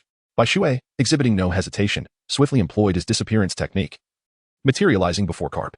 With a radiant flash, his right leg descended like a whip, aimed forcefully at Carp's neck. Bang! To Bai Shui's astonishment, Carp nonchalantly raised his hand to deflect the blow. Bai Shui could perceive the robust energy emanating from Carp's body, profound and unfathomable like an abyss or a prison. This was merely Carp's effortless defense. Fist of bone. Carp bellowed, his fist tearing through the air as it thundered towards Bai Shui's chest, the pressure overwhelming and fierce, causing Bai Shui's expression to shift, prompting him to hastily retreat. Storm leg. Carp raised his leg, unleashing a cerulean blade of energy that, although comparable in area to the energy blades Bai Shui had previously launched, possessed a velocity, strength, and assault power of an entirely different caliber. Bai Shui, what are you looking at? Suddenly, Carp's voice resonated from behind Bai Shui, startling him into realization that Carp had already positioned himself at his back. Fist of bone. In an instant, Bai Shui's body was enveloped by a chilling sensation, as though he had plunged into an icy abyss. The sound of bones shattering echoed ominously. At the moment of impact, it felt as if he had collided with a swiftly moving train. The force concentrated upon a singular point caused him to involuntarily spew forth a mouthful of blood. He was then violently thrust into the mountainside, his back aching to the point where he could scarcely rise. The gale kick. Kapu was indeed ruthless, unleashing another arc of energy that surged directly towards Bai Shui, who was ensnared within the wall, completely disregarded as a living being. Particle barrier. With no time to evade, Bai Shui gritted his teeth and summoned his protective shield to safeguard himself. Boom. Yet, the power of the gale kick surpassed Bai Shui's expectations. He felt not the brush of an energy blade, but rather the weight of a mountain. The overwhelming force was beyond his capacity to resist. With a groan, blood trickled from the corner of his mouth. Sizzle. The clash between the gale kick and the particle barrier erupted in a dazzling display of sparks, the sound piercingly harsh. Crack. Suddenly, the barrier emitted a sound of fracturing, sending Bai Shui into a state of alarm. The shield, unable to bear the strain, shattered in large fragments. Bai Shui's pupils dilated in shock as he instinctively raised his hands to shield his head. Then, a tremendous force struck him, driving him even deeper into the mountainside. He could not withstand the power emanating from the energy blade. The bones in his arms creaked ominously, threatening to fracture at any moment. He gasped. Bai Shui gritted his teeth and shouted, as a radiant light suddenly emanated from behind him. He felt a dozen tentacles pressing against his back, propelling him forward with an almost liberating force that seemed to defy the restraint of Carp's air blade. Chapter 127. The 6 Styles of the Navy. Whoosh. Carp reappeared, catching Bai Shui completely off guard. With a swift kick, he mercilessly sent Bai Shui flying, causing him to spit out another mouthful of blood. He skidded across the ground, crashing into the forest and leaving behind a trail of shattered stones. Cough, cough. The white water rose from the ground, clutching his chest and gasping for breath. In such a brief encounter, he had witnessed the immense disparity in strength between himself and Carp. Remarkable. While the uninitiated merely observed the spectacle, the seasoned ones discerned the subtleties. However, Luffy and his companion could only marvel at the display. Yet, he was profoundly shaken by the clash of these two formidable opponents. What constitutes true strength? This is it. Their previous skirmishes were not but trivial games. Old man, you show no mercy at all. It nearly pains me to the core. The water emerged from the ruins, clutching its chest and grimacing. Without this, how could I possibly draw out your true strength? Carp remarked disdainfully, pinching his nose. All right, you are formidable. The tranquil waters offer no words, and indeed, Garp can be described as remarkably audacious. Reasoning with him is nearly futile. Now, can we commence the instruction on the Marine 6 Styles? Bai Shui's countenance radiates anticipation, brimming with eagerness. Well, are you really that impatient? Garp sighed, waving his hand in resignation, clearly exasperated. First, there is the iron block technique, which relies on accelerating blood flow to enhance muscle movement, thus forging an impenetrable defense. This technique imbues the body, honed through rigorous training, with a strength akin to iron, rendering it impervious to bullets. However, a significant drawback is that one cannot move while employing the iron block. This is its sole limitation. Of course, with sufficient training, this issue becomes negligible. Garp rambled on extensively about it. Thus, to master the iron block, one must possess a robust physical constitution. Yet, I have no concerns regarding your physical prowess. Garp cast a glance at Bai Shui, utterly unconcerned about his fitness level.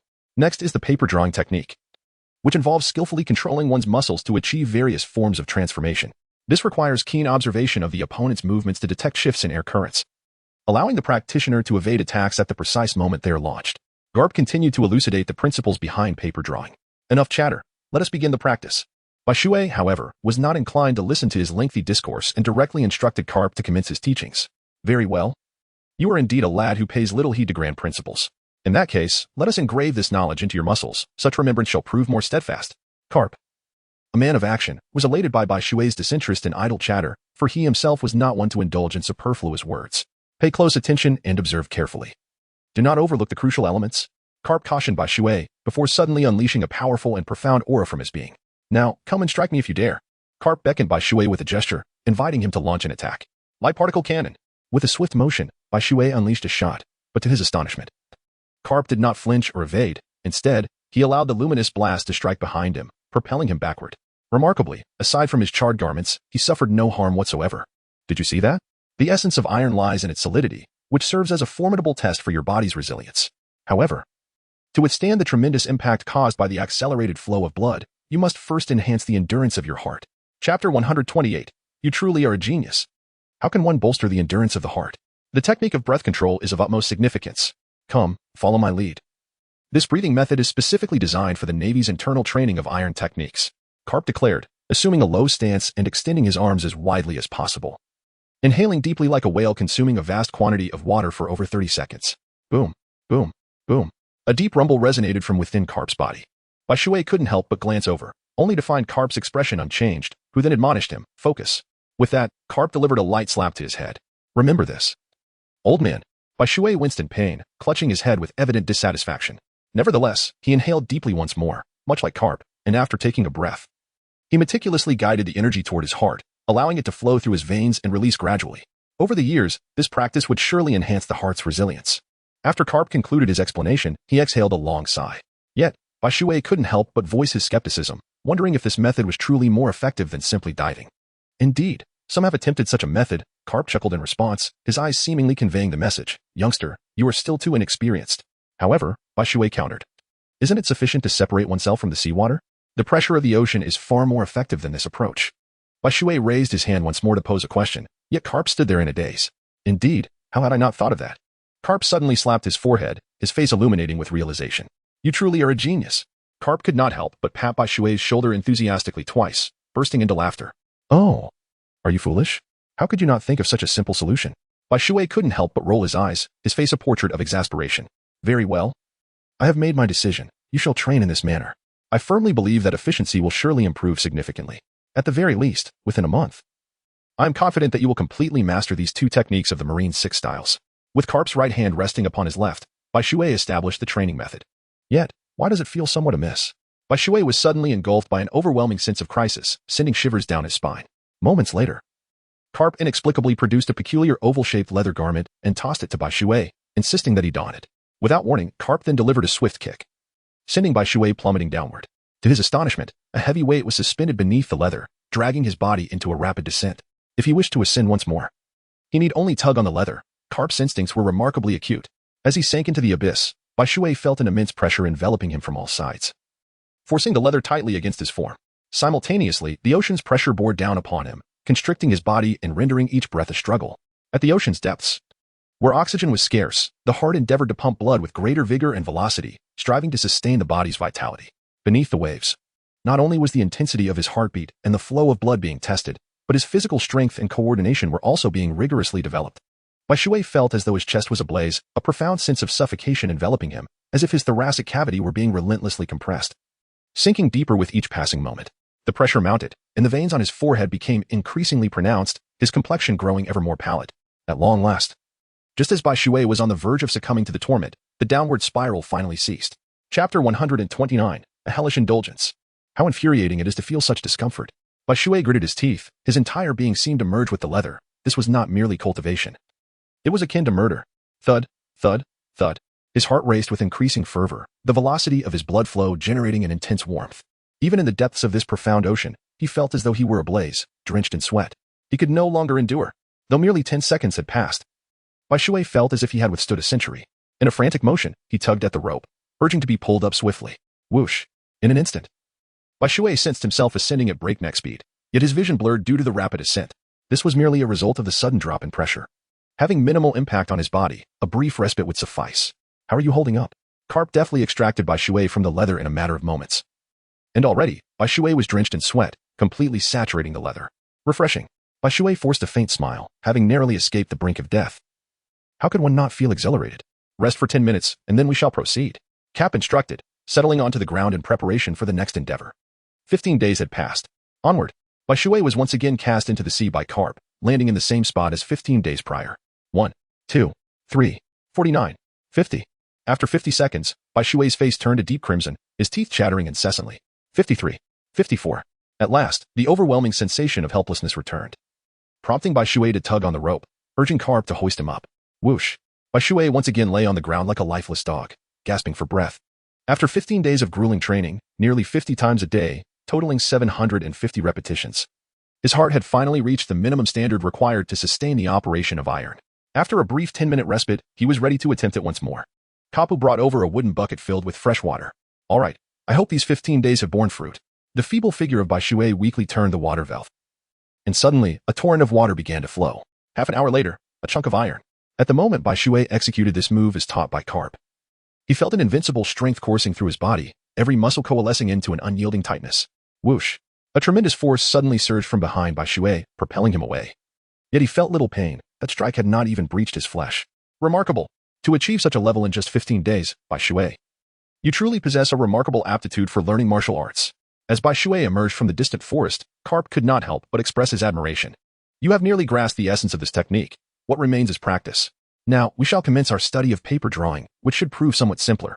Though it is divided into two distinct aspects of training. One is the ability to capture airflow, and the other is the skill to manipulate muscle evasions. Therefore, I presumed you have prepared a different set of tools. With that, Karp led Bai Shui to a particular location. Upon arriving at what Karp referred to as the training ground, Bai Shui was momentarily bewildered. Rather than a practice area, he felt it resembled a slaughterhouse. The entire place featured a long corridor, approximately 10 meters in length, densely populated with an array of swords, knives, and spears, although they were not sharpened. A strike from them would undoubtedly be unpleasant. Chapter 130, Multifunctional Training. If the surface area of impact were to be continuously struck, even Bai Shui could sustain significant injury. Just when he thought this was already excessively rigorous, Karp profoundly illustrated the concept of escalating intensity. He proceeded to blindfold Bai Shui with an opaque black cloth, compelling him to rely on his other senses to detect impending dangers without the use of sight. Well, despite Bai Shui's objections, there was no recourse. The authority resided with Karp, and dissent was futile. Whatever he decreed must be adhered to. Bai Shui had no choice but to enter with his eyes covered. Bang, bang, bang, bang, bang. What followed was a merciless onslaught, deprived of sight. Bai Shui could no longer discern direction. The relentless barrage of attacks left him utterly defenseless, and within a mere 10 seconds, every inch of his body was battered. Karp, who was supposed to allow Bai Shui to first acclimate to the sensation of blindness, ultimately decided to forego this preparation due to time constraints, thrusting Yi Ling into the fray without any prior experience. However, the memory of muscle is remarkably potent, as the human body is inherently a blend of instinctive responses to both advantage and peril. Under the relentless pressure of the array of blades, the flow of air around Bai Shui's surroundings rapidly intensified in its capacity to be captured. Not only that, but his auditory perception was also continuously enhancing. What Bai Shui remains unaware of is that such practice indirectly hones his mastery of observation haki within. Moreover, it has the potential to enhance his proficiency in manipulating iron and the application of armament haki. Certainly, Bai Shui could not resign himself to perpetual defeat. Thus, he was compelled to enhance his defensive capabilities and reaction speed. Gradually, Bai Shui made progress. Yet, every time the villagers of Windmill Village beheld Ye's grievous wounds, they could not help but feel a pang of sympathy for Bai Shui, urging him to refrain from such relentless exertion. However, Bai Shui would often merely smile in response, understanding that some endeavors require unwavering effort. Nonetheless, he cherished the villagers' concern deeply within his heart. For the first time, he experienced a sense of belonging that had eluded him even on Kuro Island. The villagers of Windmill Village were confident, radiant, warm-hearted, and sincere, evoking an irresistible affection for this place, qualities starkly absent among the people of Kuro Island. Time passed in the midst of Bai Shui's relentless efforts, and 3 months slipped away. Just as Karp had anticipated, Bai Shui awakened to the methods of utilizing haki, albeit excluding the rare conqueror's haki. Whether it was observation haki or armament haki, Bai Shui demonstrated proficiency that even surpassed some marine trainees who had practiced for 2 to 3 years. This was undoubtedly attributed to the array of blades. Even now, whenever Bai Shui stood beneath that lethal formation, his body trembled involuntarily. Once more, Bai Shui once again stepped into the array of blades. Although his eyes were closed, there was little trace of concern upon his face. Instead, a gradual emergence of confidence illuminated his countenance. Whoosh! Bai Shui unexpectedly plunged into the array of blades with a razor-like precision. Bang! The water, as if possessing foresight, deftly evaded a blade and swiftly bent into a bridge pose, narrowly escaping a sword that grazed his side. With a sudden spring, he deftly evaded 2 intersecting clubs. He then landed heavily upon one of the clubs, akin to a nimble ape, effortlessly dodging the descending swords. Like a spirit monkey scaling a wall, he utilized the footholds provided by the walls of the blade formation to plunge downward, slipping through the narrow gap of a sword. Just as he passed through, an arrow of steel hurtled toward him, yet Whitewater found no leverage to escape.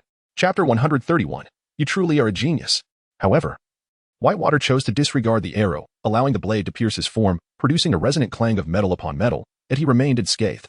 Then, with a slight furrow of his brow, he seized the sword and flung it aside, perfectly intercepting a spear that lunged toward him. Harnessing that momentum, Whitewater soared once more into the air. With both hands raised above his head, he dove downwards like a shuttle, piercing through the openings between three blades, with the exit merely 10 meters away. Yet, how could a mechanism personally crafted by Kappa be so easily circumvented?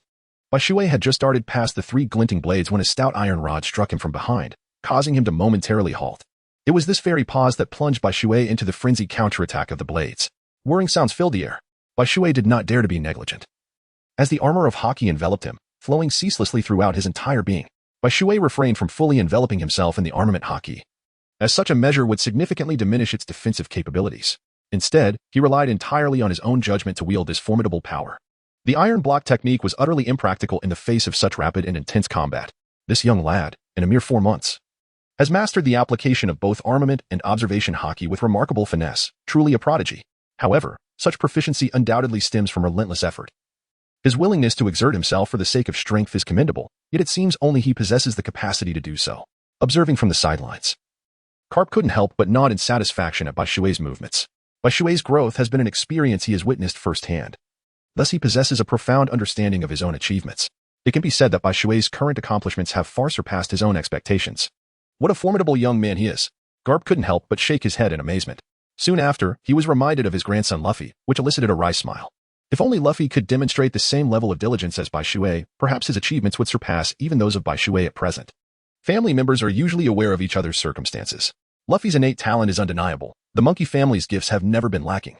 However, Luffy's temperament precludes him from engaging in such earnest training, unless he were to face some significant setback. In the realm of Baishui, after the rhythm was disrupted, he chose to endure the relentless onslaught of the blade formation rather than succumb to chaos. At last, he managed to regain his rhythm. Once he rediscovered his cadence, Baishui seized the opportunity to break through, emerging triumphantly from the array of blades. This seemingly brief formation required Baishui to apply all he had learned in practice. His paper drawing technique enabled him not only to sense the airflow and evade attacks but also to dissipate the force directed towards him, proving to be immensely beneficial and sparing him from numerous injuries. Haha, splendid. I certainly did not misjudge you. You are truly remarkable in just 4 short months. You have mastered so much. For an ordinary person, it would take no less than a year to achieve this. Karp approached with a grin, his wrinkled face beaming like a blooming chrysanthemum. He then patted Baishui's shoulder heartily, his expression radiating satisfaction. All right, for the next month, you shall teach me the art of combat techniques. Baishui, however, felt little joy as he looked at Karp. Karp, renowned as a master of martial arts in the world of One Piece, would serve as his sparring partner for a month, and Baishui believed that his strength would undoubtedly surge as a result. Chapter 132. Karp as a sparring partner. All right, kid. Since you've chosen this path of self-imposed hardship, don't blame me for being too harsh. Prepare yourself mentally, Karp replied, a wicked grin spreading across his face upon hearing Baishui's words. Let us not waste time. I cannot fully demonstrate what I have learned in the midst of a blade array. Baishui displayed evident impatience. Why was that? Because, in the name of training, he had not seen Aki for 5 long months. Although Aki had yet to awaken, the primary physician's tone suggested that she was on the verge of consciousness. Now, Baishui was consumed by thoughts of Aki, longing to return immediately. However, Karp would not allow him to leave until he had completed his 5 months of training. Under such circumstances, he resolved to absorb as much martial arts experience as possible during this month. Let us begin, Karp declared, as he removed his justice cloak and assumed a stance before Baishui. Shave. Baishui vanished without a trace, only to reappear behind Karp in a swift motion, unleashing a radiant energy cannon with his right hand. Fist of the bone.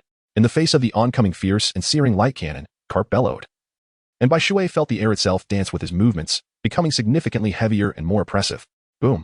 The energy cannon, capable of sending lane flying, was astonishingly dispersed by Karp's punch, sending it soaring into the sky, while the entire island cracked open in a large fissure centered around Karp. Light kick. The yellow ape possesses a light speed kick, while Baishui has his own energy kick. Yet, they are essentially the same technique, both employing super speed to launch their opponents. With a swift motion, Karp seemed to possess foresight, delivering a punch that tore through the air, colliding heavily with Baishui's right leg. Baishui felt an overwhelming force akin to that of shattering mountains surge towards him, nearly rendering him incapable of bearing its intensity. He could not help but emit a muffled groan, a trickle of blood escaping from the corner of his mouth. Lawn foot. Karp lunged forward, unleashing a blade of energy directed at Bai Shui, causing his hair to stand on end in terror. In his heart, he silently commanded, "Armament, hardening." With a resounding impact, the energy blade collided violently with his chest, sending waves of blood surging within him once more, and blood trickled from his lips again. Fist bone.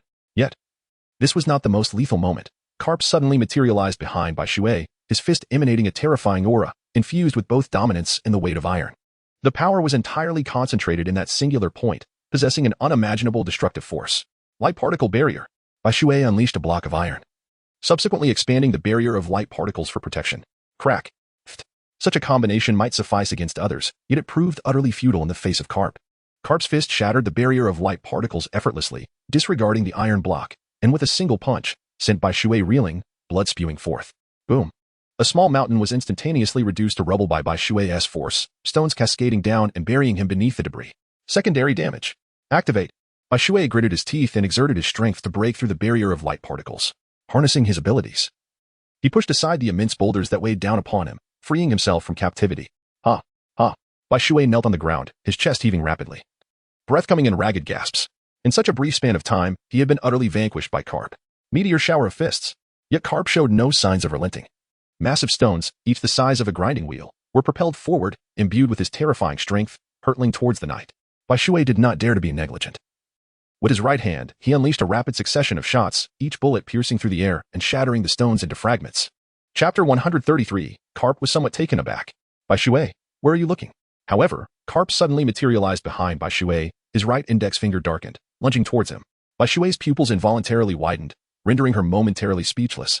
Carp's arrival had been exceedingly abrupt. Bai Shui returned, once again spitting blood, and crashed heavily into the mountains, causing the very earth to tremble violently and resound with thunderous roars. "Ha, young Bai Shui, is that all you've got? Come on." Carp laughed heartily, his face alight with exhilaration. Just then, a searing and fierce light cannon hurtled toward him, magnifying rapidly in Carp's eyes. Its speed so astonishing that it left no room for reaction. Boom. Yet Carp retaliated with a single punch, concentrating his power into a singular point, shattering the light cannon upon impact. Suddenly, Carp's expression shifted as his right arm darkened, crossing defensively before him. Bai Shui appeared before Carp in a flash, delivering a kick infused with light energy. With a deafening roar, the very ground quaked violently, and a tempestuous wind surged forth, threatening to upheave the earth around, creating colossal waves in its wake. Like cannon. Just as Carp prepared to launch a counterattack, Bai Shui seemed to anticipate his move, unleashing his own light cannon, forcing Carp to abandon his strike as he shouted "Shave," vanishing from sight. Light stream. As Carp emerged from the air, he found himself confronted by a dense array of luminous orbs. Unable to suppress his astonishment, he exclaimed, "Good lad." His gaze sharpened as he executed a moonwalk while simultaneously employing the paper drawing technique. Yet, miraculously, not a single one of the myriad light orbs managed to strike Carp. This was not the end, however. Bai Shui surged towards Carp like a rocket, a brilliant light emanating from his right hand. "Iron block," Carp exclaimed as he braced himself, activating his defense to withstand the radiant assault. However, the force of the strike exceeded Carp's expectations, leaving him with an unfamiliar sensation of pain for the first time. Seizing this rare opportunity, Bai Shui delivered a swift kick. By the time Carp regained his composure, it was too late. With a resounding thud, Carp was propelled into the ground like a deflated ball, causing the entire island to tremble and rumble as the earth fractured over a vast area. "Haha, well done, my young friend," Carp exclaimed, seemingly unscathed as he swiftly rose from the ground, not a mark upon him. "That will be enough for today, Bai Shui," he said, brushing off the dust from his clothes, addressing Bai Shui in the air. Agreed. Bai Shui nodded in agreement. It was not that he lacked the desire to continue. Rather, after a full day of training, he felt somewhat fatigued. If given another month's time, when faced once more with the formidable beast, Lane, you might find that the endeavor demands far less effort than before, Kapu remarked as they journeyed back to Windmill Village. Bai Shui couldn't help but smile. Indeed. After practicing with you for another month, Lon would no longer be my opponent. Bai Shui expressed his agreement with Carp.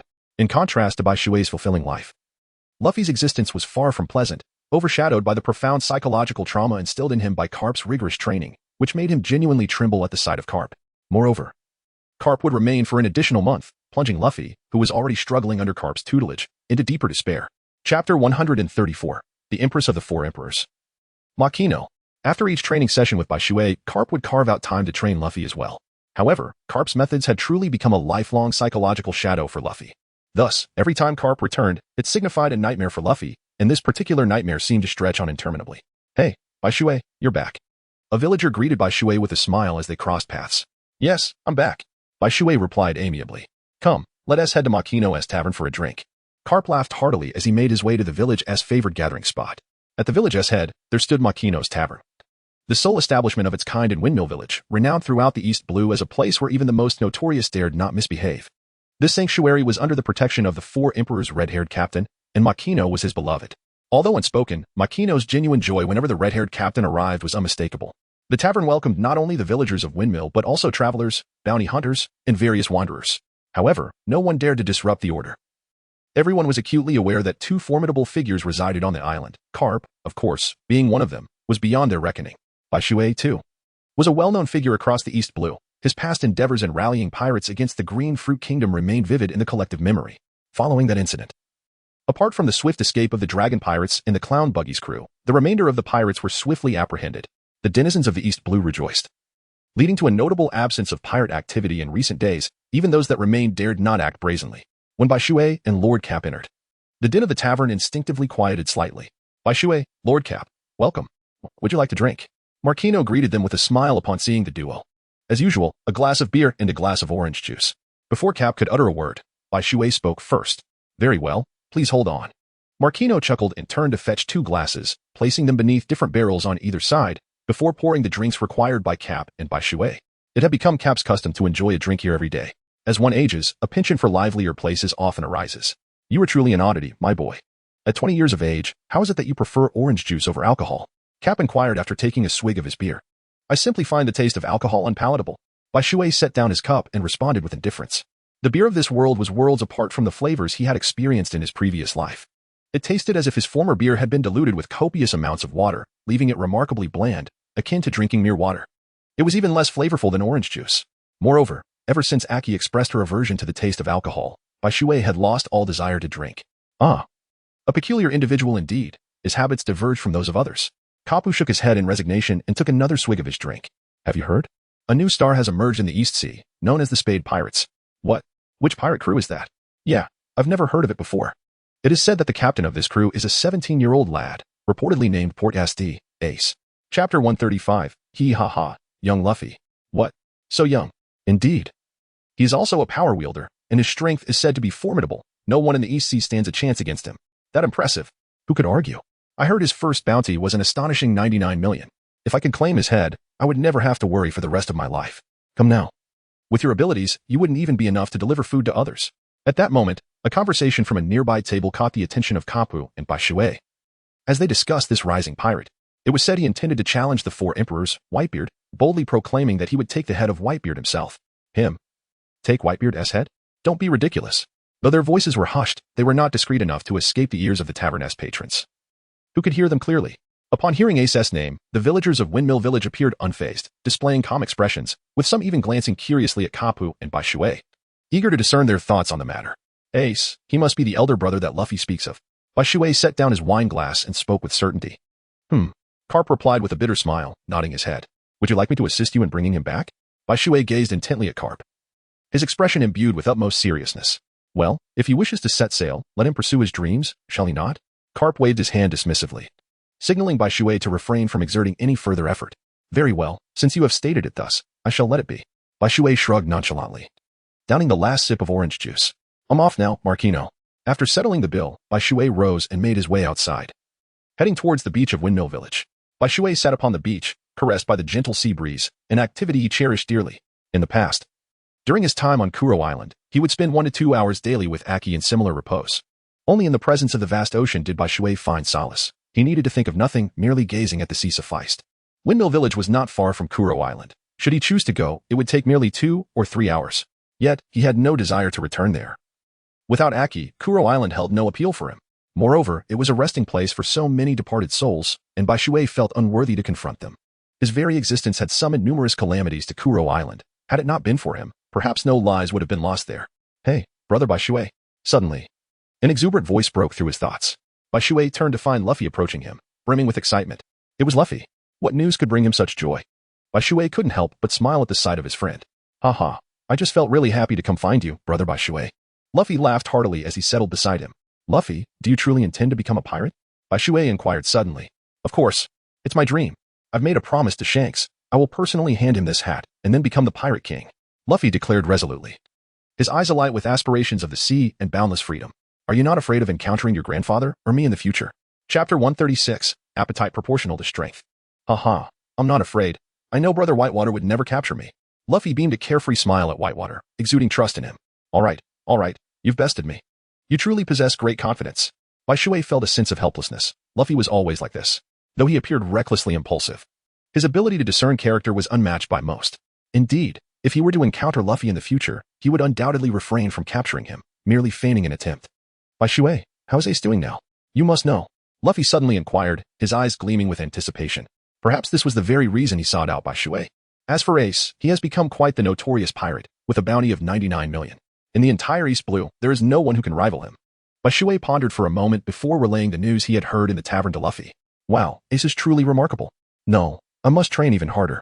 Thank you, Brother Bai Shui, but I must take my leave now, Luffy declared, arriving and departing with equal spontaneity.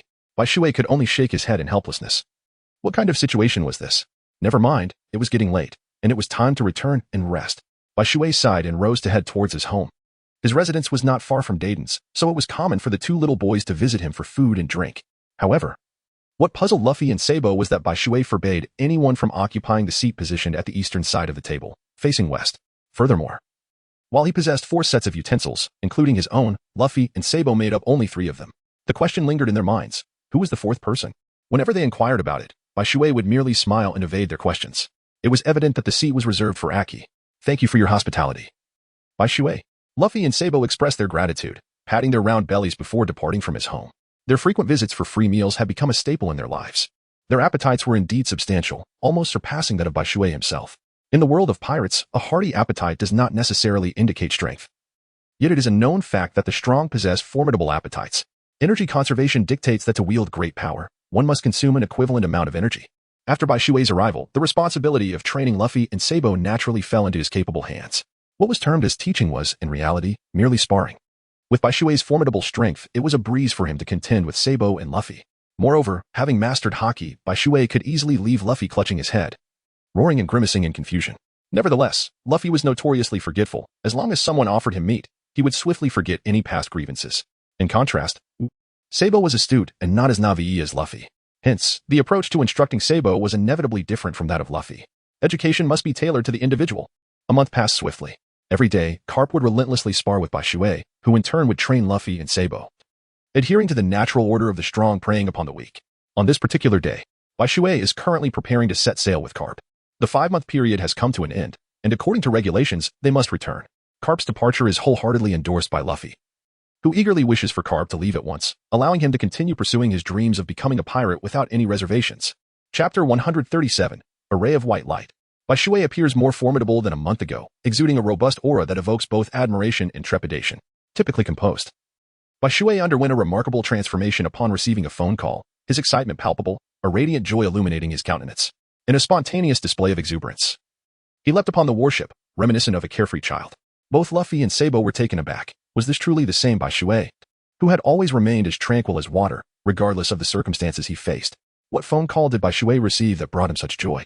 Nothing else, of course. But the news concerning Aki. Only information related to Aki could elate him to such an extent. The call was made by the chief physician at the naval headquarters, who delivered the monumental news. Aki has finally awakened. How could this not fill Bai Shui with happiness? Kapu, I have matters to attend to, so I shall take my leave. Bai Shui could no longer contain his excitement. He exchanged a word with Carp before soaring into the sky, a magnificent pair of wings unfurling behind him.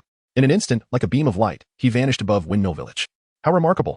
Luffy exclaimed, his eyes sparkling with awe, his speech stumbling in disbelief. Oh, the youth! Carp remarked, shaking his head in resignation upon witnessing Luffy's expression filled with longing for the sea. Yet, this sight ignited a surge of frustration within him.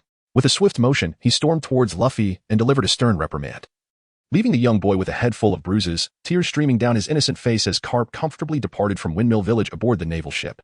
On that day, many inhabitants of the East Blue beheld a wondrous spectacle, a brilliant white light traversing the sea at extraordinary speed. It crossed the Red Line and headed towards the Grand Line. Meanwhile, pirates on the Grand Line witnessed an extraordinary sight, a man with a pair of wings racing in one direction, his speed creating a thunderous roar as it tore through the air, leaving a long trail across the sky. Among them was Ace, who had just entered the Grand Line. Captain, is there truly such a terrifying being on the seas? Is this the Grand Line? How frightening! One of Ace's crew members remarked, watching Bai Shui dart across the sky with bated breath. One day, I too shall reach such heights, Ace declared, clenching his fists as he gazed at Bai Shui. Bai Shui remained unaware that he had inadvertently traversed the skies above Ace, his mind consumed entirely by thoughts of Aki. The naval headquarters. Is Bai Shui returning? Upon awakening, Aki realized she was in a naval hospital and learned that Bai Shui had become a naval lieutenant. A genuine sense of joy blossomed in her heart for Bai Shui's achievements. Bai Shui brings joy to her surroundings, regardless of the situation. However, upon learning that Bai Shui is rapidly approaching, Aki cannot help but feel a twinge of anxiety. What is there to be nervous about? He's already yours. There's no reason to feel shy. Rest assured, when the time comes, we shall all take our leave, allowing you two to savor your private moment together. Spoke the attending physician with the tone of one who has experienced such matters before. Aki's face flushed instantly, turning as rosy as an apple. A sight both endearing and charming. One could only wonder what thoughts occupied her mind in that moment. In the marshal's office, Aki has awakened? Zhangguo inquired with uncertainty. Indeed, Marshal. The news just arrived. Aki has regained consciousness after 5 months in a coma. Splendid. Truly splendid, Zhangguo exclaimed, his voice resonating with exuberance as he repeated the word thrice. May I dare to ask, Marshal, why you were so overjoyed by Aki's awakening? She is merely an ordinary woman, questioned a bewildered colonel, unable to grasp Zhangguo's enthusiasm for a common woman. Before I address your query, allow me to pose one to you. Answer me honestly, Zhangguo replied, shifting the focus onto the colonel. Yes. The colonel saluted, his voice clear and firm. Despite his confusion regarding Zhangguo's inquiry, he understood that the marshal's words were commands to be obeyed. What do you perceive to be the future achievements of Lieutenant Bai Shui? Zhangguo asked, his expression filled with anticipation. He is a promising young man. Guided by Vice Admiral Karp, his future accomplishments should certainly rival that of a rear admiral, potentially becoming a vital asset to our navy, the colonel responded thoughtfully. At merely 20 years of age, Bai Shui has already demonstrated his formidable prowess by single-handedly slaying the ferocious beast, Lane, establishing his undeniable strength. Moreover, with the guidance of Karp, his future in the navy appears to be exceptionally promising. Indeed, it is precisely because he may evolve into a pivotal force for our navy that I am so invested in Aki. If any misfortune were to befall her, it would spell trouble, Sengoku mused, stroking his beard. However, his subordinate remained perplexed, unable to grasp the connection between Aki's awakening, her well-being, and Lieutenant Bai Shui. The colonel still failed to comprehend Sengoku's implication, unable to fathom the underlying intricacies. Why can't you see the obvious? I have made it abundantly clear. How can you still not understand? Aki is the fiancée of that young man, Bai Shui. Sengoku remarked with an expression of exasperation, his frustration palpable. Oh. Now I see. The colonel finally understood why Sengoku held such concern for this seemingly ordinary woman. It turns out she is Bai Shui's betrothed. Very well. If there is nothing else, you may take your leave. Oh, and please deliver this notice to the Naval Patrol personnel, instructing them not to impede Bai Shui's passage. Sengoku suddenly recalled something, handing over a freshly signed notice to the colonel for dissemination to the harbor patrol. Understood. The colonel saluted respectfully before departing.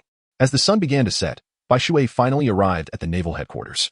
The moment he set foot there, he was promptly recognized, and in accordance with Sengoku's orders, was granted immediate passage. Although Bai Shui was taken aback, he nonetheless presented his credentials for registration. After expressing his gratitude, he hurried toward the naval hospital. However, upon reaching the ward, Bai Shui found himself utterly unable to grasp the doorknob. Fear, anxiety, and trepidation surged within him all at once. The phrase "the closer one is to home, the more timid one feels" perhaps encapsulates this sentiment perfectly. Bai Shui gritted his teeth, twisted the doorknob, and then pushed the door open. In that very moment when Bai Shui opened the door, Aki, lying on the hospital bed, happened to turn her head as well. Their eyes met, and emotions of surprise, excitement, and longing erupted simultaneously, tears cascading down their cheeks and falling to the ground like raindrops. Chapter 139, A Reunion Beyond Newlywed Bliss. Awakening. In Bai Shui's heart, a myriad of words longed to be expressed, yet when they finally reached his throat, they coalesced into but 2 syllables. He seated himself beside a cheese hospital bed, tightly grasping her delicate hand, his own trembling incessantly. He reached out to wipe away the tears from a cheese face, only to find that with each attempt, they multiplied, cascading down like a flood breaching its banks, unstoppable. It's all right, don't cry, be good. Bai Shui's voice trembled profoundly, yet he still consoled Aki not to weep. Aki couldn't help but chuckle softly. Though her tears continued to flow ceaselessly like a river, she reached out her arms towards Bai Shui, yearning for an embrace. Bai Shui gently lifted Aki, supporting her back with his hand, allowing her to rest against his shoulder. I thought I would never see you again. I was so frightened. Terrified of being separated from you. Aki clutched Bai Shui's hand tightly, her body trembling uncontrollably as tears streamed down her face, soaking the bed linens. Do not be afraid. It is all right now, Bai Shui reassured her, patting her back soothingly. Yes, I understand. Aki sobbed, her voice choked with emotion. Look. This is the necklace I crafted for you. Your name and mine are engraved upon it. Do you like it? Bai Shui suddenly produced a small box from his possession, revealing a stunningly exquisite necklace that sparkled brilliantly. It was adorned with delicate bone-tail embellishments, reaching only to Aki's. At the forefront hung a deep blue gemstone, flanked by two clasps designed to secure the gem in place. Inscribed on the clasp to the left was Bai Shui's character for water, while the one on the right bore Aki's character for qi. "I love it," Aki exclaimed, nodding in delight. She had not anticipated such a magnificent surprise from Bai Shui. "Aki, will you marry me?" Bai Shui then took out a small box from her bosom, within which lay a resplendent and radiant ring. Bai Shui tenderly stroked Aqi's flowing hair, saying, Aqi's face flushed crimson with embarrassment as she responded in a faint whisper. "From this moment on, you shall be mine, Aqi. I assure you that such incidents will never occur again," Bai Shui asserted resolutely. The incidents he referred to were those in which Aqi found herself in peril alone. Aqi, already enraptured by Bai Shui's tender words, responded almost mechanically, lost in a blissful reverie.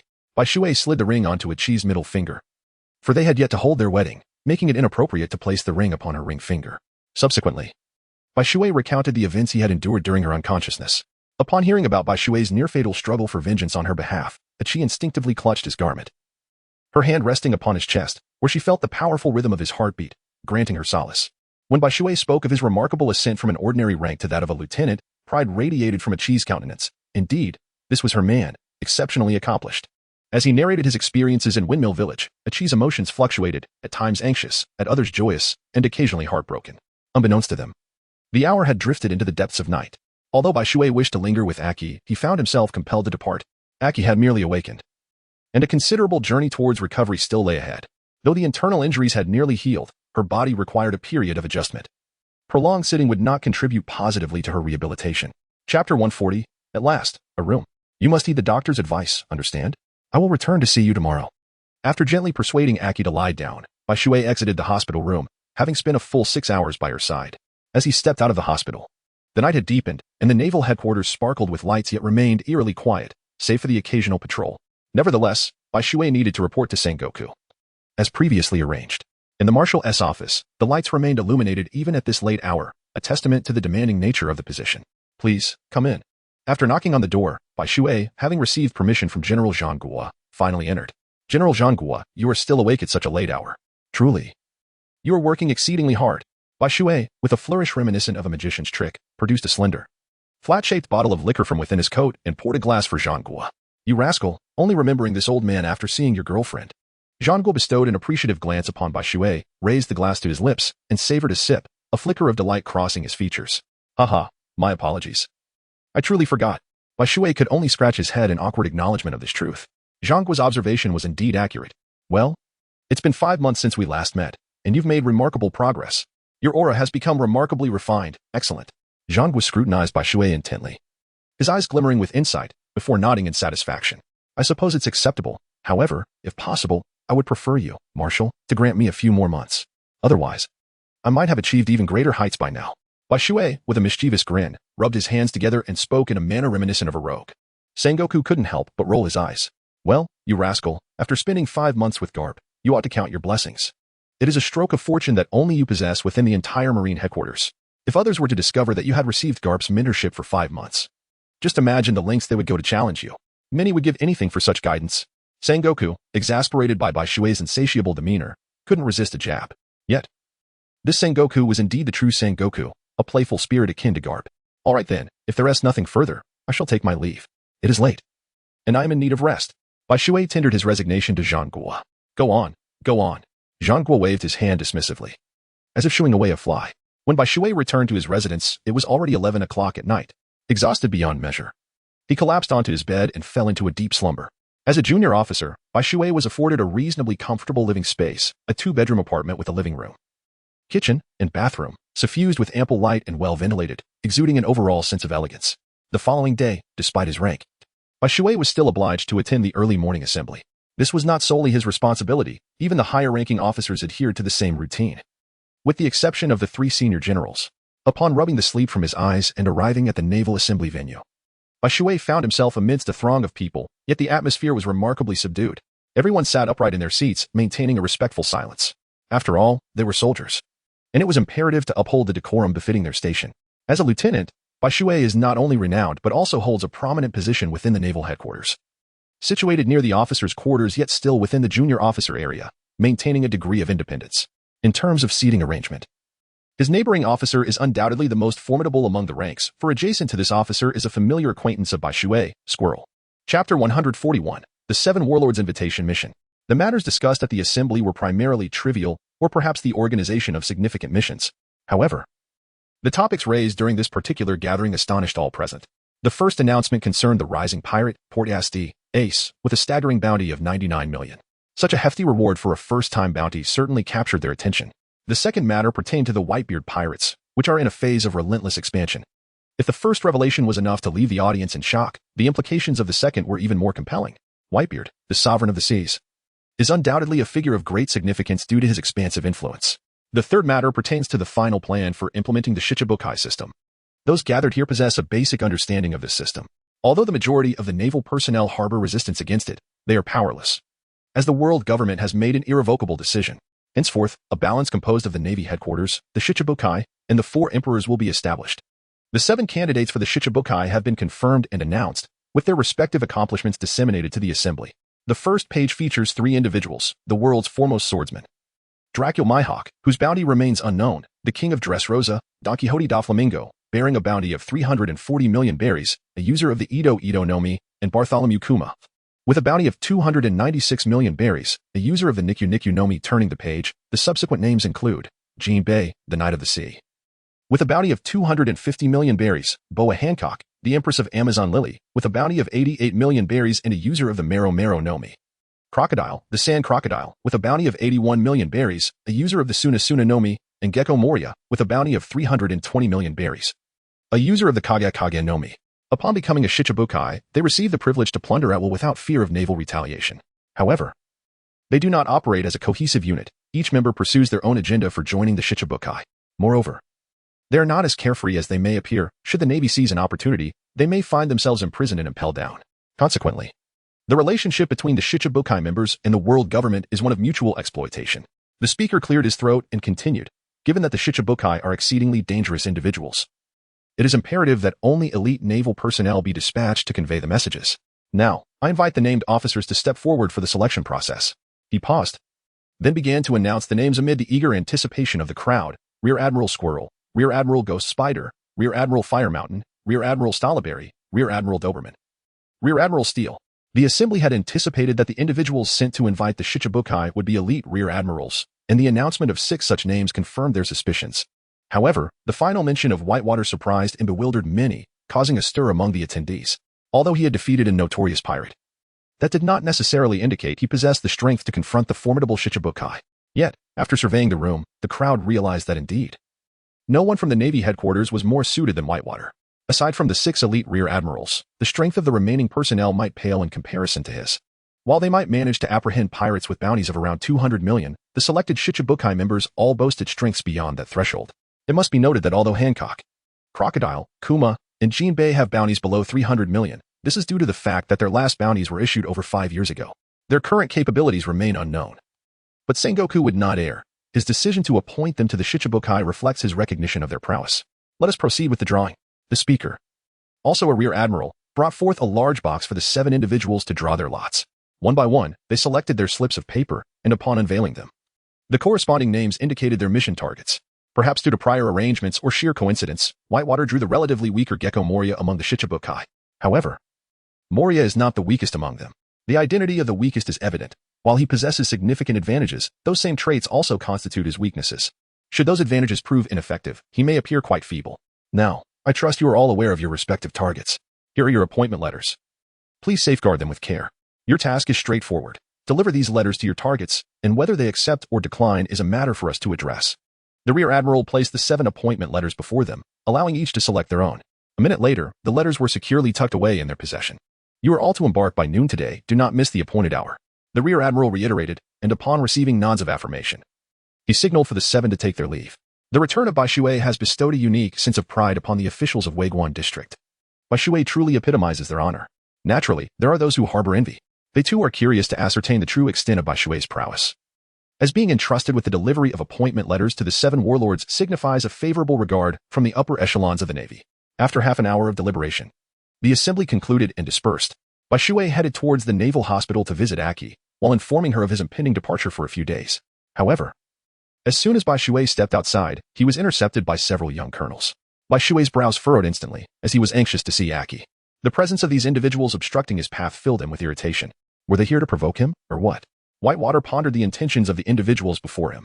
Lieutenant Whitewater, I implore you to engage in a contest with me. Several colonels bowed deeply in unison. Very well, do inform me of the location. Observing their eager demeanor, Whitewater felt a sense of resignation and waved his hand dismissively. Let us proceed to the designated combat arena. Upon hearing Whitewater acquiesce to their request, the group erupted with joy, promptly guiding him to the area specifically set aside for combat at the naval headquarters. Chapter 143, Successfully Capturing Kizaru's Attention. Now, who shall step forward first? The battle between Whitewater and several colonels inevitably attracted the attention of numerous naval officers. In truth, aside from Garp and Sengoku, everyone was keenly curious about the extent of Whitewater's formidable strength. Merely hearing tales of his capture of the ferocious beast, Ron, felt insubstantial. Witnessing it firsthand would be far more convincing. After all, seeing is believing. Allow me to take the lead, declared the colonel who had initially voiced his opinion. State your name. Bai Shui assumed a combat stance and inquired of him. Colonel Kane of the Navy headquarters, a practitioner of physical arts. The man introduced himself, surprisingly not possessing the powers of a devil fruit. Come, unleash your strongest attack upon me. Bai Shui gestured to Kane with a beckoning hand, indicating that he could commence. In an instant, Kane transformed into a fleeting shadow, vanishing from sight. With a swift motion, he reappeared behind Bai Shui, his right leg emanating a fierce aura as he launched an attack. Facing Kane's formidable strike, Bai Shui murmured softly. And as if possessing eyes in the back of his head, he moved with the grace of a delicate paper, evading Kane's seemingly inevitable blow with ease. In a flash, Bai Shui disappeared, only to materialize behind Kane, his right leg glimmering brilliantly as he delivered a powerful kick that sent Kane flying. Was that not the lightspeed kick of Admiral Kizaru? How could he possibly replicate it? Could it be that he shares some connection with Admiral Kizaru? The crowd gasped in astonishment, their minds racing with speculation. Enough already, spare me. This is our first encounter. At that moment, a languid voice emerged from behind the crowd, and a middle-aged man with yellow, frog-like glasses sauntered forward. He sported a mane of black curly hair, a ring of black facial hair adorning his chin, and was clad in the attire of a naval admiral, beneath which lay a yellow and white-striped suit. He stood at an imposing height of approximately 5 to 6 meters, appearing somewhat lanky, yet his face bore an exceedingly lewd expression, accentuated by the way he spoke. Despite his rather unsavory demeanor, the gathered crowd regarded him with utmost reverence, suppressing any laughter and instead offering him a respectful salute. The newcomer was none other than one of the 3 great admirals of the Navy, Kizaru, Borisellino. Ah, come now, everyone, no need for such formality. Just relax and enjoy. Kizaru quipped playfully, his gaze fixed intently on Bai Shui, eyes sparkling with intrigue. Next, Bai Shui naturally noticed the yellow ape. It was impossible to ignore him. His observation hockey incessantly warned him, sending chills down his spine. Ryan, a martial artist. Next, another naval officer took the stage, remarkably resembling the previous Kane, suggesting they were likely brothers. Come on. There was nothing of significance to discuss with Bai Shui.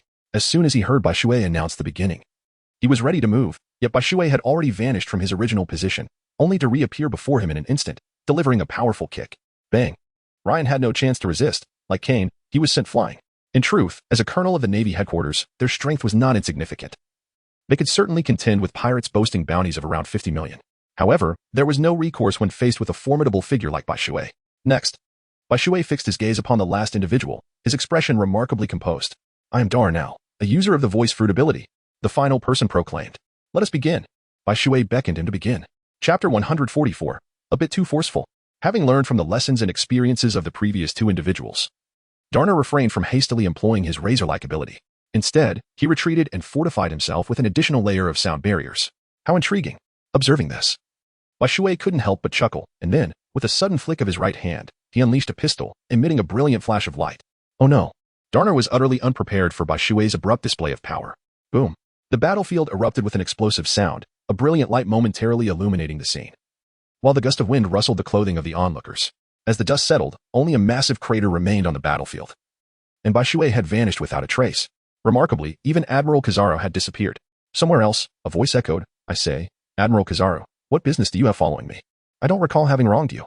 Bai Shui halted his steps, turning to address the empty air behind him with a sense of resignation.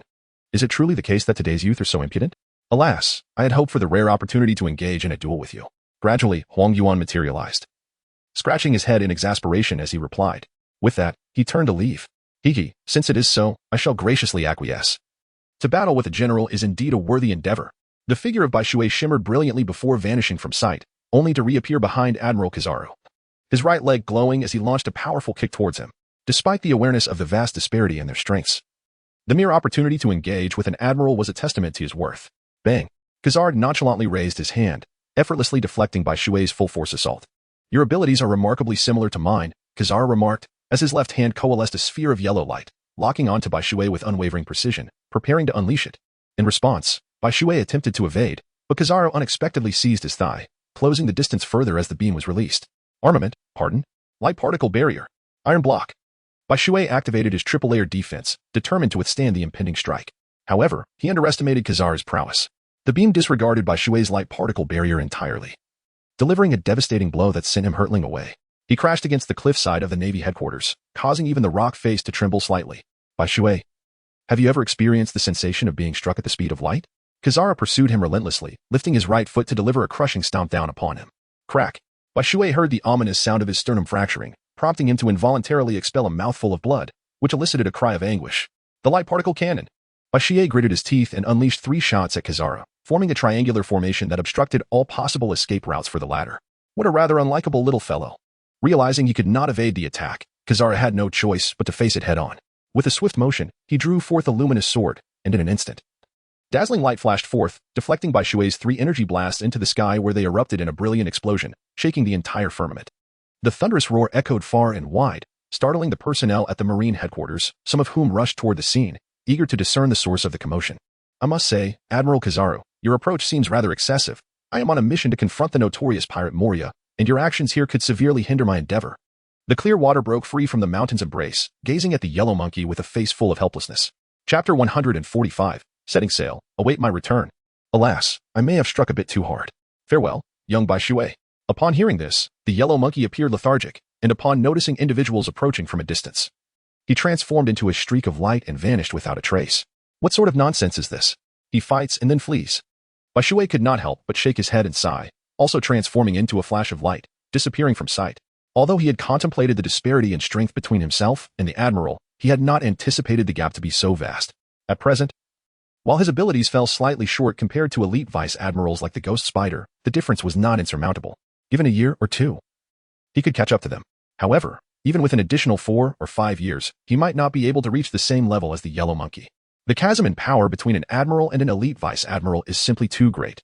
The strength of elite vice admirals can contend with pirates boasting bounties around 400 to 500 million. Beyond that, it necessitates the intervention of an admiral. When a multitude of Navy officers arrived at the site of the battle, they found the scene deserted. Yet, they unexpectedly discovered traces suggesting a conflict involving the yellow monkey. Though none dared to inquire further about him. Amidst the speculation, Sengoku spoke up, publicly declaring that it was indeed a confrontation between Admiral Kizaru and Bai Shui. A wave of astonishment swept through the Navy. The mere fact that Bai Shui could engage in battle with an admiral was a stroke of extraordinary fortune. It is worth noting that he had just effortlessly defeated 3 formidable colonels. Longer Bai Shui, I shall catch up to you. Countless young sailors of Bai Shui's age silently vowed to double their efforts and strive to match his prowess. Bai Shui has once again risen to prominence within the Navy. Simultaneously, as one of the emissaries responsible for sending invitations to the 7 warlords of the sea from the naval headquarters, he has garnered considerable attention across the seas. The 7 warlords system represents the Navy's policy of appeasement during the age of exploration. Although there are stipulated individuals designated as the 7, it is not explicitly mandated that only those 7 may hold the title. Whosoever possesses the appointment letter is deemed a warlord. Consequently, ambitious pirates have begun to identify their targets, closely observing their every move. At the Navy hospital, prior to visiting Aki, Bai Shui first tended to his own injuries. The yellow ape had dealt a harsh blow, fracturing several of his ribs. Neglecting to treat this could easily lead to adverse consequences. In Aki's hospital room, she gently caressed Bai Shui's chest, her face filled with concern. How did you get hurt? She inquired, perplexed. Aha, I had a skirmish with someone else and, well, I didn't emerge victorious. Bai Shui did not conceal anything from Achi and smiled while scratching his head. Are you here today just to leave again? Achi seemed to sense Bai Shui's thoughts and inquired before he could speak. Well, I might need to be away for about a week. Bai Shui gently caressed Aki's hair and sighed. You must take good care of your health, do you understand? Do not worry about me. I am perfectly fine. If I cannot fight, surely I can flee. Once you have recovered, we shall hold our wedding on a small island, shall we? Bai Shui planted a gentle kiss on Aki's face, gazing at her with eager anticipation. All right, I shall heed your words. Aki's cheeks instantly flushed a radiant crimson. Enchanting in her beauty. Very well, it shall be as you wish. I shall take my leave now. Do take good care of your recovery. Bai Shui gently positioned Aki on the bed, placing a pillow behind her for comfort. He then peeled several oranges and set them on the table before her. After bestowing another tender kiss, he left the naval hospital in high spirits. Chapter 146. The Terrifying Three-Masted Ship. Upon Bai Shui's arrival at the naval headquarters port, he coincidentally witnessed the departure of the remaining 6 elite admirals. 7 warships were lined up in formation, occupying nearly the entire port, a truly magnificent sight. Each vessel was manned by its own crew and combat personnel, despite his distaste for the 7 warlords. The necessary ceremonial display could not be overlooked. The grandeur must be upheld. "Ah, Lieutenant Bai Shui." Suddenly, a voice called out to him. Turning to the source, he recognized it was General Shurtai. "General Shurtai, what brings you here?" Bai Shui inquired. "Haha, just wanted to say hello." Shurtai laughed heartily, appearing devoid of any semblance of a general's sternness. "I wonder how many pirate attacks we shall encounter on this voyage." After his mirth, Shurtai expression gradually turned serious, and he spoke earnestly. "Alas, it is inevitable that we shall face assaults. However, we must ensure the delivery of the appointment letter to the designated recipient. Overthinking such matters will only lead to unnecessary distress." Bai Shui shrugged, a trace of concern absent from his countenance. "Indeed. It is often said that heroes emerge in their youth, and this observation proves to be quite accurate. To think that the usually stern Ghost Spider would speak up. Come now, Ghost Spider General, I am already 20, I am no longer a youth." Bai Shui waved his hand, wearing an expression that suggested resignation. "Well, it is time to set sail, everyone. May the journey be smooth." Bai Shui's expression suddenly shifted to one of seriousness, and with a swift motion, he saluted the remaining 6 individuals before landing heavily upon his warship. How intriguing. The other 6 exchanged glances, their eyes reflecting a shared understanding. Their brief conversation was, in fact, a subtle probe into Bai Shui's capabilities. They had anticipated that, being tasked with such a significant mission for the first time, Bai Shui might exhibit some trepidation. However, his demeanor just now conveyed a remarkable composure, as if he harbored no concerns about the completion of the task at hand. Such confidence is indeed vital. The fact that the commander of the warring states deemed Bai Shui worthy of this mission indicates that he regards him as an equal among them. Based on their earlier dialogue, it is evident that while he may still lag slightly in strength, his youth suggests that he will inevitably catch up. Are they testing me? How fascinating. I wonder if my performance will capture their attention. Bai Shui was certainly not naive. He understood the intentions of these individuals all too well. As 7 warships departed one after another, their thunderous roars gradually fading into the distance, the naval headquarters harbor once again fell into tranquility. On the deck of Bai Shui's vessel, a colonel named Diels commanded all the Marines, a standard arrangement aboard any warship. Ordinarily, as a lieutenant, Bai Shui was expected to unconditionally obey Diels. However, this time he was present as an invitee of the 7 warlords, granting him a degree of autonomy that Diels could not infringe upon. Moreover, considering Bai Shui's future career prospects, Diels was hesitant to impose any demands upon him. Thus, Bai Shui reclined leisurely on the deck, draped in a naval coat, with his hands resting behind his head, serenely whistling a tune. The azure sky mingled with the white clouds, creating a picturesque tableau. Although Moria's territory lay within the frightening triangle, which was not excessively remote, it was still a considerable distance away. Meanwhile, the pirates who had set their sights on Bai Shui's ship began to stir ominously. This expedition was destined to be anything but tranquil. Barely an hour into their voyage, the warship was beset by a rare and terrifying tempest. "Reef the sails. Steady the helm, and everyone find a place to take cover." Diels, evidently well-versed in handling such situations, issued commands with remarkable composure. However, Bai Shui was not inclined to wait idly for the storm to pass. Rising to his feet, he raised his right hand and fired 2 shots into the roaring tempest. Boom, boom. The sound reverberated like thunder from the heavens, echoing far and wide. 2 colossal mushroom clouds erupted over the sea, and amidst the astonished gazes of the crew, the ferocious shockwaves tore through the storm, unleashing terrifying waves that surged toward them like crashing tides. Light barrier. With a commanding shout, Bai Shui extended his hand, conjuring a colossal wall of light that shielded the warship from the oncoming waves. The impact resonated through the vessel, causing the sailors aboard to tremble violently, with some unable to maintain their footing and tumbling to the ground. "Perhaps I exerted too much force," he chuckled softly. As the tumult subsided and he surveyed the disarray among the crew, Bai Shui couldn't help but smile sheepishly, acknowledging that perhaps he had indeed overdone it. "Oh well. I suppose this is no longer my concern." Bai Shui, much like before, reclined on the deck, humming a gentle tune, occasionally shaking his leg, embodying an epitome of leisure. After Diels rose from the ground, he promptly issued the command to advance further. Within just a few hours, they encountered a sea king, yet Bai Shui refrained from intervening, confident that Diels could handle the situation. Flying slash. As anticipated, noticing Bai Shui's disinterest in engaging, Diels swiftly stepped before the Sea King and drew his sword in a decisive stroke. Upon landing, he sheathed his weapon, while the colossal head of the Sea King erupted in a spray of blood before crashing heavily onto the sea, creating a tremendous splash. The warship continued its onward journey. Approximately 30 kilometers from their path lay a formidable pirate vessel, adorned with a fearsome flag depicting a gigantic skull with crimson lips against a black backdrop, exuding an aura of dread. This was the Red Lip Pirates, led by Captain Molina, who had a bounty of 250 million. A Paramecia-type user of the liplet fruit, she was a notable force in the first half of the Grand Line. Upon hearing of the Seven Warlords system, ambition stirred within her. She believed her strength rivaled that of Moria, merely lacking a higher bounty. If Moria could attain the status of a Seven Warlord, why could she not? Thus, she positioned herself here to intercept. Unbeknownst to her, approximately 10 kilometers away, another pirate ship lay in wait. Its flag featured a massive golden crab claw alongside its skull. This was the Golden Crab Pirates, led by Captain Mogoth. With a bounty of 260 million and the ability derived from the crab fruit, an animal type, he harbored similar aspirations. Pondering why a failure like Moria from the New World could become a Seven Warlord while he could not, in terms of strength and influence, he saw no significant disparity compared to Moria. If Moria could achieve it, so could he. Hence, he too had arrived. 3 hours later, Bai Shui and his companions entered Melina's hunting grounds. During these hours, they relished an exceptionally rare moment of tranquility, free from storms, sea king assaults, or any unforeseen incidents. Chapter 148, Another Enchanting Tigress Approaches. It was a silence that was almost eerie. Bai Shui instinctively sensed that something was amiss, and so did DRC. It appears that a formidable battle looms ahead. Bai Shui approached DRC and stood beside him. Indeed, the atmosphere in this vicinity is rather unsettling. As if we are being watched by some ferocious beast. DRC nodded, his expression having turned gravely serious since entering Melina's hunting grounds. In that case, let us observe the situation unfold. Prepare them for battle. Keep the warship's engines running, ready to charge at a moment's notice. Bai Shui suggested that Diels was indeed the commander of the warship. Let us proceed as Lieutenant Bai Shui has just advised. Diels remarked to his loyal subordinate beside him. Oh, the opponent is actually a woman. This is intriguing. The waters shimmered with an overwhelming aura as Bai Shui detected Melina and her fleet. A woman? Deer's brow furrowed in surprise. Navy brats, surrender your orders, or do not blame me for my ruthlessness. No sooner had Bai Shui scanned Melina than her audacious voice resonated through the air. Subsequently, a ship exuding an air of feminine grace glided to a halt before Bai Shui and his companions, effectively blocking their path. Behind them, several pirate vessels emerged, launching a pincer attack. Crimson-lipped Melina, with a bounty of 250 million, the infamous pirate queen of the Grand Line. Deer recited Melina's details with precision, his gaze sharpening and his expression turning grave. This was a pirate of such caliber that he knew he stood no chance against her. So, you were long ere Bai Shui. Melina disregarded Deer entirely, her eyes fixated intently on Bai Shui. Lady Melina, a pleasure to make your acquaintance. Bai Shui stepped forward, a smile gracing his face, exuding an air of harmlessness. The renowned genius lieutenant of the Navy headquarters appeared to be nothing extraordinary after all.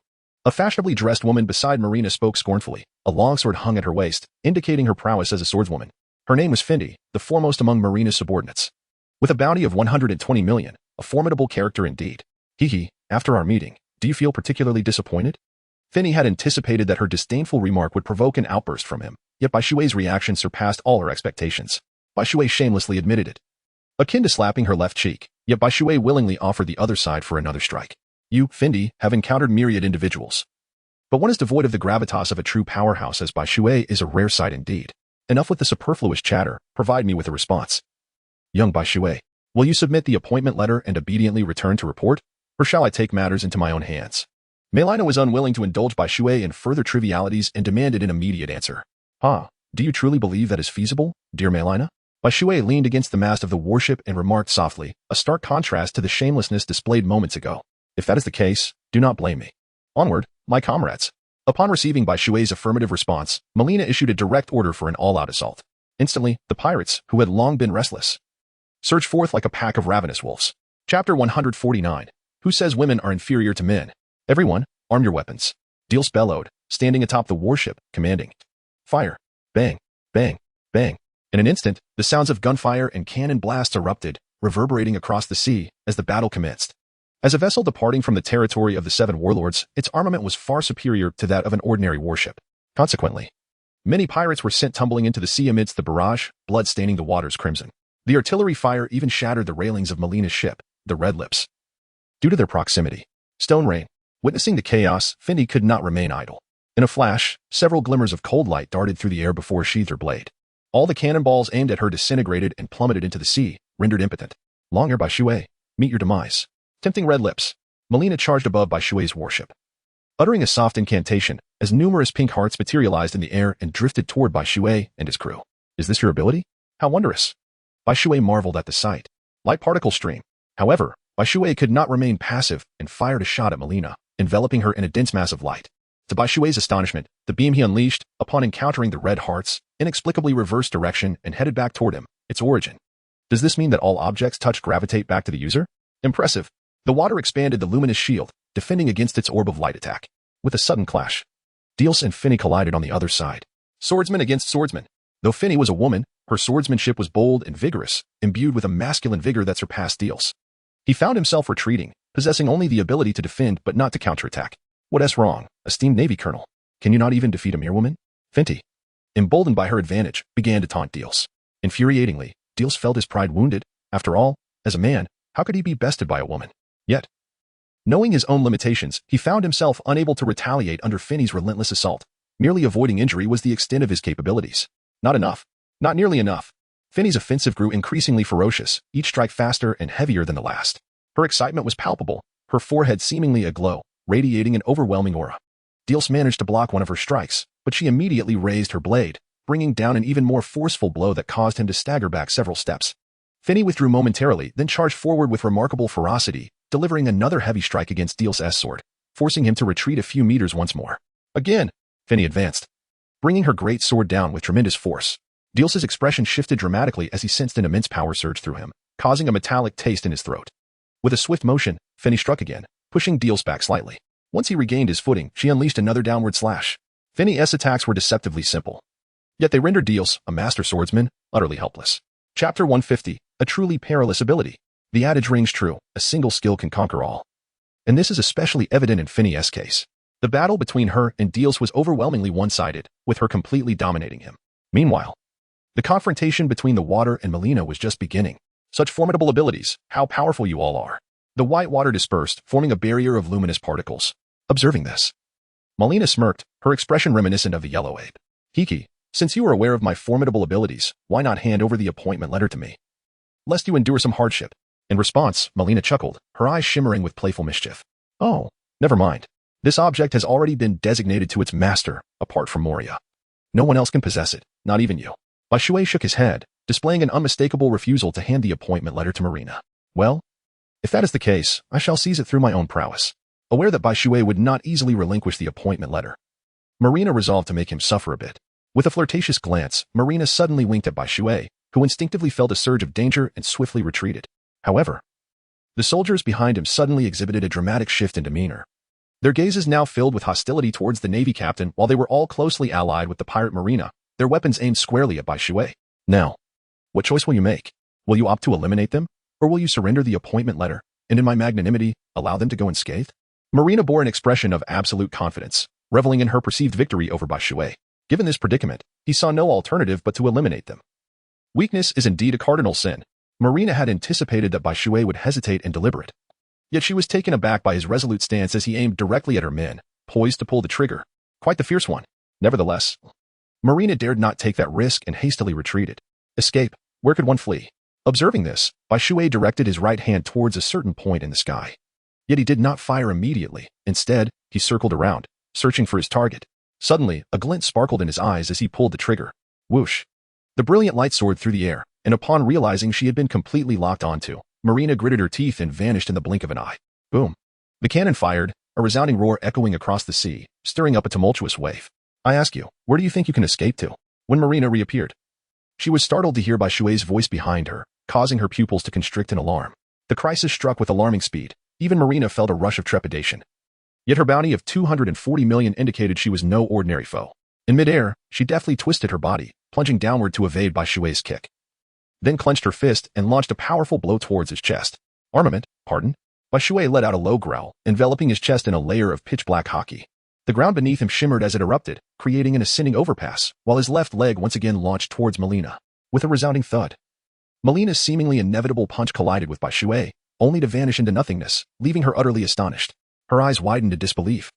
Yet there was no time to evade Bashué's impending strike. With a grunt, Melina spat out blood, propelled like a cannonball in a straight trajectory towards her ship, crashing into it and leaving a massive crater in its wake. Chapter 151. Women can be terrifying when driven to madness. Light particle cannon. The clear water suddenly unleashed a scorching beam of light, striking the vessel. Boom. The ship erupted in a violent explosion, debris scattering in all directions. Waves of heat surging forth, and flames soaring into the sky. Thus, the flagship of Marina was obliterated. No. The crew members cried out in anguish. They had believed that their captain could withstand a prolonged battle against the clear water, yet in merely 2 minutes of combat, Marina was defeated, and the ship lay in ruins. The Swordmaster, a slender middle-aged man, soared forward, adeptly employing the moonwalk technique, wielding twin blades that radiated a menacing aura. Missile cannon. Another roar echoed as a shell streaked toward them with a thunderous rush, instilling a profound sense of peril even in the heart of the clear water. Particle wings. However, in aerial combat, the clear water feared no adversary. With a flourish, it spread its wings and ascended into the heavens, then executed a sharp turn, evading both of their attacks entirely. Do not think of escaping. The diminutive warrior remained undeterred, advancing toward the clear water with renewed determination. Particle stream. Against an airborne foe. There was no technique more suitable than this. With a swift motion, the oncoming torrent of light sent the small warrior into a state of alarm, compelling him to wield his twin blades in a desperate defense against the assault. Yet, as he contended with the radiant sphere, his form appeared suspended in midair. Particle cannon. Bai Shui raised his hand, his right hand firmly pulling the trigger. A sharp, piercing sound cut through the air, and the diminutive warrior was instantly pierced through the chest, his gaze gradually fading to a dull gray as he fell. Just then, an intense sense of impending danger surged from beneath Bai Shui once more. A shell, identical to the one before, was now less than 10 meters away from him. The energy particle cannon. Bai Shui did not dare to be negligent. He unleashed a radiant beam from his light cannon toward the incoming shell. Bang! The collision of the light cannon and the shell erupted violently, generating a tempestuous wave of scorching wind that sent Bai Shui hurtling through the air, momentarily destabilizing his form. Enchanting light arrow. Just as Bai Shui struggled to regain his balance and was unable to attend to other matters, a chilling voice resonated from the surface of the sea. There stood Melina, her figure disheveled as she conjured a colossal red heart, akin to the motion of an empress unleashing her power, and unleashed a barrage of luminous arrows directed at Bai Shui. Although Bai Shui was uncertain about the consequences of being struck, he understood that the enemy's assault must never find its mark. Whoosh! With a swift flutter of his wings, Bai Shui adjusted his position slightly and dove through the air in a graceful arc towards Melina. Damn it! Melina, realizing that her attacks were utterly ineffective against Bai Shui, clenched her teeth in frustration. She had underestimated his strength. In her current state, she could not best him, nor could she escape. Her mount had been shattered. Had it not been for her quick reflexes, she would likely be a lifeless body by now. It was time to take a risk. The moment he approached, she would unleash her abilities. Success or failure rested on this singular moment. Melina had no retreat. The nearest ship was 100 meters away, insufficient for her to maneuver. Whoosh! As Bai Shui approached within 10 meters of Marina, he suddenly fired, unleashing a piercing beam. Such an opportunity was one he could not afford to miss. However, at that very moment, he caught a glimpse of the madness in Marina's eyes, and a sense of caution surged within him. Chapter 152. We will fight you. Marina's eyes sparkled with an enchanting power. After locking gazes with Bai Shui, she gently blinked. Like a mesmerizing serpent, she evaded Bai Shui's lethal shot with an unusual grace. Then, with a swift motion, she pressed her hand against the fragmented deck on the surface of the sea, her legs emanating a tangible force as she propelled herself towards Bai Shui. The bounty of 250 million was not solely attributed to his devil fruit powers. Bai Shui suddenly felt an overwhelming force of submission surge within his mind, compelling him to submit beneath Melina's feet. What kind of joke is this? Bai Shui let out a mighty roar, and an overwhelming aura erupted from his entire being, effortlessly dissipating the surrounding force in an instant. At that very moment of dispersing the power, Bai Shui's body suddenly tensed, an instinctive response to imminent danger. As Bai Shui lowered his gaze, he saw that Melina's legs were now less than an arm's length away from him. He dared not be negligent. He summoned his armed defense and hardened his resolve, enveloping himself in a layer of armed color. With a swift motion, he was propelled backward, the sound of clashing metal ringing sharply in the air. But he would not let her escape so easily. Seizing the moment of weakness, Melina capitalized on the opportunity, leaping onto the fragments of the deck like a panther, advancing towards him with fierce intent. In that instant, Bai Shui unfurled his wings behind him, performing an unexpected somersault that caught Melina completely off guard. He landed a powerful kick to her abdomen, causing her to cough up blood, just as he was about to plunge into the sea. Bai Shui spread his wings once more, creating a deep indentation in the ocean's surface, propelling himself skyward with newfound strength. Red-lipped Melina, I shall capture you. Bai Shui turned in the air, once again diving downwards, completely disregarding the barrage of gunfire from the red-lipped pirates, and charged towards Marina, who had just been blasted onto the ship. Cough, cough. Inside the vessel, Marina leaned against a wooden wall, gasping violently, her large waves of breath rising and falling erratically, her complexion pale and devoid of color. Damn it, without a 5-minute respite, I won't be able to stand. Gritting her teeth, Marina attempted to rise, only to find that she lacked strength below her waist, forcing her to concede defeat. Whoosh!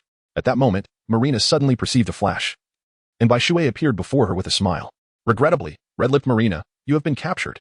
Without granting Marina a chance to resist, he fastened a pair of sea stone handcuffs around her, rendering her utterly drained of strength, collapsing to the ground. She already appeared weak, but now she looked as though she were on the brink of death. Thud, thud, thud. Just then, a row of thugs wielding knives suddenly appeared before Bai Shui. obstructing his path. They glared at Marina, who was being dragged along like a lifeless dog, their rage igniting. You dare treat our captain this way? I will not let this go. Clang. The pristine water expands the barrier of light particles, allowing these individuals to strike relentlessly, yet they cannot inflict even the slightest damage. Scatter. A low sound reverberated as a terrifying force erupted from the luminous barrier, overwhelming these individuals who were utterly powerless to resist. They were sent flying in all directions, colliding heavily against various surfaces. As Bai Shui stepped out of the ship's door, he was struck by a powerful blow, cleaving him against the barrier, the force of which sent a shudder through his very being.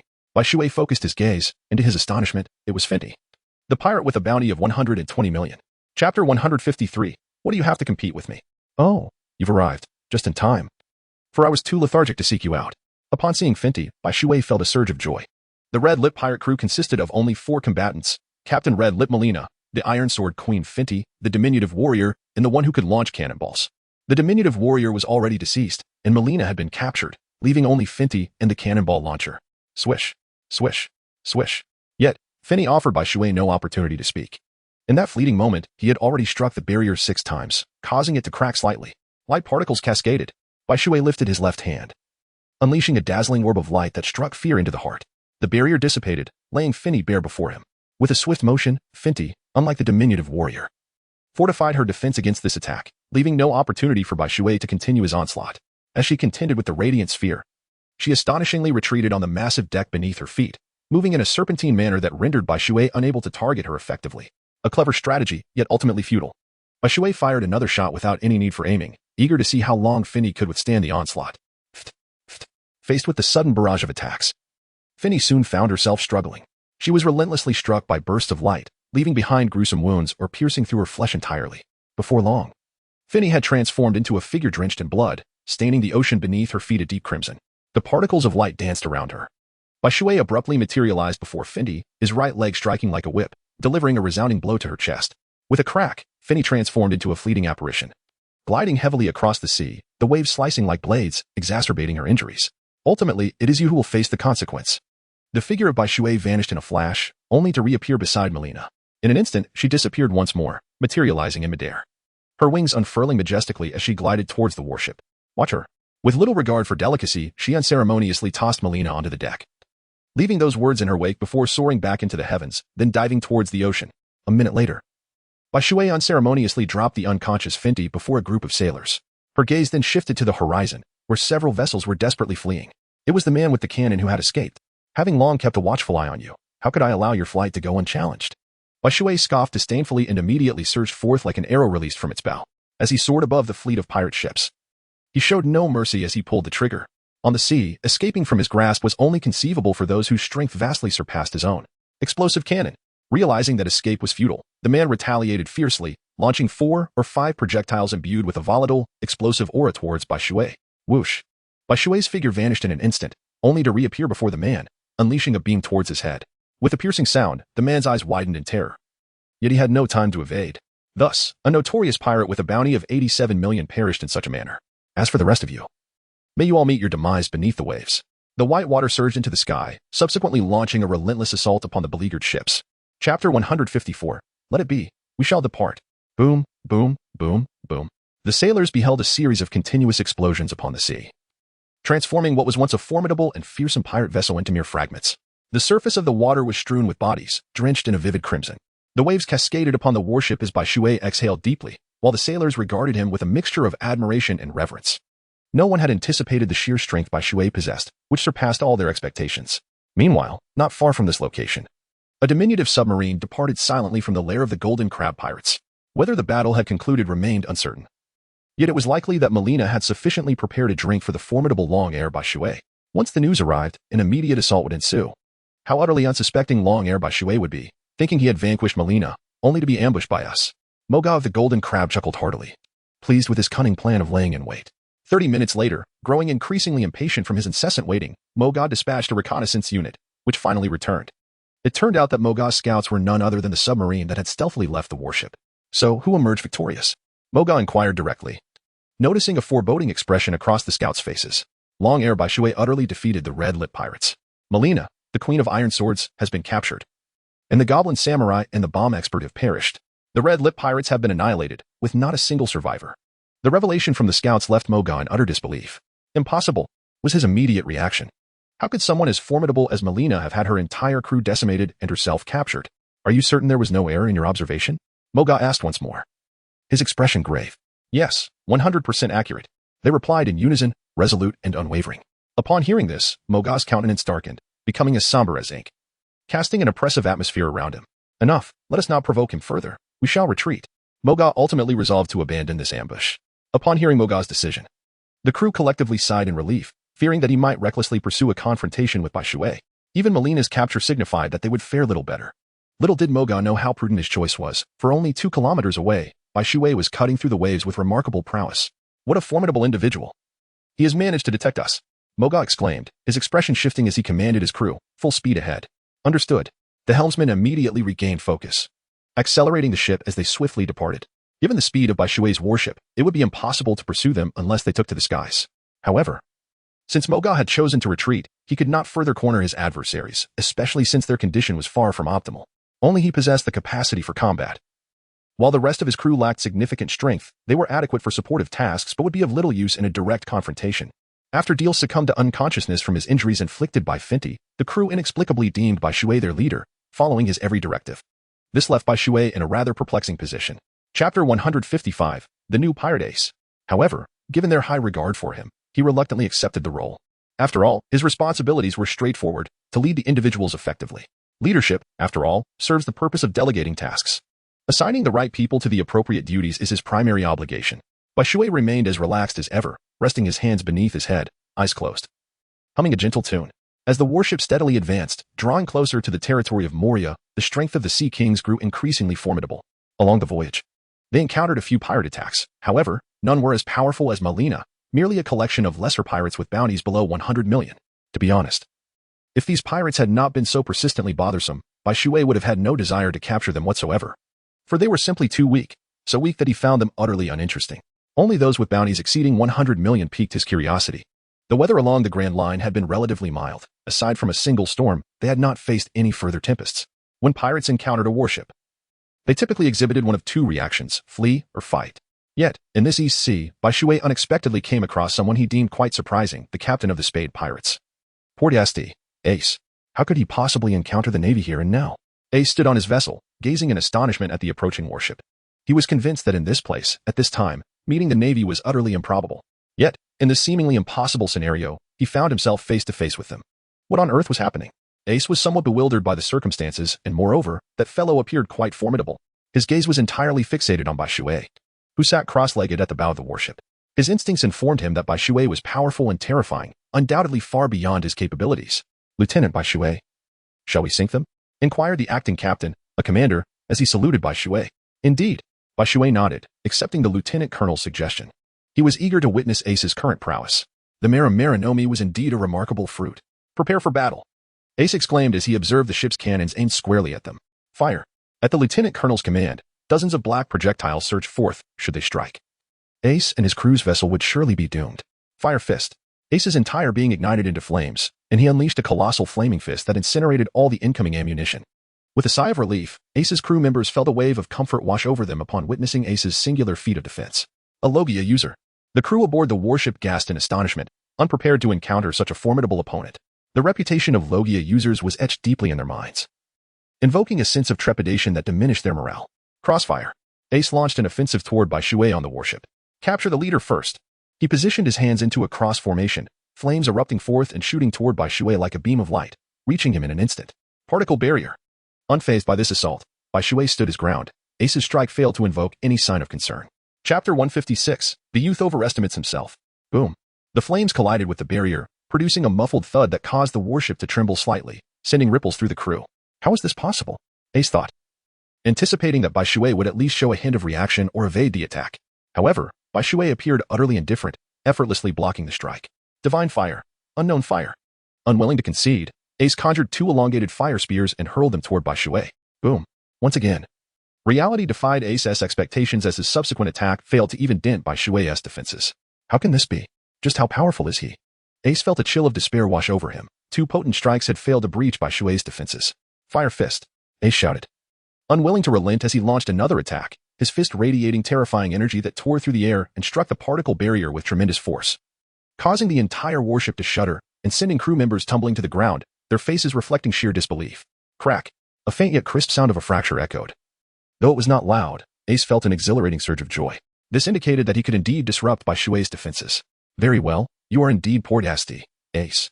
Let me see how much more you can do.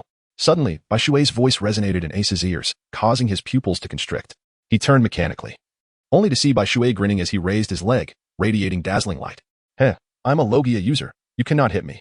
Ace grinned, his body transforming into flames, brimming with confidence in his elemental form. Yet, the beauty of imagination contrasted starkly with the harshness of reality. Ace watched as Bai Shui, after hearing his words, shook his head in resignation and then struck him squarely in the chest, landing a direct hit that caused Ace to cough up blood. He had believed that once in his elemental form, Bai Shui would be unable to touch him. However, the truth proved to be cruelly different. The clear water, as if disregarding his elemental form, enveloped him. Atop that foot of clear water, an overwhelming sensation washed over him. Whoosh. After Ace was sent flying, the clear water swiftly appeared above him, bringing down its right leg with tremendous force. Bang. Crack. With eyes nearly bulging from their sockets and blood gushing forth once more.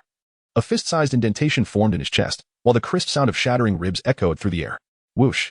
Water once again vanished, only to reappear beneath Ace, swiftly propelling him into his pirate ship just before he plunged into the sea. The entire sequence unfolded in less than 30 seconds, resulting in Ace's utter defeat. How could this be possible? The remaining members of the Spade Pirates gasped in disbelief. After all, this was someone with a bounty nearing 100 million. Effortlessly vanquished without the slightest resistance. Moreover, Ace was undeniably a Logia-type devil fruit user. How could water strike his physical form? Was it not said that all physical attacks were ineffective against Logia users? Make way. I have further journeys to undertake. Since I'm in a good mood today, I shan't capture you. The crew of the Spade Pirates stood on high alert, anticipating that Water would surely seize them. However, to their astonishment, after defeating Ace, Water resumed his languid demeanor, perched at the bow of the ship, idly cleaning his ears with a look of impatience. There was no indication he intended to apprehend them. Chapter 157. Others have backgrounds too. Lieutenant Water, this seems rather inappropriate. The Major chuckled awkwardly, a hint of embarrassment flickering across his face. Enough. Do you know who he is? A mere thrashing is sufficient. Bai Shui could not help but roll his eyes, exclaiming in exasperation, who is he? Is he not just a pirate? Could he possibly have any significant background? Upon hearing this, the lieutenant, looking perplexed, scratched his head and replied, Alas, come here, and I shall reveal to you his true identity.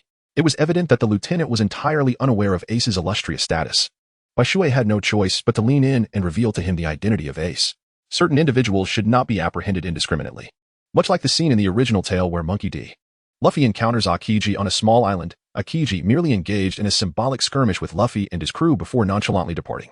Why? As an admiral of the Navy, should he not have seized Luffy, the pirate, on sight? If it were anyone else, they would have undoubtedly found themselves imprisoned and impelled down by Akiji. However, Luffy is different. His grandfather is Garp, the heroic figure of the Navy and a close ally of Admiral Sengoku, holding immense prestige within naval ranks. Akiji must weigh his actions carefully. The situation remains unchanged. Ace can only fight and cannot be taken into custody. Otherwise, it would not bode well with Garp. What? Such a matter exists? Upon hearing Bai Shui's words, the lieutenant felt a chill of sweat trickle down his back. He was taken aback, realizing Ace possessed such formidable connections. Thus, if you wish to avoid the inexplicable loss of your rank, you must, like me, treat the previous incident as if you had not witnessed it. Do you understand? As for the brothers, they will surely grasp what needs to be done. Bai Shui retrieved a stack of bills from his pocket and handed them to the major. You are aware of the necessary course of action, he stated. This matter must remain strictly confidential. Understood? It is for the benefit of all. Of course, of course. The major replied hastily, gratitude evident on his face. He finally comprehended why Bai Shui, at such a tender age, had been entrusted with the formidable task of the 7 warlords. It was not merely due to his exceptional capabilities, but also his astute judgment and adeptness in navigating human relations. This was a level of flattery he could scarcely aspire to match. Had it not been for Bai Shui today, he might have unwittingly offended Admiral Karp, jeopardizing any ambitions for advancement in his career. Such aspirations would have been mere folly. Go ahead, Major. Bai Shui waved his hand at the lieutenant colonel and rested his head on his hands, closing his eyes. Ace had already crawled out from the ship's opening and, upon seeing Bai Shui lying down, felt a surge of anger. However, he quickly reconsidered. He was no match for him. Since Bai Shui seemed inclined to let him go, it would be wise for him to leave promptly. Should Bai Shui change his mind, escape would be impossible for Ace and his crew. Thus, Ace instructed the crew to turn the ship around and depart hastily. The marine soldiers, having received their benefits, turned a blind eye, allowing Ace to leave. After all, Bai Shui seemed indifferent. Why should they concern themselves if they could reap rewards by simply ignoring the situation? What was the need for further effort? The lieutenant colonel was quite satisfied with their response. The ship continued its voyage across the vast ocean, heading toward its predetermined course. Time passed, and 3 days later, they finally arrived at the territory of the infamous pirate, Moria, in the terrifying triangle. The atmosphere was cold and eerie, enveloped in an unsettling silence. Hiss. Upon first sight of Moria's ship, everyone gasped in astonishment. How could such a colossal vessel exist in this world? It was not merely a ship. It resembled an island. Chapter 158, Discovering You is Not Difficult. As far as the eye could see, a 10-kilometer radius was dominated by this immense ship. Its flag loomed large, akin to a slumbering prehistoric beast, instilling a sense of dread. The chains binding the flagpole were as thick as a human waist, with some even as thick as water barrels. They swore they had never encountered chains of such girth in their lives. They even noticed phantoms flying about the ship, adding to its chilling aura. What is happening to my gun? Suddenly, a marine's gun was inexplicably drawn from his back, automatically loaded, and aimed at Bai Shui at the bow of the ship. The trigger pulled. Watch out. The crew shouted, warning Bai Shui of the incoming bullet. Yet, Bai Shui remained utterly still, seemingly oblivious. Bang! The bullet struck Bai Shui's body. But it clanged against him as if hitting an iron wall, producing a sharp metallic sound before falling to the ground, causing him no harm whatsoever. Absalom. What do you think? You can just fire a shot on our warship and leave. Bai Shui slowly turned over, his gaze piercing the still air before him. The atmosphere remained utterly motionless, and the sailors were left in a state of bewilderment, questioning Bai Shui's sanity as he conversed with the void. What? Are you unwilling to reveal yourself? Do you not wish to grant me, Bai Shui, this small courtesy? Or perhaps you still believe I am unaware of your whereabouts? Noting that Absalom had yet to make an appearance, Bai Shui could not help but inquire with a sardonic smile. The air remained silent. There was no one present before him. If that is the case, then so be it. If you think I cannot uncover your form, then let me witness just how formidable the first commander under Moria truly is. Bai Shui gradually rose and seated himself at the bow of the boat, extending his index finger towards the air before him. With a sudden, piercing sound, a flash of white light illuminated the space, followed by a sharp tearing noise. And a spurt of blood erupted forth, exuding the unmistakable scent of human blood. Realizing he had been wounded, the individual became entirely convinced that Bai Shui could see him. Consequently, he relinquished his state of invisibility and revealed himself. Before Bai Shui stood a lavishly adorned yet loathsome man with long hair. His features were reminiscent of a lion, with a nose, jaw, and mouth that could emit a beastly roar.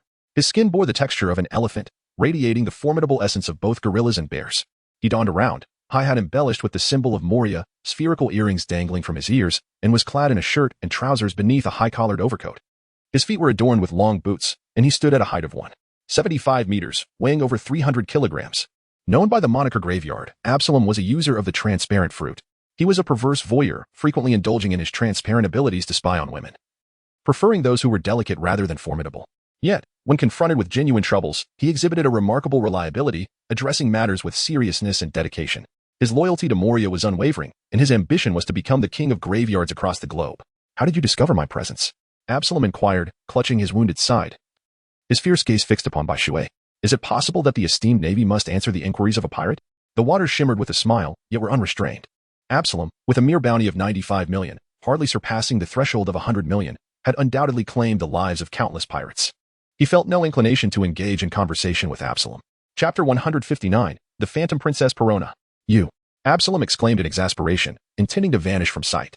However, he realized that his invisibility would be of no avail against the perceptive white water, and thus he halted in his tracks. Enough. There's no need for your glare. Had I not been in a rather pleasant mood today, you would have long met your demise, and we wouldn't be exchanging such trivial banter.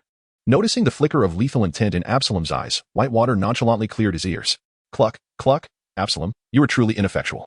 Watch closely as I transform him into my slave. At that moment, a chilling female voice echoed, as if it had emerged from the depths of the underworld, sending shivers down their spines. Ah, a ghost. Suddenly, a procession of specters materialized before them, rushing forth with alarming speed. Damn woman. Upon witnessing this, Absalom's countenance shifted dramatically, prompting him to swiftly vanish from sight, disappearing with a whoosh aboard the ship. Negative spirits.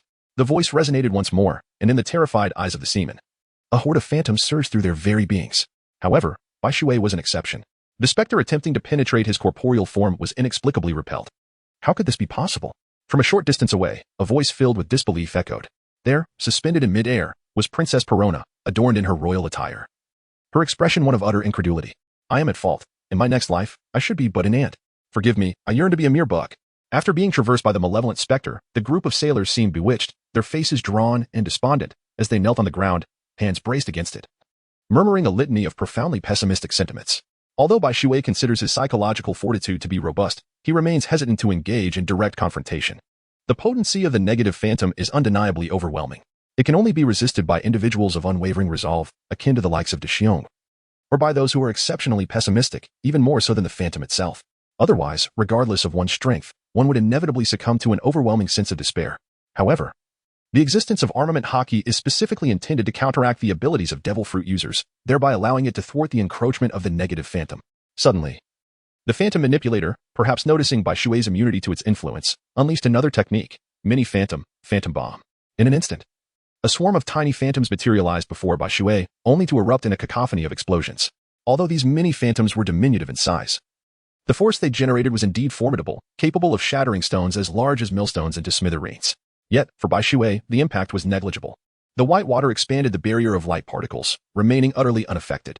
Enough of this, Princess Perona of the Ghosts, your tricks hold no sway over me. I am not here to engage in combat today, and I hope you will not compel me to take action. After all, striking a woman would incite public outrage. Bai Shui raised both hands in surrender, addressing a shadowy corner before him. TCH, you are utterly tasteless. Upon uttering this, a little girl appeared before Bai Shui, perched atop a gigantic stuffed bear. She sported twin pink ponytails, a fringe that grazed her brows, and her large, round eyes sparkled with mischief. Her eyebrows arched playfully, and atop her head sat a crown. In her hand, she held a wine-red parasol. She wore a red fur jacket adorned with a bow at the chest, beneath which was a snug white bodysuit emblazoned with the Moria insignia. Her figure was delicate, her lower half clad in black and white striped knee-high socks, complemented by a short red skirt, her legs swaying joyfully. What a charming little girl. Chapter 160, The Perverse Doctor, Hogaback. Hey, why are you unaffected by the negative spirits? Perona floated slowly before Bai Shui, nearly brushing against his face as she inquired. One must admit, her audacity was remarkable. Hee, that is the secret. Bai Shui took a few steps back and chuckled. Keep an eye on the warship. Wait for my return, Colonel. Follow me up. Although Bai Shui's rank is only suitable for a captain, everyone is willing to obey his commands. It is simply because strength commands respect. Well then, I shall not engage in idle chatter with you. I must discuss certain matters with your master. Bai Shui stretched lazily and leaped forth with the grace of a leopard, surging onto the shore, while the lieutenant colonel approached slowly, as if treading upon the moonlit path. Upon reaching the land, Bai Shui was met by a somber scene reminiscent of a cemetery, adorned with an array of tombstones and mounds. The lieutenant colonel appeared somewhat apprehensive, trailing closely behind Bai Shui, glancing around in trepidation as if expecting something to emerge from the shadows. After all, it was merely a collection of corpses. Even if something were to arise, it would only be the manifestation of Moria's powers, nothing to fear. Observing the lieutenant colonel's nervousness, Bai Shui couldn't help but chuckle and offered some words of reassurance. Oh. The lieutenant colonel replied, nodding numbly, yet his fear remained palpable. Meanwhile, within the castle where Moria resided, Absalom was relaying the news of Bai Shui's arrival to the moonlit figure of Moria. A young Navy officer has arrived. It seems that fellow has finally come. The long-awaited moment has arrived.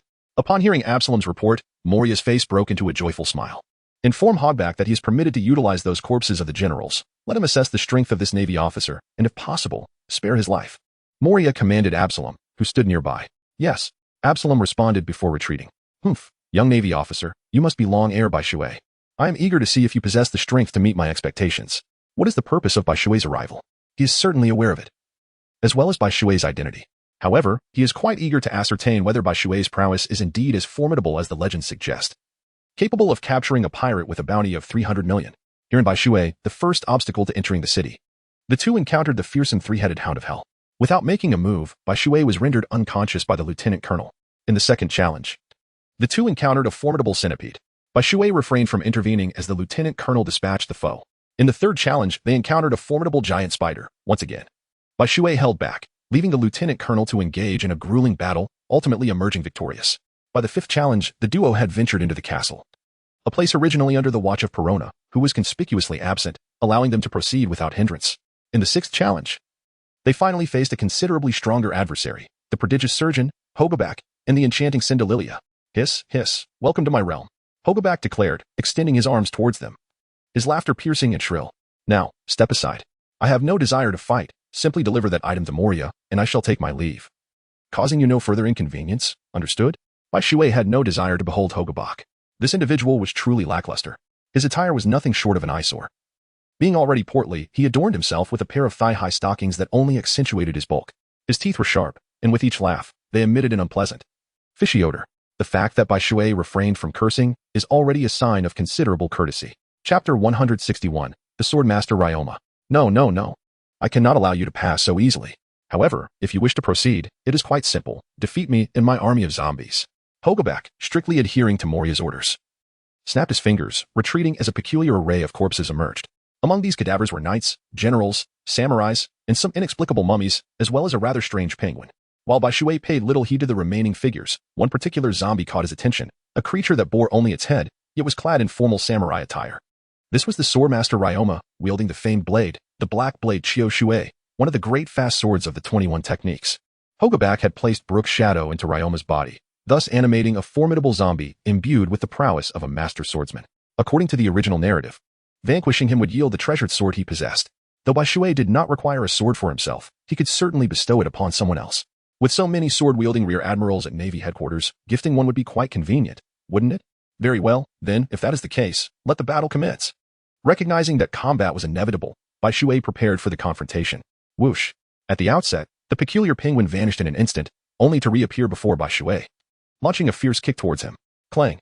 The hardened arm of Bai Shui, imbued with the color of armor, intercepted the strike. Subsequently, with a swift motion, his right hand lunged forward, a brilliant beam of laser emanating from his palm. In the instant the penguin was caught off guard, a piercing ray penetrated its form. Whoosh! Following this, Bai Shui vanished from his position, evading 2 successive sword strikes from behind, only to reappear before the swordsman Ryoma, delivering a powerful kick. Zing! Ryoma's sword, as swift as a shooting star and as quick as lightning, rendered the lieutenant completely unaware of the motion, yet he managed to parry Bai Shui's strike. Whoosh! A beam of laser suddenly erupted from the feet of Bai Shui, shooting forth with such swiftness that one could scarcely react. Whoosh! However, unlike the penguin, Longma, in a fleeting moment of brilliance, astonishingly cleaved through the ray, striking towards Bai Shui with a fierce slash. The intensity of their clash was so sharp that it caused Bai Shui to feel a twinge of pain. Zing! Bai Shui's right foot was fortified with a hardened resolve as he forcefully brought it down, subsequently launching himself into the air to deliver a powerful kick that sent Long Ma soaring away. Yet, in the midst of his flight, Long Ma unexpectedly retaliated, unleashing a razor-sharp blade of energy directed at Bai Shui. Whoosh! Bai Shui vanished in a flash, only to reappear above the dragon steed, delivering a powerful punch that sent the dragon horse crashing into the earth. Energy particle cannon! With a low exclamation, Bai Shui swiftly brandished his gun, unleashing a dazzling beam of light. Bang! Long Ma had no time to react, finding himself engulfed in a burst of luminous energy, along with all the surrounding zombies, who were also caught in the devastating blast. Bai Shui swiftly appeared before the lieutenant colonel, then propelled him through the window. Boom! In that explosive moment, Bai Shui held nothing back. Consequently, upon their escape, the building lay in ruins, shattered into debris. All the zombies had lost their senses, either buried beneath the rubble or sprawled lifelessly on the ground. Hogback, drenched in blood, lay amidst the wreckage. Such a violent explosion was beyond his capability to evade. Meanwhile, the individual of particular interest to Bai Shui, Longma, had vanished entirely, leaving behind only a gleaming black blade, Chiyo Shui, standing solitary amidst the chaos. Truly a renowned sword. It remained unscathed even amidst such tumultuous devastation. Chapter 162. Moonlight Moriya. Moriya, awaiting news within the castle, suddenly gasped in surprise, a flicker of astonishment crossing his eyes. Just moments ago, he had lost control over all the general zombies. Astonishingly, they had been dispatched in an instant. This individual was quite formidable. Rising from his seat, Moriya stepped outside. Since the general corpses posed no threat to him, it was time for him to take matters into his own hands. I shall see for myself just how formidable you truly are. Capturing the ferocious beast, Lan, is indeed a testament to your strength, yet it is merely commendable, nothing more. Moriya did not regard Lan as particularly formidable. He believed their strengths to be markedly different. After all, Lan was a notorious pirate with a bounty of 320 million, someone who had contended with Kaido. In the past, such a statement would have held merit. However, the present situation was markedly different. Having been utterly demoralized by Kaido, Moriya's strength was not significantly greater than Lan's. At least, Bai Shui did not perceive Moriya as vastly superior to Lan. During the Marineford War, he had been easily defeated by Jinbei, which was entirely reasonable. Jinbei, after all, was a formidable opponent, having fought for 3 days and nights against Port Gasti, Ace, the second commander of the Whitebeard pirates, without a victor emerging. Though Ace's bounty was slightly inflated due to Whitebeard's influence, Jinbei was nonetheless a powerhouse, comparable to a bounty of 500 million, rendering Moriya's defeat inconsequential. At last, has he arrived? Would it not have been preferable to come sooner? Why must I expend such effort and cause extensive structural damage? Within the realm of observation, an imposing presence approached, and without a moment's hesitation, Bai Shui recognized the source. Who else could it be but Moonlight Moriya? However, he had not emerged empty-handed.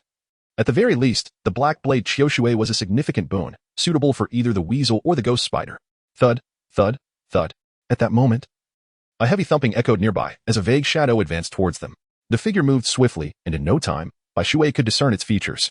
Despite having anticipated Moriya's height, Bai Shui realized he had underestimated it. When Moriya finally stood before him, Bai Shui comprehended just how diminutive he appeared in comparison. Bai Shui originally thought that the heights of the flying squirrel and the ghost spider were already quite impressive, considering he stood at a modest height of 1.73 meters.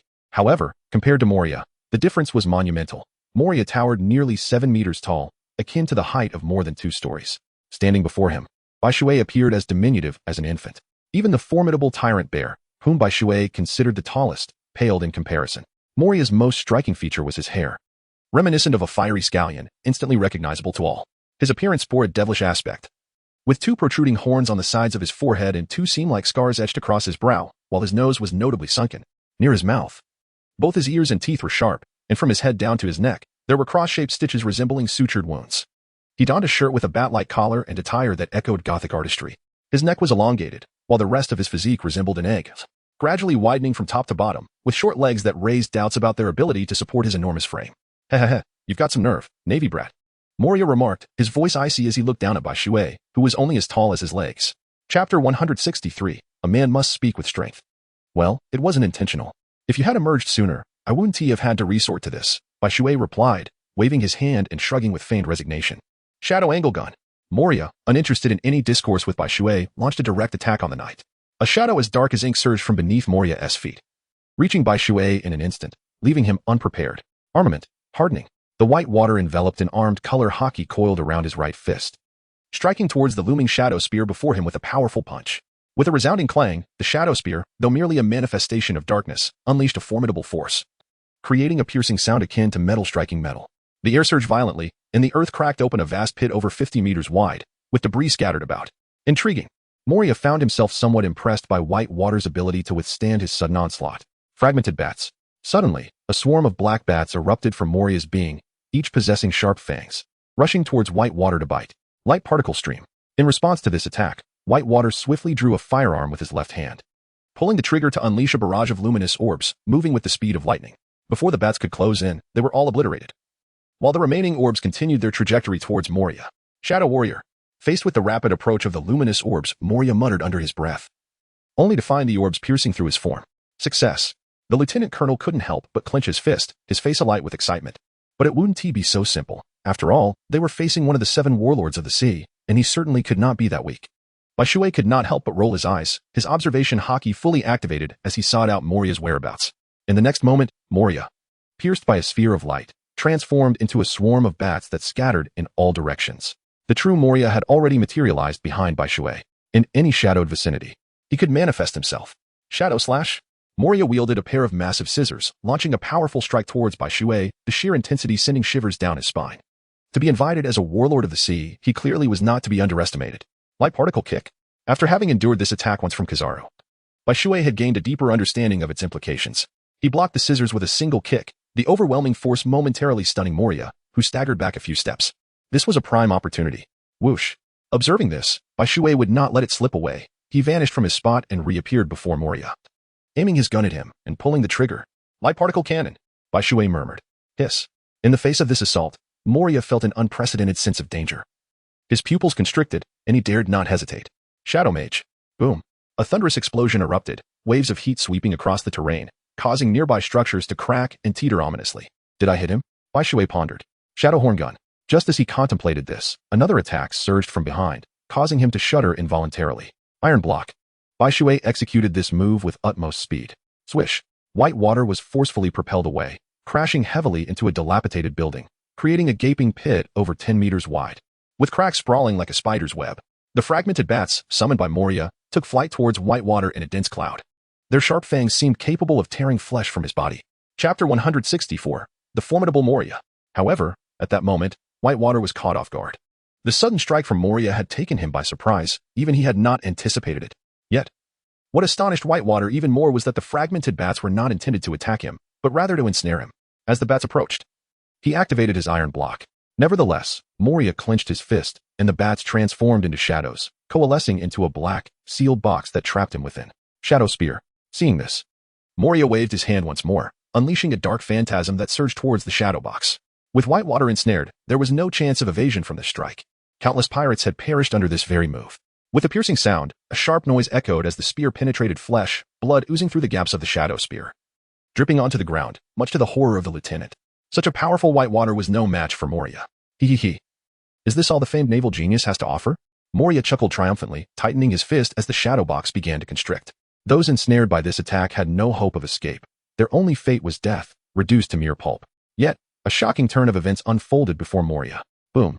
The shadow box suddenly erupted like thunder, unleashing a violent shockwave that shattered the building behind it, sending debris flying and causing the earth to tremble violently. A rapidly advancing phantasm loomed larger in his sight, prompting Moria to exclaim in astonishment, Shadow Mage. The Shadow Mage was a wondrous skill, capable of negating all physical attacks while aiding Moria in combat. However, the very Shadow Mage he had placed his hopes upon was sent sprawling by a single kick from the phantasm, the force so immense that even the air quivered. Before he could register his surprise, the phantasm then delivered a powerful stomp to Moria's chest, the overwhelming force propelling him backward over 10 meters, causing his chest to concave as blood erupted from his mouth. And who was this phantasm? It was none other than Whitewater. Yet at this moment, he appeared somewhat disheveled, with blood staining his waist, his clothes tattered, hair a chaotic mess, and numerous areas bearing faint burn marks. Truly, Moria was not to be underestimated. Bai Shui turned around, observing Moria, who had clumsily risen to his feet from the ground, and thought to himself, "You rascal." Enraged, Moria shouted, extending his hands as his shadow lunged once more towards Bai Shui, slicing through the air with a hissing sound. Whoosh! The Whitewater vanished from its original position, only to reappear atop the shadow spear, dashing forward with astonishing speed towards Moria. A torrent of light particles surged forth. In less than 2 seconds, the Whitewater reached Moria, and with a swift motion of his left hand, a barrage of luminous orbs was unleashed. The Shadow Warrior. Although Moria himself was not particularly swift, he possessed the formidable Shadow Warrior technique. The Shadow Warrior lunged towards the Whitewater, only to be pierced by countless light orbs. Yet it continued its relentless advance towards Moria. Nevertheless, this was sufficient. The Shadow Warrior's greatest nemesis was proximity. Thus, even a mere fraction of distance allowed Moria to unleash a plethora of intricate maneuvers. At the very moment the Shadow Warrior was pierced, Moria, on the brink of being struck, executed a spatial exchange with the Shadow Warrior, deftly evading the barrage of luminous orbs. Chapter 165, I Promised. Shadow Spear. Bai Shui merely glimpsed a fleeting light before it was abruptly extinguished, as a dark silhouette loomed ever larger before his eyes. Bai Shui's pupils involuntarily contracted. Moria was indeed Moria. Although his strength ranked merely in the middle tier among the 7 warlords, he still possessed the ability to instill terror in the majority of pirates. Paper drawing. Suddenly, Bai Shui's body became ethereal, akin to the wind, effortlessly evading Moria's lethal strike. Shave. Bai Shui vanished into thin air, only to reappear before Moria. With a resounding crack of his fist, particles of light converged, and he unleashed a powerful blow towards Moria. Shadow Warrior. In response to this assault, Moria resorted to his old tactic, swapping places with the Shadow Warrior. Bang. However, this time Bai Shui was well prepared. His hockey-infused punch struck the Shadow Mage with tremendous force, sending him flying. Subsequently, he pulled the triggers of both his guns simultaneously. The light particles transformed into a barrage aimed at Moria's true form, scattering towards the Shadow Warrior. Shadow. As the light cannon fired once more, Moria instinctively attempted to employ the Shadow Warrior again, but was suddenly engulfed by a terrifying sense of crisis. He promptly abandoned this maneuver and instead summoned the Shadow Mage. Bang! The Shadow Mage, being Moria's most formidable protector, extended his arms to absorb Bai Shui's attack. Although he sustained severe damage, he effectively shielded Moria. Truly impressive. Moria observed from a distance, a smile gracing his lips, though the desire to engage further had dissipated. Through the preceding battle, Bai Shui had unequivocally demonstrated his might. Even Moria himself might not guarantee victory against him. Moonlight Moria. The world government formally invites you to join the 7 warlords, becoming one of the 7 pirates sanctioned to plunder under their auspices. What say you? Noticing Moria's lack of intent to continue fighting, Bai Shui seated himself on the ground, regarding Moria with a grin. What are the terms? Moria inquired. There is no such thing as a free lunch. If the world government grants them such significant authority, they must inevitably pay an equivalent price. All that is required is for you to heed the Navy during necessary times and attend the 7 warlord meetings. For the rest of the time, you are free to act as you wish, with no interference from the Navy. Upon hearing this, Bai Shui chuckled amiably. Is that so? Who are the other 6 members? I am most curious about them. Moria continued to inquire, yet the smile on his face betrayed his eagerness. Although the Navy had previously issued announcements, the gravity of the moment still stirred excitement within him. However, the Navy had not disclosed the identities of the 7 warlords, which was a source of great frustration for him. Hawkeye Dracula Myhawk, Flamingo da Quixote da Flamingo, Tyrant Bartholomew Kuma, Fishman Jinbei, Crocodile, and Empress Boa Hancock. Bai Shui sequentially spoke, identifying these individuals as renowned pirates of great repute. So it is them. How intriguing. I accept. Moria replied with a sly smile, acquiescing to Bai Shui's request. In that case, let us imprint our hands, so I may return to report. Upon hearing Moria's agreement, Bai Shui couldn't help but exhale in relief. He gestured for the lieutenant to approach and then retrieved a document from him, tossing it to Moria.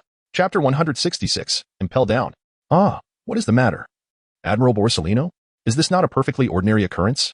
Bai Shui replied nonchalantly, if there's nothing else, Admiral Borsellino, I shall take my leave. There is something. He continued as he made his way toward the warship.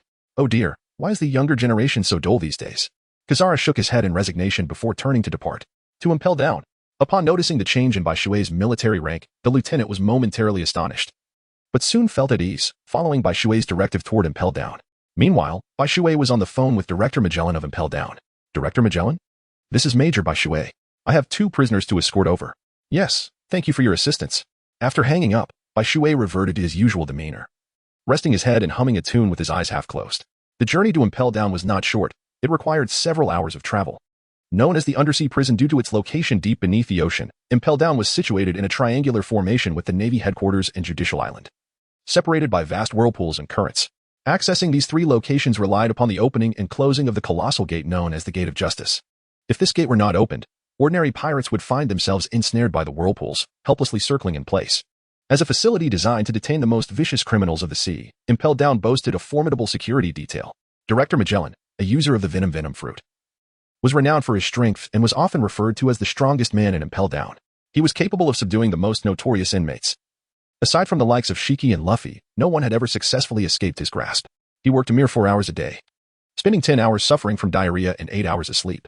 Deputy Director Hannibal, though not particularly strong, was timid and prone to shirking responsibility, harboring the greatest ambition of usurping Magellan's position.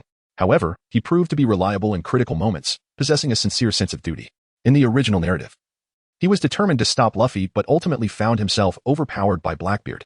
The Vice Warden, Domino, was a striking beauty with a fringe veiling her right eye, adorned with sunglasses and long, flowing hair. Warden Saradai, a diminutive blue gorilla commander wielding a trident, sported a hat with 2 small horns. Chief Warden Suddy, a sensual yet ruthless woman, had long, wavy hair reminiscent of golden wheat. Her eyes, obscured by her hair, reveled in interrogation, referring to herself as Little Suddy who enjoys questioning others, and wielded a demonic whip. She commanded a cadre of 5 powerful beast wardens and harbored affection for Magellan. By the time Bai Shui arrived at Impel Down, 3 hours had already elapsed. Bai Shui followed the staff into the prison, where he encountered Magellan and Hannibal. All inmates entering the facility are first taken to a chamber akin to a bathhouse, where they are forcibly stripped of their clothing. Subsequently, they are immersed in a colossal iron cauldron, undergoing a baptism in boiling water, referred to as the hellish warm water, while being disinfected. Every inmate who has passed through this place must endure this procedure, and female inmates are no exception. They are simply attended to by female guards. Thank you, Director Magellan. After a modest handshake with Magellan, Bai Shui spoke. Chapter 167. Let the pirates tear each other apart. No need for pleasantries. Magellan replied coolly, waving his hand towards the 2 female guards, Melina and Fenty, who were then escorted away. Come, Major Bai Shui, please sign here. Magellan pushed the hefty logbook in front of Bai Shui, indicating for him to affix his signature. After signing her name with an ink-dipped quill, Bai Shui bid farewell and departed. According to the regulations of Impel Down, both Melina and her companion had bounties exceeding 100 million. Yet they had not reached the threshold of threatening the balance of the world. Consequently, they were confined in the 5th level, the extreme cold hell. This frigid realm subjected inmates to an environment so harsh that they would suffer frostbite and ultimately perish. Moreover, it was home to a multitude of military wolves, trained to hunt down those pirates. Thus, the fate of the pirates in this place was either to freeze to death and become sustenance for the wolves, or to be directly besieged and killed by the wolves, ultimately serving as their prey. Bai Shui estimated that the 2 of them would not fare much better, yet this no longer concerned her. At the naval hospital, she said, "Come, let me feed you. Look at you. You have become so thin. Have you not eaten properly during the time I was away? If that is the case, I shall have to punish you by insisting you eat a bit more." Bai Shui cradled a bowl of kanji, feeding it to Aki spoonful by spoonful. In just this brief period of separation, Aki appeared as though he had undergone a transformation, his once robust form now reduced to a gaunt figure, evoking a profound sense of sorrow in Bai Shui. Observing Aki, who lay contentedly in his embrace, savoring each mouthful of kanji, a fleeting smile graced Bai Shui's face. It was evident that Aki had not been deprived of nourishment. Rather, he was merely ailing from the pangs of longing. Bai Shui resolved to remain indoors for the time being, believing it only right to spend quality time with Aki. like a little daughter. Aki nestled in Bai Shui's embrace throughout the night, her face radiating with joy. She longed to recover swiftly so that they could be together every day. However, she knew she still needed to convalesce in the hospital for several more months, until her full recovery was assured before she could be discharged. Rest for now. I shall go procure some fruits to replenish your strength. Bai Shui gently lifted Aki and laid him upon the bed, bestowing a tender kiss upon his forehead before uttering a few words. Afterward, he turned and exited the room. Meanwhile, in another realm, the sudden emergence of the Seven Warlords policy sent ripples of excitement through the pirates inhabiting the first half of the Grand Line, each vying for what they believed to be within their grasp.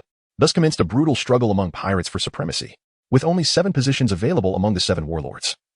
Those who vanquished the incumbents could ascend to claim the rights and privileges inherent to that title. It became evident that Sengoku possessed a ruthless foresight.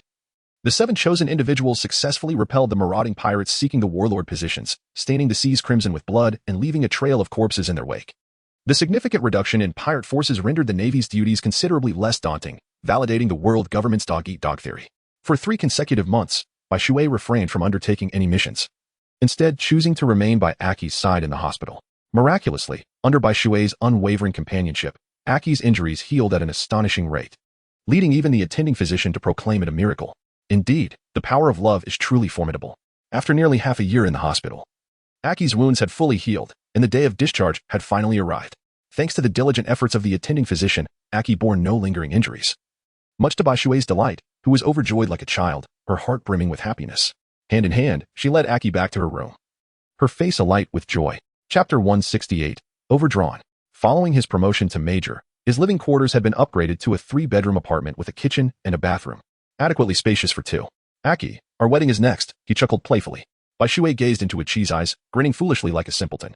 Achi, fully comprehending his intentions, could not help but shut her eyes, timidly uttering, "Be gentle, I have just been discharged from the hospital." Before she could finish her sentence, she was pounced upon by Bai Shui, who resembled a ravenous wolf, toppling her onto the bed. The room was awash with the hues of spring. Bai Shui vowed that this was the most delightful day he had ever experienced. Indeed, it was exceedingly joyous. He realized that he was increasingly unable to part with Aki, this woman who deserved his lifelong care. Let us marry next year on Kuro Island, in the presence of the mayor and others, and then invite T-Bone and the others as well, shall we? Bai Shui embraced Aki, inquiring about her opinion. All right, I will follow your lead. Aki gently replied, her face still flushed with the remnants of joy. You are truly understanding. I adore you. Upon hearing Aki's response, Bai Shui joyfully planted a kiss on her cheek. At your age, how can you still behave like a child? Aki could not help but feign annoyance at his words, slightly moving her head to find a more comfortable position resting on Bai Shui's chest. Higi, there's no helping it. In your presence, I am like this. Even if you wish to send me back, it would be futile.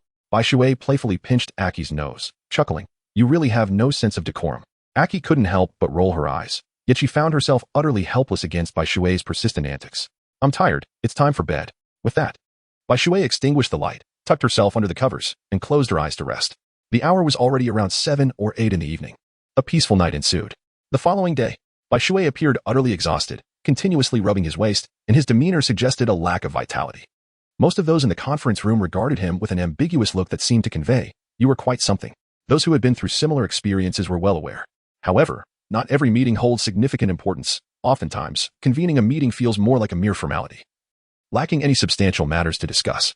Bai Shui was incessantly drowsy, his mental state far from optimal. It was no surprise, for the previous night had been quite tumultuous. Even with his usual vigor, he found it challenging to maintain his composure. The general on stage spoke, but his words were utterly inaudible to Bai Shui, who had no desire to listen. In his hazy state, he caught only the phrase "the meeting is adjourned," and like a marionette, he mechanically exited the conference room alongside his fellow Marines. There is a saying, the tree wishes for tranquility, but the wind does not cease. Ever since Aki's recovery, Bai Shui had completely lost the inclination to undertake missions. He longed to spend every day with Aki. However, it was evident that some individuals did not wish for Bai Shui to remain idle. Thus, shortly after finishing breakfast, Bai Shui received an unexpected order from Sengoku, instructing him to report to the office. Upon arriving, somewhat bewildered, he discovered there were 3 others present in the office: the guardian of East Sea's Logue Town, the White Hunter Smoker, the future candidate for Admiral, currently holding the rank of Rear Admiral, Peach Rabbit, and the future candidate for Admiral, presently also a Rear Admiral, T-Pig. When Bai Shui beheld the 3 individuals, a sense of bewilderment washed over him. What were they intending to do with such an elaborate display? Chapter 169, Preventing Certain Individuals from Being Complacent. Old Man of the Warring States, I ask you, What exactly are you planning with this grand spectacle? Bai Shui gazed at the smiling Sengoku and inquired, You have arrived. Splendid. I shall now elucidate the purpose of summoning the four of you. With the arrival of Yi, Sengoku nodded and continued. Firstly, each of you represents a prominent figure among this generation of the Navy. In order to enable you to better execute justice and to encourage a certain individual to abandon his lethargy, I have decided to enlist you four in an intensive training program lasting a year and a half. The location will be the 5th level of the deep-sea prison, and your instructor will be Carp. Upon hearing this, Bai Shui could not help but roll his eyes, feeling an instinctive aversion to this abrupt training. Thus, he asked, Admiral Sengoku, is it possible to decline? I am rather reluctant to participate. His reluctance stemmed from his desire to accompany Ichi. However, Sengoku was not inclined to grant him such an opportunity, firmly refusing, that is not an option. The other 3 may withdraw, but you alone cannot. Your talent is commendable. It must not be squandered. Sengoku's words instantly extinguished all of Bai Shui's hopes. This cannot be. Admiral Sengoku, if I leave for a year and a half, what will happen to my girlfriend? Bai Shui lamented with a pained expression. You need not worry. You may communicate with her daily through a den mushi. I trust that a year and a half will pose no significant issue. Sengoku responded with an air of having anticipated Bai Shui's objections. However, this exchange between Sengoku and Bai Shui drew the attention of Peach Rabbit, T-Pig, and Smoker, whose gazes were fixated on him. Peach Rabbit and T-Pig observed Bai Shui with keen interest, while Smoker's expression turned somewhat unfriendly. Among the 4, he was the weakest in strength and the oldest. Merely a lieutenant commander, while the other 3 had all surpassed the rank of captain. Very well, after signing this agreement, you may begin your preparations, Sengoku stated, handing each of them a sheet of paper. Smoker gritted his teeth and was the first to sign, quickly exiting the room, unable to bear the embarrassment of remaining there. Even without Bai Shui, Peach Rabbit and T-Pig were both in their 20s. T-Pig merely appeared older due to his anxious demeanor. In reality, he was only 29. Regarding this unexpected training, Peach Rabbit and T-Pig remained unfazed, signing their names before departing. Only Bai Shui lingered, hesitating until he could no longer withstand Sengoku's piercing gaze, before begrudgingly signing his name. Excellent, that is the spirit, Sengoku remarked, his expression one of approval upon seeing Bai Shui's signature. Bai Shui returned home, feeling dejected and lost. Upon seeing the eager expression on Aki's face, he found himself at a loss for words to convey that he would be leaving for a year and a half. What is the matter? Aki inquired, noticing the inner turmoil etched on Bai Shui's face. Alas, I don't know how to say it, Bai Shui sighed in response. He certainly could not tell Aki that he would be departing for a year and a half. He feared it would drive her to despair. Go on, I'm listening, Aki said, sitting before him with an earnest demeanor. All right, but you must promise not to get emotional when you hear it, Bai Shui cautioned, observing Aki's serious countenance. With a heavy heart, he prepared to break the news, hoping to gently brace her for the shock of the impending separation. Chapter 170. Remember to think of me. I may have to leave for a year and a half. Bai Shui lowered his head, his hands incessantly stirring. For the first time, he felt the immense difficulty of uttering a single sentence. After speaking those words, he couldn't help but let out a sigh of relief. Why? Upon hearing this, Aki's serious expression vanished in an instant, leaving her demeanor somewhat despondent. Alas, the commander of the warring states has abruptly summoned me, compelling me to partake in a training program. I had no choice but to comply. Bai Shui embraced Aki once more, letting out a deep sigh. He held Aki tightly, as if fearing that she might slip away from him. But rest assured, we can still communicate through the telephone bug every day. Wait for me. A year and a half will pass swiftly, won't it? Bai Shui whispered softly in Aki's ear, akin to a devil's whisper, imbued with a peculiar enchantment. How ticklish. Aki instinctively recoiled, feeling an unexpected warmth envelop her body. You. Just as Aki was about to utter something, her delicate lips were sealed by Bai Shui's mouth. Aki's eyes widened in shock, but before she could react, she was swiftly overpowered.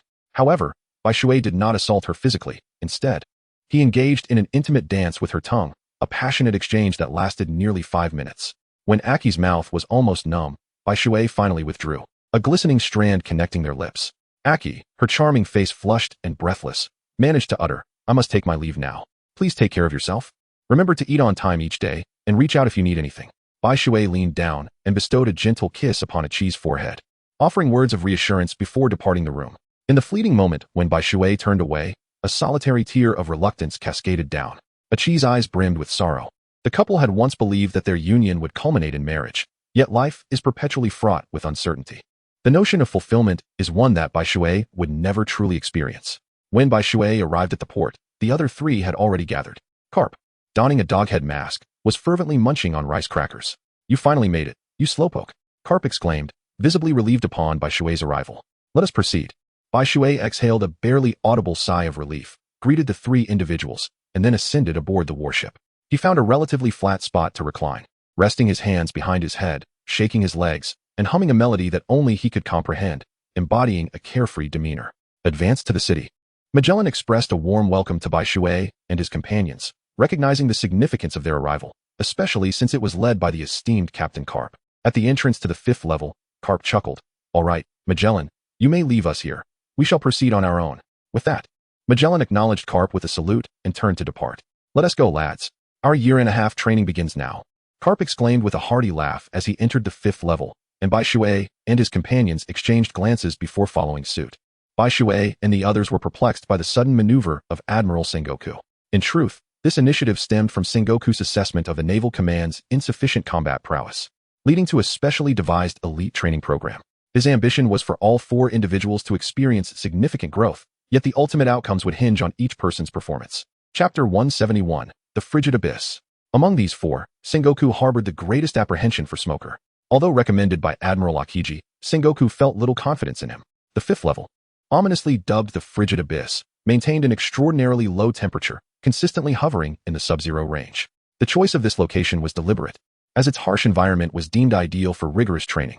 Furthermore, the overwhelming number of pirates imprisoned and impelled down necessitated a reduction in their ranks.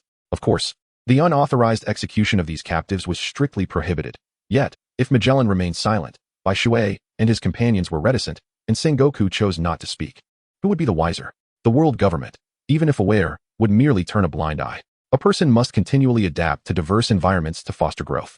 Thus, during the forthcoming year-and-a-half, your task is to engage relentlessly with the ferocious inmates here, absorbing their experiences to fortify yourselves.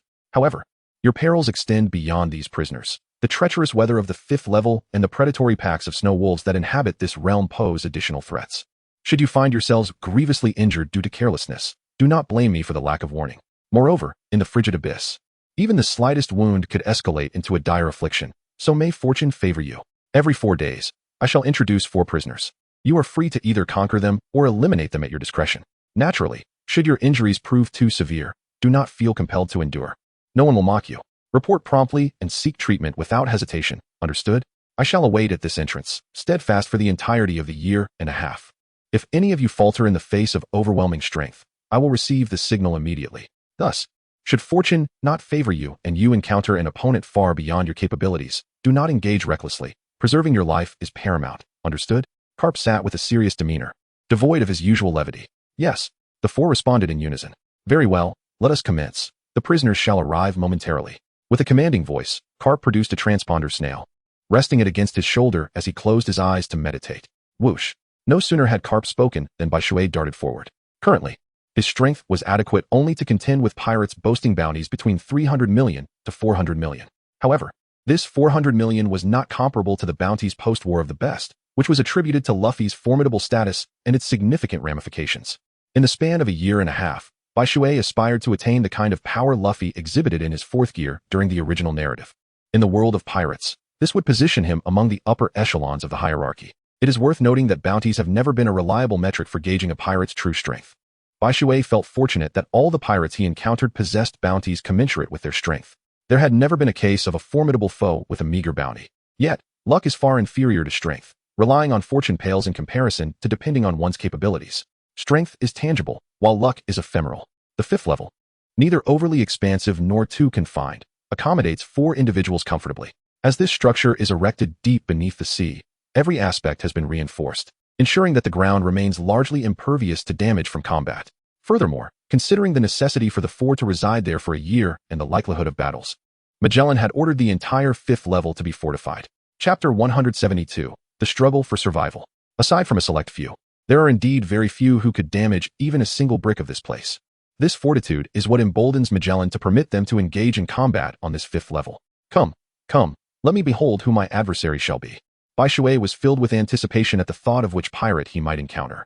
The pirates confined in the 5th level were, for the most part, unlikely to pose a threat, as they were primarily those with bounties of 1 or 200 million. There were a few with 300 million, but they were scarce.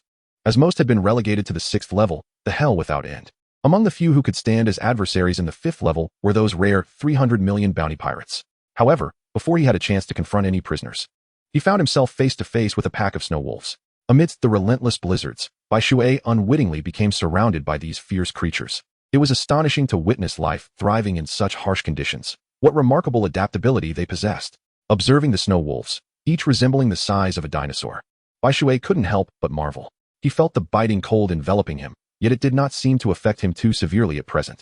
He adjusted the flow of his blood, increasing its velocity. Only in this manner could he stave off the numbing chill. However, he knew he could not maintain this state indefinitely, for his stamina was limited, and once exhausted without replenishment, it would herald his demise. The snow wolves, on the other hand, appeared unfazed by the cold. With a chilling growl, they fixated on the diminutive figure before them, collectively unleashing a terrifying roar before lunging at Bai Shui. To them, he was nothing more than an insignificant insect. This territory belonged to them, and they would not permit any creature, aside from their kind, to intrude upon it. How audacious these beasts are, Bai Shui thought, a wry smile creeping upon his lips as the snow wolves charged toward him. In an instant, he vanished from sight, reappearing above one of the snow wolves, and with a powerful kick, he struck downwards. Light particle kick. The sound of the white water grew chillingly cold, as the right leg emanated a terrifying aura, shattering the skull of the snow wolf with a single stomp. With a crack, the creature lay on the ground, its limbs shattered and bleeding profusely. Do you still wish to approach? Bai Shui cast a cold glance at the snow wolves, and the memories of past battles on the Kuayuo Islands surged back into his mind, naturally evoking that familiar sensation. To his surprise, upon witnessing Bai Shui's demeanor, the snow wolves that had just moments ago bared their teeth in readiness to attack scattered in a panic, tails tucked between their legs. It was as though Bai Shui embodied a deity of death. Bai Shui extended his right hand, conjuring a formidable energy blade, which he used to strip the fur from the snow wolf's body. With this layer of fur, he would no longer have to worry about the biting cold. The snow wolf's pelt was exceptionally warm. As for the flesh of the snow wolf, it was not inedible. It merely possessed a somewhat sour and astringent taste, causing most individuals to shy away from consuming it. However, Bai Shui was a remarkable exception. He was unpicky and would consume anything. He sliced off a piece of meat from the snow wolf and pressed it against the frigid wall of the icy abyss for a couple of seconds. Soon, a delectable frozen delicacy was prepared. The flavor seemed somewhat lacking, as it was devoid of seasoning, but it was still passable. Bai Shui sat directly on the ground, leaning against the mangled body of the snow wolf, consuming its flesh piece by piece. However, within mere 30 seconds, the snow wolf froze into a massive block of ice. Alas, the temperature here was simply too frigid. Chapter 173, Life or Death. Sigh, what a helpless situation. Bai Shui rose to his feet and continued onward, traversing the 5th level in 3 different directions. Tao Tu and Cha Tun also encountered snow wolves. However, like Bai Shui, they engaged in immediate combat, swiftly stripping the thick fur from the wolves' bodies.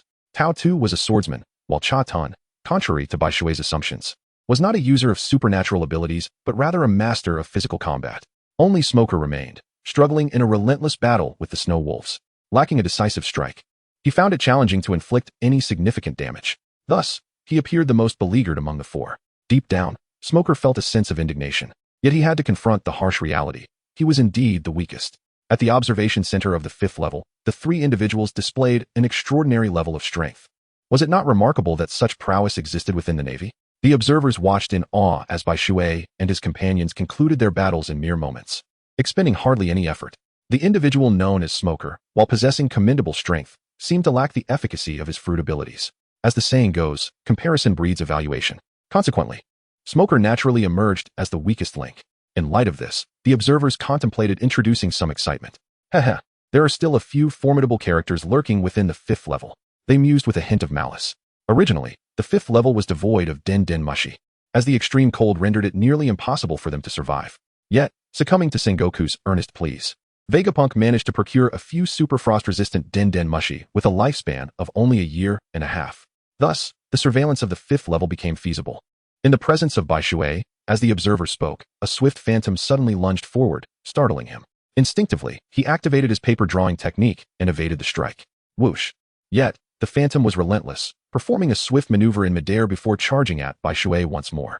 Armed and hardened, observing the situation, Bai Shui raised his eyebrows in surprise at the phantom's agility. He hardened his armament haki and retaliated with a powerful punch. Clang! The sound of metal clashing echoed, and upon impact, Bai Shui felt an immense force surging towards him, causing him to shudder slightly, as a sharp gust of wind struck his face with excruciating intensity. It was only at that moment that Bai Shui discerned the true nature of his opponent. Before him stood a pirate transformed into a mantis, likely a manifestation of a zoan-type devil fruit. Light particle kick. A glimmer flashed in the opponent's eyes, prompting Bai Shui to react swiftly. Exerting force in his arm as he retreated, he then dashed forward, colliding once more with the sharp blades of his adversary. Boom. This time, it was the opponent who was taken aback. The force of Bai Shui's kick was so formidable that it forced him to stagger back several paces. State your name. In an instant, the pistol in Bai Shui's right hand materialized, aimed directly at the man's head. There's no need for you to know that. Suffice it to say, you will perish at my hands. The man chuckled ominously, and with a swift tremor of his gossamer wings behind him, he lunged towards Bai Shui once more. Young naval officers like you are my favorite targets. There's a profound sense of achievement in eliminating you. As he spoke, he unleashed a glimmering strike, hurtling straight towards Bai Shui's face. If he were to falter at this moment, his life would be forfeit. Chapter 174. Underestimating Bai Shui comes at a price. Paper drawing. Bai Shui let out a low sound, his form swaying unpredictably like a leaf, effortlessly evading the man's attack. TCH, is that the Navy's 6 styles? The individual, evidently familiar with the techniques of the Navy's 6 styles, immediately recognized Bai Shui's skill. He began to wield his hands with astonishing speed, launching strikes from both sides with such rapidity that it was truly alarming. Yet, Bai Shui continued to evade with ease. The man gritted his teeth, thinking, impressive kid. His speed intensified further, the glint of cold light flashing as his strikes became so dense that there was hardly time to react. Nevertheless, Bai Shui remained unfazed, skillfully dodging every single attack, not a single strike landing upon him. How is this possible? This is beyond what mere paper drawings can achieve. What exactly is your skill? Kit. The man began to sense something amiss. The ordinary paper drawings certainly did not possess such formidable evasion capabilities. He instinctively retreated, positioning his hands in front of him like a mantis poised to strike, squinting as he inquired. That's something you needn't concern yourself with. Just know that soon enough, you will be defeated by me. With a mocking smile, Bai Shui responded, his tone mirroring that of the previous speaker. You, my friend, must be wary of arrogance, for it is the bane of youth. The man's expression darkened instantly. With a swift spread of his wings, he vanished, leaving a deep impression in the snow. Moon Shadow Blade. The assailant reappeared behind Bai Shui, his dual blades slicing swiftly towards Bai Shui's neck. Yet, the strike met an unexpected resistance. To his astonishment, Bai Shui raised his arm to withstand the blow. How is this possible? The man exclaimed in disbelief, ready to vanish once more. However, a faint smile suddenly graced Bai Shui's lips. Thinking of escaping? It is not so simple.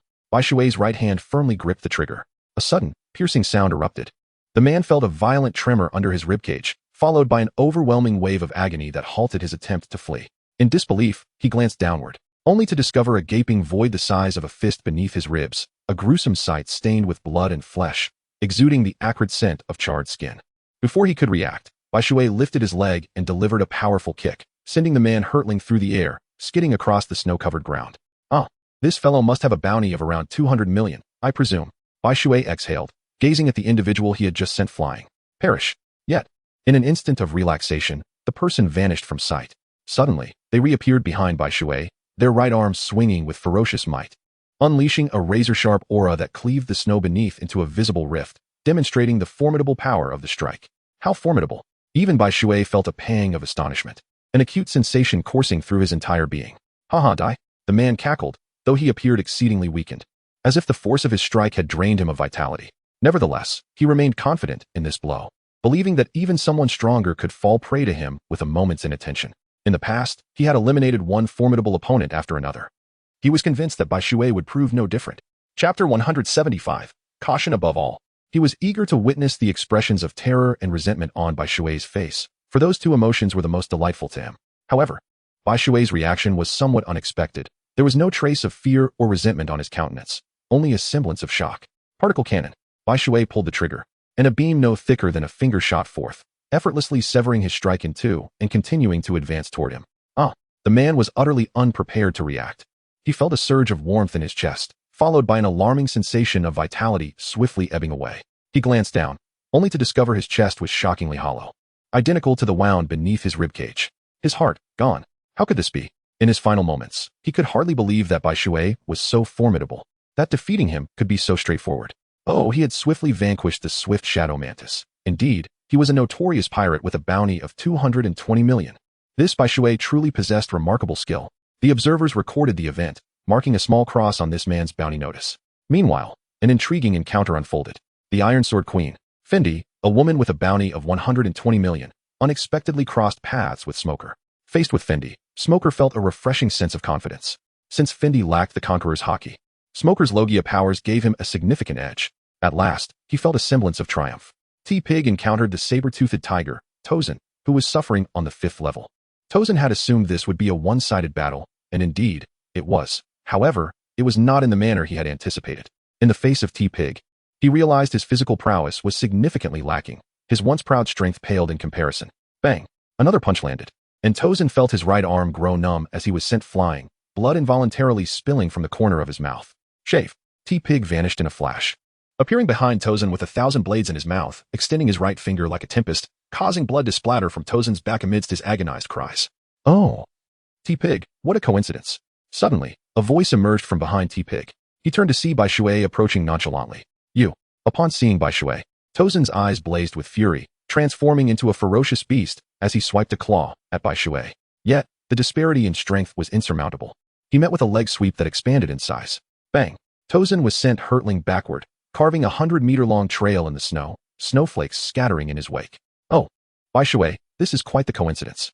T-Pig greeted Bai Shui with a smile, though a careful observer would note the wariness in his demeanor. According to Carp, for inmates entered the 5th-level prison every 4 days. If each had found their opponent, all was well, but if not, this Bai Shui could very well be the 4th contender. In this world, the powers of devil fruit users were as varied as they were unpredictable, and T-Pig could not afford to be careless. Hee, T-Pig, you needn't doubt me. I am indeed real. Of course, proving my authenticity is a challenge, but fate has brought us together, and until we meet again, T-Pig. Sensing T-Pig's wariness, Bai Shui merely scratched his nose and departed. T-Pig's caution towards him was understandable. After all, it was only natural. Chapter 176. The beautiful Rear Admiral, Peach Rabbit. Could he truly be genuine? He seemed utterly unfazed. Typically, imposters would be eager to prove their legitimacy, yet he left without a word of defense. What confidence he wielded. As he watched Bai Shui's retreating figure, T-Pig pondered. Peach Rabbit faced the most formidable of this group of 4, the bounty of 300 million on oblongs. Known as the Death Fist, oblongs towered over 4 meters tall, with exceptionally long arms, likely hailing from the rare long arm tribe. He wielded haki, hailing from the New World, with fists of immense strength. Swish! Peach Rabbit swung her blade to parry Oblong's colossal punch, her body shuddering from the force. Oblong's power was overwhelming, and she struggled to withstand it. At present, she lacked the strength she would possess 4 years hence. Otherwise, she would not have been selected as one of Sengoku's 4. Haha, little girl, haven't you eaten? Put some effort into it. Just as Peach Rabbit braced against the blow, she heard the fierce wind rushing by, realizing Oblong's other hand was assaulting her. Damn it! Peach Rabbit gritted her teeth. Raising her blade once more to strike against the incoming fist, sparks erupting upon impact. A flush of crimson crossed Peach Rabbit's face, her energy wavering. Haha, so many openings, little girl. Oblong's voice echoed in her ears as he lunged with his other hand. Shave. Peach Rabbit narrowly evaded the strike. But, haha. Too slow, so many openings. Just as she re-emerged, a fist loomed perilously close, leaving her no time to react. Divine Windblade. In the face of such peril, a brilliant light ignited in Peach Rabbit's eyes. In an elegant backflip, she landed gracefully, sheathing her sword. Thud. In that instant, Oblong's fist was abruptly severed in 2, falling to the ground. Oblong's let out a deafening wail as the wound rapidly froze over, blood trapped before it could escape. I will kill you, woman. Thanks to the freezing, Oblong's momentarily needn't worry about excessive blood loss. He stomped heavily, charging at Peach Rabbit like a massive leopard, launching a furious punch. Demon Slayer Requiem. Peach Rabbit was no pushover. She countered with her blade, unleashing an incredibly sharp aura that collided with his punch in a spectacular clash. Thud. Oblong's fist splintered again, his entire arm severed and dropping to the ground, leaving him without the limbs he had once prided himself on. Oblong's fell forward, half kneeling, utterly defeated. Without arms, what remained of a boxer? Gale kick. Not yet satisfied, Peach Rabbit unleashed another gale kick, striking Oblong's chest and tearing a massive gash into it. Oblong's cried out in agony, but without hands, he could not respond immediately. How powerful this woman was. She had effortlessly dispatched a 300 million bounty criminal. Just how strong was she? The observers gazed in astonishment at Peach Rabbit's victory over Oblong's, unable to contain their exclamations. Chapter 177. T-Pig and Peach Rabbit. Swish. Smoker clashed once more with Fendi, the sound of metal resonating with a thunderous roar. Each of Smoker's attacks was effortlessly discerned by Fendi, yet he found himself unable to counter Smoker's relentless onslaught. Among the 4, he remained the sole combatant without a resolution against his adversary. Of course, Smoker was oblivious to this fact. Had he been aware, his countenance would surely have reflected his discontent. The 5th level was rather confined, and it was here that Peach Rabbit, T-Pig, and Whitewater ultimately crossed paths once again. Bai Shui helplessly shrugged at Cha Tun, Smiling as he remarked, "My dear Cha-tun, can you see? I did not deceive you. I have indeed spoken the truth. Yet you remain so wary of me." Cha-tun, scratching his head, chuckled. My apologies, Major Bai Shui. Here, I must exercise caution. Peach Bunny, I have harbored feelings for you for quite some time now, truly. Will you not accept my transformation?" Once again falling into his old habit, Cha-tun inexplicably produced a flower and held it before Peach Bunny, embarking on yet another declaration of affection. How tiresome. However, Peach Bunny merely cast a cold sidelong glance at Cha-tun before turning away indifferently. The atmosphere grew somewhat awkward as Cha-tun, chuckling sheepishly, tucked the flower back into his chest pocket. It appears Smoker has yet to conclude his battle. Come, let us discover who his opponent is. Bai Shui offered a suggestion, thereby breaking the less than favorable atmosphere. No problem. T-Pig slyly draped his arm over Bai Shui's shoulder with a lecherous grin, causing Bai Shui to recoil in discomfort. Tedious. Indeed, Tao Tu chimed in, even including Bai Shui in her remarks, which left him somewhat speechless. A bead of cold sweat formed on his forehead as he thought to himself, Admiral He, the Chief of Naval Staff, truly possesses an air of confidence. Meanwhile, Smoker and Finny were locked in a fierce battle, both panting heavily yet still unable to determine a victor. By the time Bai Shui and his companions arrived, this was the scene that unfolded before them. Noticing the trio appeared quite relaxed, Smoker felt a tinge of embarrassment. Others had resolved their conflicts. Yet he remained embroiled in his own. "Long hair Bai Shui, I shall kill you." However, upon spotting Bai Shui, Finny lost his composure, charging at him with eyes ablaze. Iron Horn Slash. Like a solitary wolf, Finny unleashed a terrifying wave of sword energy towards Bai Shui, exuding an overwhelming presence.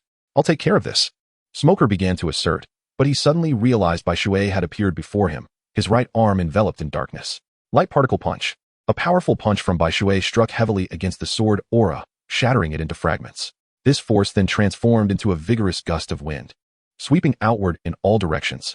The white water vanished with a swift motion, only to reappear before Finny. A burst of light particles ensued.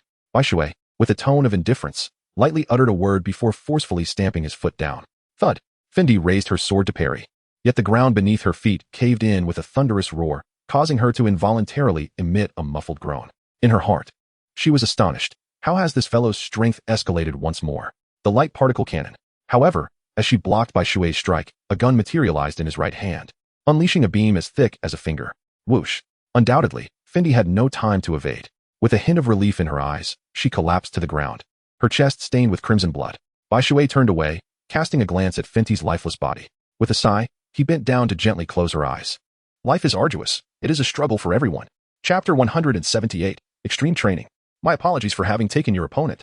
Bai Shui turned around, smiling warmly at Smoker. Humph. In response, Smoker let out a cold scoff, exhibiting an utterly indifferent demeanor. Such capabilities, how intriguing. Tashiji observed Bai Shui's recent battle, contemplating within herself. Very well, there remain 3 days until the next batch of prisoners arrives. Now, let us share our respective plans. Bai Shui clapped his hands, capturing the attention of the other three. Hee, let us just wander around. After all, I've never been here before. It's quite refreshing. Cha-tun replied with a cheerful demeanor, though his appearance rendered it somewhat unseemly. Oof, how boring. Tao Tu snorted, maintaining that attitude towards everyone. Since no one is watching me, I might as well practice. Smoker remarked, clutching 2 cigars, with smoke swirling around him. Hee, it seems our intentions align. Bai Shui responded with a smile. In this frigid and biting hell, it is indeed an excellent place for cultivation. If that is the case, let us proceed. Colonel Smoker. Bai Shui gazed at the indifferent Smoker and chuckled, then darted forth like a leopard. TCH. Smoker, observing this, could not help but utter a sound of disdain before transforming into a wisp of smoke to follow suit. Long Air Bai Shui, indeed a cold-blooded individual, exhibiting such a lack of psychological burden in the act of taking a woman's life, declaring with chilling nonchalance that it was done. The observers at the observation center whispered, their eyes filled with intense curiosity regarding the night. In the frigid abyss, a vast expanse of white lay before him, where only snow and snow wolves existed, devoid of any sustenance. Furthermore, prolonged exposure to such an environment could easily result in snow blindness. Thus, Bai Shui had no choice but to shut his eyes and employ his observation haki to perceive his surroundings. The method of training in icy waters is remarkably simple. One places a massive block of snow upon their back and performs push-ups. To prevent one's hands from succumbing to the cold, one has fashioned 2 sharp ice pillars, poised within the palms, fortified with an aura of haki, rendering them impervious. Both palms and back are similarly enveloped in this haki, simultaneously enhancing its potency. Without the protection of haki, the body would succumb to frostbite. In the pursuit of honing martial arts, there are no shortcuts. It is solely reliant on relentless effort. Ha! The snow clump upon the white water weighed not merely 1,000 pounds. Consequently, before long, beads of sweat adorned the face of the white water. 8 energy tendrils extended from Bai Shui's body, each grasping a snow lump identical to the one on his back, rhythmically rising and falling as he honed his mastery over the fruit's power. The sound of droplets echoed, thud, thud, thud. Sweat cascaded down his body, and he was drenched in perspiration, as if millions of elephants were stampeding within him, his vitality surging with remarkable intensity. Strength is indeed not easily attained. Bai Shui gasped, his face contorted and flushed. An hour later, the icy waters lay sprawled upon the ground, akin to a lifeless entity. Even through the layer of snow wolf fur, he could feel the biting chill of this frigid abyss, compelling him to grit his teeth and quicken the flow of his blood to combat the cold. Yet, before long, an insatiable hunger began to gnaw at him, drawing him inexorably towards the entrance. Naturally, they all required sustenance. However, their meals were not consumed within this frozen inferno. Instead, when the time arrived, provisions would be delivered directly to them. They merely needed to return to the entrance, which was not a daunting distance in this confined expanse. Chapter 179. It is time to depart. 5th level dining hall. Haha, how does it feel? Carp inquired while clutching a substantial piece of roasted meat. Not bad, though it would be even better if time could hasten a little. Bai Shui tore off a large piece of meat and swallowed it in one gulp. Haha, what's the matter? Are you so reluctant to part with your wife? Carp inquired with a relaxed demeanor. What? Is it forbidden? It doesn't seem to contravene any naval regulations. Bai Shui rolled his eyes, displaying a hint of arrogance. Fine, let us pretend I didn't ask. Upon witnessing this, Carp raised his hands in surrender and downed the contents of his cup in one gulp. In the entire dining hall, only Peach Rabbit seemed slightly reserved. The others, however, resembled famished specters, a sight truly pitiful. Paper drawing. Bai Shui patted his distended belly and silently activated the paper drawing technique, hastening digestion and enhancing blood circulation, instantly feeling his stomach empty once more. Yet, he did not experience any sensation of hunger. Rather, he was brimming with vitality. I shall now devote myself to my training. Bai Shui emerged from the dining hall, cradling 2 chunks of meat. Alas, all Cap could do was let out a resigned sigh. Of course, Bai Shui wasn't going to train, but to call Aki. This much he could deduce. Bring Aki, it's me. Just as Carp had suspected, Bai Shui had used the excuse of stepping out to make this call. Are you alright, Bai Shui? How's the environment there? I heard it's very cold. You must take care not to catch a chill, understand?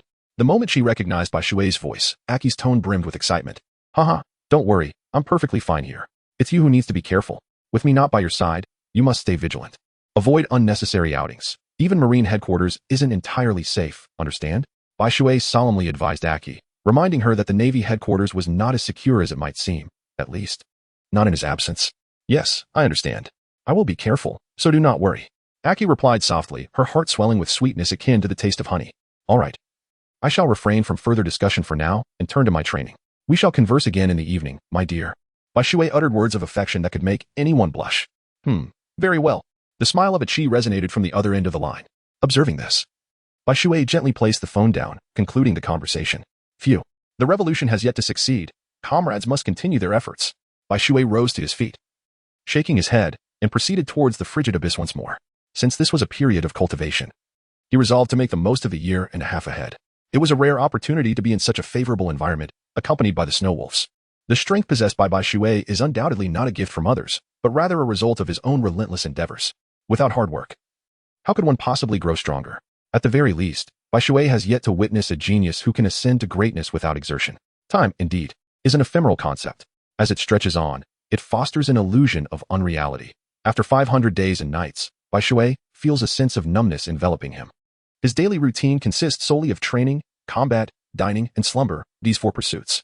A year and a half has quietly slipped away in this manner. Smoker has finally mastered the use of haki, a significant milestone worthy of celebration, due to the arrival of Bai Shui and his companions. The waters surrounding Impel Down have been remarkably cleared of sea kings, and the number of prisoners has drastically diminished, falling within the manageable limits of Magellan. Consequently, there is no longer a necessity for Smoker and his allies to remain here. Chapter 180. Rank exceeds all. Smoker, Tontata, and Chaparrito consecutively departed from this place, leaving only Bai Shui, who intended to linger for a few more days. Carp left alongside Tontata and the others, through tireless efforts over the past year and a half. He no longer has to worry about prisoners in Impel Down posing a threat to Bai Shui. Even Magellan has expressed admiration for him. It is worth noting that when he first arrived, Bai Shui's strength was not particularly impressive, ranking just above Smoker, but below Tontata and Chaparrito. Yet now, his prowess has not only caught up to but surpassed that of the latter two. Even the typically stoic Tontata regards Bai Shui with newfound respect. The purpose of remaining in this tranquil place is rather elusive. It is simply a desire to linger here for a couple more days. After all, I have dedicated a year and a half to cultivating my skills in this very locale, shedding blood and perspiration, thus forming a certain attachment. Meanwhile, the world outside has experienced tumultuous upheavals over this same period. If one were to identify the most significant event, it would undoubtedly be the war between the Whitebeard pirates and the Beast pirates. It is said that the battle between Whitebeard and Kaido was so cataclysmic that it caused several islands to be submerged, an astonishing spectacle indeed. Ultimately, the conflict concluded with the Beast Kaido's defeat, leading the Whitebeard pirates to reclaim considerable territory that once belonged to Kaido. However, the ever-expanding Whitebeard pirates have begun to exert such pressure that the Navy finds themselves gasping for breath. The existence of Whitebeard poses a significant threat. Aside from him, the other three emperors are aggressively expanding their territories, and the competition in the New World is exceptionally fierce. The Navy headquarters remains on high alert, anticipating any unexpected occurrences. In contrast, the bounty of 280 million on Fire Fist, Ace, seems relatively inconspicuous. The warlord system has thoroughly permeated the hearts of people across the world over the past year and a half. Naturally, reactions vary. Some respond with insults, others resign themselves. While many remain numb, a myriad of responses exists, yet there is one commonality. None dare to resist, for resistance is futile. Among these developments, one noteworthy event is the successful affiliation of the Kingdom of Qinghua in the East Blue with the world government, granting it the right to participate in global conferences. It is now July of the year 1519 in the Sea Circle calendar, merely 5 months before the protagonist, Monkey D. Luffy, sets sail. On this day, a colonel arrived at Impel Down with the mission to summon Major Whitewater back. The reason for sending a colonel, perhaps, lies in the notion that a lower-ranked officer might struggle to withstand the oppressive atmosphere of Impel Down, particularly in the presence of Whitewater and Magellan. Please. Major Whitewater is on the 5th floor. Kindly wait a moment. He should be out shortly. Accompanying the colonel was a prison guard, who frequently delivered meals to the inmates and had become somewhat familiar with Whitewater. Understood, the colonel replied lightly, closing his eyes to rest, adopting an air of aloofness. The guard, feeling slighted, thought to himself, how rude. I come here, and not even a simple thank you. Others, like Whitewater, would graciously express their gratitude. Yet, here I am, ignored. However, he could not confront the colonel directly, so he cast a resentful glance before departing. Humph. I shall see what kind of person this Major Whitewater truly is. The colonel scoffed, feeling irked by Whitewater's apparent disregard for his waiting. How dare a mere major behave so presumptuously towards a colonel? In his view, strength was irrelevant compared to rank, regardless of one's power. One must bow to the hierarchy of military titles. This was a lesson he had learned over his many years of service, and he was certain it was infallible. Yet, much to his dismay, he waited for 2 full hours without a sign of Whitewater. His patience began to wane, just as he was about to lose his composure. Faint footsteps echoed from the entrance of the 5th floor, instantly revitalizing him. He quickly adjusted his attire and demeanor, striving to project an imposing presence. He had heard tales of Whitewater being a carefree spirit, often indifferent to the Navy's hierarchical customs. Today, he was determined to impart a lesson, to remind Whitewater of the importance of military decorum. As the footsteps grew louder and clearer, the colonel's countenance suddenly paled. He sensed an overwhelming aura approaching, reminiscent of a primordial beast, exuding an oppressive terror. The sound of the footsteps felt as though they were thundering upon his heart, instilling a sense of profound dread. Impossible. He had encountered powerful individuals before, yet he had never experienced such a terrifying presence, one that nearly rendered him breathless. It was as if an invisible hand were constricting his throat, suffocating him. He instinctively stepped back, his face betraying his shock as he swallowed hard. The footsteps continued to advance, the pressure intensifying. The colonel felt as if an unparalleled predator was drawing near, prompting him to retreat further, unable to withstand the overwhelming force. He could distinctly hear the rapid beating of his heart and the sound of his own gulp, even the rush of blood coursing through his veins. All around him, silence enveloped the space, as if every sound had been extinguished. The air grew thin, and the temperature plummeted, yet the colonel was drenched in sweat, his complexion resembling parchment. Gradually, a hazy figure emerged in his line of sight. Though not tall, it seemed to embody the very essence of the world as might, exuding a steadfast grandeur that made him feel insignificantly small in comparison. Accompanying this figure was a pack of snow wolves, their presence sending chills down his spine.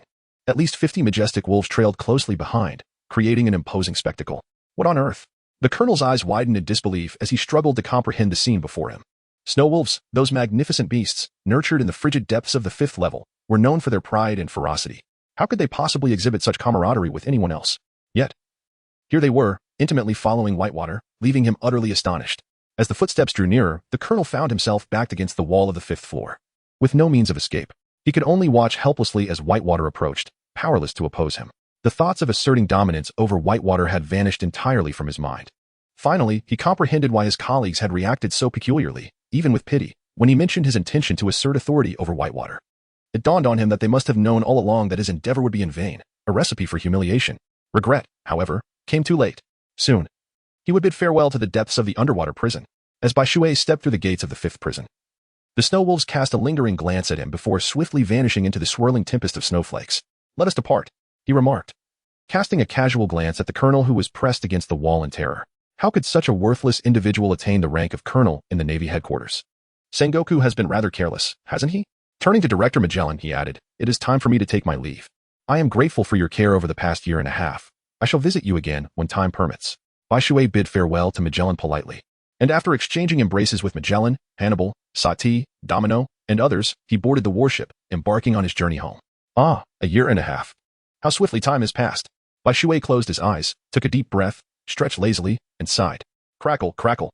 The body of Bai Shui suddenly resonated like a symphony, with rhythms rising and falling, producing an incessant crackling sound. Just then, his communication device emitted a shrill tone, prompting Bai Shui to hastily answer the call. Before he could utter a word, a frantic and slightly terrified female voice came through. "Bai Shui, please, hurry and save me. I've been attacked by pirates." Upon hearing these words, Bai Shui's expression shifted dramatically. He felt the air around him grow heavy, as if he were under the weight of tenfold gravity, causing his countenance to change profoundly. "Where are you?" "I will come immediately," Bai Shui hurriedly inquired. Who else could elicit such a tone from him, other than Aki? "I don't know where I am. Woo-woo, I am so frightened. The Navy is utterly no match for the pirates." However, Aki's response instantly chilled Bai Shui's heart. He had no time to question Aki about why she had been attacked. Hadn't she been perfectly safe at the Navy headquarters? "Do not panic, stay calm. Look around you for any prominent landmarks. I will be there shortly." Bai Shui comforted Aki, encouraging her to observe the surrounding architecture to ascertain their direction. Simultaneously, he unfurled a vast world map with great urgency, awaiting Aki's words. "Let me see the landmarks." "Ah, I've got it. There are 3 interconnected islands nearby, adorned with blooming cherry blossom trees." "Does that work?" Aki inquired. "Socha Island."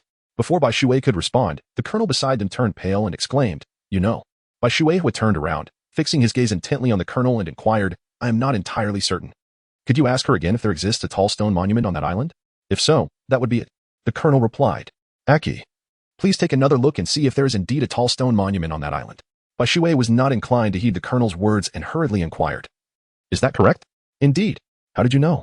Aki responded immediately, her tone laced with urgency. "Wait for me. I will be there shortly." With that, Bai Shui hung up the phone and turned to the colonel, asking, "Where to?" Chapter 183, Bastille's Tenacity.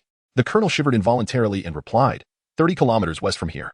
Before he could utter another word, a sudden gust whistled by, and Bai Shui vanished from sight. He looked up to see Bai Shui unfurl a pair of massive energy wings behind her, flapping them once, and she was already over 10 meters away. The air crackled with intensity, and even the heavens fell silent in their presence. In the blink of an eye, she had become a mere black dot in the colonel's vision. Socha Island, the location of Aki. Initially, Aki had merely accepted an invitation from a dear friend she met in the hospital to assist as a nursing aide. However, to her dismay, the warship had barely departed from the naval headquarters for 2 hours when it encountered pirates. Moreover, these were notorious pirates with a bounty exceeding 200 million, who rendered even the vice admiral aboard powerless, forcing him to cough blood in defeat. Haha, I never imagined that I, the limping Henry, would have such fortune. Just when I was lacking in women and provisions, I stumbled upon a warship. Haha, even the heavens are aiding me. The speaker was a middle-aged man with a limp in his right leg, his disheveled gray hair framing a face where one eye was concealed beneath a black patch, suggesting he was blind in that eye. Adorned in typical pirate garb, with a sword at his waist and a rotund belly, his movements were surprisingly agile. With a hook like that of a crocodile, he would truly resemble the pirates of Roger's era. How infuriating. The vice admiral facing the limping Henry was none other than Bastille, the same officer whose mask was shattered by Sabo in the original narrative. Heh. You little brat who has yet to grow a beard, give it up. You stand no chance against me. Surrender those supplies and women, and I might spare your life. Henry's mind was consumed with thoughts of women, his eyes gleaming with a predatory light that sent shivers down the spines of the girls around him. He swung his sword repeatedly against Bastille's blade, forcing him back step by step. Yet, despite being drenched in his own blood, Bastille remained steadfast, determined not to collapse. Even as only he and 3 lieutenants stood aboard the warship. Dream on. I will never allow you to harm them. If you dare to lay a finger on them, it will be my sin, and I shall not find peace in death. So if you wish to harm them, you must first step over my corpse. Bastille bellowed, gripping his sword once more and unleashing a fierce wave of sword energy. Very well, let it be as you wish. Henry scoffed, a cold glint flashing in his eyes as he leapt forward, evading Bastille's strike like a leopard, and then brought his blade down upon him. Clash. Bastille raised his sword to parry, the collision erupting with a terrifying force that compelled Aki and the others to shield their faces. Thud. Suddenly, Bastille spat out blood. Henry had kicked him in the chest, sending him staggering back until he barely halted before Aki and the others. Fist of Fury. Observing this, Henry surged forward once more, delivering a punch aimed at Bastille. Thud. Bastille was caught off guard, sustaining another blow to his chest, blood spewing forth as he fell to one knee, his complexion paling drastically. Heh, now there is no one to stop me. After dispatching Bastille, Henry chuckled wickedly as he approached Aki and the others. Chapter 184. Bai Shui will surely come. You shall not pass. The three lieutenants stepped resolutely forward, forming a final barrier to shield Aki and her companions. Since you seek death, do not blame me. Henry's expression darkened at the sight. In a flash, the three lieutenants' heads flew from their bodies, blood erupting like a fountain and splattering upon Aki and her companions. Had the blood not sprayed, it would have been better, but now their clothes were drenched, the fabric clinging to their forms, accentuating their figures enticingly. Witnessing this, Henry's eyes glimmered with malicious delight, a sinister smile curling at his lips as his crimson tongue flicked across them. Heh, now let us see who can come to your rescue. Henry, exuding an air of dominance, reached out his hands toward Aki and her friends. All the girls huddled together, their faces etched with terror as they beheld Henry's actions. Unable to make any attempt to escape, they were cornered, with no path of retreat. Bai Shui, please come quickly. Aki's heart raced with anxiety, her mind echoing his name over and over. Behind Henry, a band of pirates wore similarly sinister grins, lunging toward the girls like hungry wolves. Please. No. Aki pleaded. But the chaos erupted as Henry and the pirates descended upon the women, their faces filled with insatiable desire, hands already beginning to violate their space. The ship was filled with the cries of women and the sound of fabric tearing. Stop. No. Some begged, yet in the next instant, their lives were extinguished, their beautiful eyes wide with disbelief, fading into lifelessness. Enough with the noise. If you continue, this shall be your fate, Henry threatened, his smile dripping with malice. Instantly, silence fell over the crowd. They pressed their hands against their mouths, stifling their cries, though tears flowed freely, despair enveloping them all. Rip. Henry brutally tore a woman's clothing, causing her to scream in terror, her hands instinctively covering her body. Yet, as if realizing her predicament, she quickly muffled her cries, staring at Henry in horror, her exquisite form fully exposed before him. Don't come any closer. At last, someone approached Aki, grinning malevolently, eyes filled with bestial lust. Go on, scream all you want. No one will come to your aid. You might as well submit to me. Watching Aki shrink into a corner, helplessly clutching herself, the pirate was elated, convinced that no one would come to their rescue. The naval headquarters was a full 45 kilometers away. Even if someone alerted them, it would take 2 to 3 hours to arrive, by which time they would have long since departed. Bai Shui, please hurry. You must come. Aki cried inwardly. For Bai Shui was the last vestige of her protection. She did not know if he would arrive in time, but whenever danger approached, he was the one she instinctively thought of. Chapter 185. What will you do? He firmly believed that Bai Shui would appear, without a doubt. She had never harbored doubts about Bai Shui, neither in the past nor in the present. It had been 2 minutes and 45 seconds since he had called Bai Shui. Come on, dear beauty, let us indulge in some merriment. The man reached out and violently tore apart Aki's clothing, seizing her by the hair and pulling her closer, gripping her throat and restraining her hands. No. Aki screamed in despair within her heart, tilting her head to the side, closing her eyes as a tear streaked down her face. She could only feel the man's vile presence, sending shivers down her spine, as his nauseating breath made her stomach churn. Resigned to her fate, she thought, shall I simply close my eyes and endure? I relish this. The man extended his tongue, brushing it across Aki's face, and just as he reached for her chest, a chilling voice resonated from the heavens. How dare you? This voice thundered like a raging storm, echoing throughout the sky, instilling fear in all who heard it. Henry was taken aback, hastily looking up, only to see a flash of white light, and Aki vanished from sight. The pirate poised to assault Aki found his head severed, blood gushing forth. In her utter despair, Aki did not hear the thunderous voice. Instead, she felt herself suddenly enveloped in a warm embrace, one that felt oddly familiar, accompanied by a comforting scent. She opened her eyes to behold Bai Shui, her face etched with concern, bloodshot eyes filled with emotion. Are you all right, Aki? Bai Shui wrapped Aki in her cloak, inquiring gently. Woo-woo, Bai Shui, you finally arrived. I was so afraid you would be too late. The moment Aki laid eyes on Bai Shui, all her worries, fears, and terror dissipated, replaced by overwhelming joy and a profound sense of safety. She clung tightly to Bai Shui's neck, trembling, her voice choked with tears. It's all right. It's all right. I'm here now. Don't cry. You look like a little kitten, so unbecoming.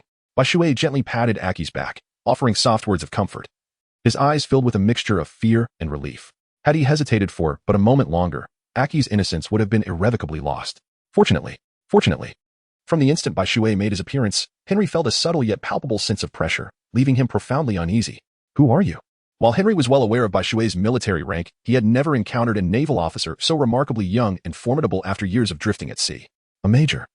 Yet so powerful. Who might you be? Even Bastille could not stand against you. Quite impressive. Bai Shui retorted, his face awash with admiration. I am the Limping Henry, offering a bounty of 280 million. May I inquire your esteemed name? Henry proudly introduced himself, his countenance radiating with pride. A bounty of 280 million is indeed substantial, especially in the first half of the Grand Line. Quite impressive, nearing 300 million. What brings you here to wreak havoc, having found it untenable in the New World? Bai Shui smiled broadly, yet his eyes gleamed with an icy light. Enough with the trivialities. Release that girl and I shall allow you to depart. Otherwise, before Henry could finish his sentence, Bai Shui interjected, otherwise? What will you do? Do you think I wish to leave while you can detain me? Chapter 186. The Disparity of Strength. Let me be frank. If you relinquish one of your legs, I might grant you a chance for survival. Otherwise, I shall have no choice but to capture you alive. In Bai Shui's embrace, Achi gradually succumbed to slumber as Bai Shui gently patted her back, ensuring her peaceful repose. The other women gazed enviously at Achi nestled in Bai Shui's arms, wishing for a dependable partner of their own. Aha! I have traversed this world for over 40 years and have never encountered such a ludicrous jest. If that is the case, let us see true skill in action. As Henry uttered these words, he had already materialized before Bai Shui, his right arm radiating a ferocious power that caused the air to quiver slightly. Dual fist of fury. Henry bellowed menacingly as he unleashed a punch. His speed was so astonishing that the onlookers merely witnessed his sudden appearance in front of Bai Shui, launching a fist towards him, while Bai Shui remained oblivious, still tenderly caressing Achi's back. Cackling, Henry declared, perish. His heart brimmed with confidence. The earlier flicker of unease entirely dissipated. Die? No. I am still young. I do not wish to meet my end just yet. The sound of flowing water suddenly resonated near Henry's ear, yet he had already arrived behind him. A particle of light kicked forth. Bai Shui, with an air of indifference, lifted his foot and unleashed a powerful kick, causing Henry's eyes to widen in sheer astonishment. How could this be possible? He exclaimed in terror, recognizing Bai Shui's presence. With a resounding thud, Henry was propelled like a cannonball, crashing into the pirate ship behind him and leaving a gaping hole in its hull. A collective gasp escaped the onlookers. This individual was astonishingly formidable, rendering Henry utterly outmatched. Next, it will be your turn. Bai Shui turned around, his left hand revealing a firearm, and he pulled the trigger aimed at them. The sound of flesh being torn apart echoed through the air. The once formidable pirates, who had flaunted their dominance just moments ago, now lay as mere heaps of mangled flesh on the ground, their chests riddled with wounds, bleeding profusely. You scoundrel! I shall fight you to the end. Henry lunged forward once more, unleashing a barrage of fist-like air blasts that detonated like cannon fire. Be careful. The group of women couldn't help but warn, for if Bai Shui were to fall, no one would be left to rescue them. Thus, they were resolutely rooting for Bai Shui's victory. Desperate are we? Huh, is this truly all you have? The white water gently unfurled a barrier of luminous particles, standing resolutely before him. Boom, boom, boom. The entire warship was engulfed in a terrifying cacophony, trembling under the weight of the sound, as the dull thuds resonated incessantly. Rebound. With a swift motion, Bai Shui unleashed a torrent of luminous particles that surged forth, colliding heavily with Henry in a spectacular display. The force was so immense that Henry, astonished, spat out a mouthful of blood, his ribs fractured in the impact. Remarkable. The group of girls clenched their fists in admiration, their eyes filled with adoration as they gazed at Bai Shui. Who wouldn't desire such a boyfriend? Powerful, handsome, and capable of charming anyone. Lame Henry, relinquish your hopes. You stand no chance against me, for the chasm between our strengths is insurmountable. Bai Shui effortlessly raised his hand, revealing a firearm in his right hand, aimed squarely at Henry's head. Chapter 187. Not a scoundrel left. You must be dreaming. Bullhorn charge. Despite having coughed up blood twice, Henry remained resolute, charging once more toward Bai Shui. Light particle cannon. Observing this, Bai Shui shook his head and pulled the trigger, unleashing a brilliant beam of light that engulfed Henry entirely. Henry let out a harrowing scream, filled with anguish. He struggled forward, his eyes wide with defiance, yet the force of the light cannon propelled him backward relentlessly. The cries lasted only 2 seconds before falling silent. The limping Henry had completely vanished from this world. How could this be? The remaining members of Henry's pirate crew felt a chill run down their spines. Even their formidable captain had succumbed to Bai Shui in less than 5 exchanges. What would become of them? Run! A voice broke through the panic, and as they scrambled to steer the ship, Bai Shui aimed his left-hand gun at them. No! They cried out in futile rage and fear, powerless to evade Bai Shui's assault. Bang, bang, bang, bang, bang. Each orb of light, as large as a grinding wheel, crashed onto the ship like meteorites, shattering it to smithereens, along with the crew, turning them into mere pulp. After a cacophony of explosions, the sea was stripped of any trace of ship or pirate, leaving behind only splintered decks and a blood-red surface. All is well now. Everyone, do tidy your attire. It would not do to appear disheveled. With that, Bai Shui turned away, heading toward Aki, who lay on the deck. At his reminder, the girls suddenly realized their disheveled state, their faces flushing as they hurried to their rooms in search of clothing. After nearly an hour, the door reopened. Each girl emerged, elegantly adorned, radiating beauty, some alluring, others exuding charm, captivating all who beheld them. Yet, Bai Shui seemed oblivious to their presence, his gaze solely fixed on Aki. A gentle smile playing on his lips, prompting envy among the onlookers. If only they too could have a boyfriend like Bai Shui, thoughtful and powerful. They suddenly felt a pang of envy for Aki. How fortunate she was to have found such a remarkable partner. What was the purpose of their journey that led them to encounter pirates? Bai Shui suddenly lifted his gaze, his clear eyes fixed on the group of young women. We originally came here to provide assistance, as we are all nurses. However, we did not anticipate encountering this pirate crew along the way. He continued, his voice tinged with sorrow as one girl quietly sobbed. Everyone sacrificed themselves to protect us. Upon hearing this, the others lowered their heads, acknowledging the bravery of those who had perished for their sake. Very well, let us proceed. You should first allow Major Bashu to tend to his injuries. I will report the current situation to the naval headquarters and request reinforcements. We are preparing to return, Bai Shui stated resolutely. Understood. The group nodded in agreement. Despite Bai Shui's relatively modest rank, he had utterly won the admiration of these young women. Who does not revere strength and charm? Indeed, Commander Sengoku, we trust your judgment. Holding the din-din mushi with an air of helplessness, Bayakasi addressed Sengoku before abruptly ending the call. Chapter 188. Garp takes charge. That kid, wherever he goes, trouble follows. A born troublemaker. Sengoku muttered as he set down the receiver, thoroughly exasperated by Bayakasi's willful antics, yet powerless to reprimand him. With a weary sigh, he massaged his temples. Very well, send Garp. The strain on the Marines' forces weighed heavily on him. Officers like Mamanga and Yamakaji were perpetually occupied with missions, while Tokicake and Shitan remained stationed with Tsuru, guarding against the Yonko in the New World. His remaining reliable assets were limited to Smoker and Bayakasui, yet Smoker, stubborn as ever, refused to relocate to Marineford, insisting on overseeing the defense of Lobetown in the East Blue. Thus, Bayakasui remained his sole high-ranking officer of dependable strength. Soon enough, he too would be buried under endless assignments, just like Mamanga and the others. Sengoku exhaled deeply, his visage aging a decade in that moment. Half an hour later, aboard the waiting battleship, Bayakasui finally spotted Garp's leisurely approach. You old man. In an instant, Bayakasui vanished, reappearing before Garp with his right arm clad in Busashoka haki. Delivering a thunderous punch, the sudden assault left the surrounding soldiers stunned. Huh, so the brat's grown some backbone, has he? Fist of love. Garp roared with laughter, his own arm slicing through the air with a sound like splitting thunder as it collided with Bayakasui's strike. Boom. The impact resonated like divine wrath, the shockwave hurling bystanders backward. The sea itself was cleaved apart, a monstrous 50-meter tsunami surging forth, an artificial cataclysm born from their clash. The onlookers gasped. Though rumors of Bayakasui's strength had circulated, none had anticipated such overwhelming power. Their gazes turned incredulous, as though beholding a monster. Excellent. Truly excellent. Garp bellowed, amplifying his force. Bayakasui's sleeve exploded into tatters as he was sent hurtling through the air. Not bad. Withstanding 70% of my strength. You've improved considerably in a year and a half. Garp's expression brimmed with pride as he watched Bayakasi stabilize midair. In many ways, the young man was like a fourth grandson to him. Honestly, old man, must you move at a snail's pace? 3 hours for such a short distance. I nearly lost my mind waiting. How do you even justify this? Bayakasui groaned. Sitting at the bottom of the shallow water, he shrugged his shoulders and could not help but murmur. Ah, young man, what is the hurry? They have arrived, have they not? Besides, with you around, they are in no peril. It matters not if I take my time. Garp, likewise seated on the ground, munched on a bag of rice crackers and remarked, enough of this banter. Let us hasten to command the warship. I cannot operate it myself. Had I known, I would have learned how to navigate a warship. Thus we would not be waiting for you for 3 hours. Bai Shui displayed an unmistakable reluctance to engage in conversation with Garp, his gaze incessantly darting among the crowd behind him, seeking out the individual who would take command of the warship on his behalf. Chapter 189. Next time, I shall show no mercy. Very well, you may go and take the helm of the warship.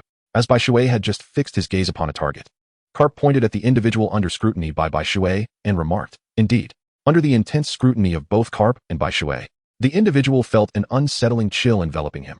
He merely acknowledged with a sound before stepping lightly towards Bai Shui's warship. Was it truly that terrifying?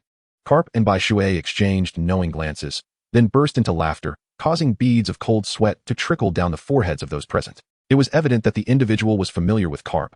Otherwise, how could his movements mirror those of carp so closely? All right, old man, I won't keep you, Bai Shui declared as he rose swiftly upon noticing the warship had begun to set sail. Farewell. Carp nodded in response, then resumed his solitary enjoyment of snacks at the bow of the ship. Aki, you are awake. As soon as Bai Shui boarded the boat, he noticed Aki sitting in a corner, stubbornly wearing his clothes and refusing to change. You're back, Bai Shui. Upon seeing him, Aki's face lit up with joy, and she instinctively moved toward him. But then, as if suddenly remembering something, she halted mid-step. Her fingers nervously twisted the hem of her garment, resembling a guilty child caught before a stern parent. You, next time, will you still be this reckless? Daring to wander off alone when I'm not around. Now you've truly witnessed the harshness of this world, haven't you? Bai Shui could not help but chuckle bitterly as he realized he was truly reluctant to reprimand Aki even for a moment. He stepped forward to embrace her, whispering gently in her ear, I knew you would always be the best to me. Upon hearing Bai Shui's words, Aki breathed a sigh of relief, nuzzling her head against his chest with a beaming expression. You truly are impossible to deal with. Observing her reaction, Bai Shui playfully flicked her forehead, eliciting a playful grimace from her as she pretended to bite him. All right, the next time you go out to play, you must remember to inform me. Otherwise, it won't always be as serendipitous as today, do you understand? If something were to happen to you, I cannot fathom how I would cope in the days to come. The only one who can protect you is me, do you comprehend? Bai Shui pressed his forehead against Aki's, his demeanor serious and earnest. Aki responded softly, and before Bai Shui could react, she gently sealed his lips with her own. A sudden thrill coursed through them at that very moment, as if an enchanting current had surged through their bodies.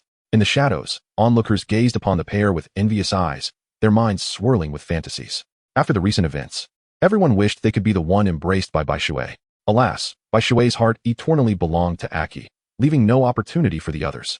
Bastille, severely injured, was receiving rudimentary care before further treatment commenced.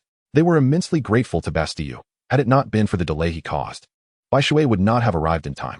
At the naval headquarters, your presence has become increasingly subdued and refined. Splendid. Your growth has far surpassed my expectations, Sengoku remarked, surveying Bai Shui with unreserved admiration. The clear water always manages to surprise him. All right, you should take a break for now. There's nothing pressing at the moment. Spend some quality time with Aki, lest you accuse me of not allowing you time with your girlfriend and exploiting my employees. General Zhanghua said with a chuckle. Thank you very much, General Zhanghua. Bai Shui nodded slightly, and then turned to leave the office. Chapter 190. Shall we get married? In the confines of Bai Shui's own home, what does it matter if it is daylight? The two who have longed for each other can no longer concern themselves with such trivialities. As the curtains are drawn, they succumb to their fervent desires, akin to dry kindling igniting into a blazing fire. The room is filled solely with the creaking sounds of their passionate embrace.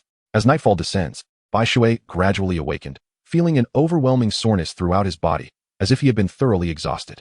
He had no desire to move, and his eyelids felt as heavy as lead, making it impossible to open them. Achi, resembling a small kitten, curled up in Bai Shui's embrace, her face adorned with a gentle smile, seemingly drawing immense comfort from the warmth of his presence. Upon peering into the bedding, Bai Shui was taken aback by the sight before him. A tumultuous wave seemed to rise, and he sensed something beneath him stirring back to life. Alarmed, he hastily set the blanket aside. He had no desire to indulge excessively, for it would be detrimental not only to himself, but also to Achi. Bai Shui gently rose from the bed and tucked Achi in before heading to the bathroom for a shower. The sweat clung to him, creating an uncomfortable sensation. Sighing, he leaned against the side of the bathtub, eyes closed, relishing a moment of respite. He yearned to expedite the arrangements for his wedding. The naval duties were overwhelming, and if he hesitated any longer, the ceremony with Achi could be indefinitely postponed. Approaching his 22nd year, and with Achi not being young anymore, it was high time for their union. He intended to request leave from Zhanghua to return home and celebrate their wedding, ideally on Kuluo Island. However, prior to that, he would revisit Kuluo Island. Since that unfortunate incident, he had not returned, for the mere thought of the island conjured up painful memories. Yet, some confrontations were inevitable. After his bath, Bai Shui meticulously prepared dinner. Once he elegantly set the table, Achi sprang up from the bed like a little glutton, promptly washing her face and brushing her teeth. You must be hungry. Come, try this. Bai Shui chuckled and shook his head as he presented a bowl of fragrant porridge to Achi. Delicious, she exclaimed, taking a spoonful, her eyes sparkling with delight. Without a care for decorum, she lifted the bowl to her lips, and the enjoyment on her face indicated just how delectable it was. Can't you eat a bit more slowly? After all, you are a 22-year-old young woman and soon to be a mother, Bai Shui sighed, a look of helplessness crossing his features as he observed Achi's unabashed enthusiasm. Achi, let us hold the wedding in the next few days. I fear that such leisure may be scarce in the future. he suddenly proposed. Sure, sounds good. I'll follow your lead. Achi replied with a beaming smile, her carefree demeanor belying the joy radiating from her slightly flushed neck. She had awaited these words from Bai Shui for what felt like an eternity. At last, he had voiced them. All right, if you have no objections, I shall speak to Zhangguo tomorrow and then return to Kolo Island. We will celebrate our wedding there. Bai Shui gazed at Aki, seeking her opinion. All right, fine, I shall defer to you. Aki maintained her usual demeanor, exuding an expression that conveyed, I am yours now. You must take responsibility for me. Chapter 191. How about a marriage leave? Very well, it is settled then. I shall seek out Zhangguo tomorrow. And indeed, I shall not forget to request a token of gratitude from him. Bai Shui chuckled mischievously, exhibiting an air of dubious intent. Oh, you dare to extort the Grand Marshal of the Warring States? What if he seizes the opportunity to retaliate against you later? Achi couldn't help but roll her eyes, her expression a mixture of exasperation and amusement. This man, at times so dependable, could also be rather eccentric. Could he not be a bit more serious? Heh, enough of that. Let us dine first. Bai Shui chuckled with glee, perhaps overwhelmed by the impending wedding, his laughter ringing continuously. After a peaceful night's slumber, the following day arrived at the Warring States office. What? You are getting married? Upon hearing Bai Shui's news, Zhangguo nearly toppled from his chair in astonishment. What is so surprising about it? If it weren't for a few unforeseen circumstances, I would have wed long ago and wouldn't be in this position now. Bai Shui appeared with an air of tranquility, embodying the essence of lightness amidst the clouds. At the age of 22, one must ponder how many such years life can bestow. If marriage is not pursued soon, we shall all succumb to the passage of time. Very well. I shall grant you a week's time. Surely that suffices. After 7 days, make haste to return. Do you understand? Zhangguo wore a look of resignation. Yet his hand instinctively grasped the pen to formally grant Bai Shui a week's leave to celebrate his nuptials. Once completed, Zhangguo promptly handed the document to Bai Shui, waving him away with an air of disdain, his agitation palpable. Hee, Commander, look here, I am wed now. Might you not offer some acknowledgement? Bai Shui rubbed his hands, embodying the demeanor of a miserly hoarder. You, young lad, have the audacity to set your sights on me. A marshal. Very well, you are indeed bold. Here, take this. It is a gem worthy to be presented. With a sigh of resignation, Zhangguo opened the drawer of his desk and retrieved a brilliant blue gemstone, handing it to Bai Shui. There, I have given you what you sought. Now, be swift in your departure. Your presence is becoming rather irksome. Zhangguo waved his hand, eager to rid himself of Bai Shui, wishing not to behold him for even a moment longer. As for my marriage, let us keep it discreet. We simply wish for a quiet union. With that final remark, Bai Shui hurriedly exited Zhangguo's office. This lad, alas. Zhangguo shook his head in exasperation, feeling utterly helpless against the cunning of Bai Shui. Kuro Island. In Bai Shui's eyes, a profound sense of nostalgia emerged. It had been nearly 2 years since he last returned to this place. Everything remained unchanged. Kolo Island was still the same Kolo Island, exuding tranquility and serenity just as it had in the past. However, in contrast to earlier times, the island now boasted a far greater sense of security. It was widely acknowledged that Kolo Island possessed a guardian deity. Any pirate with a modicum of knowledge understood the folly of plundering Kolo Island, for such an act would undoubtedly summon that formidable presence. Is that you, Bai Shui? Is it not? Upon Bai Shui's arrival on the island, the mayor, leaning on his cane, exclaimed loudly, Indeed, it is me, Grandpa Mayor. Bai Shui hurriedly rushed over to support him, his face filled with a sense of deep emotion. Bai Shui had never contemplated how swiftly a person could age. Merely 2 years prior, the mayor was full of vigor, capable of embarking on sea voyages without a hitch. Yet now, he appeared to struggle even with walking. Furthermore, his once lustrous black hair had transformed into strands of silver, making a man in his 50s resemble one in his 70s. Chapter 192. It is time to marry. Bai Shui had never believed in the notion of turning gray overnight. Yet now, he found himself a firm believer. It's wonderful to have you back, exclaimed the mayor, grasping Bai Shui's hand with palpable excitement. A sudden cough escaped the mayor, perhaps a consequence of his overwhelming emotions, prompting Bai Shui to gently pat his back to help him regain his breath. Ah, old age is catching up with me. He chuckled, though his face radiated sheer joy. He had once thought that Bai Shui would never return, resigning himself to a life filled with unfulfilled longings. However, he was pleasantly surprised to see Bai Shui standing before him once more. How long will you be staying this time? If you need anything, just let me know, and I shall provide. The mayor inquired with a kind-hearted demeanor. Ha ha, dear mayor, there is no need for concern. I lack for nothing. Bai Shui replied with a smile. I have returned to hold my wedding. As you know, it didn't happen 2 years ago, and I may not find time again in the future. Aki and I are no longer young. If we delay any longer, we risk becoming the last of our kind. Therefore, I plan to stay on the island for a week, and I hope everyone will come to celebrate my wedding in the courtyard of my childhood home. Bai Shui has announced the news of his wedding. Oh, I see. Would you like some assistance? Surely. Managing everything alone must be quite overwhelming, the mayor exclaimed, realizing the situation and inquiring with genuine concern whether Bai Shui required help. Haha, I truly appreciate your kindness, but there is no need for assistance. I have already engaged a dedicated team to handle all the arrangements for my wedding. All I ask of you is to serve as my witness. And I sincerely hope that everyone can grace the occasion with their presence. This is a once-in-a-lifetime event for me. If you miss it, there will be no second chance. Bai Shui greeted others with a fist salute, smiling cheerfully. Certainly, certainly. We will definitely attend your wedding, the mayor exclaimed excitedly, shaking Bai Shui's hand with delight. All right. It's settled then, Bai Shui replied with a smile. Now, we shall take our leave. Mayor, please take good care of yourself. With a gentle farewell, Bai Shui took Ah Qi's hand, and together they strolled towards his abode, resembling a pair of golden youth and jade maiden. Ah Qi truly is fortunate to have found such a remarkable man in Bai Shui, who cherishes her so deeply. One cannot help but feel envious. Observing their retreating figures, several girls expressed their admiration, their eyes shimmering with envy. After 2 years of absence, the place appeared as if it had been newly adorned, suggesting that someone had been diligently caring for our home. Their thoughtfulness is commendable. Gazing at the pristine condition of the house, which mirrored its state when he departed, Bai Shui sighed. Enough of this chatter. I am weary. Let us enter swiftly, for I yearn for slumber. Yet, Ah Qi tugged at Bai Shui, pushing the door open and making a beeline for her room, evidently exhausted. Oh dear, there is so much dust up here. Wait a moment while I tidy it up for you. Bai Shui, feeling helpless, grasped the hand of Aki, who was about to lie down. With a swift and decisive motion, he cleared away the dust from the bed, cups, and pillows as if sweeping away the remnants of a storm. Aki instinctively covered her mouth and coughed twice, hastily retreating outside to wait for the dust in the room to settle before returning. Disperse. Bai Shui opened the window, and behind him, a radiant pair of wings unfolded, sweeping outwards with a powerful gust that expelled all the dust from the room. Chapter 193, A Day of Celebration. Now, come, let us rest. Bai Shui carried Aki in from outside, gently placing her upon the bed and carefully covering her with a quilt. Go to sleep quickly, he said. I shall contemplate the specifics of the wedding ceremony and then send an invitation to T-Bone and the others.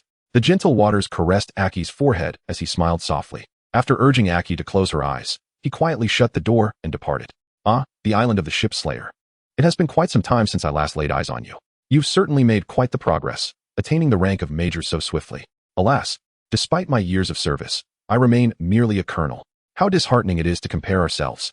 T-Bone sighed, seated across from Bai Shui. Pray tell, what brings you to my humble abode this time? Surely, there must be some matter of significance, T-Bone inquired with curiosity. Ah, indeed, nothing escapes your keen perception.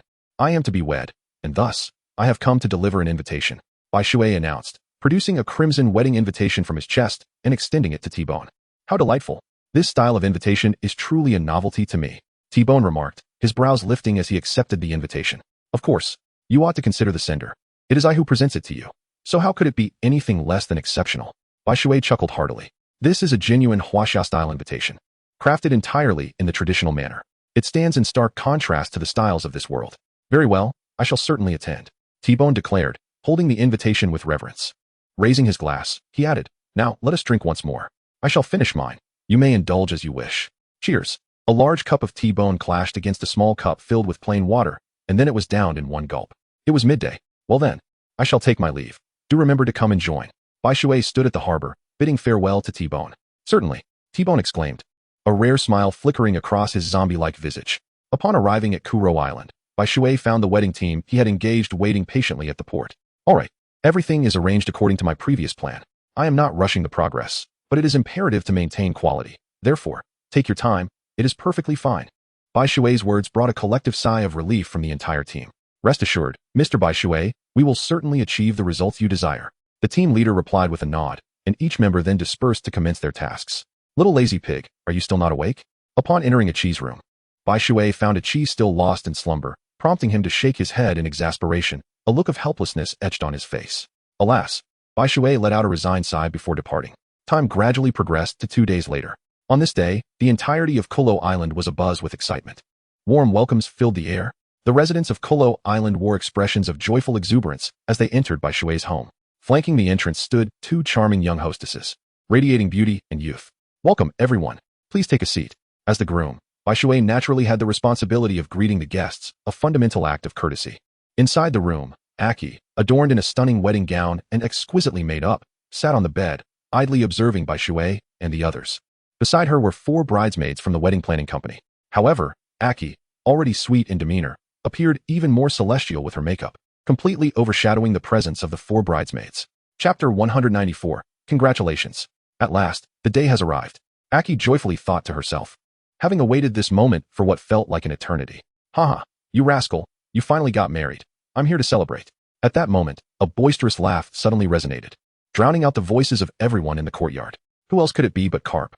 Old man Carp, I thought you wouldn't make it. Bai Shui rose and approached the door, warmly embracing Carp with a broad smile. Of course, jests aside, one must still uphold the necessary decorum. After all, Carp is a vice admiral of the Navy headquarters, a hero of the Marine forces, and significantly older than him. Congratulations, congratulations. The naval officers behind Carp clasped their fists in acknowledgement. Thank you, thank you. Bai Shui reciprocated the gesture with gratitude. Haha, Bai Shui, here I come. Before Bai Shui could turn, he spotted a tall figure in the distance waving at him. A fleeting smile crossed Bai Shui's face as he stood at the door, awaiting the giant's arrival. Here you are? Bai Shui extended his fist towards T-Bone, delivering a hearty bump, and chuckled. A flicker of amusement crossed T-Bone's zombie-like visage as he rubbed his head and said, Come, please enter. Bai Shui turned around, gesturing for T-Bone to hurry inside. In the courtyard, a grand chair had already been prepared for him, situated alongside Carp and the others. The colonel of the Navy headquarters had encountered Vice Admiral Carp before. Upon seeing Carp present, T-Bone promptly saluted. Haha, why so formal, my boy? Sit down. On this day, let us set aside all notions of propriety. Feel free to indulge and enjoy, understand? Carp waved his hand dismissively, his expression one of nonchalance, signaling to T-Bone to forego the elaborate formalities. Yes, sir. Yet, how could T-Bone simply abandon such decorum?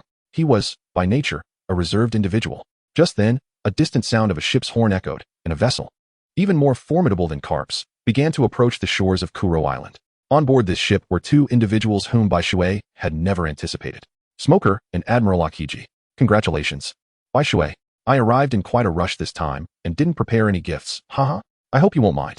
Akiji approached Bai Shui, smiling, lacking any semblance of an admiral's demeanor or gravitas. Haha, Admiral Akiji, you flatter me. Your presence alone is a tremendous honor. Please, do come in. Bai Shui chuckled, gesturing for Qing Ji to promptly take a seat. Qing Ji nodded and entered, making his way towards the table occupied by Carp and the others. Smoker, you are here too. Bai Shui cast another glance at Smoker and extended his hand towards him. Ah, so you've tied the knot, my boy. I thought it fitting to pay you a visit, considering how close you are. To my surprise, I happened upon Akiji drifting upon the sea and decided to accompany him. Smoker retained his usual demeanor, two cigars clenched between his teeth, and shook hands with Bai Shui, both men wearing nonchalant expressions. Haha, come now, let us take a seat. Bai Shui laughed heartily, pulling Smog along as they made their way to the courtyard. Wow, the groom is truly impressive. So many Navy personnel have come. Even Admiral Akiji is here. How enviable. One of the bridesmaids remarked softly, her tone brimming with admiration. Indeed, the bride is so fortunate to have encountered such an exceptional man. If only I could meet someone like him. Another bridesmaid nodded in agreement. Chapter 195. That year, that boy and girl. Enough talk. It's time to prepare for the ceremony. A figure who appeared to be the leader announced. At his words, the other three fell silent. All right, esteemed guests, I believe our wedding is about to commence. So I kindly ask for your attention for just a few minutes, if you would. The MC took the stage, his speech imbued with humor. As he began, the crowd quickly quieted. We all know that today marks the wedding of Mr. Bai Shui, so I want to prolong the introduction.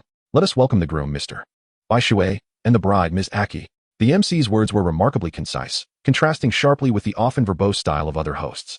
However, this brevity was intentional, for he preferred simplicity. Complicated speeches only served to discomfort the guests, and in turn, he felt discomfort as well. If everyone was to feel uneasy, why persist in such a manner? It seemed unnecessary, did it not? Bai Shui ascended the stage and took the microphone from the host, a device that directly connected to the amplification equipment, allowing his voice to resonate powerfully. When Aki emerged, supported by others, their fingers intertwined in a firm grasp. Firstly, I extend my heartfelt gratitude to all of you for your presence. I deeply appreciate you taking the time out of your busy schedules to attend my wedding. Thank you. Bai Shui deeply bowed to everyone present. Throughout my life, the greatest fear I have harbored is solitude, yet it seems that fate delights in playing tricks on me. Until the age of 17, I spent my days in utter boredom, all alone. Yes, with nothing better to do, I could only practice my skills to pass the time. Perhaps it is this very solitude that has allowed me to achieve what I have today. Kuro Island was the first island I encountered since setting sail. Here, I met many people, among whom was the most significant person in my life, Aki, my beloved. As I spoke, my gaze lingered on Aki, filled with affection, causing her to blush and lower her head in shyness. I continued, recalling the humor in our initial encounter. a famished boy with an empty stomach and a girl fleeing from pirates, destined to meet by the whims of fate. Eventually, the boy fell for the girl, and she too harbored feelings for him. Thus, they became inseparable, building a little abode exclusively for themselves on that island. The boy, who despised loneliness, became utterly devoted to the girl, insisting on being together whenever he was not away on distant journeys. Occasionally, he would take her on excursions. Though they were rarely peaceful, they either faced pirate attacks or disturbances from sea kings. Nevertheless, the girl reveled in these adventures, for they were all new and exciting to her. After exploring the entirety of the East Sea, the boy led her into the Grand Line, where their joy continued unabated. During this time, the boy forged friendships and bonds with elders, gradually diminishing his feelings of isolation. His smile grew ever brighter, and he began to resemble a typical young man. As their relationship deepened and they matured, they soon arrived at the age when discussions of marriage became inevitable. Chapter 196. Will you marry me? It seemed that everything was progressing smoothly indeed. As they prepared for their wedding, the boy set out to sea to craft a unique engagement ring for the girl. With a heart full of joy, he ventured forth, only to return to find the girl lying in a pool of blood. In that moment, it felt as if the heavens had collapsed, the world had lost all color, becoming a dismal gray. But fortune smiled upon him, for the girl was still alive, her heartbeat faint yet present, offering a glimmer of hope for her recovery. In that instant, the boy realized that the world still held a hint of color, a thread of existence. To save the girl, he joined the Navy, the only force capable of providing her with the necessary care. Once enlisted, he balanced his duties with visits to her side. The courtyard fell into a hushed silence. Everyone listened intently, enraptured by Bai Shui's tale. At last, after the girl had traversed the underworld, she was returned to him. Upon hearing that she was safe, the boy felt as though life had become extraordinarily beautiful, as if fate had bestowed upon him its kindness. After the call, he collapsed to the ground, unable to recover from his elation for quite some time.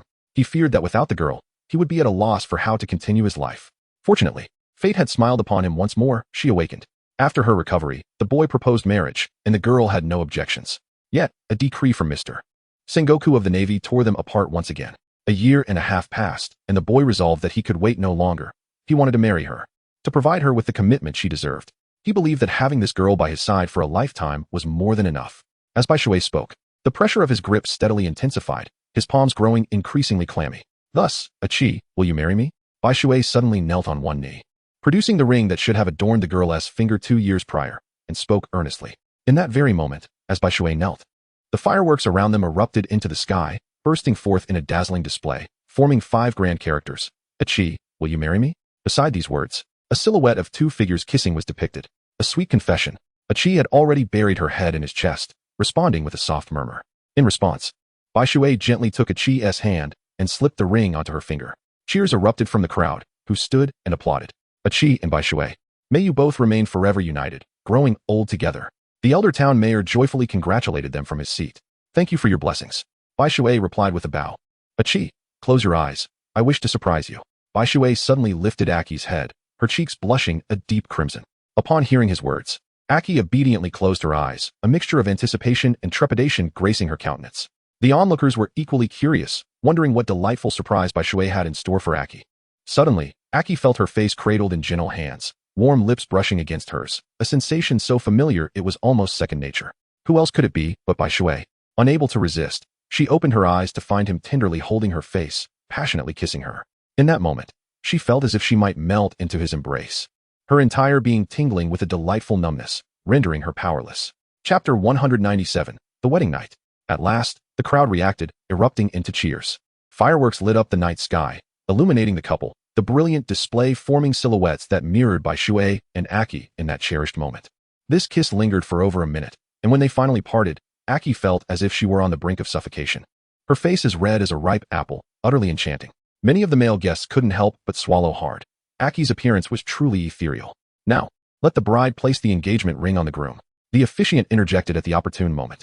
The 4 bridesmaids, hearing this, quickly handed over the rings for Aki to take. However, she found herself too weak to attend to such matters. Noticing her struggle, Yi gently patted her hand, giving her a reassuring glance, and took the ring himself, sliding it onto his own finger while holding Aki's hand. This unexpected display of affection caught the audience off guard, leaving them in awe. Well, the ceremony concludes here. The rest of the time is yours to enjoy. With his duties fulfilled, the officiant gracefully stepped aside.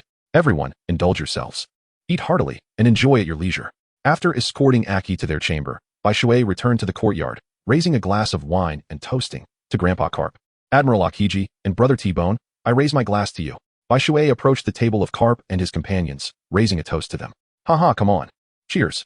Carp clinked his glass with Bai Shui's, and the others joined in, raising their cups and downing their drinks in unison. The courtyard resonated with laughter and merriment, overflowing with a variety of delectable dishes that left the lifelong residents of Kuro Island in awe. Naturally, their admiration for Ichi deepened significantly.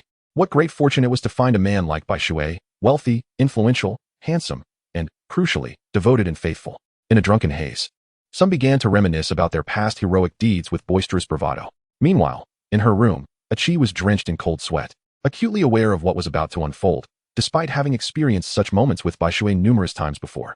However, this day marked her wedding, and naturally, a hint of anxiety lingered in her heart. What to do, what to do, what to do? Ichi's delicate fists turned pale, her hands and feet icy cold. What's wrong, bride? Getting nervous at the last moment? A teasing voice came from one of the bridesmaids, many of whom were married themselves. Not at all. How could I be? Ichi shot a glance at the speaker, yet her anxious fidgeting betrayed her, as she began to nervously tug at the hem of her dress. All right, try not to be too anxious. The groom is wonderful. What do you have to fear? He will surely be gentle. As the sun dipped lower in the sky, the banquet came to an end, and the guests gradually dispersed, leaving behind only Bai Shui, Ichi, and the wedding planning team surrounding the house. Ichi, I'm here. Regardless of Ichi's nervousness, Bai Shui approached her room amidst the eager anticipation of the bridesmaids. Bai Shui took the time to freshen up before arriving, as he did not wish to present himself reeking of alcohol. As Bai Shui arrived, the bridesmaids discreetly departed, even thoughtfully closing the door behind them. Chapter 198. Let us go out and have some fun. Bai Shui, as Bai Shui drew nearer, Ichi intended to speak, but was suddenly enveloped by a pair of strong arms around her waist. In an instant, she found herself nestled against Bai Shui's chest, able to distinctly hear the rhythm of his heartbeat. It's all right, Ichi. There is no rule that dictates one must engage in such activities on their wedding night, especially since it has occurred numerous times before. So why feel apprehensive? Now, come here, let me carry you to the bath, and then we shall rest peacefully, free from any worries. Bai Shui lifted the ethereal Aki, light as a feather, and was about to open the door when a sudden flurry of hurried footsteps echoed from outside. Bai Shui opened the door and beheld 4 graceful figures in disarray, hurriedly departing while clutching their skirts. Humph, they still wished to eavesdrop. How naive. Bai Shui cradled Ichi, who had buried her face deeply in his embrace. As they made their way to the shower, Ichi, filled with palpable tension, remained rigid and unable to relax throughout the entire experience. After all, on their wedding night, it is only natural for a woman to feel anxious. She could hardly be at ease, especially considering that after their bath, they would engage in the most sacred act of their lives.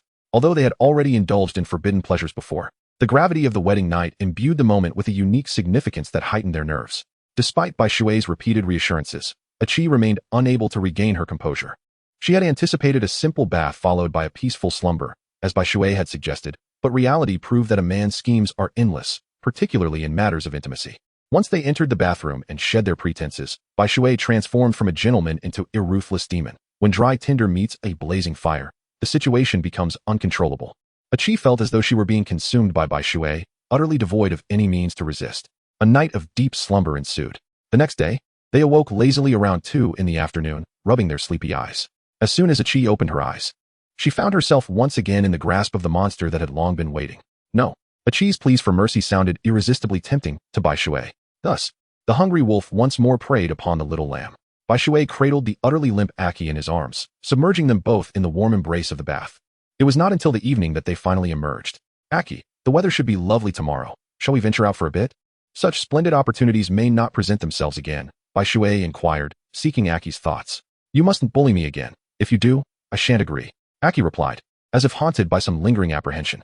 All right, I shall heed your words. That was merely an accident yesterday, dear wife. Please do not be upset, he implored gently. Bai Shui, like a sycophant, nestled in front of Aki, gently massaging her legs while obsequiously exclaiming, Really? Aki's tone was laced with profound disbelief. Indeed, Bai Shui confidently replied, One must not breach a promise. Aki then expressed her perspective, Absolutely not. Bai Shui raised his hand and vowed, All right then, you carry me. I can no longer walk. Aki pondered for a moment and agreed, playfully addressing Aki. Very well, my dear wife. The water princess lifted Aki into her embrace and adorned her feet with the most exquisite shoes. After donning a rather fine outfit herself, she stepped out. After bidding farewell to the old town mayor, the two embarked on their journey. Chapter 199, an incident occurs. When the time comes, they shall return directly to the Navy headquarters, never to return here again. Take care along the way. The old mayor said, leaning on his cane as he watched them. Understood, dear Mayor. Please take care of your health as well. I am still looking forward to you holding my grandchild. Bai Shui exclaimed loudly. All right, I'm waiting. Upon hearing the child, the old town mayor was filled with immense joy. Then let us be on our way. Bai Shui bid farewell once more, and then set sail. Departing from the shore, the tranquil waters remained unchanged, with Bai Shui resting his head, shaking his legs, and humming a soft tune. Aki sat nearby, engrossed in her book, exuding a quiet sweetness. The East Sea, the Small Garden, the Phantom Sea, the Mariah Devil's Triangle, Magnet Drum Island, the City of Seven Waters, Nago Island, and even the Sky Island. Within these fleeting 5 days, the two had traversed numerous locales of the Grand Line. They had even befriended Enel, the god of Sky Island, naturally. Such camaraderie between men is often forged through conflict. Enel, despite lacking the ability of Haki, was not inferior in strength to Bai Shui. This revelation astonished Aki, as she had not anticipated the presence of such formidable individuals in the earlier segments of the Grand Line. Bai Shui had conveyed to her that this part was predominantly inhabited by the weak. It is the latter part of the Grand Line, known as the New World, that is truly a realm teeming with the mighty. In the blink of an eye, 5 days had slipped away. Bai Shui and Achi returned to the naval headquarters. However, upon their arrival, Bai Shui sensed an unsettling atmosphere permeating the premises. It felt oppressive and gloomy, evoking a sense of unease within him. Bai Shui could scarcely believe the atmosphere that enveloped the naval headquarters. Upon entering the marshal's office, he was further perplexed by the presence of an unexpected individual. What had transpired with Marshal Sengoku? Even Admiral Akainu had returned. The 3 admirals were esteemed figures, typically too occupied to frequent the naval headquarters. Yet now, one had inexplicably returned. As for the reason behind this occurrence, one ought to consult Sakazuki. He would possess the clearest understanding. Sengoku sighed, revealing a hint of weariness. Admiral Sakazuki, what has happened? Whitewater gazed at the typically taciturn Akainu and could not help but inquire. A considerable number of prisoners had suddenly escaped from Impel Down. Although most had been recaptured, the world destroyer, Bondi Wald, remained at large upon the seas, evading capture. His prowess exceeded the expectations of many, rendering even the likes of the Minks powerless against him. The likes of Fire Fist Ace and Gecko Moria had succumbed to Wald's might, which is why I hastily returned. Akainu's voice, rich with resonance, replied. How could they have escaped? Isn't Magellan stationed at Impel Down? With his strength, how could he allow pirates to breach the fortress? Bai Shui was perplexed. How could the supposedly impregnable advanced city have fallen? Could it be that something befell Magellan? Marshal, General, you cannot possibly be telling me that Magellan has encountered misfortune, can you? Bai Shui swallowed hard and tentatively inquired. If it were an ordinary major, the two might scoff. But Bai Shui was different. He would inevitably enter this circle. Thus, both Sengoku and Akainu tacitly accepted Bai Shui's transgression. Alas, just as you mentioned, Magellan has encountered trouble. Otherwise, Impel Down would surely not be in such disarray. Sengoku sighed. Chapter 200. This lad is quite commendable. What on earth happened? How could someone as formidable as Magellan face such a predicament? Bai Shui gazed at the two, seeking answers. Alas, is it not due to the celestial dragons? After a sigh, Sengoku expressed his helplessness. Celestial dragons? Bai Shui furrowed his brow, and suddenly a thought struck him, causing his pupils to constrict involuntarily. He swallowed hard and inquired, could it be that they are advancing into the city to select slaves? This was the only possibility. Otherwise, the fortress known as the Iron Wall could never fall. Indeed, you are correct. It is just as you have surmised. Moreover, that celestial dragon was slain on the spot by Waldo, and even Magellan failed to react in time. Presently, Magellan is also undergoing scrutiny. He may well lose his position as director. Sengoku sighed helplessly, as if lamenting Magellan's misfortune. It is truly a pity. If only the advanced city were under the Navy's jurisdiction, he could have interceded on Magellan's behalf. What a remarkable talent he is. And it would be a shame for him to be overlooked. The world government is currently exerting pressure on us, urging us to swiftly apprehend Waldo. Consequently, several vice admirals have been dispatched, only to return empty-handed, severely injured, and unconscious. In the end, I had no choice but to recall Admiral Akainu. Sengoku rubbed his forehead and handed a document to Bai Shui. Forget it, Marshal. I shall not peruse this document. I am not yet worthy of it. Perhaps I shall revisit it when I am more qualified. Your granting me the privilege to partake in this matter is already sufficient. To ask for more would be against the rules. Bai Shui declined the document, despite his genuine curiosity about the writings of those within the world government. However, he was merely a major, and overstepping his bounds, even slightly, would be ill-advised. Access to the documents of the world government was reserved for individuals of a certain caliber, akin to the likes of Ghost Spider. He resolved to wait until he attained the requisite rank and privileges that accompanied it. Within the confines of the system, one must remain acutely aware of their position. You do possess a sense of self-awareness, which is commendable. At least you have not allowed your formidable abilities to cloud your judgment.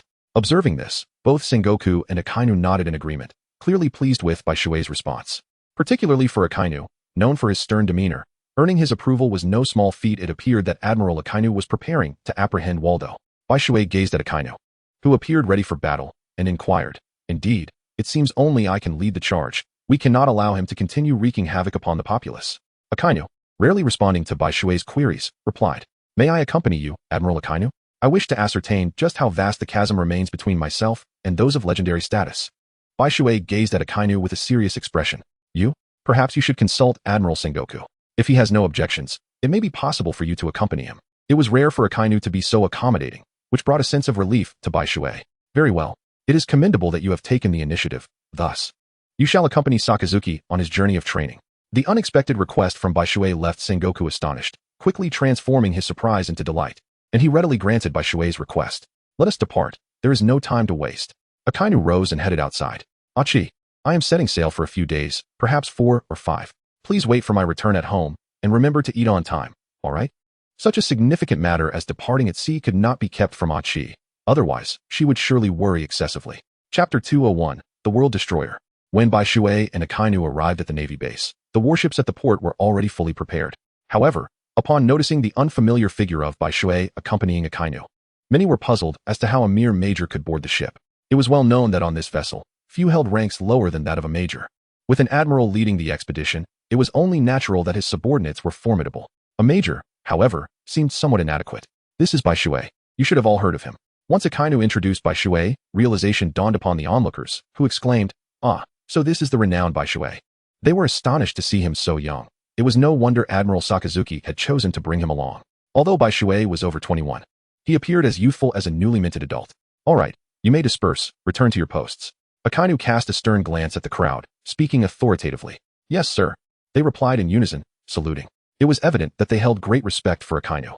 "This is the area where Walder fought us several times. Take a look." Akainu produced a map from his pocket and handed it to Bai Shui, standing at the bow of the ship like a colossal statue. It seems Walder's routes all point in one direction." "Admiral Sakazuki, does Walder have a dire need for ships?"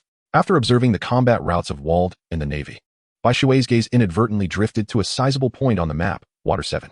The old man Sengoku was indeed right. "You are remarkably astute, albeit lacking discipline. Otherwise, you would undoubtedly be a strong contender for the next admiral of the Navy."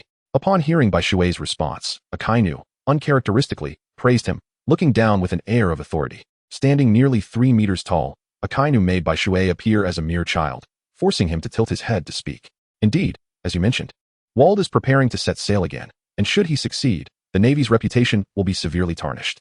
Therefore, regardless of the cost, we must apprehend him in the name of absolute justice." Akainu stated solemnly. "No wonder he is known in the original narrative as a man of iron will. He is willing to do whatever it takes to uphold the Navy's honor. Let us first locate him.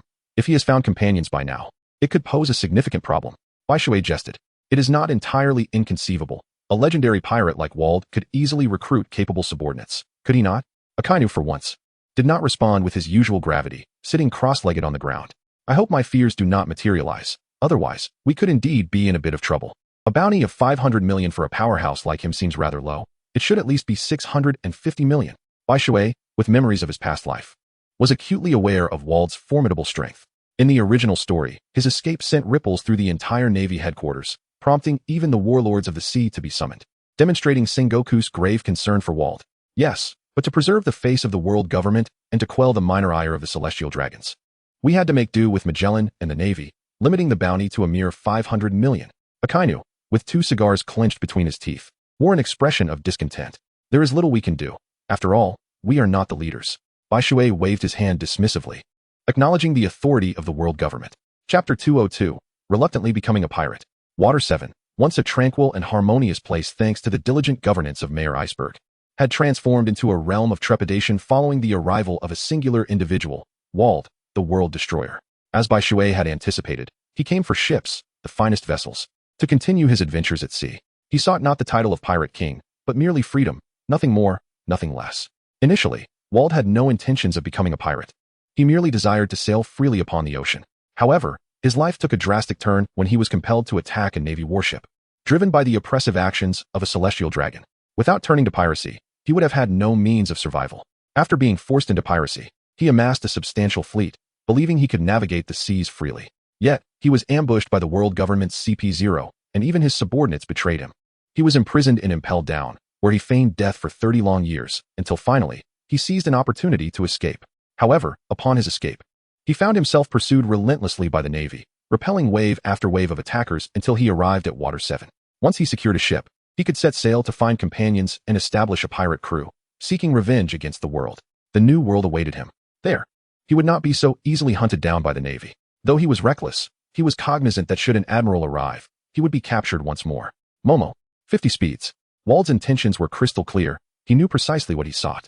Like a flash of lightning, he dashed into Water 7, intent on locating the ship he desired. Upon his arrival, blaring alarms echoed throughout Water 7, ensuring that every inhabitant was alerted. Alarmed by the sound, the newly appointed Navy base colonel, the sword-slaying T-Bone, who was practicing his swordsmanship, immediately sensed the gravity of the situation. Without hesitation, he sounded the assembly horn. Let us move out. Within 2 minutes, T-Bone had gathered his troops and hastened towards Water 7. Run! The pirates are coming! The citizens of Water 7 screamed in panic, their expressions mirroring the fear one would expect when encountering pirates. Lucci, shall we not intervene? In the shadows, Kaku and Gabra, disguised as shipwrights, inquired. No need. This does not concern us. Our sole responsibility is to locate the blueprints of the Pluton. Lucci responded indifferently, as though the fates of the people of Water 7 held no significance for him. But, aren't we here to protect the people? Why? Kaku asked, filled with reluctance. Lucci cast a dispassionate glance at him and replied, Kaku, do not forget you are a member of CP9, not the Navy. You should be well aware of our mission's purpose. They are too weak to deserve a place in this world. Lucci's cold detachment was palpable. How infuriating.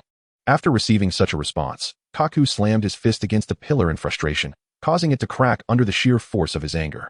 The others looked on with indifference. Some were truly heartless, while others may have simply been constrained by the world government's authority. Chapter 203, The Unfortunate Frankie. Bang! Wald, unwilling to engage in battle, surged forward, enveloped in an aura of domineering presence, heading directly toward the shipyard. Where he tread, buildings crumbled, leaving only ruins in his wake. As the onlookers finally realized that Wald did not appear to harbor intentions of robbery or murder, they paused and turned their attention to the shipyard he was heading towards. The shipyard, home to Frankie and his crew. Frankie Super. Frankie was hosting a celebration with his subordinates, dismissing the alarms of Water 7, for they held no fear of pirates. Confident in his ability to handle most pirates that dared to set foot on Water 7, Frankie considered himself a formidable individual. Meanwhile, T-Bone had swiftly arrived at Water 7. After assessing the situation, he led his men directly into the fray. Look, the Navy has arrived. Kaku, you can set your worries aside. Gabra patted Kaku on the shoulder with a slight smile, trying to reassure him. Yes, I understand. Kaku inhaled deeply, managing to force a strained smile onto his otherwise wooden face. In that case, let us depart. There is nothing worth seeing here. It is of no concern to us. Perhaps amidst the chaos of Water 7, we can investigate whether Iceberg possesses the blueprints for the Pluton. Lucci turned around and coldly issued his orders before striding towards Mayor Iceberg's office. The Frankie family was present, and the once joyous banquet came to an abrupt halt due to the arrival of Waldo. Frankie and his companions obstructed Waldo's path, and without a moment's hesitation, Waldo retaliated, delivering a few stones to them, resulting in the utter annihilation of everyone except Frankie. You bastard! Frankie roared in fury, charging at Waldo with a powerful right fist that whistled through the air with a thunderous sound. However, in response to Frankie's fierce punch, Waldo merely countered with a simple blow, effortlessly deflecting the attack. Before Frankie could fully react, he was met with a crushing knee strike to his abdomen. A sharp crack echoed as Frankie's midsection split open, fissures spreading across his body in a shocking display. Not only was the exterior damaged, but the internal mechanisms within him also suffered the same fate, becoming irreparably broken. Despite being a cyborg and having a diminished capacity to feel pain, his abdomen was his core, the very source of his life. This blow left Frankie feeling extraordinarily weak, his entire body feeling heavy. Nonetheless, Waldo had no intention of engaging further with Frankie. He deemed him too weak. His sole purpose was to locate a ship. With a disdainful toss, Waldo threw Frankie to the ground and continued on his way. Lamentably, Frankie could do nothing but watch as Waldo departed, utterly powerless to stop him. At the shipyard of Iceberg, Waldo paused, taking in the sight of the fine vessels being sold from this renowned place. Truly, the City of Water was known for its exceptional ships. Ignoring the shipwrights around him, he scanned the assortment of ships, meticulously selecting the most outstanding vessel to accompany him into the new world, ensuring that quality was paramount. Chapter 204. The opponent is a 500 million bounty pirate. Suddenly, a cacophony of disciplined footsteps echoed as a large contingent of Navy soldiers surrounded Waldo. Their cold gun barrels aimed directly at him, sending a chill down his spine. Drop your weapons and surrender immediately. Otherwise, we will not hold back. T-Bone, who followed closely behind, unsheathed his sword, and commanded, "Drop my weapons." "Huh, who do you think you are?" "I, Waldo. I've never heard such a ridiculous joke." Waldo turned, his gaze piercing as he surveyed the gathered navy, laughing scornfully. "Be cautious. That is the world destroyer Waldo, a pirate with a bounty of 500 million. Upon glimpsing Waldo's face, T-Bone shouted, panic evident on his features, his voice trembling. How could he not be alarmed? This was no ordinary pirate but the infamous world destroyer, Waldo, who had caused significant losses to the Navy headquarters. "Oh, it appears there are those who recognize me. Young man, you seem to possess some insight. However, that only means I cannot allow you to leave. I must avoid attracting troublesome individuals." Waldo wasted no time, launching himself at T-Bone, disappearing from sight, only to reappear before him with a forceful punch. T-Bone, caught off guard, felt an overwhelming sense of danger and hurriedly raised his hands to shield himself.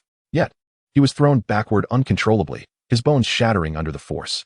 He crashed heavily into a nearby building, dust billowing as the ground trembled. "As for the rest of you, be gone." With a flash, Waldo vanished from his previous location, only to re-emerge, wielding an enormous stick, charging towards the Navy soldiers. They barely comprehended what was happening before they were swept away by the massive weapon. "Umph, you think such feeble strength can stop me? How laughable." Waldo scoffed as he brushed off his hands, landing heavily on what he deemed the finest ship, setting sail without hesitation. Just as he believed he was in the clear, a chilling sword aura surged from behind, slicing through the air with a menacing hiss. "Annoying flies." Waldo frowned, pivoting to deliver a powerful punch. With a resounding crash, the sword energy dissipated as Waldo's fist struck it. He turned to see T-Bone rising from the rubble, a fierce killing intent flashing in his eyes. "Since you seek death so fervently, I shall oblige." As T-Bone charged once more, Waldo's face hardened with murderous intent. Momo, 50-fold speed. In an instant, Waldo transformed into an imperceptible blur, reappearing before T-Bone, striking once again. T-Bone coughed up blood as his iron sword shattered, his body flying backward like a rag doll. "The new world, here I come." After dispatching T-Bone, Waldo gracefully made his way to his ship, satisfaction radiating from him. This time, no one would impede his path. Chapter 205. Do you wish to enter the new world? 5 minutes later, Bai Shui and his companions arrived at the capital of Water 7. "It appears we have arrived too late, Admiral Sakazuki. I shall inquire about the situation." Observing the aftermath of the battle in Water 7, Bai Shui couldn't help but exclaim. After receiving a nod of agreement from Akainu, he spread his wings and soared towards the city. "T-Bone, is it truly you in Water 7? While in flight, Bai Shui suddenly spotted a familiar figure, T-Bone, defeated and motionless on the ground, having fallen to Warlord Wald. "T-Bone, have you encountered Wald?" Bai Shui asked cautiously. "Indeed. He headed towards the Subordinate archipelago. You must pursue him without delay. He left merely 5 minutes ago." Upon hearing Bai Shui's voice, T-Bone weakly opened his eyes and pointed in a certain direction. "I understand. Rest assured, we will apprehend him." After receiving T-Bone's information, Bai Shui nodded, then used his abilities to lift T-Bone and transported him onto Akainu's warship. Upon seeing Akainu, T-Bone's eyes widened in surprise, and he was filled with immense excitement. He attempted to salute but found himself utterly immobilized. "Ah, true man." After briefly assessing T-Bone's injuries, Akainu nodded slightly. "What is Wald's intended destination?" he inquired, looking at Bai Shui. "He's headed for the Subordinate archipelago, likely to regroup and prepare for his next moves in the New World. There, he can evade the Navy's relentless pursuit and gather a crew to execute his plans for revenge against the world." Bai Shui reported, contemplating the notion. "It sounds promising. Yet regrettably, it is unrealistic. Continue onward, pursue Wald." After hearing Bai Shui's account, Akainu nodded and commanded the pursuit to resume. "Who will it be this time among the vice admirals of the Navy headquarters? I hope you do not disappoint me." Wald, fully focused on navigating his vessel, murmured to himself. He had never anticipated that Akainu would take matters into his own hands. Had he known, he would have exercised greater caution. Half an hour passed. After nearly 30 minutes of pursuit, there was still no sign of Wald, and Akainu's brow furrowed slightly, the atmosphere growing tense. "Admiral Sakazuki, allow me to investigate." "It has only been 5 minutes. He cannot have gone far." To alleviate the tension, Bai Shui proposed. "Very well." Akainu replied tersely, arms crossed, his presence unwavering as a mountain. With Akainu's consent, Bai Shui surged forward like a majestic eagle, vanishing swiftly from their sight. "Wald, I shall see just how far you can run." The white water soared high above the sky, pondering to itself, "I have found you, oh. So you were here all along." In less than 2 minutes, the white water had traced the whereabouts of Waldo. Unexpectedly, a little bug had followed along. The moment white water detected the signs of Waldo, Waldo himself became aware of white water's presence. Momo, 50 times the speed. Waldo, wishing to evade white water, vanished in an instant. However, white water was no mere T-Bone. Almost as soon as Waldo made his move, white water sensed the impending danger. Armored, fortified. With a sudden sound, the white water transformed into a deep black hue, exuding an aura of solidity and density. It then stirred the air, producing a resonant wind, before unleashing a powerful punch forward. Whoosh! As Bai Shui unleashed his punch, Valdo made his appearance, delivering a powerful blow that collided heavily with Bai Shui's strike. Chapter 206. Unforeseen Strength. With a resounding boom, the heavens reverberated, and waves of wind surged forth, the thunderous sound echoing across great distances, instilling a sense of dread. Quite intriguing. Valdo, astonished by Bai Shui's unwavering stance, could not help but mutter in surprise before vanishing from sight. Moments later, he reappeared behind Bai Shui, launching another punch, yet the overwhelming force behind it caused Bai Shui's expression to shift dramatically. 50-fold MOMO speed. Valdo bellowed, clearly exerting himself with this technique. Paper drawing. Bai Shui maintained his armament haki while simultaneously executing paper techniques, colliding once more with Waldo. In midair, evasion was utterly impossible. The more one faced a master, the simpler the moves became, yet paradoxically, they were also the most difficult to evade. With a sudden impact, even though he had diminished much of the force, Bai Shui still felt as though he had been struck by a colossal mountain, involuntarily spitting out a mouthful of blood. Light particle cannon. Bai Shui was not one to be underestimated. Gripping his right hand, a pistol materialized, unleashing a searing beam of light that struck the unsuspecting Waldo. Even Waldo could not help but cry out in agony as the scorching ray pierced through him. But the true target of this ray was not Waldo. It was the ship. By the time Waldo realized, the vessel he had procured from Water 7 had already exploded into a myriad of fragments. He was left without a place to land, a terrifying predicament on the open sea. Regardless of one's strength, it is exceedingly difficult to contend with the might of nature. You bastard, I will kill you. Without a ship, Waldo could not venture into the new world, and his dreams lay in ruins. He transformed into a furious lion, eyes ablaze with rage, charging at Bai Shui with a ferocity that shattered the air. Yet, after obliterating his ship, Bai Shui had no desire to engage in battle. The priority now was to buy time. Bai Shui released a signal flare, urging Akainu and the others to hasten their arrival. Excellent, pursue. Upon seeing the flare in the sky, even the usually stern Akainu could not suppress a faint smile, commanding the warships to swiftly head in Bai Shui's direction. Understood. The marine soldiers responded in unison. Thinking to delay time? Don't dream. Upon witnessing Bai Shui's signal, Valdo, not one to be easily fooled, immediately reacted by retreating at high speed. Then, he accelerated downward at 50 times the speed of time. Although the ship had been destroyed, numerous fragments of the deck still floated on the sea, albeit somewhat diminished in size. Yet, they were sufficient for Valdo to find footing. How amusing. Do you still wish to flee? Observing this, Bai Shui wiped the blood from the corner of his mouth and dove down, pursuing Valdo. Light particle stream. When he was 30 meters away from Valdo, Bai Shui clenched his left hand, summoning a pistol which emitted a brilliant burst of light, enveloping Valdo entirely. Damn it. This guy's ability is utterly monstrous. Valdo inwardly cursed, realizing that Bai Shui's powers were exceptionally advantageous in maritime combat.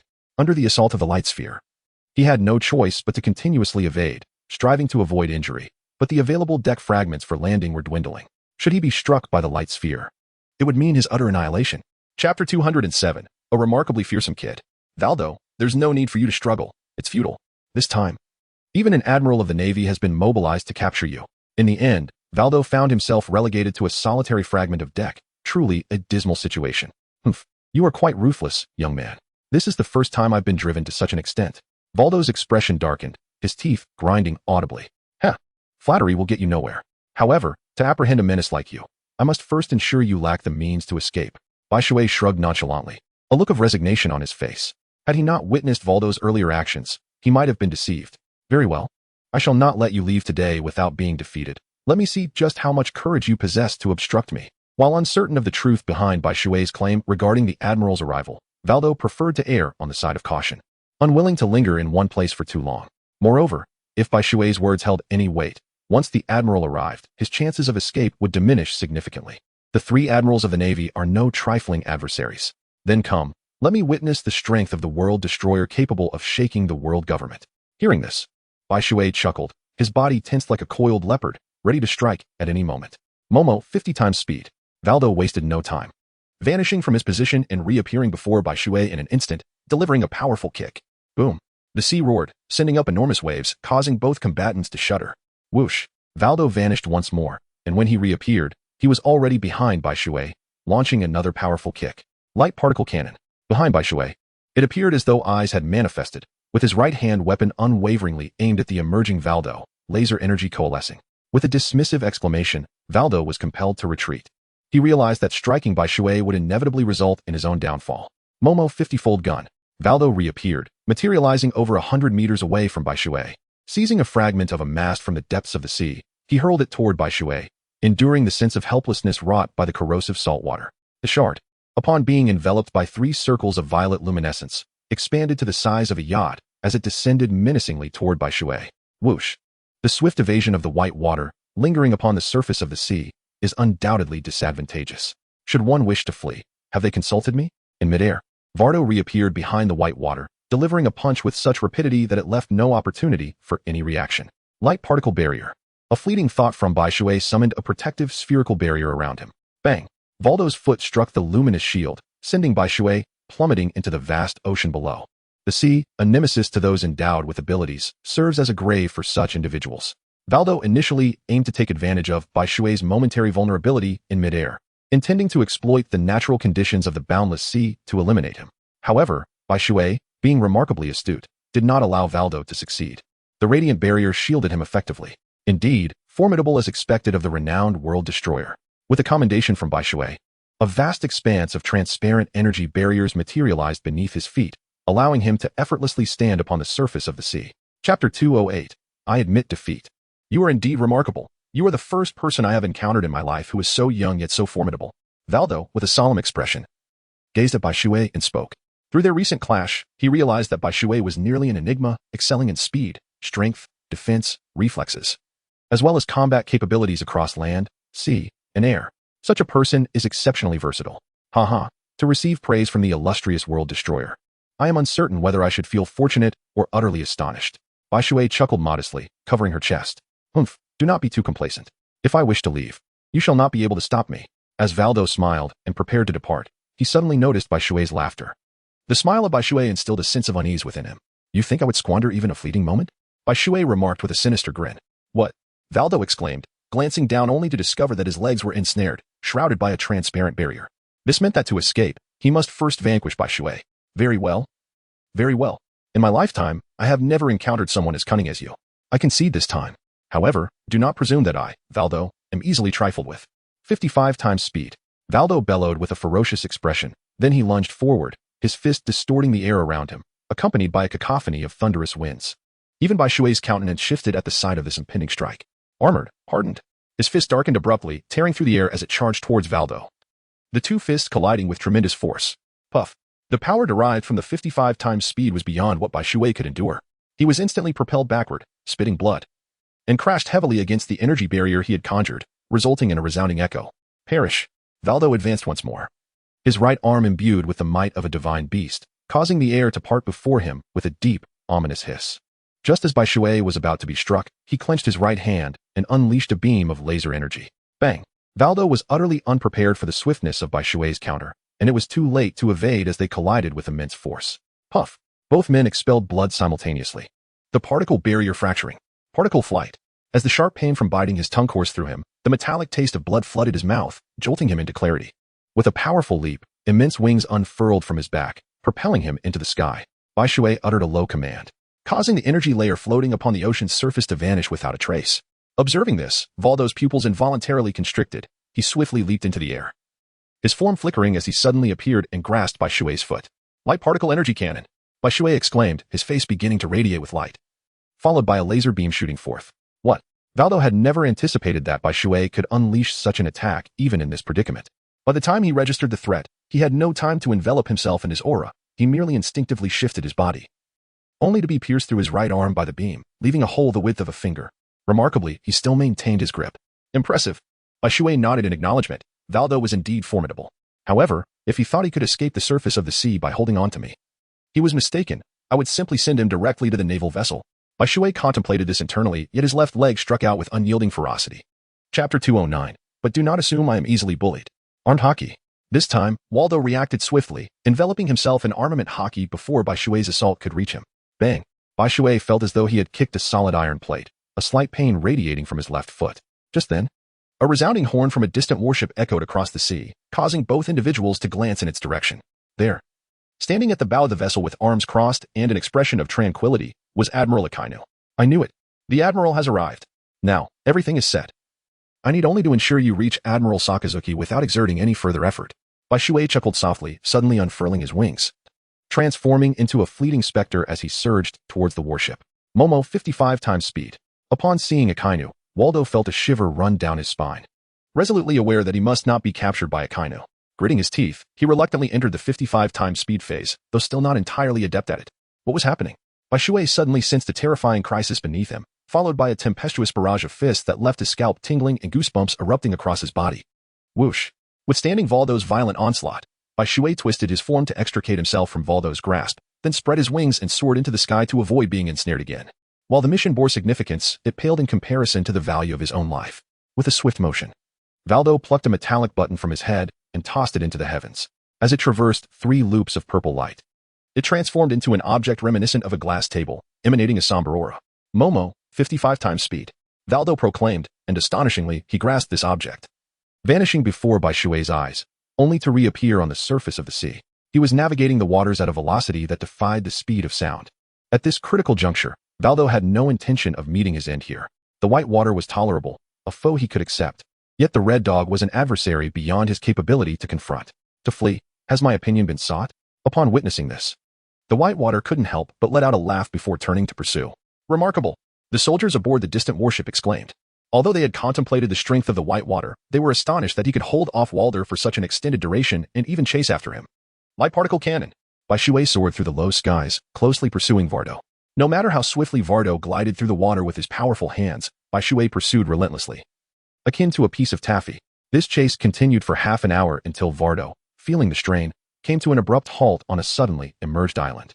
What's the matter, Mr. Vardo? Have you decided to stop running? Bai Shui chuckled, noticing Vardo's breathless state upon reaching the island. You truly are a peculiar creature. In all my years adrift at sea, I have never encountered a junior quite like you. Enough talk, let me see your true strength. Having reached the shore, Vardo was finally free from the worries of the sea and could unleash his genuine prowess. Let us do this, he exclaimed. In response, Bai Shui murmured softly, and his form vanished like a phantom. MOMO, 55 times speed. Vardo bellowed, and like Bai Shui, he too disappeared from sight. Bang! A terrifying sound of collision suddenly reverberated through the distant sky, causing the heavens to tremble as if struck by thunder. 2 figures intersected, flashing past in an instant. Chapter 210, The Final Struggle. In the celestial expanse, the white water manifested, while Waldo vanished from sight. Momo, 55 speed. Waldo reappeared upon the ground, seizing a handful of pebbles and hurling them towards the ethereal white water above. Boom, boom, boom. A formation of pebbles arranged in a triangular pattern swiftly emerged before the white water, their velocity so astonishing that it left one utterly unprepared. Yet, this was not the crux of the matter. In a fleeting moment, 3 concentric rings of purple luminescence flickered, causing the pebbles to swell as if inflated by an unseen breath, encircling the white water and compressing it with relentless haste. Hiss! Bai Shui truly sensed a looming crisis. Goosebumps rising on his skin as his legs moved with astonishing speed, causing blood to burst forth from his thighs, unable to withstand the velocity he now possessed. With a swift whoosh, leveraging the amplification of energy impact, Bai Shui executed an unimaginable rapid maneuver, akin to a beam of light, escaping just as 3 stones were about to converge. With a resounding crash, the 3 stones collided violently, shattering into fragments. However, barely having evaded the stones, Bai Shui felt an ominous shadow overhead. A massive log descended upon him like a mountain. The Momo fruit wielded by Valdo could magnify the speed and size of any object he touched, transforming anything he grasped into a formidable weapon of terror. Bai Shui had no time to react, his hands instinctively shielding his chest as the wooden object struck him, sending him crashing to the ground. The sound of his fractured sternum and shattered bones echoed painfully, and blood poured from his mouth incessantly. Bang!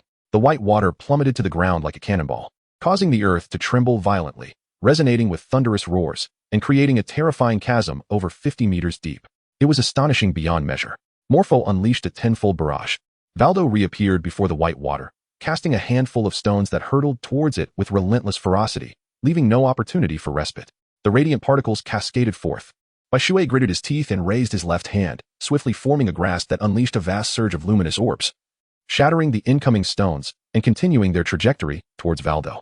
Observing the impending threat, Valdo vanished in an instant, leaving no trace behind. At 50 times the normal speed, MOMO moved at a velocity 25 times that of a user employing the Navy's 6th technique, the shave. Bai Shui let out a soft exclamation, and in an instant, his figure vanished from sight. Who? Bai Shui found himself in a relatively flat area, gasping for breath, appearing exceedingly disheveled. Whoosh! Yet, How could Valdo allow Bai Shui to catch his breath? He reemerged, his right arm swelling with the formidable aura of haki, delivering a punch that cleaved the air, producing a thunderous roar as it tore through the atmosphere. The speed was so astonishing that one could only perceive a fleeting shadow. Light particle strike. Bai Shui slightly lowered his body and, like a falling leaf, evaded Valdo's punch with an ethereal grace. He then closed the distance and unleashed a powerful blow. In a burst of speed, he activated the tenfold acceleration. Valdo, taken aback by Bai Shui's reflexes, hastily retreated. Light particle cannon. With his observation haki activated, Bai Shui raised his hand and shot forth a beam of energy from behind him. Bang! Valdo was utterly unprepared for Bai Shui's swift reaction. His pupils constricted as he found himself unable to gain leverage in midair. However, years of combat experience were not for naught. With a swift motion, Valdo lowered himself, almost as if lying in the air, and narrowly evaded the beam of light. Chapter 211. Let us perish together. Light particle kick. Yet, the true assault came from Bai Shui's foot. Valdo had underestimated Bai Shui's lethal move, and before he could react, he was struck forcefully downward by Bai Shui's kick. Light particle wings. Bai Shui let out a low cry, and then immense wings unfurled behind him, lifting him into the air. With a thunderous crash, reminiscent of Bai Shui's earlier fall, Valdo struck the ground, creating a massive crater over 50 meters wide, accompanied by a terrifying roar that reverberated through the surrounding seas. A torrent of luminous particles surged forth. Bai Shui pulled the trigger, unleashing a barrage of fist-sized orbs of light that surged toward Valdo, offering him no respite. The relentless onslaught felt as though he were being bombarded by 100-pound explosives, his vital energy violently upheaved, and his bones creaking under the pressure. Even with the protection of armed haki, he could not mitigate the impact in the slightest. His form sank deeper into the fray. The light particle cannon. Bai Shui lifted his right hand once more, pulling the trigger as a luminous cannonball shot forth, instilling a chilling sense of dread within Valdo. Yet, he found himself utterly paralyzed. Boom! A cataclysmic explosion ensued, causing the very earth to tremble and roar with thunderous might. The ground expanded rapidly into a massive crater, 100 meters in diameter, with fierce winds swirling and debris scattering in disarray. The entire island quaked, and the surrounding sea was not spared, as tumultuous waves surged fiercely. In his observation, Valdo remained unyielding, lying dazed upon the ground, as Bai Shui dove towards him, intent on swiftly concluding the battle.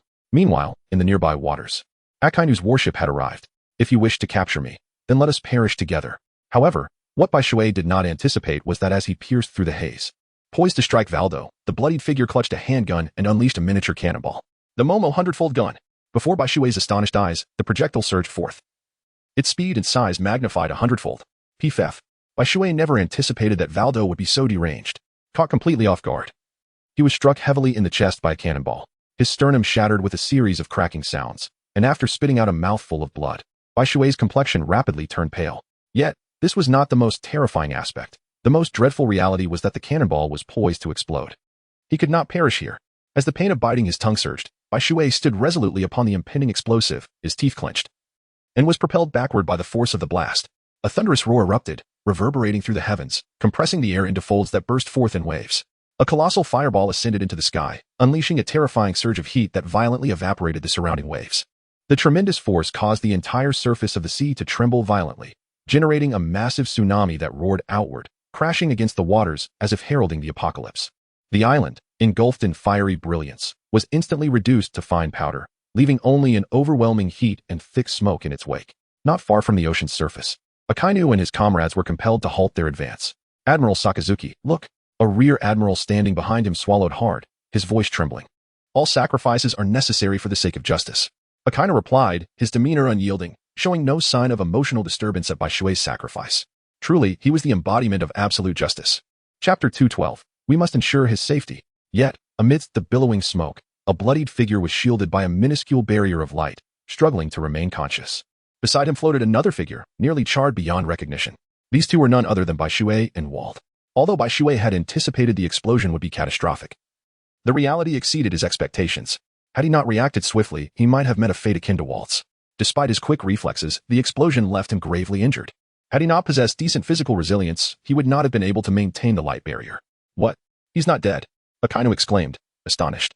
To his observation haki, he discerned that both Bai Shui and Wald were still alive. Advance, prepare to rescue Major Bai Shui, Akainu commanded. Yes, sir, replied a marine, promptly restarting the warship and steering it toward the ruins. Though aware that the battle between the two had been intense, witnessing their appearances revealed the conflict to be even more severe than anticipated. The entire island had been flattened, and Bai Shui's injuries were such that Had he not been maintaining the light barrier, no one would have believed he was still alive. Although his face remained unmarred due to the use of hockey, his body was horrifically mangled, as if he had shed a layer of skin. What are you waiting for? Save him. Akainu frowned at the stunned onlookers behind him. To force Wald, a pirate of such caliber, into a mutual destruction scenario. Impressive. You have evidently endured much in this past year and a half. Akainu thought, casting a glance at Bai Shui in silent admiration. Ah, we are saved. When the Marines finally brought Bai Shui and Wald aboard, he exhaled in relief. Only to succumb to unconsciousness. He had fought valiantly to remain awake amidst peril. Return to base. A fleeting smile graced Akainu's otherwise stoic visage. A moment so brief that none other witnessed it. Akainu remained steadfast in his principles. At Marine headquarters. What? Such prowess. No wonder Magellan spoke highly of him. Fleet Admiral Sengoku was taken aback upon learning that Wald had been dealt with solely by Bai Shui. Suddenly, he grasped the implications of Magellan's earlier remarks. Fleet Admiral, long heir Bai Shui, after a year and a half of trials, has likely surpassed your expectations in growth.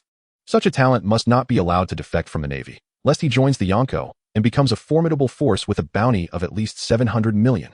Previously, he believed Magellan had overestimated Bai Shui, but now it was evident he had underestimated him. To defeat Wald, Bai Shui indeed possessed the strength and potential. Were it not for the world government's attempts to undermine Magellan by setting Wald's bounty at 500 million, Bai Shui's would have been at least 650 million. Gather the finest doctors for his treatment. We cannot allow him to suffer any hidden ailments. Understood? Sengoku issued a directive to the colonel beside him. Chapter 213. I am fine. Yes, replied the messenger, turning to depart. In the Navy hospital, Aki had anticipated seeing a vibrant Bai Shui, eagerly awaiting the treasures he might bring back.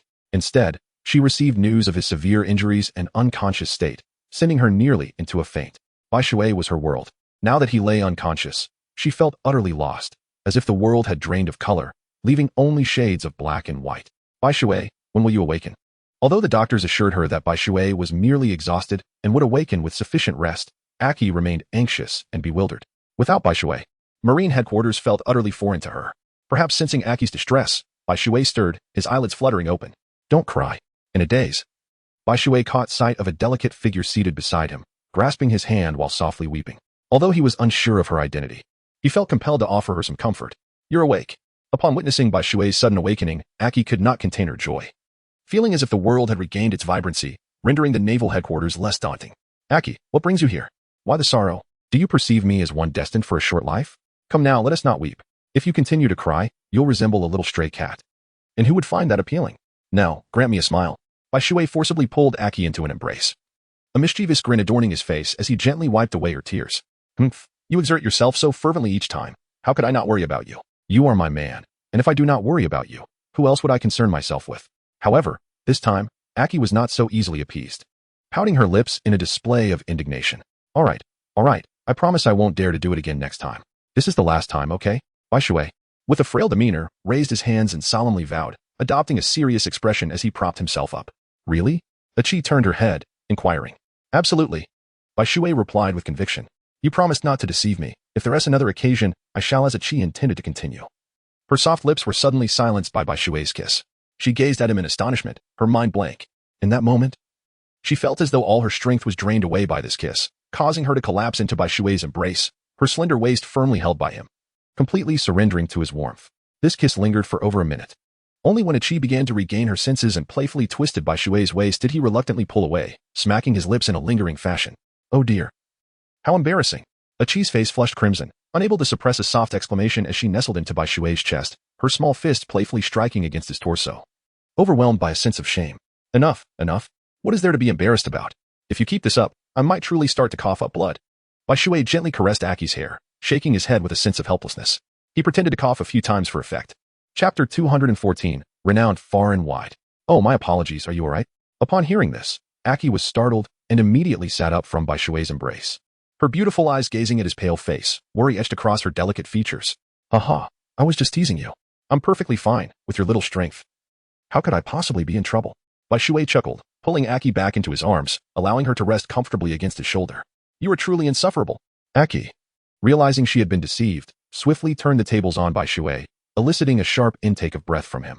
This maneuver was undeniably a unique tactic of women, instinctively executed with remarkable precision. Isn't it fascinating? Rest assured, Aki, with my current strength, there are very few opponents worthy of my utmost effort. It won't happen again. Bai Shui gently caressed Aki's hair, playfully pinching her delicate face as he resolutely declared. Aki clung tightly to Bai Shui's arm, her countenance glowing with the blissful innocence of a young girl. With this man by her side, she felt utterly content. Her aspirations were modest, truly, not demanding in the slightest. 3 days later, the robust Bai Shui was discharged from the hospital, and his military rank was elevated to lieutenant colonel, a remarkably swift promotion. Bai Shui regarded this as entirely reasonable. Capturing a formidable figure like Valdo surely warranted such an advancement. During Bai Shui's recuperation, news of his extraordinary feat in apprehending Valdo spread like wildfire through the world via messenger birds, resonating across various factions. This revelation sparked a tremendous upheaval. A 21-year-old lieutenant colonel may not seem extraordinary, yet the ability to capture a legendary pirate like Valdo was indeed formidable. The tumult among pirates was palpable. And within the naval headquarters, it incited a wave of envy and admiration among the ranks. In just a year and a half since joining the Navy, Bai Shui has ascended from the rank of captain to that of lieutenant colonel, a meteoric rise that suggests he is being groomed for greater things. In a certain region of the New World, aboard a colossal vessel resembling a whale, sits a man nearing his 60s. The elderly figure is remarkably tall. With a piercing gaze that commands attention, merely his presence evokes a sense of supporting the heavens and the earth. His chest is a tapestry of sinewy muscles, and a dark hood is tied atop his head, exuding an aura of authority without a word spoken. Most striking of all is his crescent-shaped white beard, resembling 2 spears that sway with each sip of his drink. He is none other than the foremost of the 4 emperors, revered as the strongest man in the world. Edward Newgate, known as Whitebeard. How intriguing. At last, the Navy has produced a few young individuals of considerable interest. Whitebeard held the newspaper, his gaze fixed upon the news of Whitewater, erupting into hearty laughter that resonated like thunder, deep and far-reaching. Heh. A character like that is truly someone I wish to meet, remarked a gentlemanly middle-aged man with a long, curled mustache, adorned with a hat. He was none other than the captain of the 5th Division, Flower Sword Vista. Cool, Vista. We shall certainly have the opportunity in the future. In another region of the New World, on an island, a middle-aged man with red, tousled hair sat on the ground, shaking his head in exasperation. A hint of distress etched across his face. This man was none other than the youngest and least numerous of the 4 emperors, red-haired Shanks. The very men who propelled Luffy into the world of piracy. Chapter 215, The Monster's Reaction. All right, Captain. Perhaps you should be more concerned about whether this fellow will cross paths with Luffy. If he encounters Luffy and his crew, it could spell disaster for them, said a rotund man chewing on a chicken leg, seated beside Shanks, embodying a carefree demeanor. This was Lucky Roo, a crucial aide to red-haired Shanks. Haha. That's beyond our foresight. Shanks laughed heartily in response. In 2 other regions of the New World, a plump woman, heavily made up and perpetually dressed in youthful attire, was none other than the 4 emperors' Big Mom, Charlotte Linlin. Mamma mia, Longer, your soul must be truly intriguing. Big Mom's face twisted in a fierce grin. A tall, menacing man with 2 horns protruding from his head and adorned with dense scale tattoos on his arms was Kaido of the 100 Beasts. Navy, Longer. I look forward to your growth. He chuckled, dismissing Whitewater as inconsequential, as expected of an emperor. In the first half of the Grand Line, within a foreboding castle, a handsome and mature man with tousled black hair and impeccably groomed facial hair observed, Longer Whitewater, it appears that this world will not remain tranquil for long. This was Dracul Mihawk, the greatest swordsman and the first of the 7 warlords of the sea, his piercing eyes akin to those of a hawk, instilling a sense of unease. In a certain kingdom of the New World, a flamboyantly dressed man in flamingo pink fur, sporting peculiar magical glasses and a mischievous grin, mused, Fu. How intriguing, Longer Whitewater, indeed a name that lingers in memory. This was Don Quixote da Flamingo, the king of Dressrosa and another of the 7 warlords of the sea. In another nation of the New World, a man cloaked in a robe sat upon a cliff, holding a newspaper about Whitewater, his gaze fixed into the distance. Suddenly, a clap of thunder echoed, accompanied by a fierce wind that blew open his robe, revealing a face adorned with intertwining blackthorn tattoos. In the first half of the Grand Line, beneath the desert kingdom of Alabasta, a man shrouded in darkness, a cigar clenched in his teeth, and a golden hook gleaming in his grasp, stared at Whitewater's newspaper in silence. Across the world, many shared a similar sentiment. The sudden rise of Whitewater had instilled a threat of trepidation in everyone. The rise of Whitewater was so sudden that they were caught entirely unprepared. No one could have anticipated that just a year and a half ago, Whitewater could only capture bounty criminals worth 300 to 400 million. Yet now he was capable of apprehending someone of Waldo's caliber. His growth was astonishingly rapid. Within the Navy, it was clear that there was much to behold. After perusing the newspaper, Akiji could not help but shake his head before returning to slumber. The youth were indeed formidable. He felt the weight of his age. Kazara merely smirked, continuing to sip his coffee. In the Navy hospital, the speed of growth was truly alarming. Those like the flying squirrel, who had been severely injured while capturing Waldo, reflected on this. A year prior, they could still regard Whitewater as a junior, yet now he had surpassed them. As for Whitewater himself, although he had promised Sengoku to publicize the capture of Waldo, he never expected Sengoku to be so relentless, making it impossible for him to maintain a low profile. The situation had completely exceeded his expectations.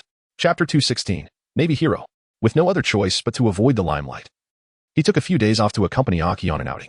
Cabo No Island. This was a place of great economic prosperity, undoubtedly brimming with recreational activities. Aki was exuberant, eager to try everything and thoroughly enjoying herself.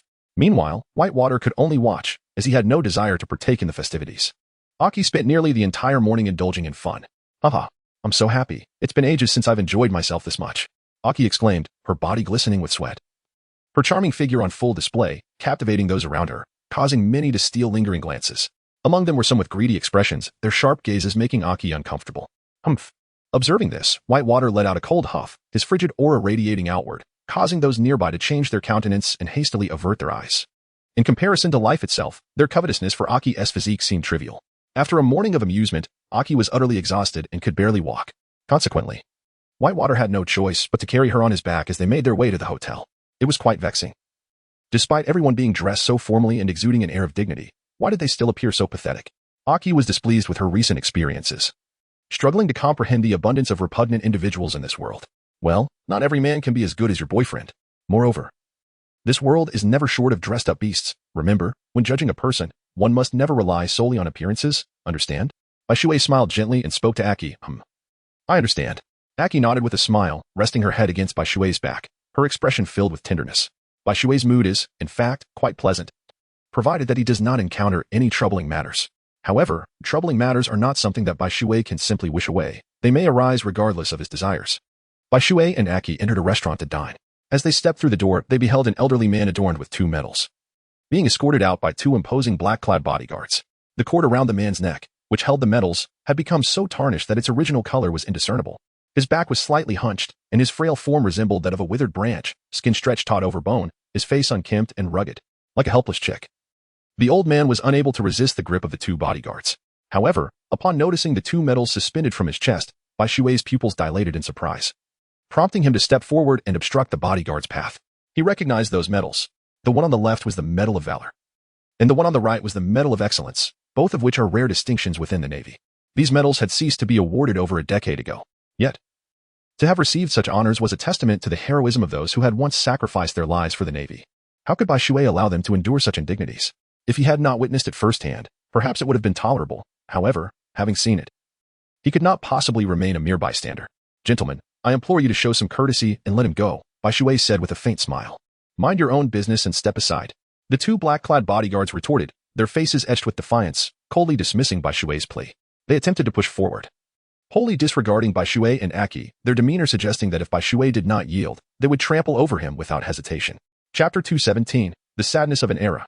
Bang. The consequences of ignoring Baishui were self-evident, for he was not one to be trifled with. Suddenly, the 2 bodyguards seemed to collide with an invisible barrier, producing a dull thud.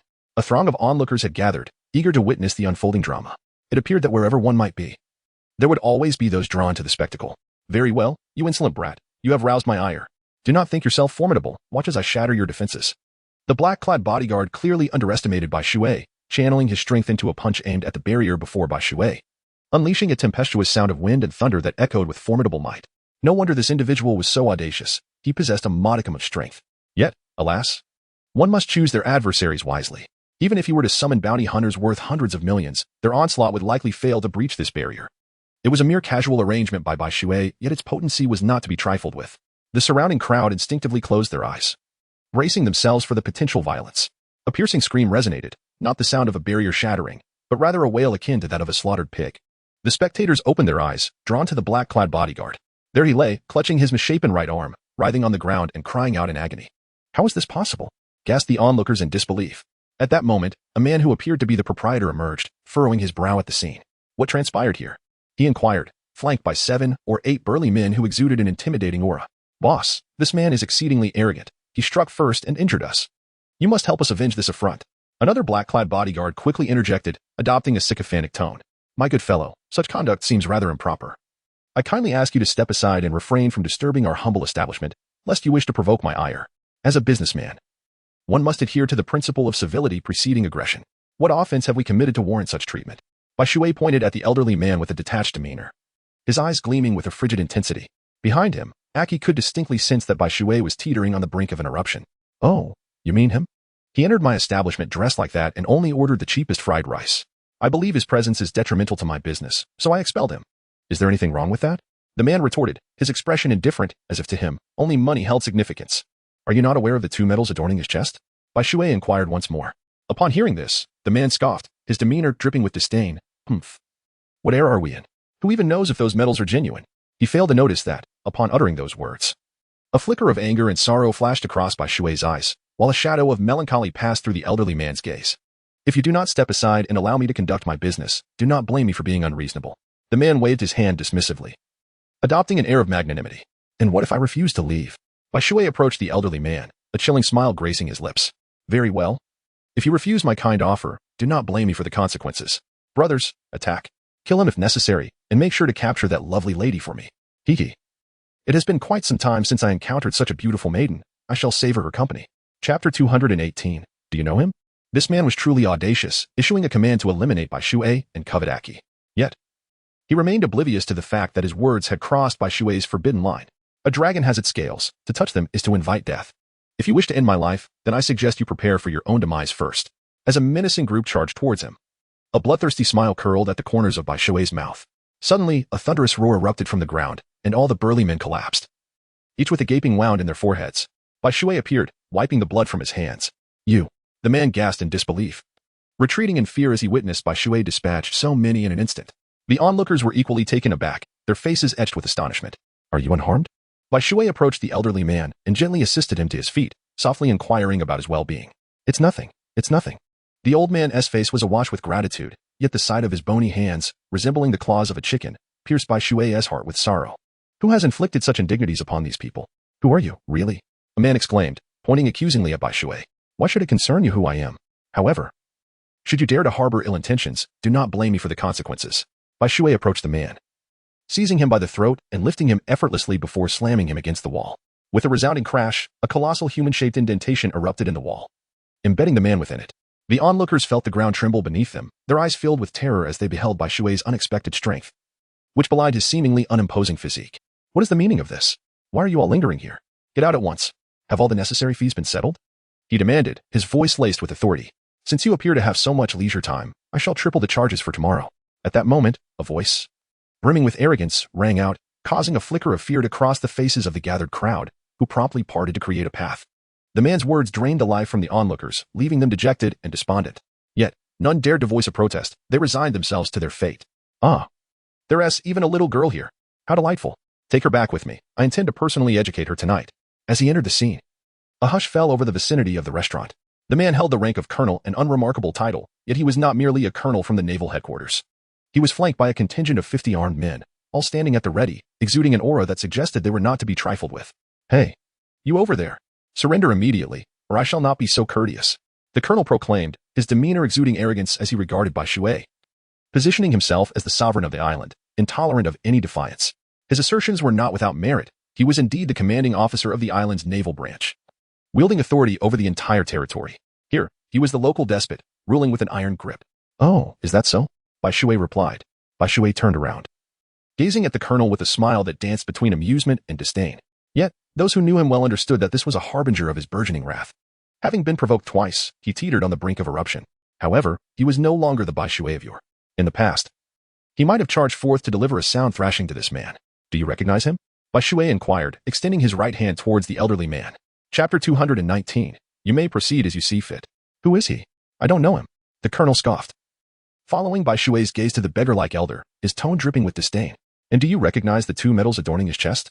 Bai Shui pressed on. What do I care for those? Am I so idle as to concern myself with such trivialities? The colonel retorted, his expression brimming with contempt. Enough of this chatter. Surrender at once and submit to the just judgment. The colonel impatiently commanded, signaling his subordinates to prepare. In an instant, 50 rifles were aimed at Bai Shui, their icy muzzles instilling a sense of dread. I warn you, should you contemplate resistance, do not blame me for adding further charges. The colonel threatened. Is this truly how you govern this island? The distinction between right and wrong seems to hinge solely on your personal whims? Bai Shui cast a glance over the entire island and the marines behind the colonel, asking with a heavy heart, what difference does it make, whether it is or isn't? Why do you care so much? The colonel replied, visibly irritated, his expression menacing. Ha ha ha, splendid. I have never encountered a colonel quite like you before. Truly remarkable. I am genuinely eager to hear what the warlord of the Sengoku era has to say. Bai Shui burst into laughter, exclaiming as he reached for his chest. Fire! At this command, the man's expression changed instantly as he issued the order to shoot, intent on silencing Bai Shui. Bang! Bang! Bang! However, all the bullets were abruptly halted by an unseen barrier, rendering them harmless to Bai Shui, Aki, and the old man. The colonel's pupils constricted to pinpricks, helplessly watching as Bai Shui dialed a number. Please, let it not be the warlord, let it not be him. If it is, I am doomed. The colonel fervently prayed in his mind. If his actions were to come to the warlord's knowledge, he would undoubtedly face execution. Yet, sadly, some events are impervious to his subjective desires. Moses, this is the warlord. What is it you seek, Bai Shui? The voice of the warlord emanated from the communicator in Bai Shui's hand, sending a chill racing from the soles of the colonel's feet to the crown of his head. Bai Shui, unexpectedly it is Long Air Bai Shui, a name he would never have anticipated. It is merely a chance encounter with an exceptionally intriguing colonel on an island.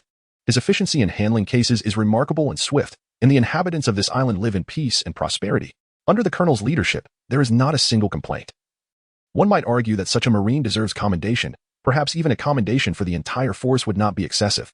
However, the words that escaped Bai Shui's lips left the colonel somewhat bewildered. Was Bai Shui actually speaking in his favor? How could that be? Who is Long Air Bai Shui to extend such praise? Enough of the suspense, just tell me, what is it that you seek from me? If it is not of utmost importance, proceed as you see fit. I hereby appoint you to handle matters full-time, execute those deserving of execution, dismiss those needing dismissal, and apprehend those who ought to be captured, understood? The warring states directly conferred upon Bai Shui the title of Imperial Envoy, his voice resonating clearly in the ears of everyone present. Very well, my gratitude to Marshal Warring States. Bai Shui hung up the phone with a smile, then turned to the colonel, who instantly felt a shiver run down his spine. Chapter 220, Let us share your secrets. Gulp. The colonel could not help but swallow hard. All he saw in Bai Shui's eyes was a chilling intent to kill. The mere thought of Bai Shui's formidable power made him feel as though he were standing before the king of hell. Naval forces of Kabuno Island, at attention. Bai Shui inhaled deeply, his voice resonant and impassioned, sending a shiver down one's spine. Indeed, the 50 men behind the colonel responded in unison, promptly aligning their rifles and standing at attention. Colonel, let us engage in a thorough conversation, shall we? Bai Shui turned his gaze towards the colonel, his face adorned with a smile. I have matters to attend to, so I must take my leave. The colonel, nearly collapsing under the weight of Bai Shui's earlier words, managed to force a smile that he believed to be charming as he replied, Hee, it's too late. Bai Shui chuckled lightly. Yet his eyes were filled with a chilling coldness that sent shivers down one's spine. Come here, seize him. I intend to take him back for trial. I am eager to discover whose navy the navy truly belongs to. Bai Shui waved his hand imperiously, and immediately 2 Marines stepped forward, apprehending the now paralyzed colonel who was utterly terrified, awaiting Bai Shui's next command. The expressions on the faces of the surrounding crowd were filled with delight. This tyrant who had oppressed them for 6 long years was revealed to be so feeble in the presence of a superior officer.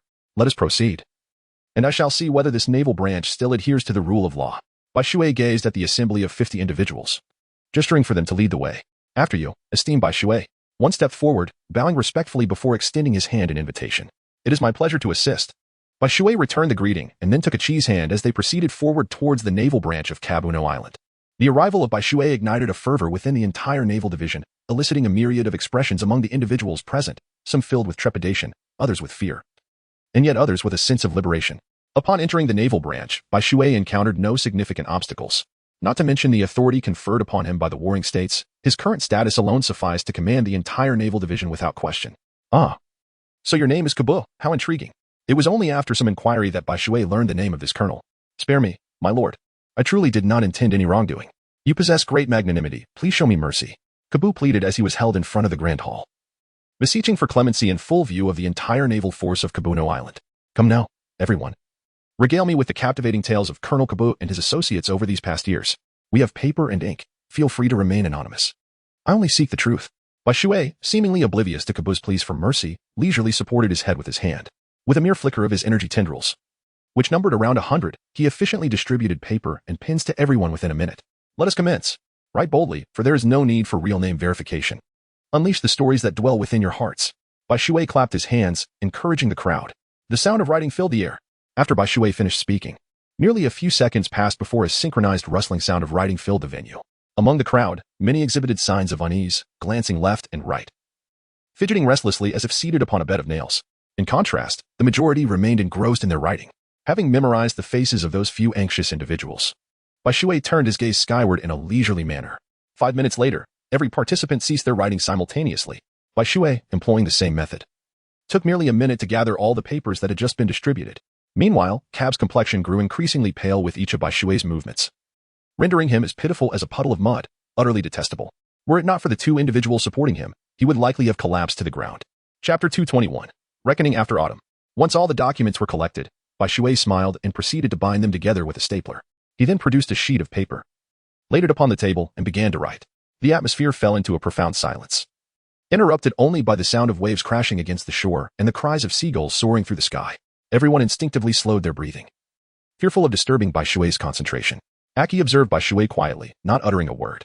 Initially, Bai Shui seemed able to manage the situation, but as time passed, his brow furrowed deeper, and his expression grew increasingly somber. The pressure with which he wrote intensified, causing him to tear the paper on several occasions, instilling dread in Cab. An hour passed in this manner. On the blank sheet of white paper, minuscule words akin to the size of an ant have been inscribed. These all represent the transgressions committed by Kabu over the years.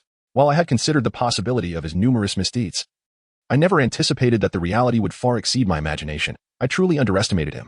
Bai Shui held the blank sheet of paper, feeling an immense weight pressing upon him, as if it bore the gravity of 1,000 burdens.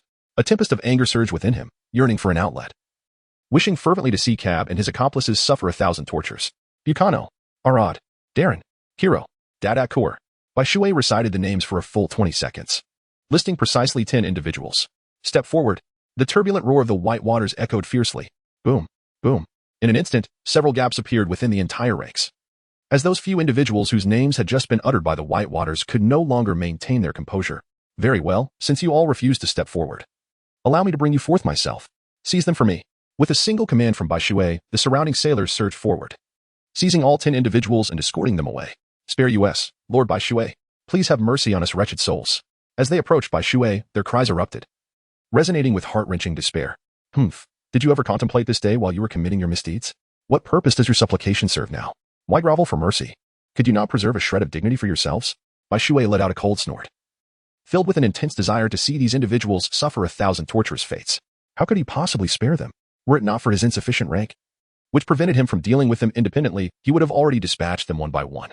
Their existence in this world is akin to that of a parasite, inflicting harm upon the innocent and tarnishing the reputation of the Navy.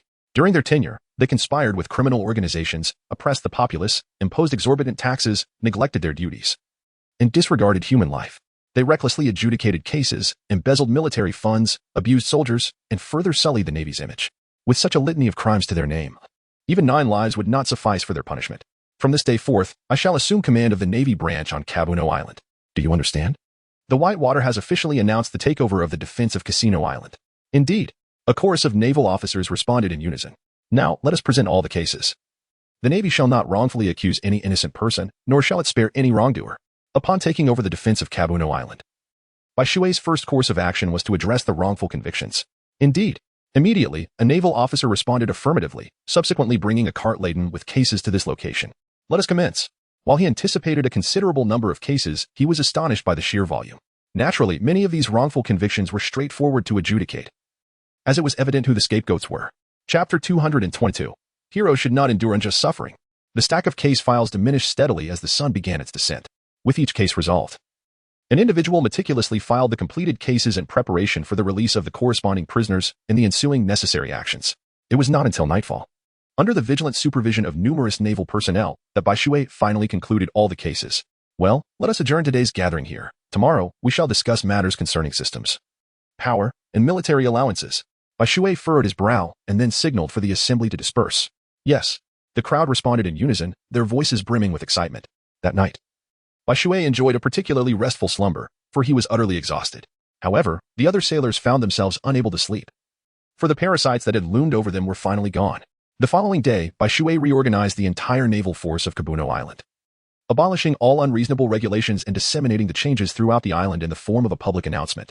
Subsequently, after meticulously counting the confiscated ill-gotten gains and with the approval of the warring states marshal, he dispersed the long-overdue military wages owed to all personnel.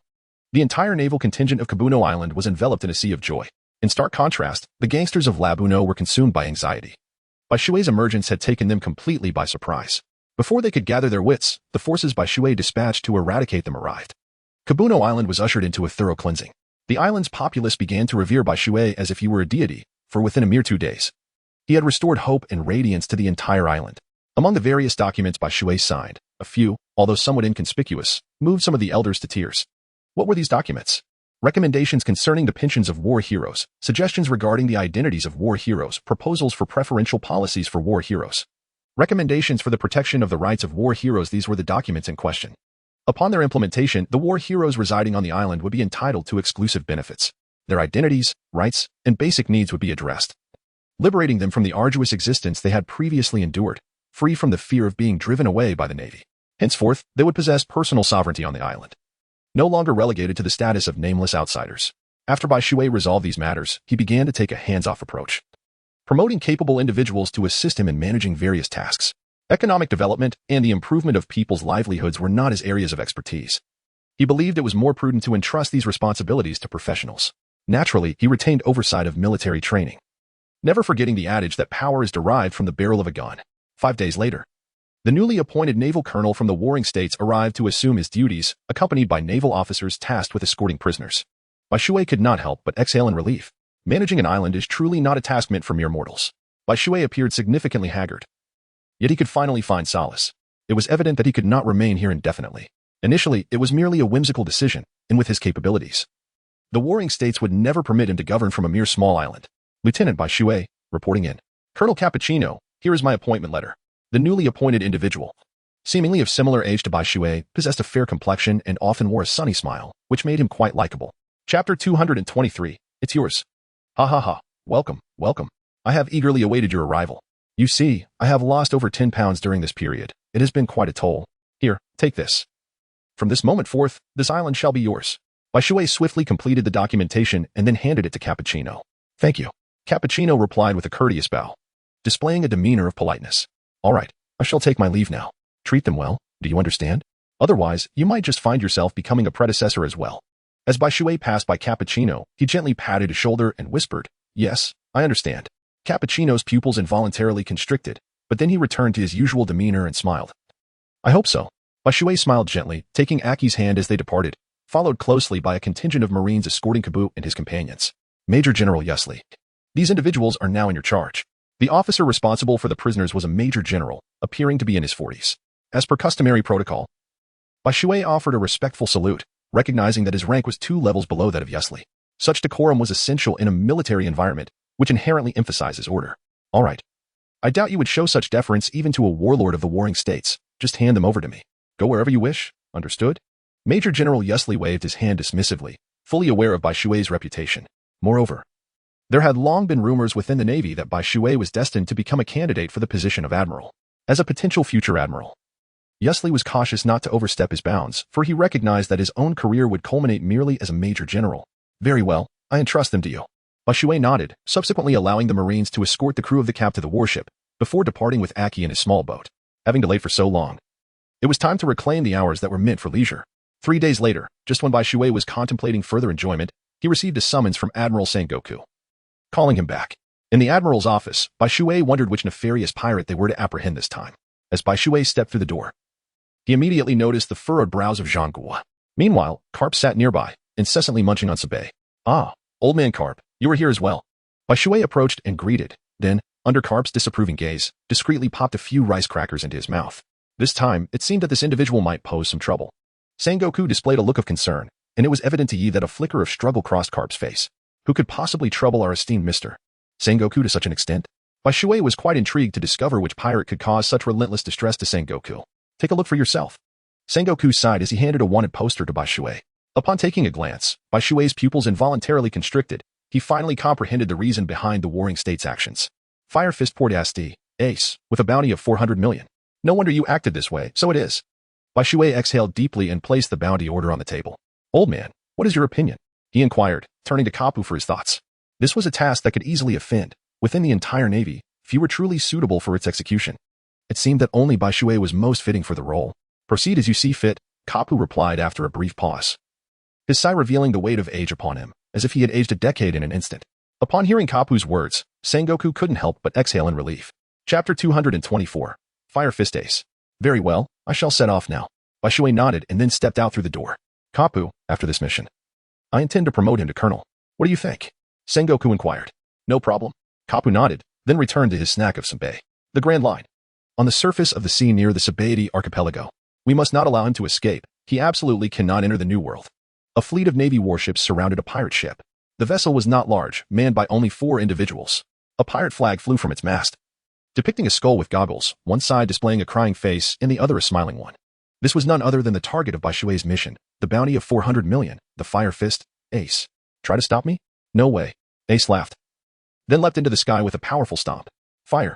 A Navy rear admiral immediately ordered the cannons to fire, aiming to bring Ace down. As soon as the command was given, others followed suit, and a barrage of cannonballs was launched into the air. Fire Fist. Ace shouted, flames erupting from his right arm, transforming into a colossal flaming fist that swept through the air. Boom. The cannonballs exploded instantly, creating a shockwave that rattled the sky, enveloping Ace in smoke. Moonwalk. The Navy soldiers, all of whom were at least Rear Admiral rank, took advantage of the moment to charge at Ace in the air, employing Haki and the 6 forms of the Navy. Divine Fire, Unknown Fire. Even those who could not wield Haki sensed the impending danger. From within the smoke, over a dozen flaming spears emerged, shooting towards the Navy Rear Admirals. Whoosh. Ace's rapid response caught them off guard. They barely had time to react as a pillar of fire bore down upon them, forcing them to raise their swords in defense. Fire gun.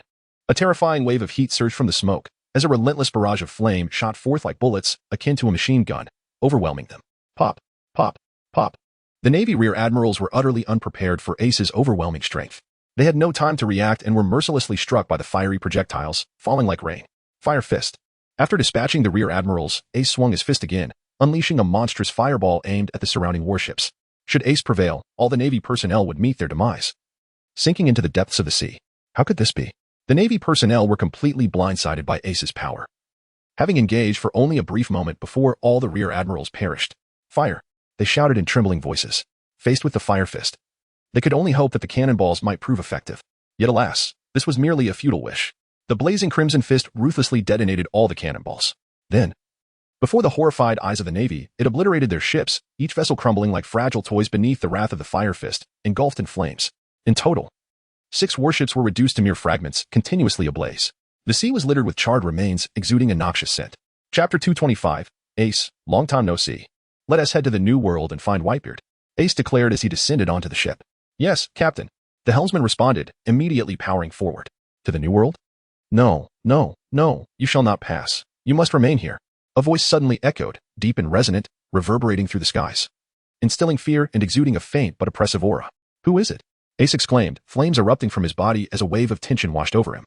He sensed a familiar essence, a terrifying sense of danger looming over him.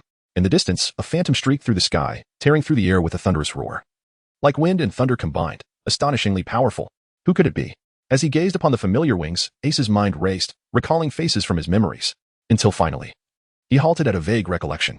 Heh, what is this, Ace? Have you forgotten your old friend after just a year and a half? As Bai Shui approached Ace's ship, he gradually slowed his descent, landing atop the mast. You were long ere Bai Shui. Upon seeing Bai Shui's familiar visage, Ace's hazy memories instantly crystallized, and he exclaimed in surprise. Heh, it's been a year and a half since we last met, and you've grown so powerful. Truly, a remarkable lineage and talent. Bai Shui remarked, observing the nearly 20-year-old Ace with admiration. This guy is even stronger than when I last saw him. Is he a deity? Ace's expression turned grave, his body tense, feeling the overwhelming pressure Bai Shui exerted, instilling a profound sense of crisis within him. Very well, Ace, let us not waste words. You must know the purpose of my visit. So, will you choose to surrender, or shall I defeat you and take you back? Bai Shui, with a gentle smile, presented Ace with 2 choices. I choose the third option. Flame jet.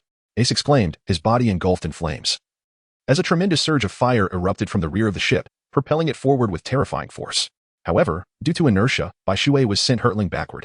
Naturally, this did not pose any real threat to him, but by the time Bai Shui regained his composure, Ace and the others had already distanced themselves, making it exceedingly difficult to catch up. Yet, while this maneuver might prove effective against others, it held little significance for Bai Shui. Let us see who is swifter, you or I. With a powerful flap of its wings, the Whitewater unleashed a quadruple burst of strength, transforming into a fleeting specter as it glided away.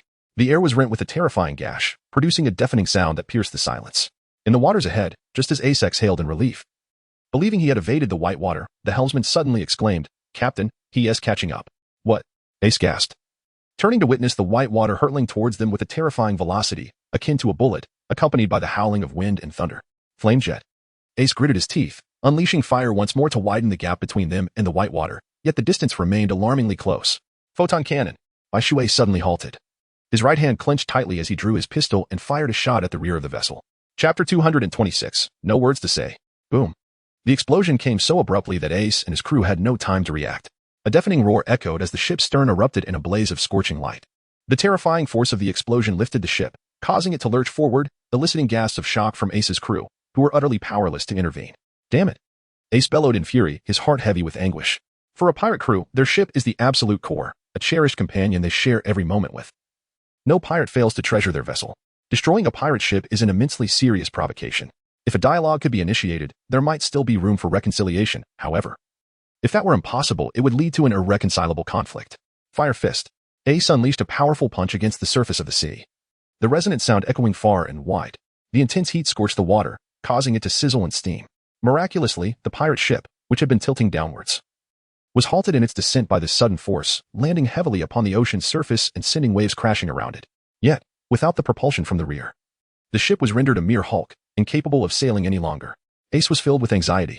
Now, I believe you have nowhere left to run, Fire Fist Ace. Come with me back to the Navy headquarters. The water hung delicately in midair, arms crossed, gazing down at Ace with an air of indifference. You're dreaming, Fire Fist. Upon hearing these words, Ace was consumed by fury. He soared into the sky and unleashed a colossal flaming fist towards the water. Whoosh! Had he been facing anyone else? He might have retaliated, but alas, his opponent was the water. With wings unfurled behind him, he deftly evaded the attack with a mere flap. Is that all?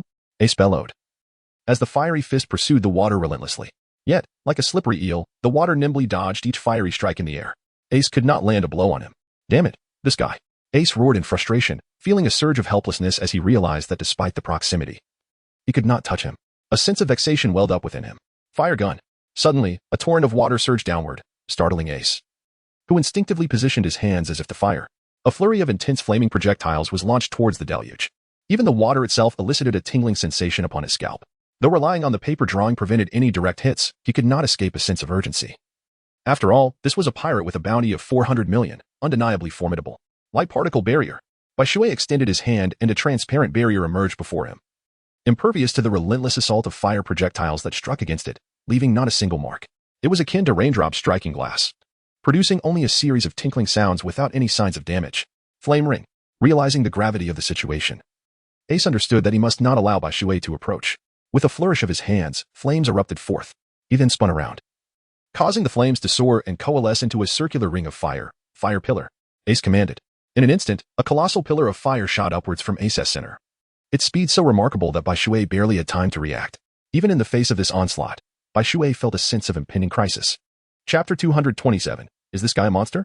Whoosh. The white water unfurled its twin wings behind, fanning out before him to form a protective shield, only to be violently cast aside. Ah, at last, he has been struck. Witnessing this, the crew erupted in cheers, their faces radiating joy. Yet, it is not so simple. He is no ordinary adversary. Ace, however, was acutely aware of the true strength of the white water, knowing full well that such a blow could never bring about his defeat. Nevertheless, this presented a splendid opportunity, and he was determined to press the advantage. Crossfire. Ace crossed his hands, flames erupting forth, blazing fiercely, and then a flame, resembling a radiant cross, shot upward toward the white water in the sky. Bang! The white water was struck directly, resulting in a tremendous explosion in the air. Hooray! Ace's crew exclaimed joyously, as though white water had already been vanquished by Ace. Surely, it must be injured now. Ace couldn't help but exhale in relief, but before he could finish his thought, he suddenly appeared to witness something astonishing. His eyes widening like lanterns. Bai Shui, having endured 2 strikes, emerged utterly unscathed. He had assumed that such an assault would inflict at least some harm upon Bai Shui. Yet he was taken aback to discover the latter's formidable strength. Being struck twice had no effect whatsoever. Truly, a formidable pirate with a bounty of 400 million, indeed terrifying. Bai Shui feigned an expression of having narrowly escaped a calamity, pausing in midair and declaring, "Very well, now it is time for my performance." Particle of light, cascade forth. Bai Shui uttered a low sound, and with a swift motion of his left hand, a gun emerged. Energy gathered, and a barrage of fist-sized light waves surged forth, causing Ace, who faced this onslaught, to widen his eyes in astonishment and draw in a sharp breath. Why Kai?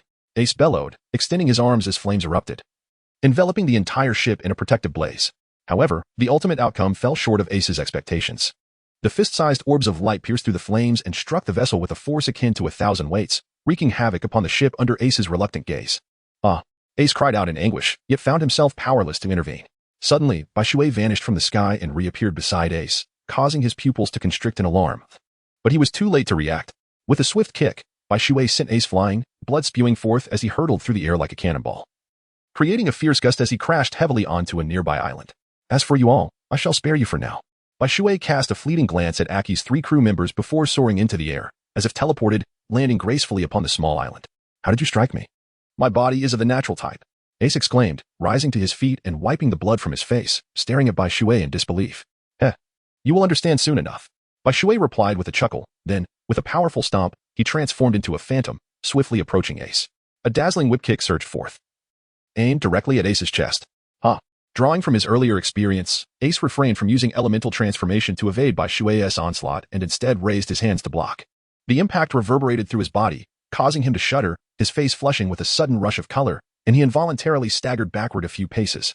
Such formidable strength, Ace thought, feeling his entire arm go numb, rendered completely motionless. Light particle cannon. But Bai Shui offered no respite, raising his hand to unleash a blast that roared through the air. Great Flame Ring. Flame Emperor.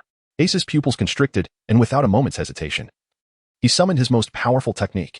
Fiery waves surged forth, and Ace lifted his right hand, gathering flames at an astonishing speed to form a terrifying crimson fireball the size of 100 meters. This fireball radiated unimaginable heat, resembling a miniature sun, warping the surrounding air and scorching the earth in an instant. The sea boiled violently, inducing a sense of dread. Ace propelled the fireball forward, colliding it with the incoming light cannon. The ensuing explosion was unfathomably catastrophic, a thunderous roar echoing through the skies, distorting large swathes of air. As the terrifying light cannon ascended into the heavens, it then spread outward like a deluge, wielding unimaginable destructive power, devouring everything in its wake. The sea could not halt its advance, sizzling as it was rapidly evaporated into vapor, disappearing without a trace. In that fleeting moment, Ace's ship was engulfed in the blaze, and the 3 individuals aboard did not have time to struggle before vanishing from existence. The thunderous blast resonated across several miles of sea, sending the surface into a violent tremor, with tumultuous waves transforming into a terrifying tsunami. Reminiscent of the wrath of a sea deity, striking fear into the hearts of onlookers. The entire island vanished without a trace. After a brief interval, a disheveled figure emerged from the water. It was none other than Bai Shui. Yet, as a wielder of a devil fruit, how was he able to stand in the sea unaffected? Upon closer inspection, one would notice a thin layer of energy barrier enveloping his body, isolating him from the water's influence.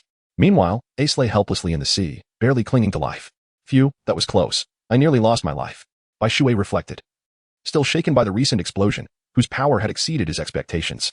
Had it not been for his quick thinking in deploying the energy barrier, iron blocks, and armed hockey for defense, he might not have fared much better than Ace. Port SD. Ace, capture complete. Bai Shui declared, retrieving a pair of sea stone handcuffs to restrain Ace before preparing to take him away. However, at that moment, the appearance of several ships caused Bai Shui's expression to turn grave. Remarkable individuals have arrived. Why would such high-caliber figures appear in the first half of the Grand Line? Ace's allure is truly remarkable, Bai Shui mused internally. Though he found it hard to believe, reality was undeniable. For ships approached in total, while 2 could be disregarded. The 2 in the center commanded Bai Shui's full attention and respect. There was nothing particularly extraordinary about the vessels themselves, but the infamous pirate flag they bore was unmistakable.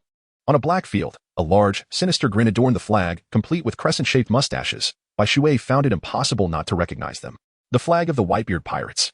Moreover, the 2 individuals standing aboard the ship were known to Whitewater, and he was quite familiar with them. The captain of the 1st Division of the Whitebeard Pirates, the immortal bird Marco. Captain of the 3rd Division of the Whitebeard Pirates, Diamond Jozu. What extraordinary fortune has befallen me today to encounter 2 esteemed captains of the Whitebeard Pirates. I wonder what winds have brought you both from the New World to the first half of the Grand Line. Bai Shui inquired with a cheerful smile. Chapter 229. It seems the only option is to steal. Long ere Bai Shui, it is a pleasure to meet you. We have come here with but one request. I wonder if you would be so kind as to grant it? Marco casually leaned against the mast, observing Bai Shui's groggy demeanor. If your request pertains to handing over Port SD, Ace, then I must decline. That is simply out of the question. Bai Shui assumed a poised stance, ready for combat, and spoke with utmost seriousness. It seems our negotiations have reached an impasse. If that is the case, I shall resort to seizing what I desire. Upon hearing this, Marco opened his eyes, and in an instant, his body leapt forth, vanishing from the ship, armored and hardened. Bai Shui's expression abruptly shifted as his right arm transformed into a formidable black weapon. With a powerful punch, he split the air, unleashing a torrent of force that surged forward. Suddenly, Marco materialized before him, delivering a fierce kick downwards. Bang! Both individuals involuntarily quivered, surprise flickering in their eyes. Particles of light cascaded. With a firm grip of his left hand, Bai Shui summoned his sidearm, unleashing a barrage of piercing orbs of light aimed directly at Marco, causing the latter to visibly pale. The sound of rapid fire echoed, as Marco instantaneously transformed into a state of elemental essence, his form riddled with holes. However, Unlike Ace, the encased orbs of domineering energy proved ineffective against Marco. In fact, the pace of destruction paled in comparison to Marco's terrifying regenerative capabilities. Just then, a tumultuous roar erupted from behind by Shui, accompanied by an overwhelming presence that made the very air tremble in protest. Whoosh! It is evident without a second thought that this is the formidable Diamond Joe. He would not dare to confront him head-on, for he is a man of immense strength. To challenge him in a contest of power would require a mind that is far from sound. Whoosh! The white water swiftly vanished before Jaws, who, upon losing his target, inexplicably cast several wooden planks onto the surface of the sea, using them as leverage to regain his footing on the ship. This is troubling. However, just as the white water reappeared, Marco was seen heading straight towards Ace, who was submerged amidst the ruins of the small island. Should he succeed, Whitebeard's efforts would have been in vain. There is no way I shall allow you to prevail. Whoosh! Shui exclaimed as he swiftly traversed the air, transforming into a fleeting shadow, the wind howling around him. Just as he was about to seize Marco, he delivered a powerful kick, sending him sprawling away. However, to Shui's astonishment, Marco erupted into laughter, a glint of triumph in his eyes, as if a nefarious scheme had come to fruition. Shui immediately sensed something amiss. As soon as he activated his observation hockey, his expression shifted dramatically. Diamond impact. Jaws, his entire form enveloped in diamonds and hockey, charged towards him once more. Suspended in midair, Shui found himself utterly incapable of leveraging his surroundings or reacting within such a brief span of time. Compelled only to watch as Jaws loomed ever larger in his sight. Armament, pardon? Shui let out a low groan as his chest instantly darkened, only to be struck by Diamond Jaws, sending him hurtling through the air like a cannonball. The atmosphere was visibly distorted, creating a palpable trajectory as it rippled with immense force. Fire Fist Ace, at last. Marco reappeared beside Ace, seizing him and soaring into the sky with a swift motion. Do not expect to succeed so easily. Light particle cannon. The white water roared as it unleashed an intensely scorching beam of light that surged towards Marco with such velocity that he could scarcely react. Chapter 230, Devoured by the Sea King. Jaws. Marco commanded the one beneath him. Understood. Jaws nodded, leaping into the air from the wooden planks, his entire form transforming into Diamond, standing resolutely like a meat shield before Marco and Ace. Boom. An earth-shattering explosion reverberated through the sky, the thunderous sounds echoing relentlessly, as shockwaves rolled forth like a tempest, causing the ocean's surface to tremble. Whoosh! In the next moment, a phantom-like figure crashed into the sea, sending colossal waves surging forth, ripples cascading outward. Remarkable! The pirates aboard the other two ships couldn't help but swallow hard, their faces alight with astonishment. Don't just stand there. Jaws has fallen into the sea. Hurry to rescue him. As they were taken aback, Marco's voice suddenly cut through the air, jolting them from their stupor. Instantly, several fishmen dove into the water, racing towards the sinking Jaws.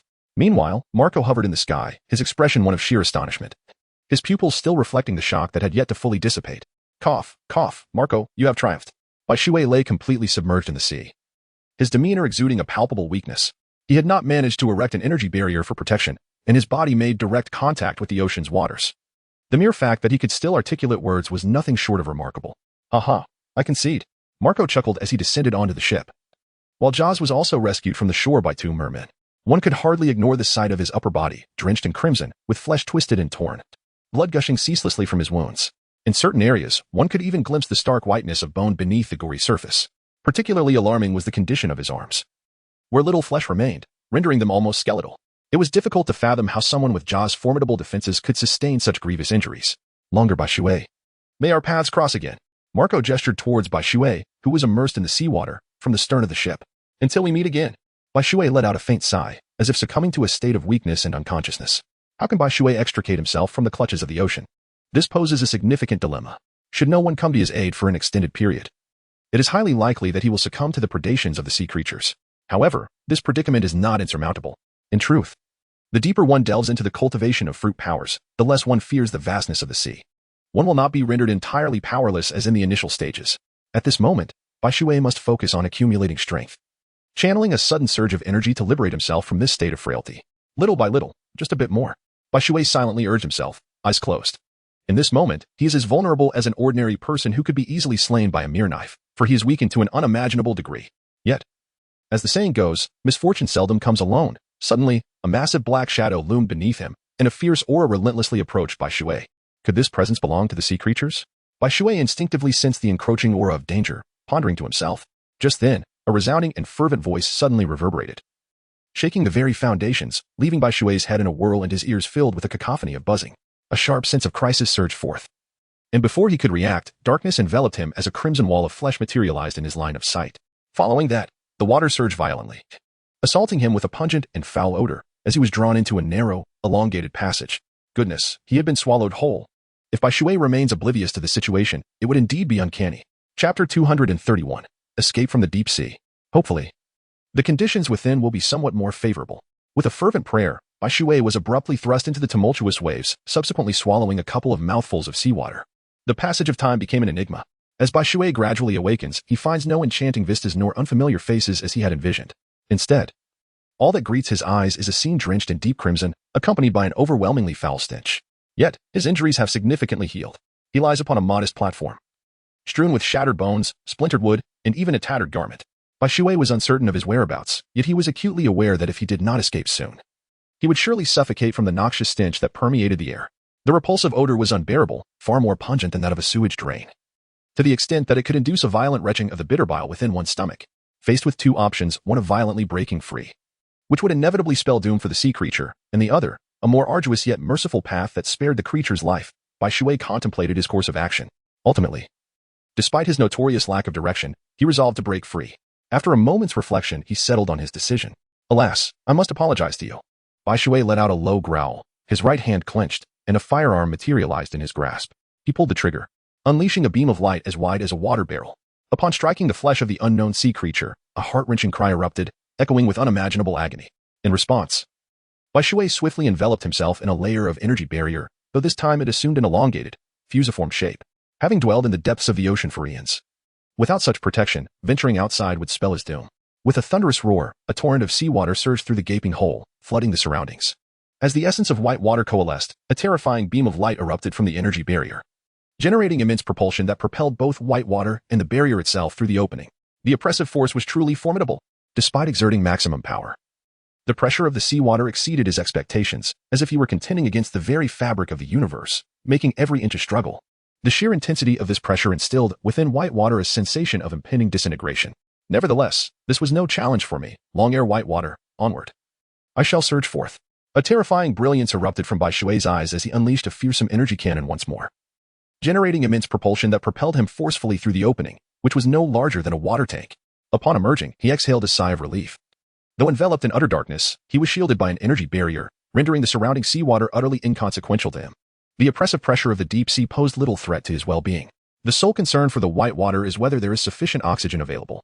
10 minutes later, at last, Bai Shui could discern a faint hue of blue.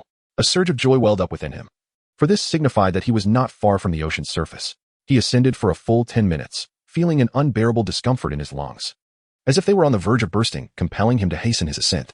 Just then, an exhilarating sound erupted beneath him, and he beheld a long, shadowy figure racing towards him, unyieldingly fixated on its target. A sea creature, is it? If it seeks to consume me, let us see who ultimately prevails. A glimmer of cold light flickered in Bai Shui's eyes as he continued to ascend. However, it was evident that his speed, as an inexperienced swimmer, was utterly inadequate compared to that shadow. Chapter 232. A meal delivered. As Bai Shui was on the verge of reaching the surface of the sea, he could already discern the true form of this marine creature. It was a long, serpentine sea snake. Such was its name. Bai Shui not only recognizes, but has also consumed numerous elongated sea snakes. On the Kirolo Islands, the count of these serpents devoured by Bai Shui exceeds 88, if not reaching 100. Thus, upon encountering an elongated sea snake, Bai Shui harbors no apprehension whatsoever. However, despite the sea snake's lack of formidable strength, its speed is indeed remarkable. Like a streak of black light, it swiftly closed the distance to Bai Shui, now less than 10 meters away, before opening its gaping maw to strike. In the first half of the Grand Line, near Baroya Island, with a sudden bang, a beam of white light erupted from the depths of the ocean, followed by an immense shadow that broke the surface, its mouth agape as it pursued the white light. The speed of the white light is evidently inferior to that of the shadow, which lies within the range of its attack. As soon as it breaches the surface of the sea, the shadow swiftly snaps its fearsome jaws shut. Just as it seems that the white light is on the verge of being devoured, it suddenly transforms into a flash of brilliance, the sound of rushing wind echoing, and vanishes within the shadow's maw. Phew, that was close. It has finally emerged. The white light is, in essence, a manifestation of pure water. Behind him, wings unfurled and pulsating with rapid movement, allow him to hover gracefully in midair. The elongated sea serpent, how delightful. Since you have presented yourself so willingly, I shall not hold back. With a swift motion, Bai Shui brandished his hand, and a gun materialized in his right grasp. A brilliant light coalesced as he pressed the trigger, unleashing an extraordinarily long beam of light. Boom. Although the beam was substantial, it appeared diminutive when juxtaposed with the elongated sea serpent. Nonetheless, the serpentine creature was utterly incapable of thwarting this radiant onslaught. with a resounding crack. Its massive form was pierced through, collapsing upon the surface of the ocean. Just as hunger struck, the creature presented itself willingly. Thus, I shall not be courteous. The water cascaded gently downwards, then seized the head of a long sea serpent, dragging it towards Baroa Island. Bai Shui surveyed the desolate island, devoid of any human habitation. After successfully bringing the elongated sea serpent ashore, he conjured an energy blade and commenced the meticulous preparation of the creature. Although it bore the name serpent, its resemblance to a snake was limited to its elongated form. Its head strikingly resembled that of a deer, albeit without antlers. The body was devoid of scales and instead was enveloped in a layer of soft pink and white fur. The flesh was exquisite, tender, and juicy. Yet it could not be preserved, necessitating immediate consumption post-slaughter, for by the following day, it would spoil and emit a foul odor. With the expertise acquired from 5 years of survival on Kualuo Island, Bai Shui skillfully processed the entire sea serpent in no time. Aside from roasting, there exists little else to be done with the meat, for this method is both the simplest and most delectable. An hour later, the entire island was enveloped in a gentle wisp of smoke, as the tantalizing aroma of grilled meat wafted across the land, reaching even distant shores. Droplets of golden fat sizzled as they fell into the fire, crackling with a lively sound, while the meat hissed in response, the fat bubbling with fervor. The flesh transitioned from a deep red to a pristine white, and finally to a rich brown, although devoid of any spices. Bai Shui had foraged some local herbs to enhance the flavor, which proved to be quite satisfactory. The most crucial ingredient, salt, had been painstakingly extracted from seawater, rendering it barely adequate for use. Not much was required. As long as it was palatable, it sufficed. Green salt would do just fine, certainly better than none at all. After nearly 5 more minutes of roasting, as the meat began to dry slightly, Bai Shui found a comfortable spot to sit and commenced his culinary indulgence. Chapter 233. The Importance of a Good Wife. He had been famished for several hours, his hunger truly pressing. Ah, how delightful. Undeniably. As a creature of the sea, the meat's texture was nothing short of exquisite. Bai Shui ravenously tore a substantial piece and savored it with closed eyes, embodying sheer delight. In merely an hour, the entire elongated sea serpent was consumed, with most of it digested into nourishment that began to mend Bai Shui's body. His injuries from the battles with Marco and Jaws were not insignificant, though not critically severe. Neglecting them could lead to dire consequences. Bai Shui's philosophy on healing mirrored that of Luffy's. Abundant nourishment would naturally expedite recovery. 2 days later. What? You encountered Marco, the captain of the 1st Division of the Whitebeard Pirates? Sengoku, upon hearing Bai Shui's account, was taken aback. Ah, and the captain of the 3rd Division, Diamond Jaws. Bai Shui nodded, adding further details. All right, I understand. You may leave now. Sengoku sighed, signaling for Bai Shui to depart. Haha, truly the luck of Ace. If there is anyone who rejoices at this news, it is undoubtedly Garp.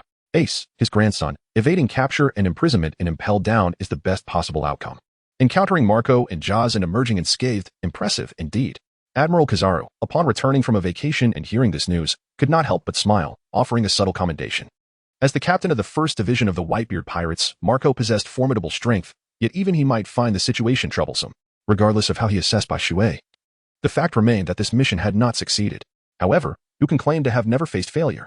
It is not the incessant success that is to be feared, but rather an inability to accept defeat. Logically, Sengoku should have dispatched someone to console Bai Shui, encouraging him not to lose heart and to persist in his efforts. Yet Sengoku was acutely aware of the type of individual Bai Shui was. Thus, this gesture was deemed unnecessary. That night, after departing from Sengoku's office, Bai Shui returned home and indulged in a restorative slumber, which lasted until the following morning. You're awake. I shall prepare breakfast for you. When Bai Shui awoke, it was already past 10 o'clock. Aki had long since finished her meal, while Bai Shui had yet to eat. After exchanging a few words with Bai Shui, Aki proceeded to the kitchen. Bai Shui shook his head to rouse himself and then proceeded to the bathroom. After completing his grooming, Aki also finished her tasks. Bai Shui emerged, feeling invigorated and refreshed, while a chief followed with a bowl brimming with exquisite delicacies. Thank you. You were truly kind. Bai Shui embraced Aki from behind, greedily inhaling the fragrance of her long hair. All right, enough teasing. Come and have breakfast, Aki said, half annoyed as she swatted away Bai Shui's wandering hand, feeling exasperated. Hee. Thank you, my dear wife. Bai Shui swiftly darted to the opposite end of the table, resembling a playful monkey, and seated himself with decorum, eagerly indulging in the culinary delights crafted by Aki. After the meal, Bai Shui was far from idle. When Aki expressed her desire to go shopping, he readily agreed. Once Aki had adorned herself, the two set off hand in hand. This time, Aki did not venture out to sea with Bai Shui. Instead, they merely strolled through the bustling mall at the naval headquarters. While it may not rival the grandeur of larger shopping centers, the naval headquarters mall thrived with a diverse array of offerings. Chapter 234. Father's Fiery Wrath. As a woman, Aki's greatest passions naturally lay in garments and jewelry. Though she had little affection for jewelry, her enthusiasm for clothing was fervent. Despite an ample wardrobe at home, She could not resist the allure of a beautiful dress whenever she laid eyes upon one. Of course, acquiring such attire did not guarantee she would wear it, after all. Women's clothing serves purposes beyond mere wear. It can also be a feast for the eyes. Bai Shui, while bewildered by the thoughts of women like Aki, remained undeterred in his willingness to cover her expenses. After all, what is the purpose of earning money if not to indulge one's beloved?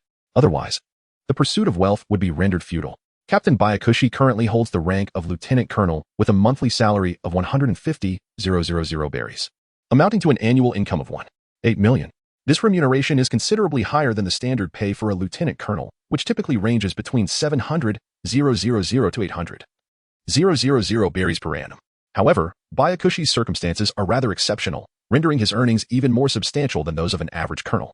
Nevertheless, such income still proves insufficient for Byakushi.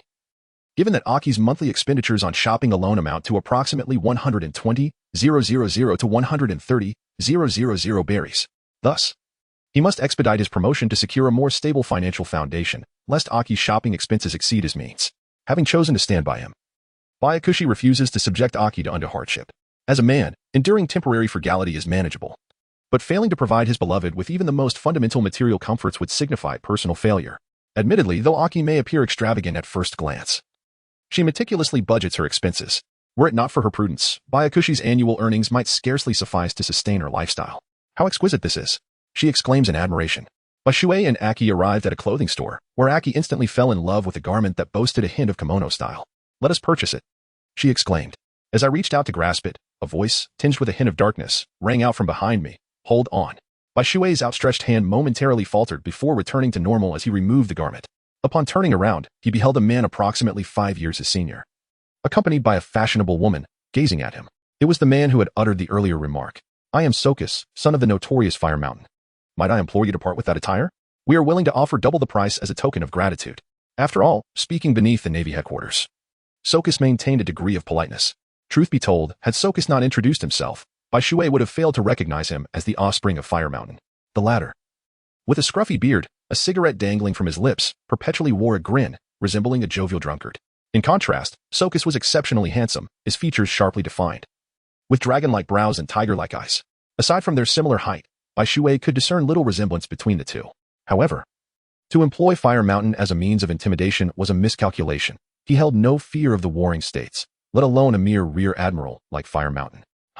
First come, first served. Does your lordship Sokus not grasp this principle? Since we have claimed this garment first, it rightfully belongs to us. Your girlfriend may admire it, but my wife does as well. Parting with it is out of the question. We are not lacking in the funds to acquire this piece. Bai Shui offered a faint smile, gently grasping Aki's hand as they made their way to the counter. I desire that. Upon witnessing Bai Shui's approach to the counter, the woman accompanying Sokus displayed a clear sense of urgency, pleading in a delicate tone. As the saying goes, men are most susceptible to a woman's coquetry. And Sokus was no exception. Chapter 235, A Matter of Honor. My good fellow, might you pause for a moment? Have you truly given no thought to my proposition? I am willing to offer double, no, triple the price. Sokus interjected, stepping in front of Bai Shui with a somewhat sullen expression. Throughout his life, the mere utterance of his father's name had commanded respect, even from generals. Although he adhered to his father's counsel to refrain from leveraging his lineage to intimidate others, and had never resorted to bullying, Bai Shui's blatant disregard for decorum left him somewhat displeased. One must not test a person's patience repeatedly, must they? He considered himself sufficiently courteous. But if Bai Shui remained obstinate, he would not hesitate to employ certain tactics. As a colonel of the Navy headquarters, he held a superior rank to Bai Shui, a mere lieutenant colonel. Regardless of the circumstances, he had the upper hand. Should a confrontation arise, he could easily assert that Bai Shui's lack of respect for his superior would render him defenseless, leaving Bai Shui with 1,000 excuses but no justification. Was it not simple logic? Though your woman may have affection, my wife harbors feelings as well. First come, first served. Bai Shui, somewhat impatient, exclaimed, and then brushed aside Sokus's hand, continuing towards the cashier. My goodness, it truly echoes that saying, a man in love possesses an IQ of 0. Do not push me. You scoundrel. I grant you one final opportunity to reconsider. Will you offer me 4 times the price, or shall you incur my wrath?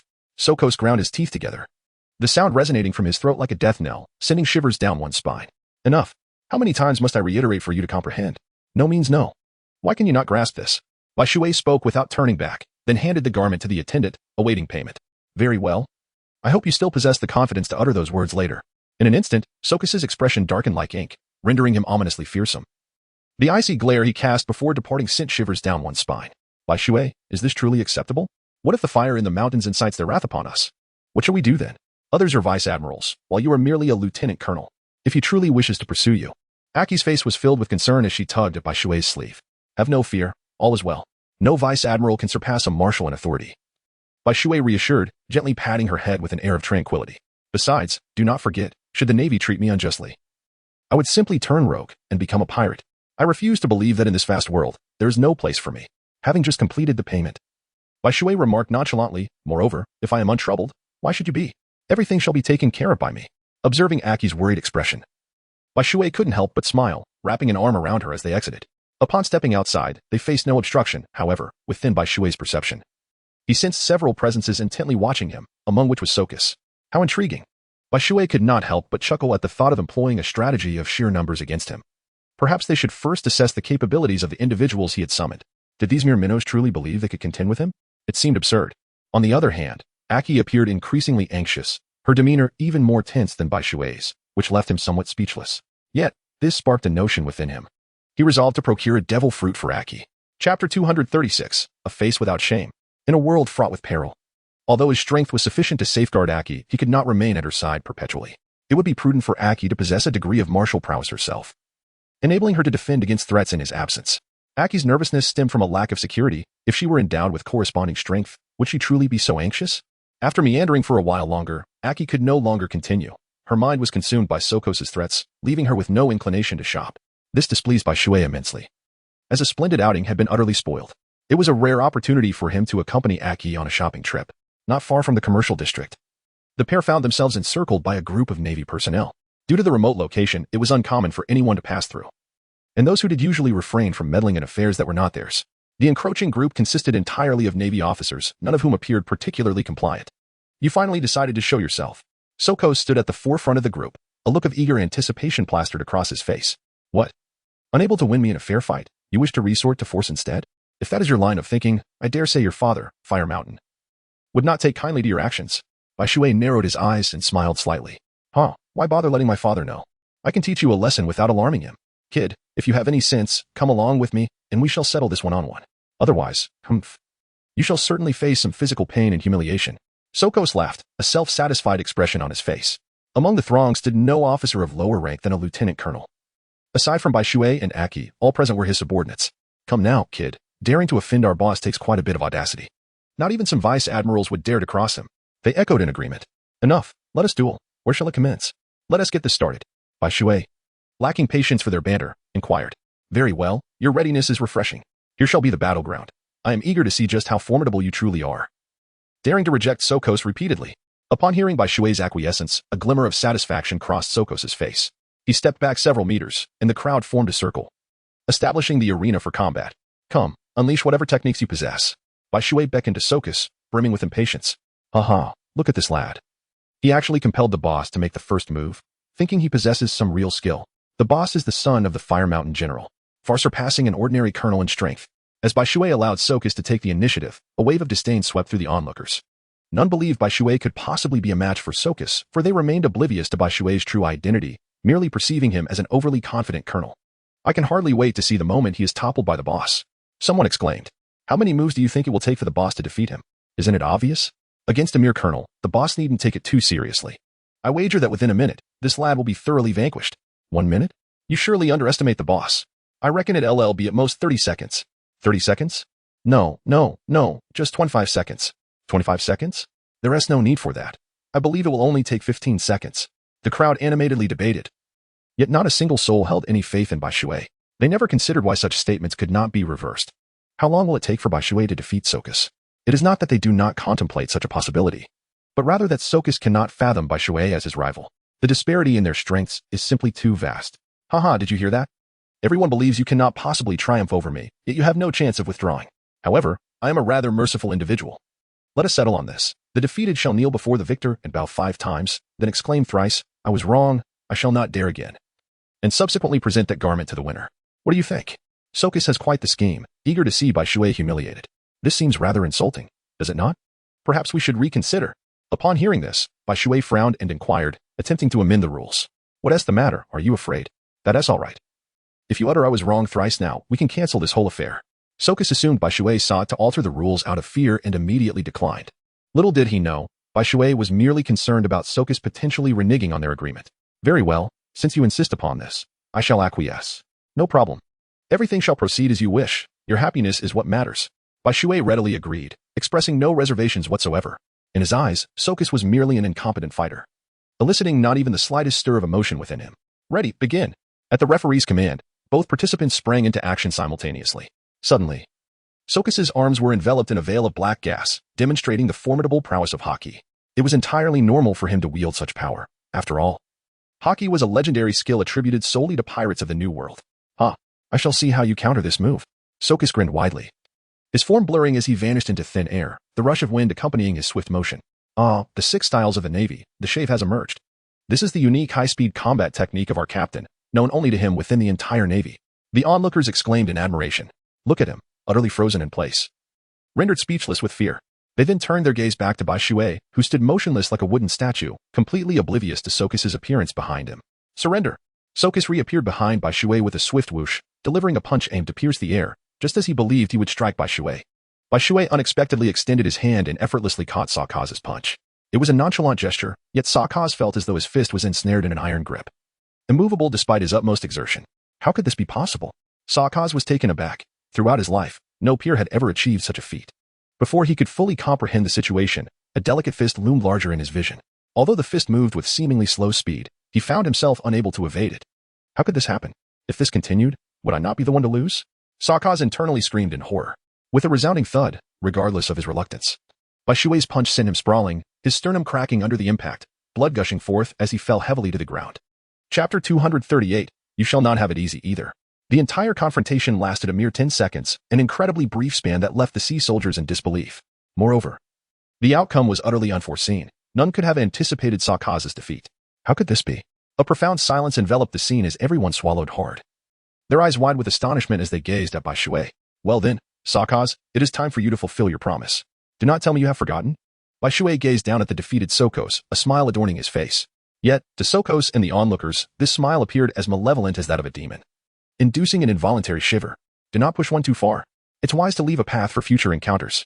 Sokos's words, as Bai Shui anticipated, were not unexpectedly met with skepticism. Not everyone honors their promises, particularly someone as impetuous as Sokos. I knew you would say that. Utterly predictable. Devoid of any sense of responsibility. Pray tell, dear lady, are you certain you wish to remain by such a feckless man's side? What if, in the future, he succumbs to threats and sells you out? However, Sokos must also face the repercussions of his earlier provocations. Since he refused to uphold his commitment, it would be prudent to target his girlfriend instead. Upon hearing these words, Sokos's girlfriend momentarily displayed a flicker of inner turmoil, her gaze towards Sokos no longer brimming with affection. This shift sent a chill through Sokos's heart. All right, I will heed your advice. If the earlier chill was merely discomforting, her response now plunged Sokos into an abyss of despair. Before such a multitude, to have his girlfriend swayed by Bai Shui was an unparalleled humiliation. Sokos, a man who had always valued his pride, now found himself stripped of any semblance of dignity. A man unable to retain his girlfriend was destined to become a source of ridicule.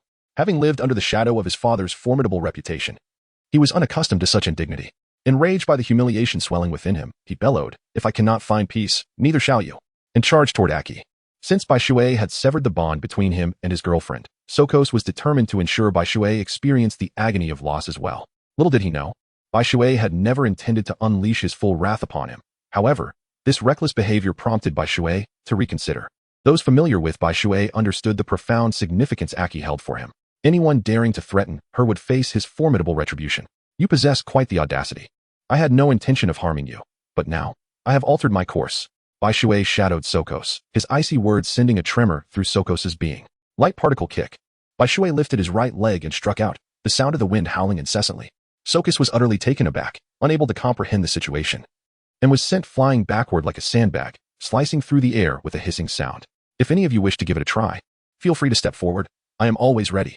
As the water splashed to the ground, his gaze casually swept over the crowd, and he spoke with an air of indifference, causing the onlookers to involuntarily take a few steps back. Although the term plain water may seem casually mentioned, akin to a mere afterthought, the precedent set by Socrates looms large, instilling a sense of caution in those who might dare to act recklessly. Chapter 239, There Shall Be No Cause for Concern. The strength of Bai Shui seems unfathomable to them, instilling a sense of caution that prevents any actions that might lead to misunderstanding. Alas, let us depart. An opportunity for a rare shopping excursion has been so rudely disrupted by them, leaving one truly disheartened. Bai Shui took hold of a cheese-delicate hand and departed from this place. In Bai Shui's residence, Bai Shui reassured Aki, "Do not worry, Aki. Will Admiral Sengoku truly be so petty as to seek retribution for my private altercation with a colonel at the naval headquarters? As for General Kaisen, if he chooses to take offense, that is his prerogative. I am not a soft target to be easily manipulated. Ideally, we shall let this matter fade away without further mention from either party. Should any inquiries arise, I remain confident, for I hold the upper hand in this situation.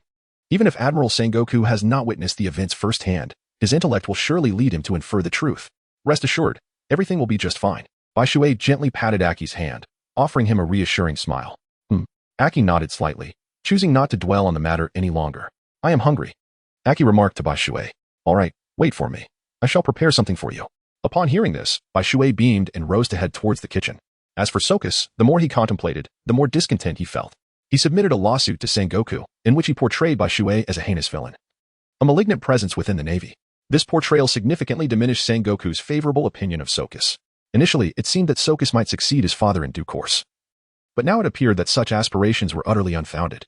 Given his lack of mental fortitude, even holding the rank of Rear Admiral would be an overestimation of his capabilities. Consequently, after perusing the lawsuit, Sengoku handed it to a nearby alpaca to devour, choosing to never speak of the matter again. It was absurd to trade Sokus for Bai Shui. Sengoku was not so foolish. Moreover, the reality was likely not as Sokus had depicted it. Sengoku was acutely aware of the true nature of Bai Shui. Thus, the matter faded into obscurity. Naturally, Sokus relayed this incident to his father, Wu Xiaoshan, but was met with unprecedented punishment. He never anticipated that his typically benevolent father would change countenance upon hearing this news, as if he had provoked someone unworthy of his ire. Wu Xiaoshan had no desire to antagonize Bai Shui.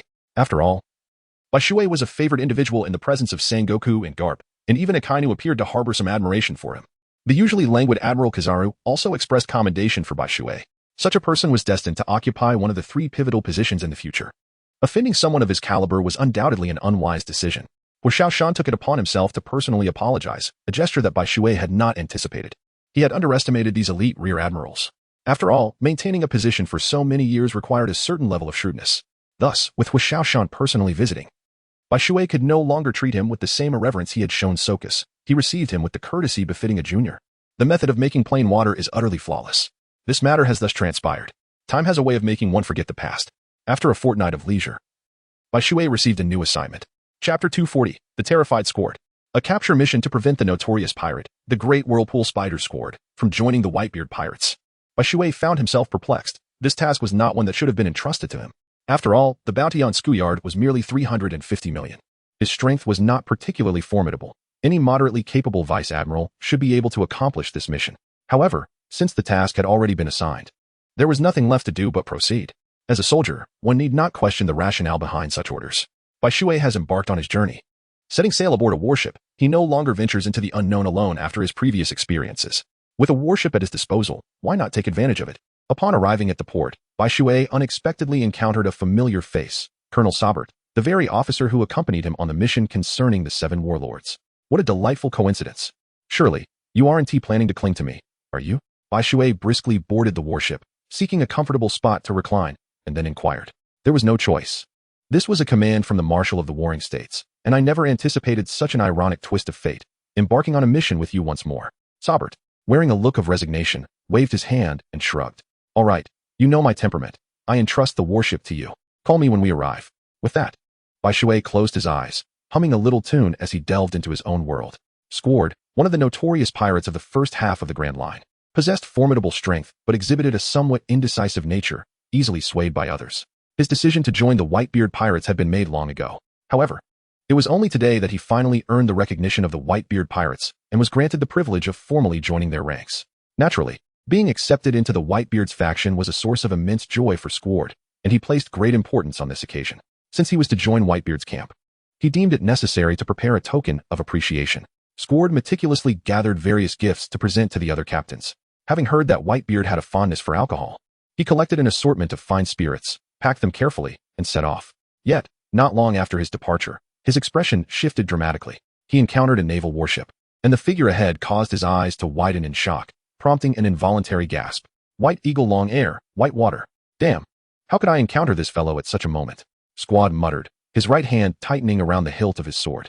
He had no confidence in being able to thwart Whitewater, yet he was equally unwilling to be captured by him. What he sought was freedom. But if he were to be seized by Whitewater, then what kind of freedom would remain? Awaiting him would be an endless prison ordeal. Has Marco not yet arrived? Squad inquired of his subordinate behind him. No, boss, the subordinate replied. He said it would take a few more minutes. He encountered a bit of rough sea, which will delay his arrival. The man held a transponder snail in his hand.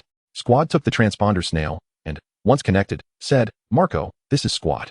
I have unexpectedly encountered White Eagle Long Air, Whitewater out at sea. I cannot hold on much longer. You must hurry, or you will only find me in the naval prison. With that, he drew his long sword and commanded, make for the nearby island. Do not engage him on the open sea, as we cannot seize the initiative. Chapter 241. The Aerial and Naval Restrictions of Long Air, Whitewater. The formidable prowess of Bai Shui naturally attracted the attention of the strong men of the sea. Upon analyzing Bai Shui's trajectory of growth, it became evident that his most frequent battleground had been naval warfare.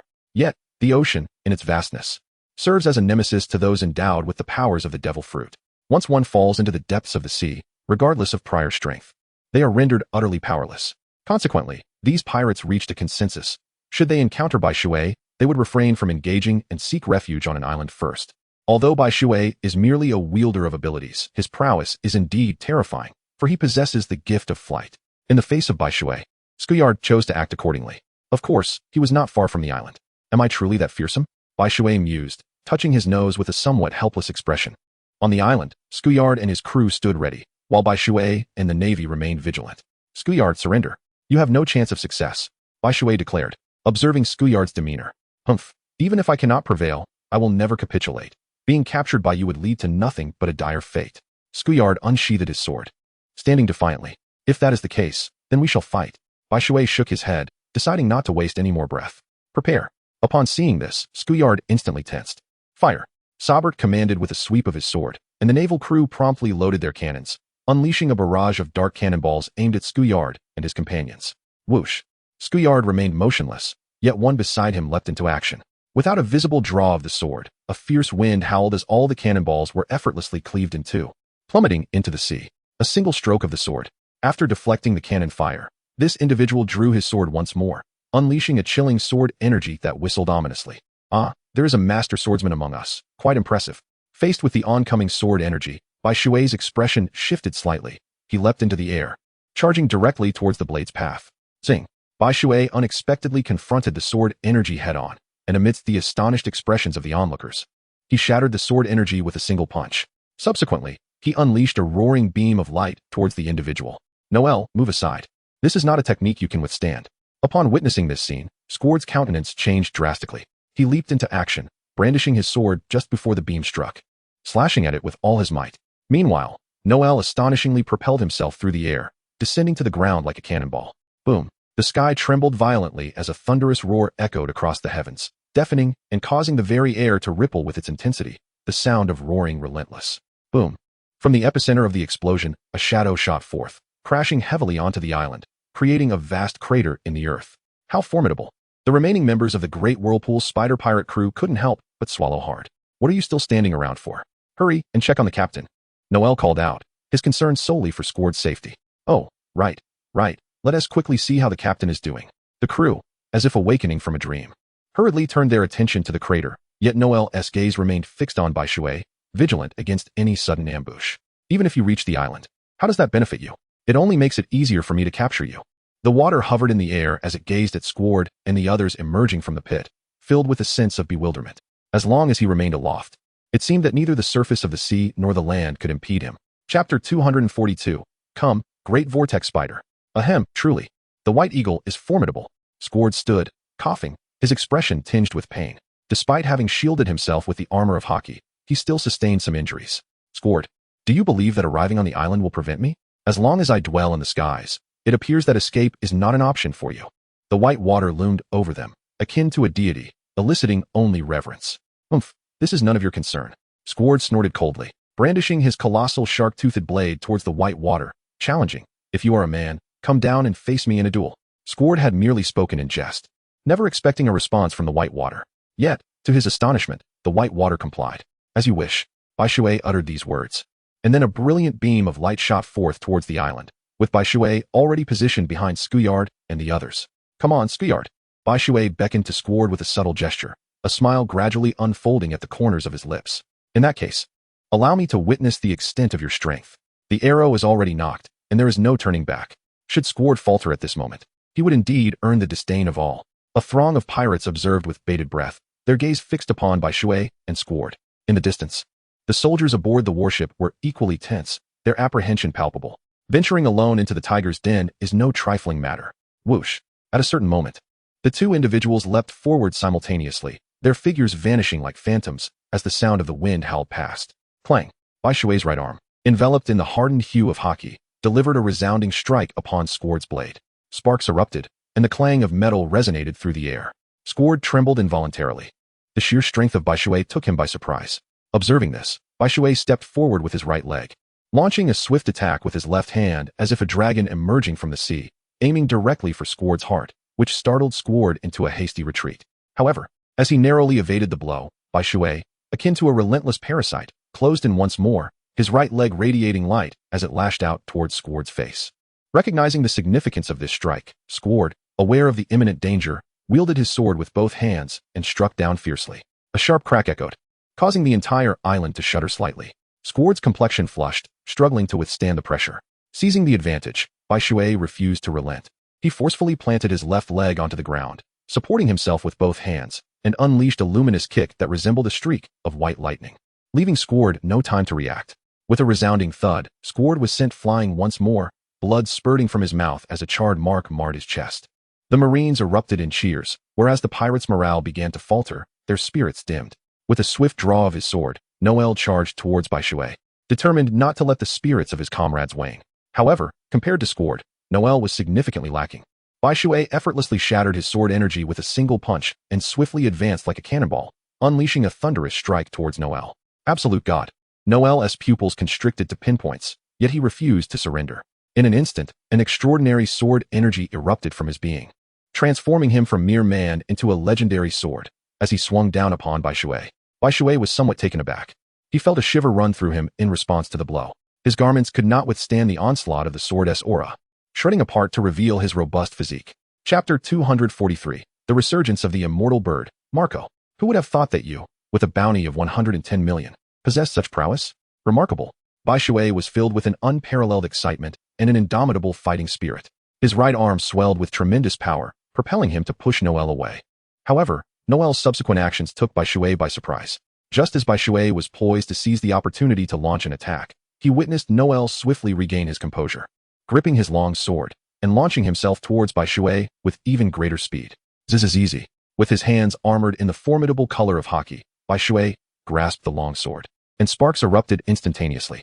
He exerted a powerful grip, lifting Noer before hurling him away. However, to his astonishment, Noer swiftly propelled himself through the air, resembling a cannonball as he surged back towards Bai Shui. With a resounding impact, Noer struck Bai Shui, and then, astonishingly, his right hand began to swing rapidly, unleashing a flurry of sword shadows that whistled through the air, forcing Bai Shui into a position where evasion was his only recourse. Bai Shui continuously evaded. Yet this seemed to only amplify Noel's arrogance. His subsequent actions unfolded with seamless continuity. With a flick of his long sword, he unleashed a series of sharp and piercing sword energies, leaving Bai Shui utterly unable to find an opportunity to counterattack. How intriguing, Bai Shui silently mused, taken aback by the remarkable prowess of Noel's swordsmanship, which rivaled even that of Squard. It appeared as though Noel had successfully cornered Bai Shui, leaving him in a position where he could not retaliate. Yet, he was painfully aware of the truth. Despite Noel's numerous attempts, none had landed a blow on Bai Shui, who seemed to be deliberately allowing him to unleash his abilities, testing the limits of his potential. This sensation of striking against cotton was most disheartening. However, Noel had no choice but to persist. A moment's respite would surely invite Bai Shui's most ferocious counterattack. Whoosh! After 3 tense minutes, Bai Shui suddenly transformed into a phantom, vanishing amidst Noel's sword strikes. Alarmed, Noel instinctively prepared to defend himself, only to be met with an excruciating pain that erupted from behind him, his bones creaking under the immense force that propelled him forward, crashing heavily against a boulder. Gasping, he staggered to his feet, only to spit out a mouthful of blood. Quite impressive. With your strength, one would expect a bounty exceeding 110 million. Is it merely due to your infrequent engagements? Bai Shui approached Noel with measured steps, a smile gracing his lips as he declared, Longer Bai Shui, meet your demise. Behind the clear waters, Squard's eyes brimmed with fury as he gripped his blade, slicing through the air with ferocity. Swish! Bai Shui extended his right arm, his armament haki solidifying as it shielded him in front. Squard struck down with great force. And in an instant, sparks flew and the clash of metal resonated with a sharp, piercing sound. Light particles cascaded. With a firm grip of his left hand, Bai Shui brandished a pistol, pulling the trigger to unleash a barrage of radiant orbs. What? Squard barely had time to comprehend the situation before his instincts sensed the impending danger, activating his armament haki, only to be violently propelled backward once more. You stay put. Just as Noel was about to make a move, Bai Shui's gun was pressed against his forehead, rendering him motionless. Brothers, let's fight to the bitter end. Upon witnessing this, the band of pirates roared in unison, charging forward with a resolve to perish together. Heh, are you all so eager to meet your demise? If that's the case, I shall oblige. As the throng of pirates surged toward him, Bai Shui chuckled, raising his pistol. Phoenix's assault. Yet, at that moment, a terrifying aura surged from behind Bai Shui, rushing toward him with ferocity. Chapter 244. Surrender. Bai Shui. Marco, you have indeed returned. Bai Shui pivoted on his foot, swiftly turning around, and unleashed a punch that sliced through the air with a piercing shriek. Bang! A wave of air surged, and the earth rumbled ominously, parting to reveal a gaping chasm at the center of the two figures, quaking uncontrollably. Last time, you seized Fire Fist Ace. Now, are you here to lay claim to Squard once more? Bai Shui squinted slightly, a glimmer of icy brilliance flickering in his eyes. Haha, of course. It is my duty and responsibility to ensure the safety of every member who joins the Whitebeard Pirates. Moreover, I am not alone in this endeavor. As Marco's azure flames gradually coiled around him, they cascaded to the ground. He appeared somewhat disheveled and glanced back, prompting Bai Shui to follow his gaze. There, approaching with fierce determination, was Portgas D. Ace, the Fire Fist. Haha, Marco, you truly hold me in high regard. It's one thing for you to join, but to have Ace here as well is quite overwhelming. You both are formidable, monstrous pirates. Facing three of you alone is indeed a daunting task. Bai Shui's pupils involuntarily contracted slightly, and a forced smile graced his face as he spoke. Marco, Ace, and Squard. He cannot possibly be our adversary. Long ere Bai Shui. Relinquish your efforts. You stand no chance against us. Surrender now, and I can ensure your safe departure. Ace declared, as he, along with Marco and Squard, formed a triangular formation, encircling Bai Shui. Once the battle commenced, Bai Shui would inevitably face a concerted assault from all three sides. Unless White Water possesses extraordinary abilities, it is inconceivable that he could be a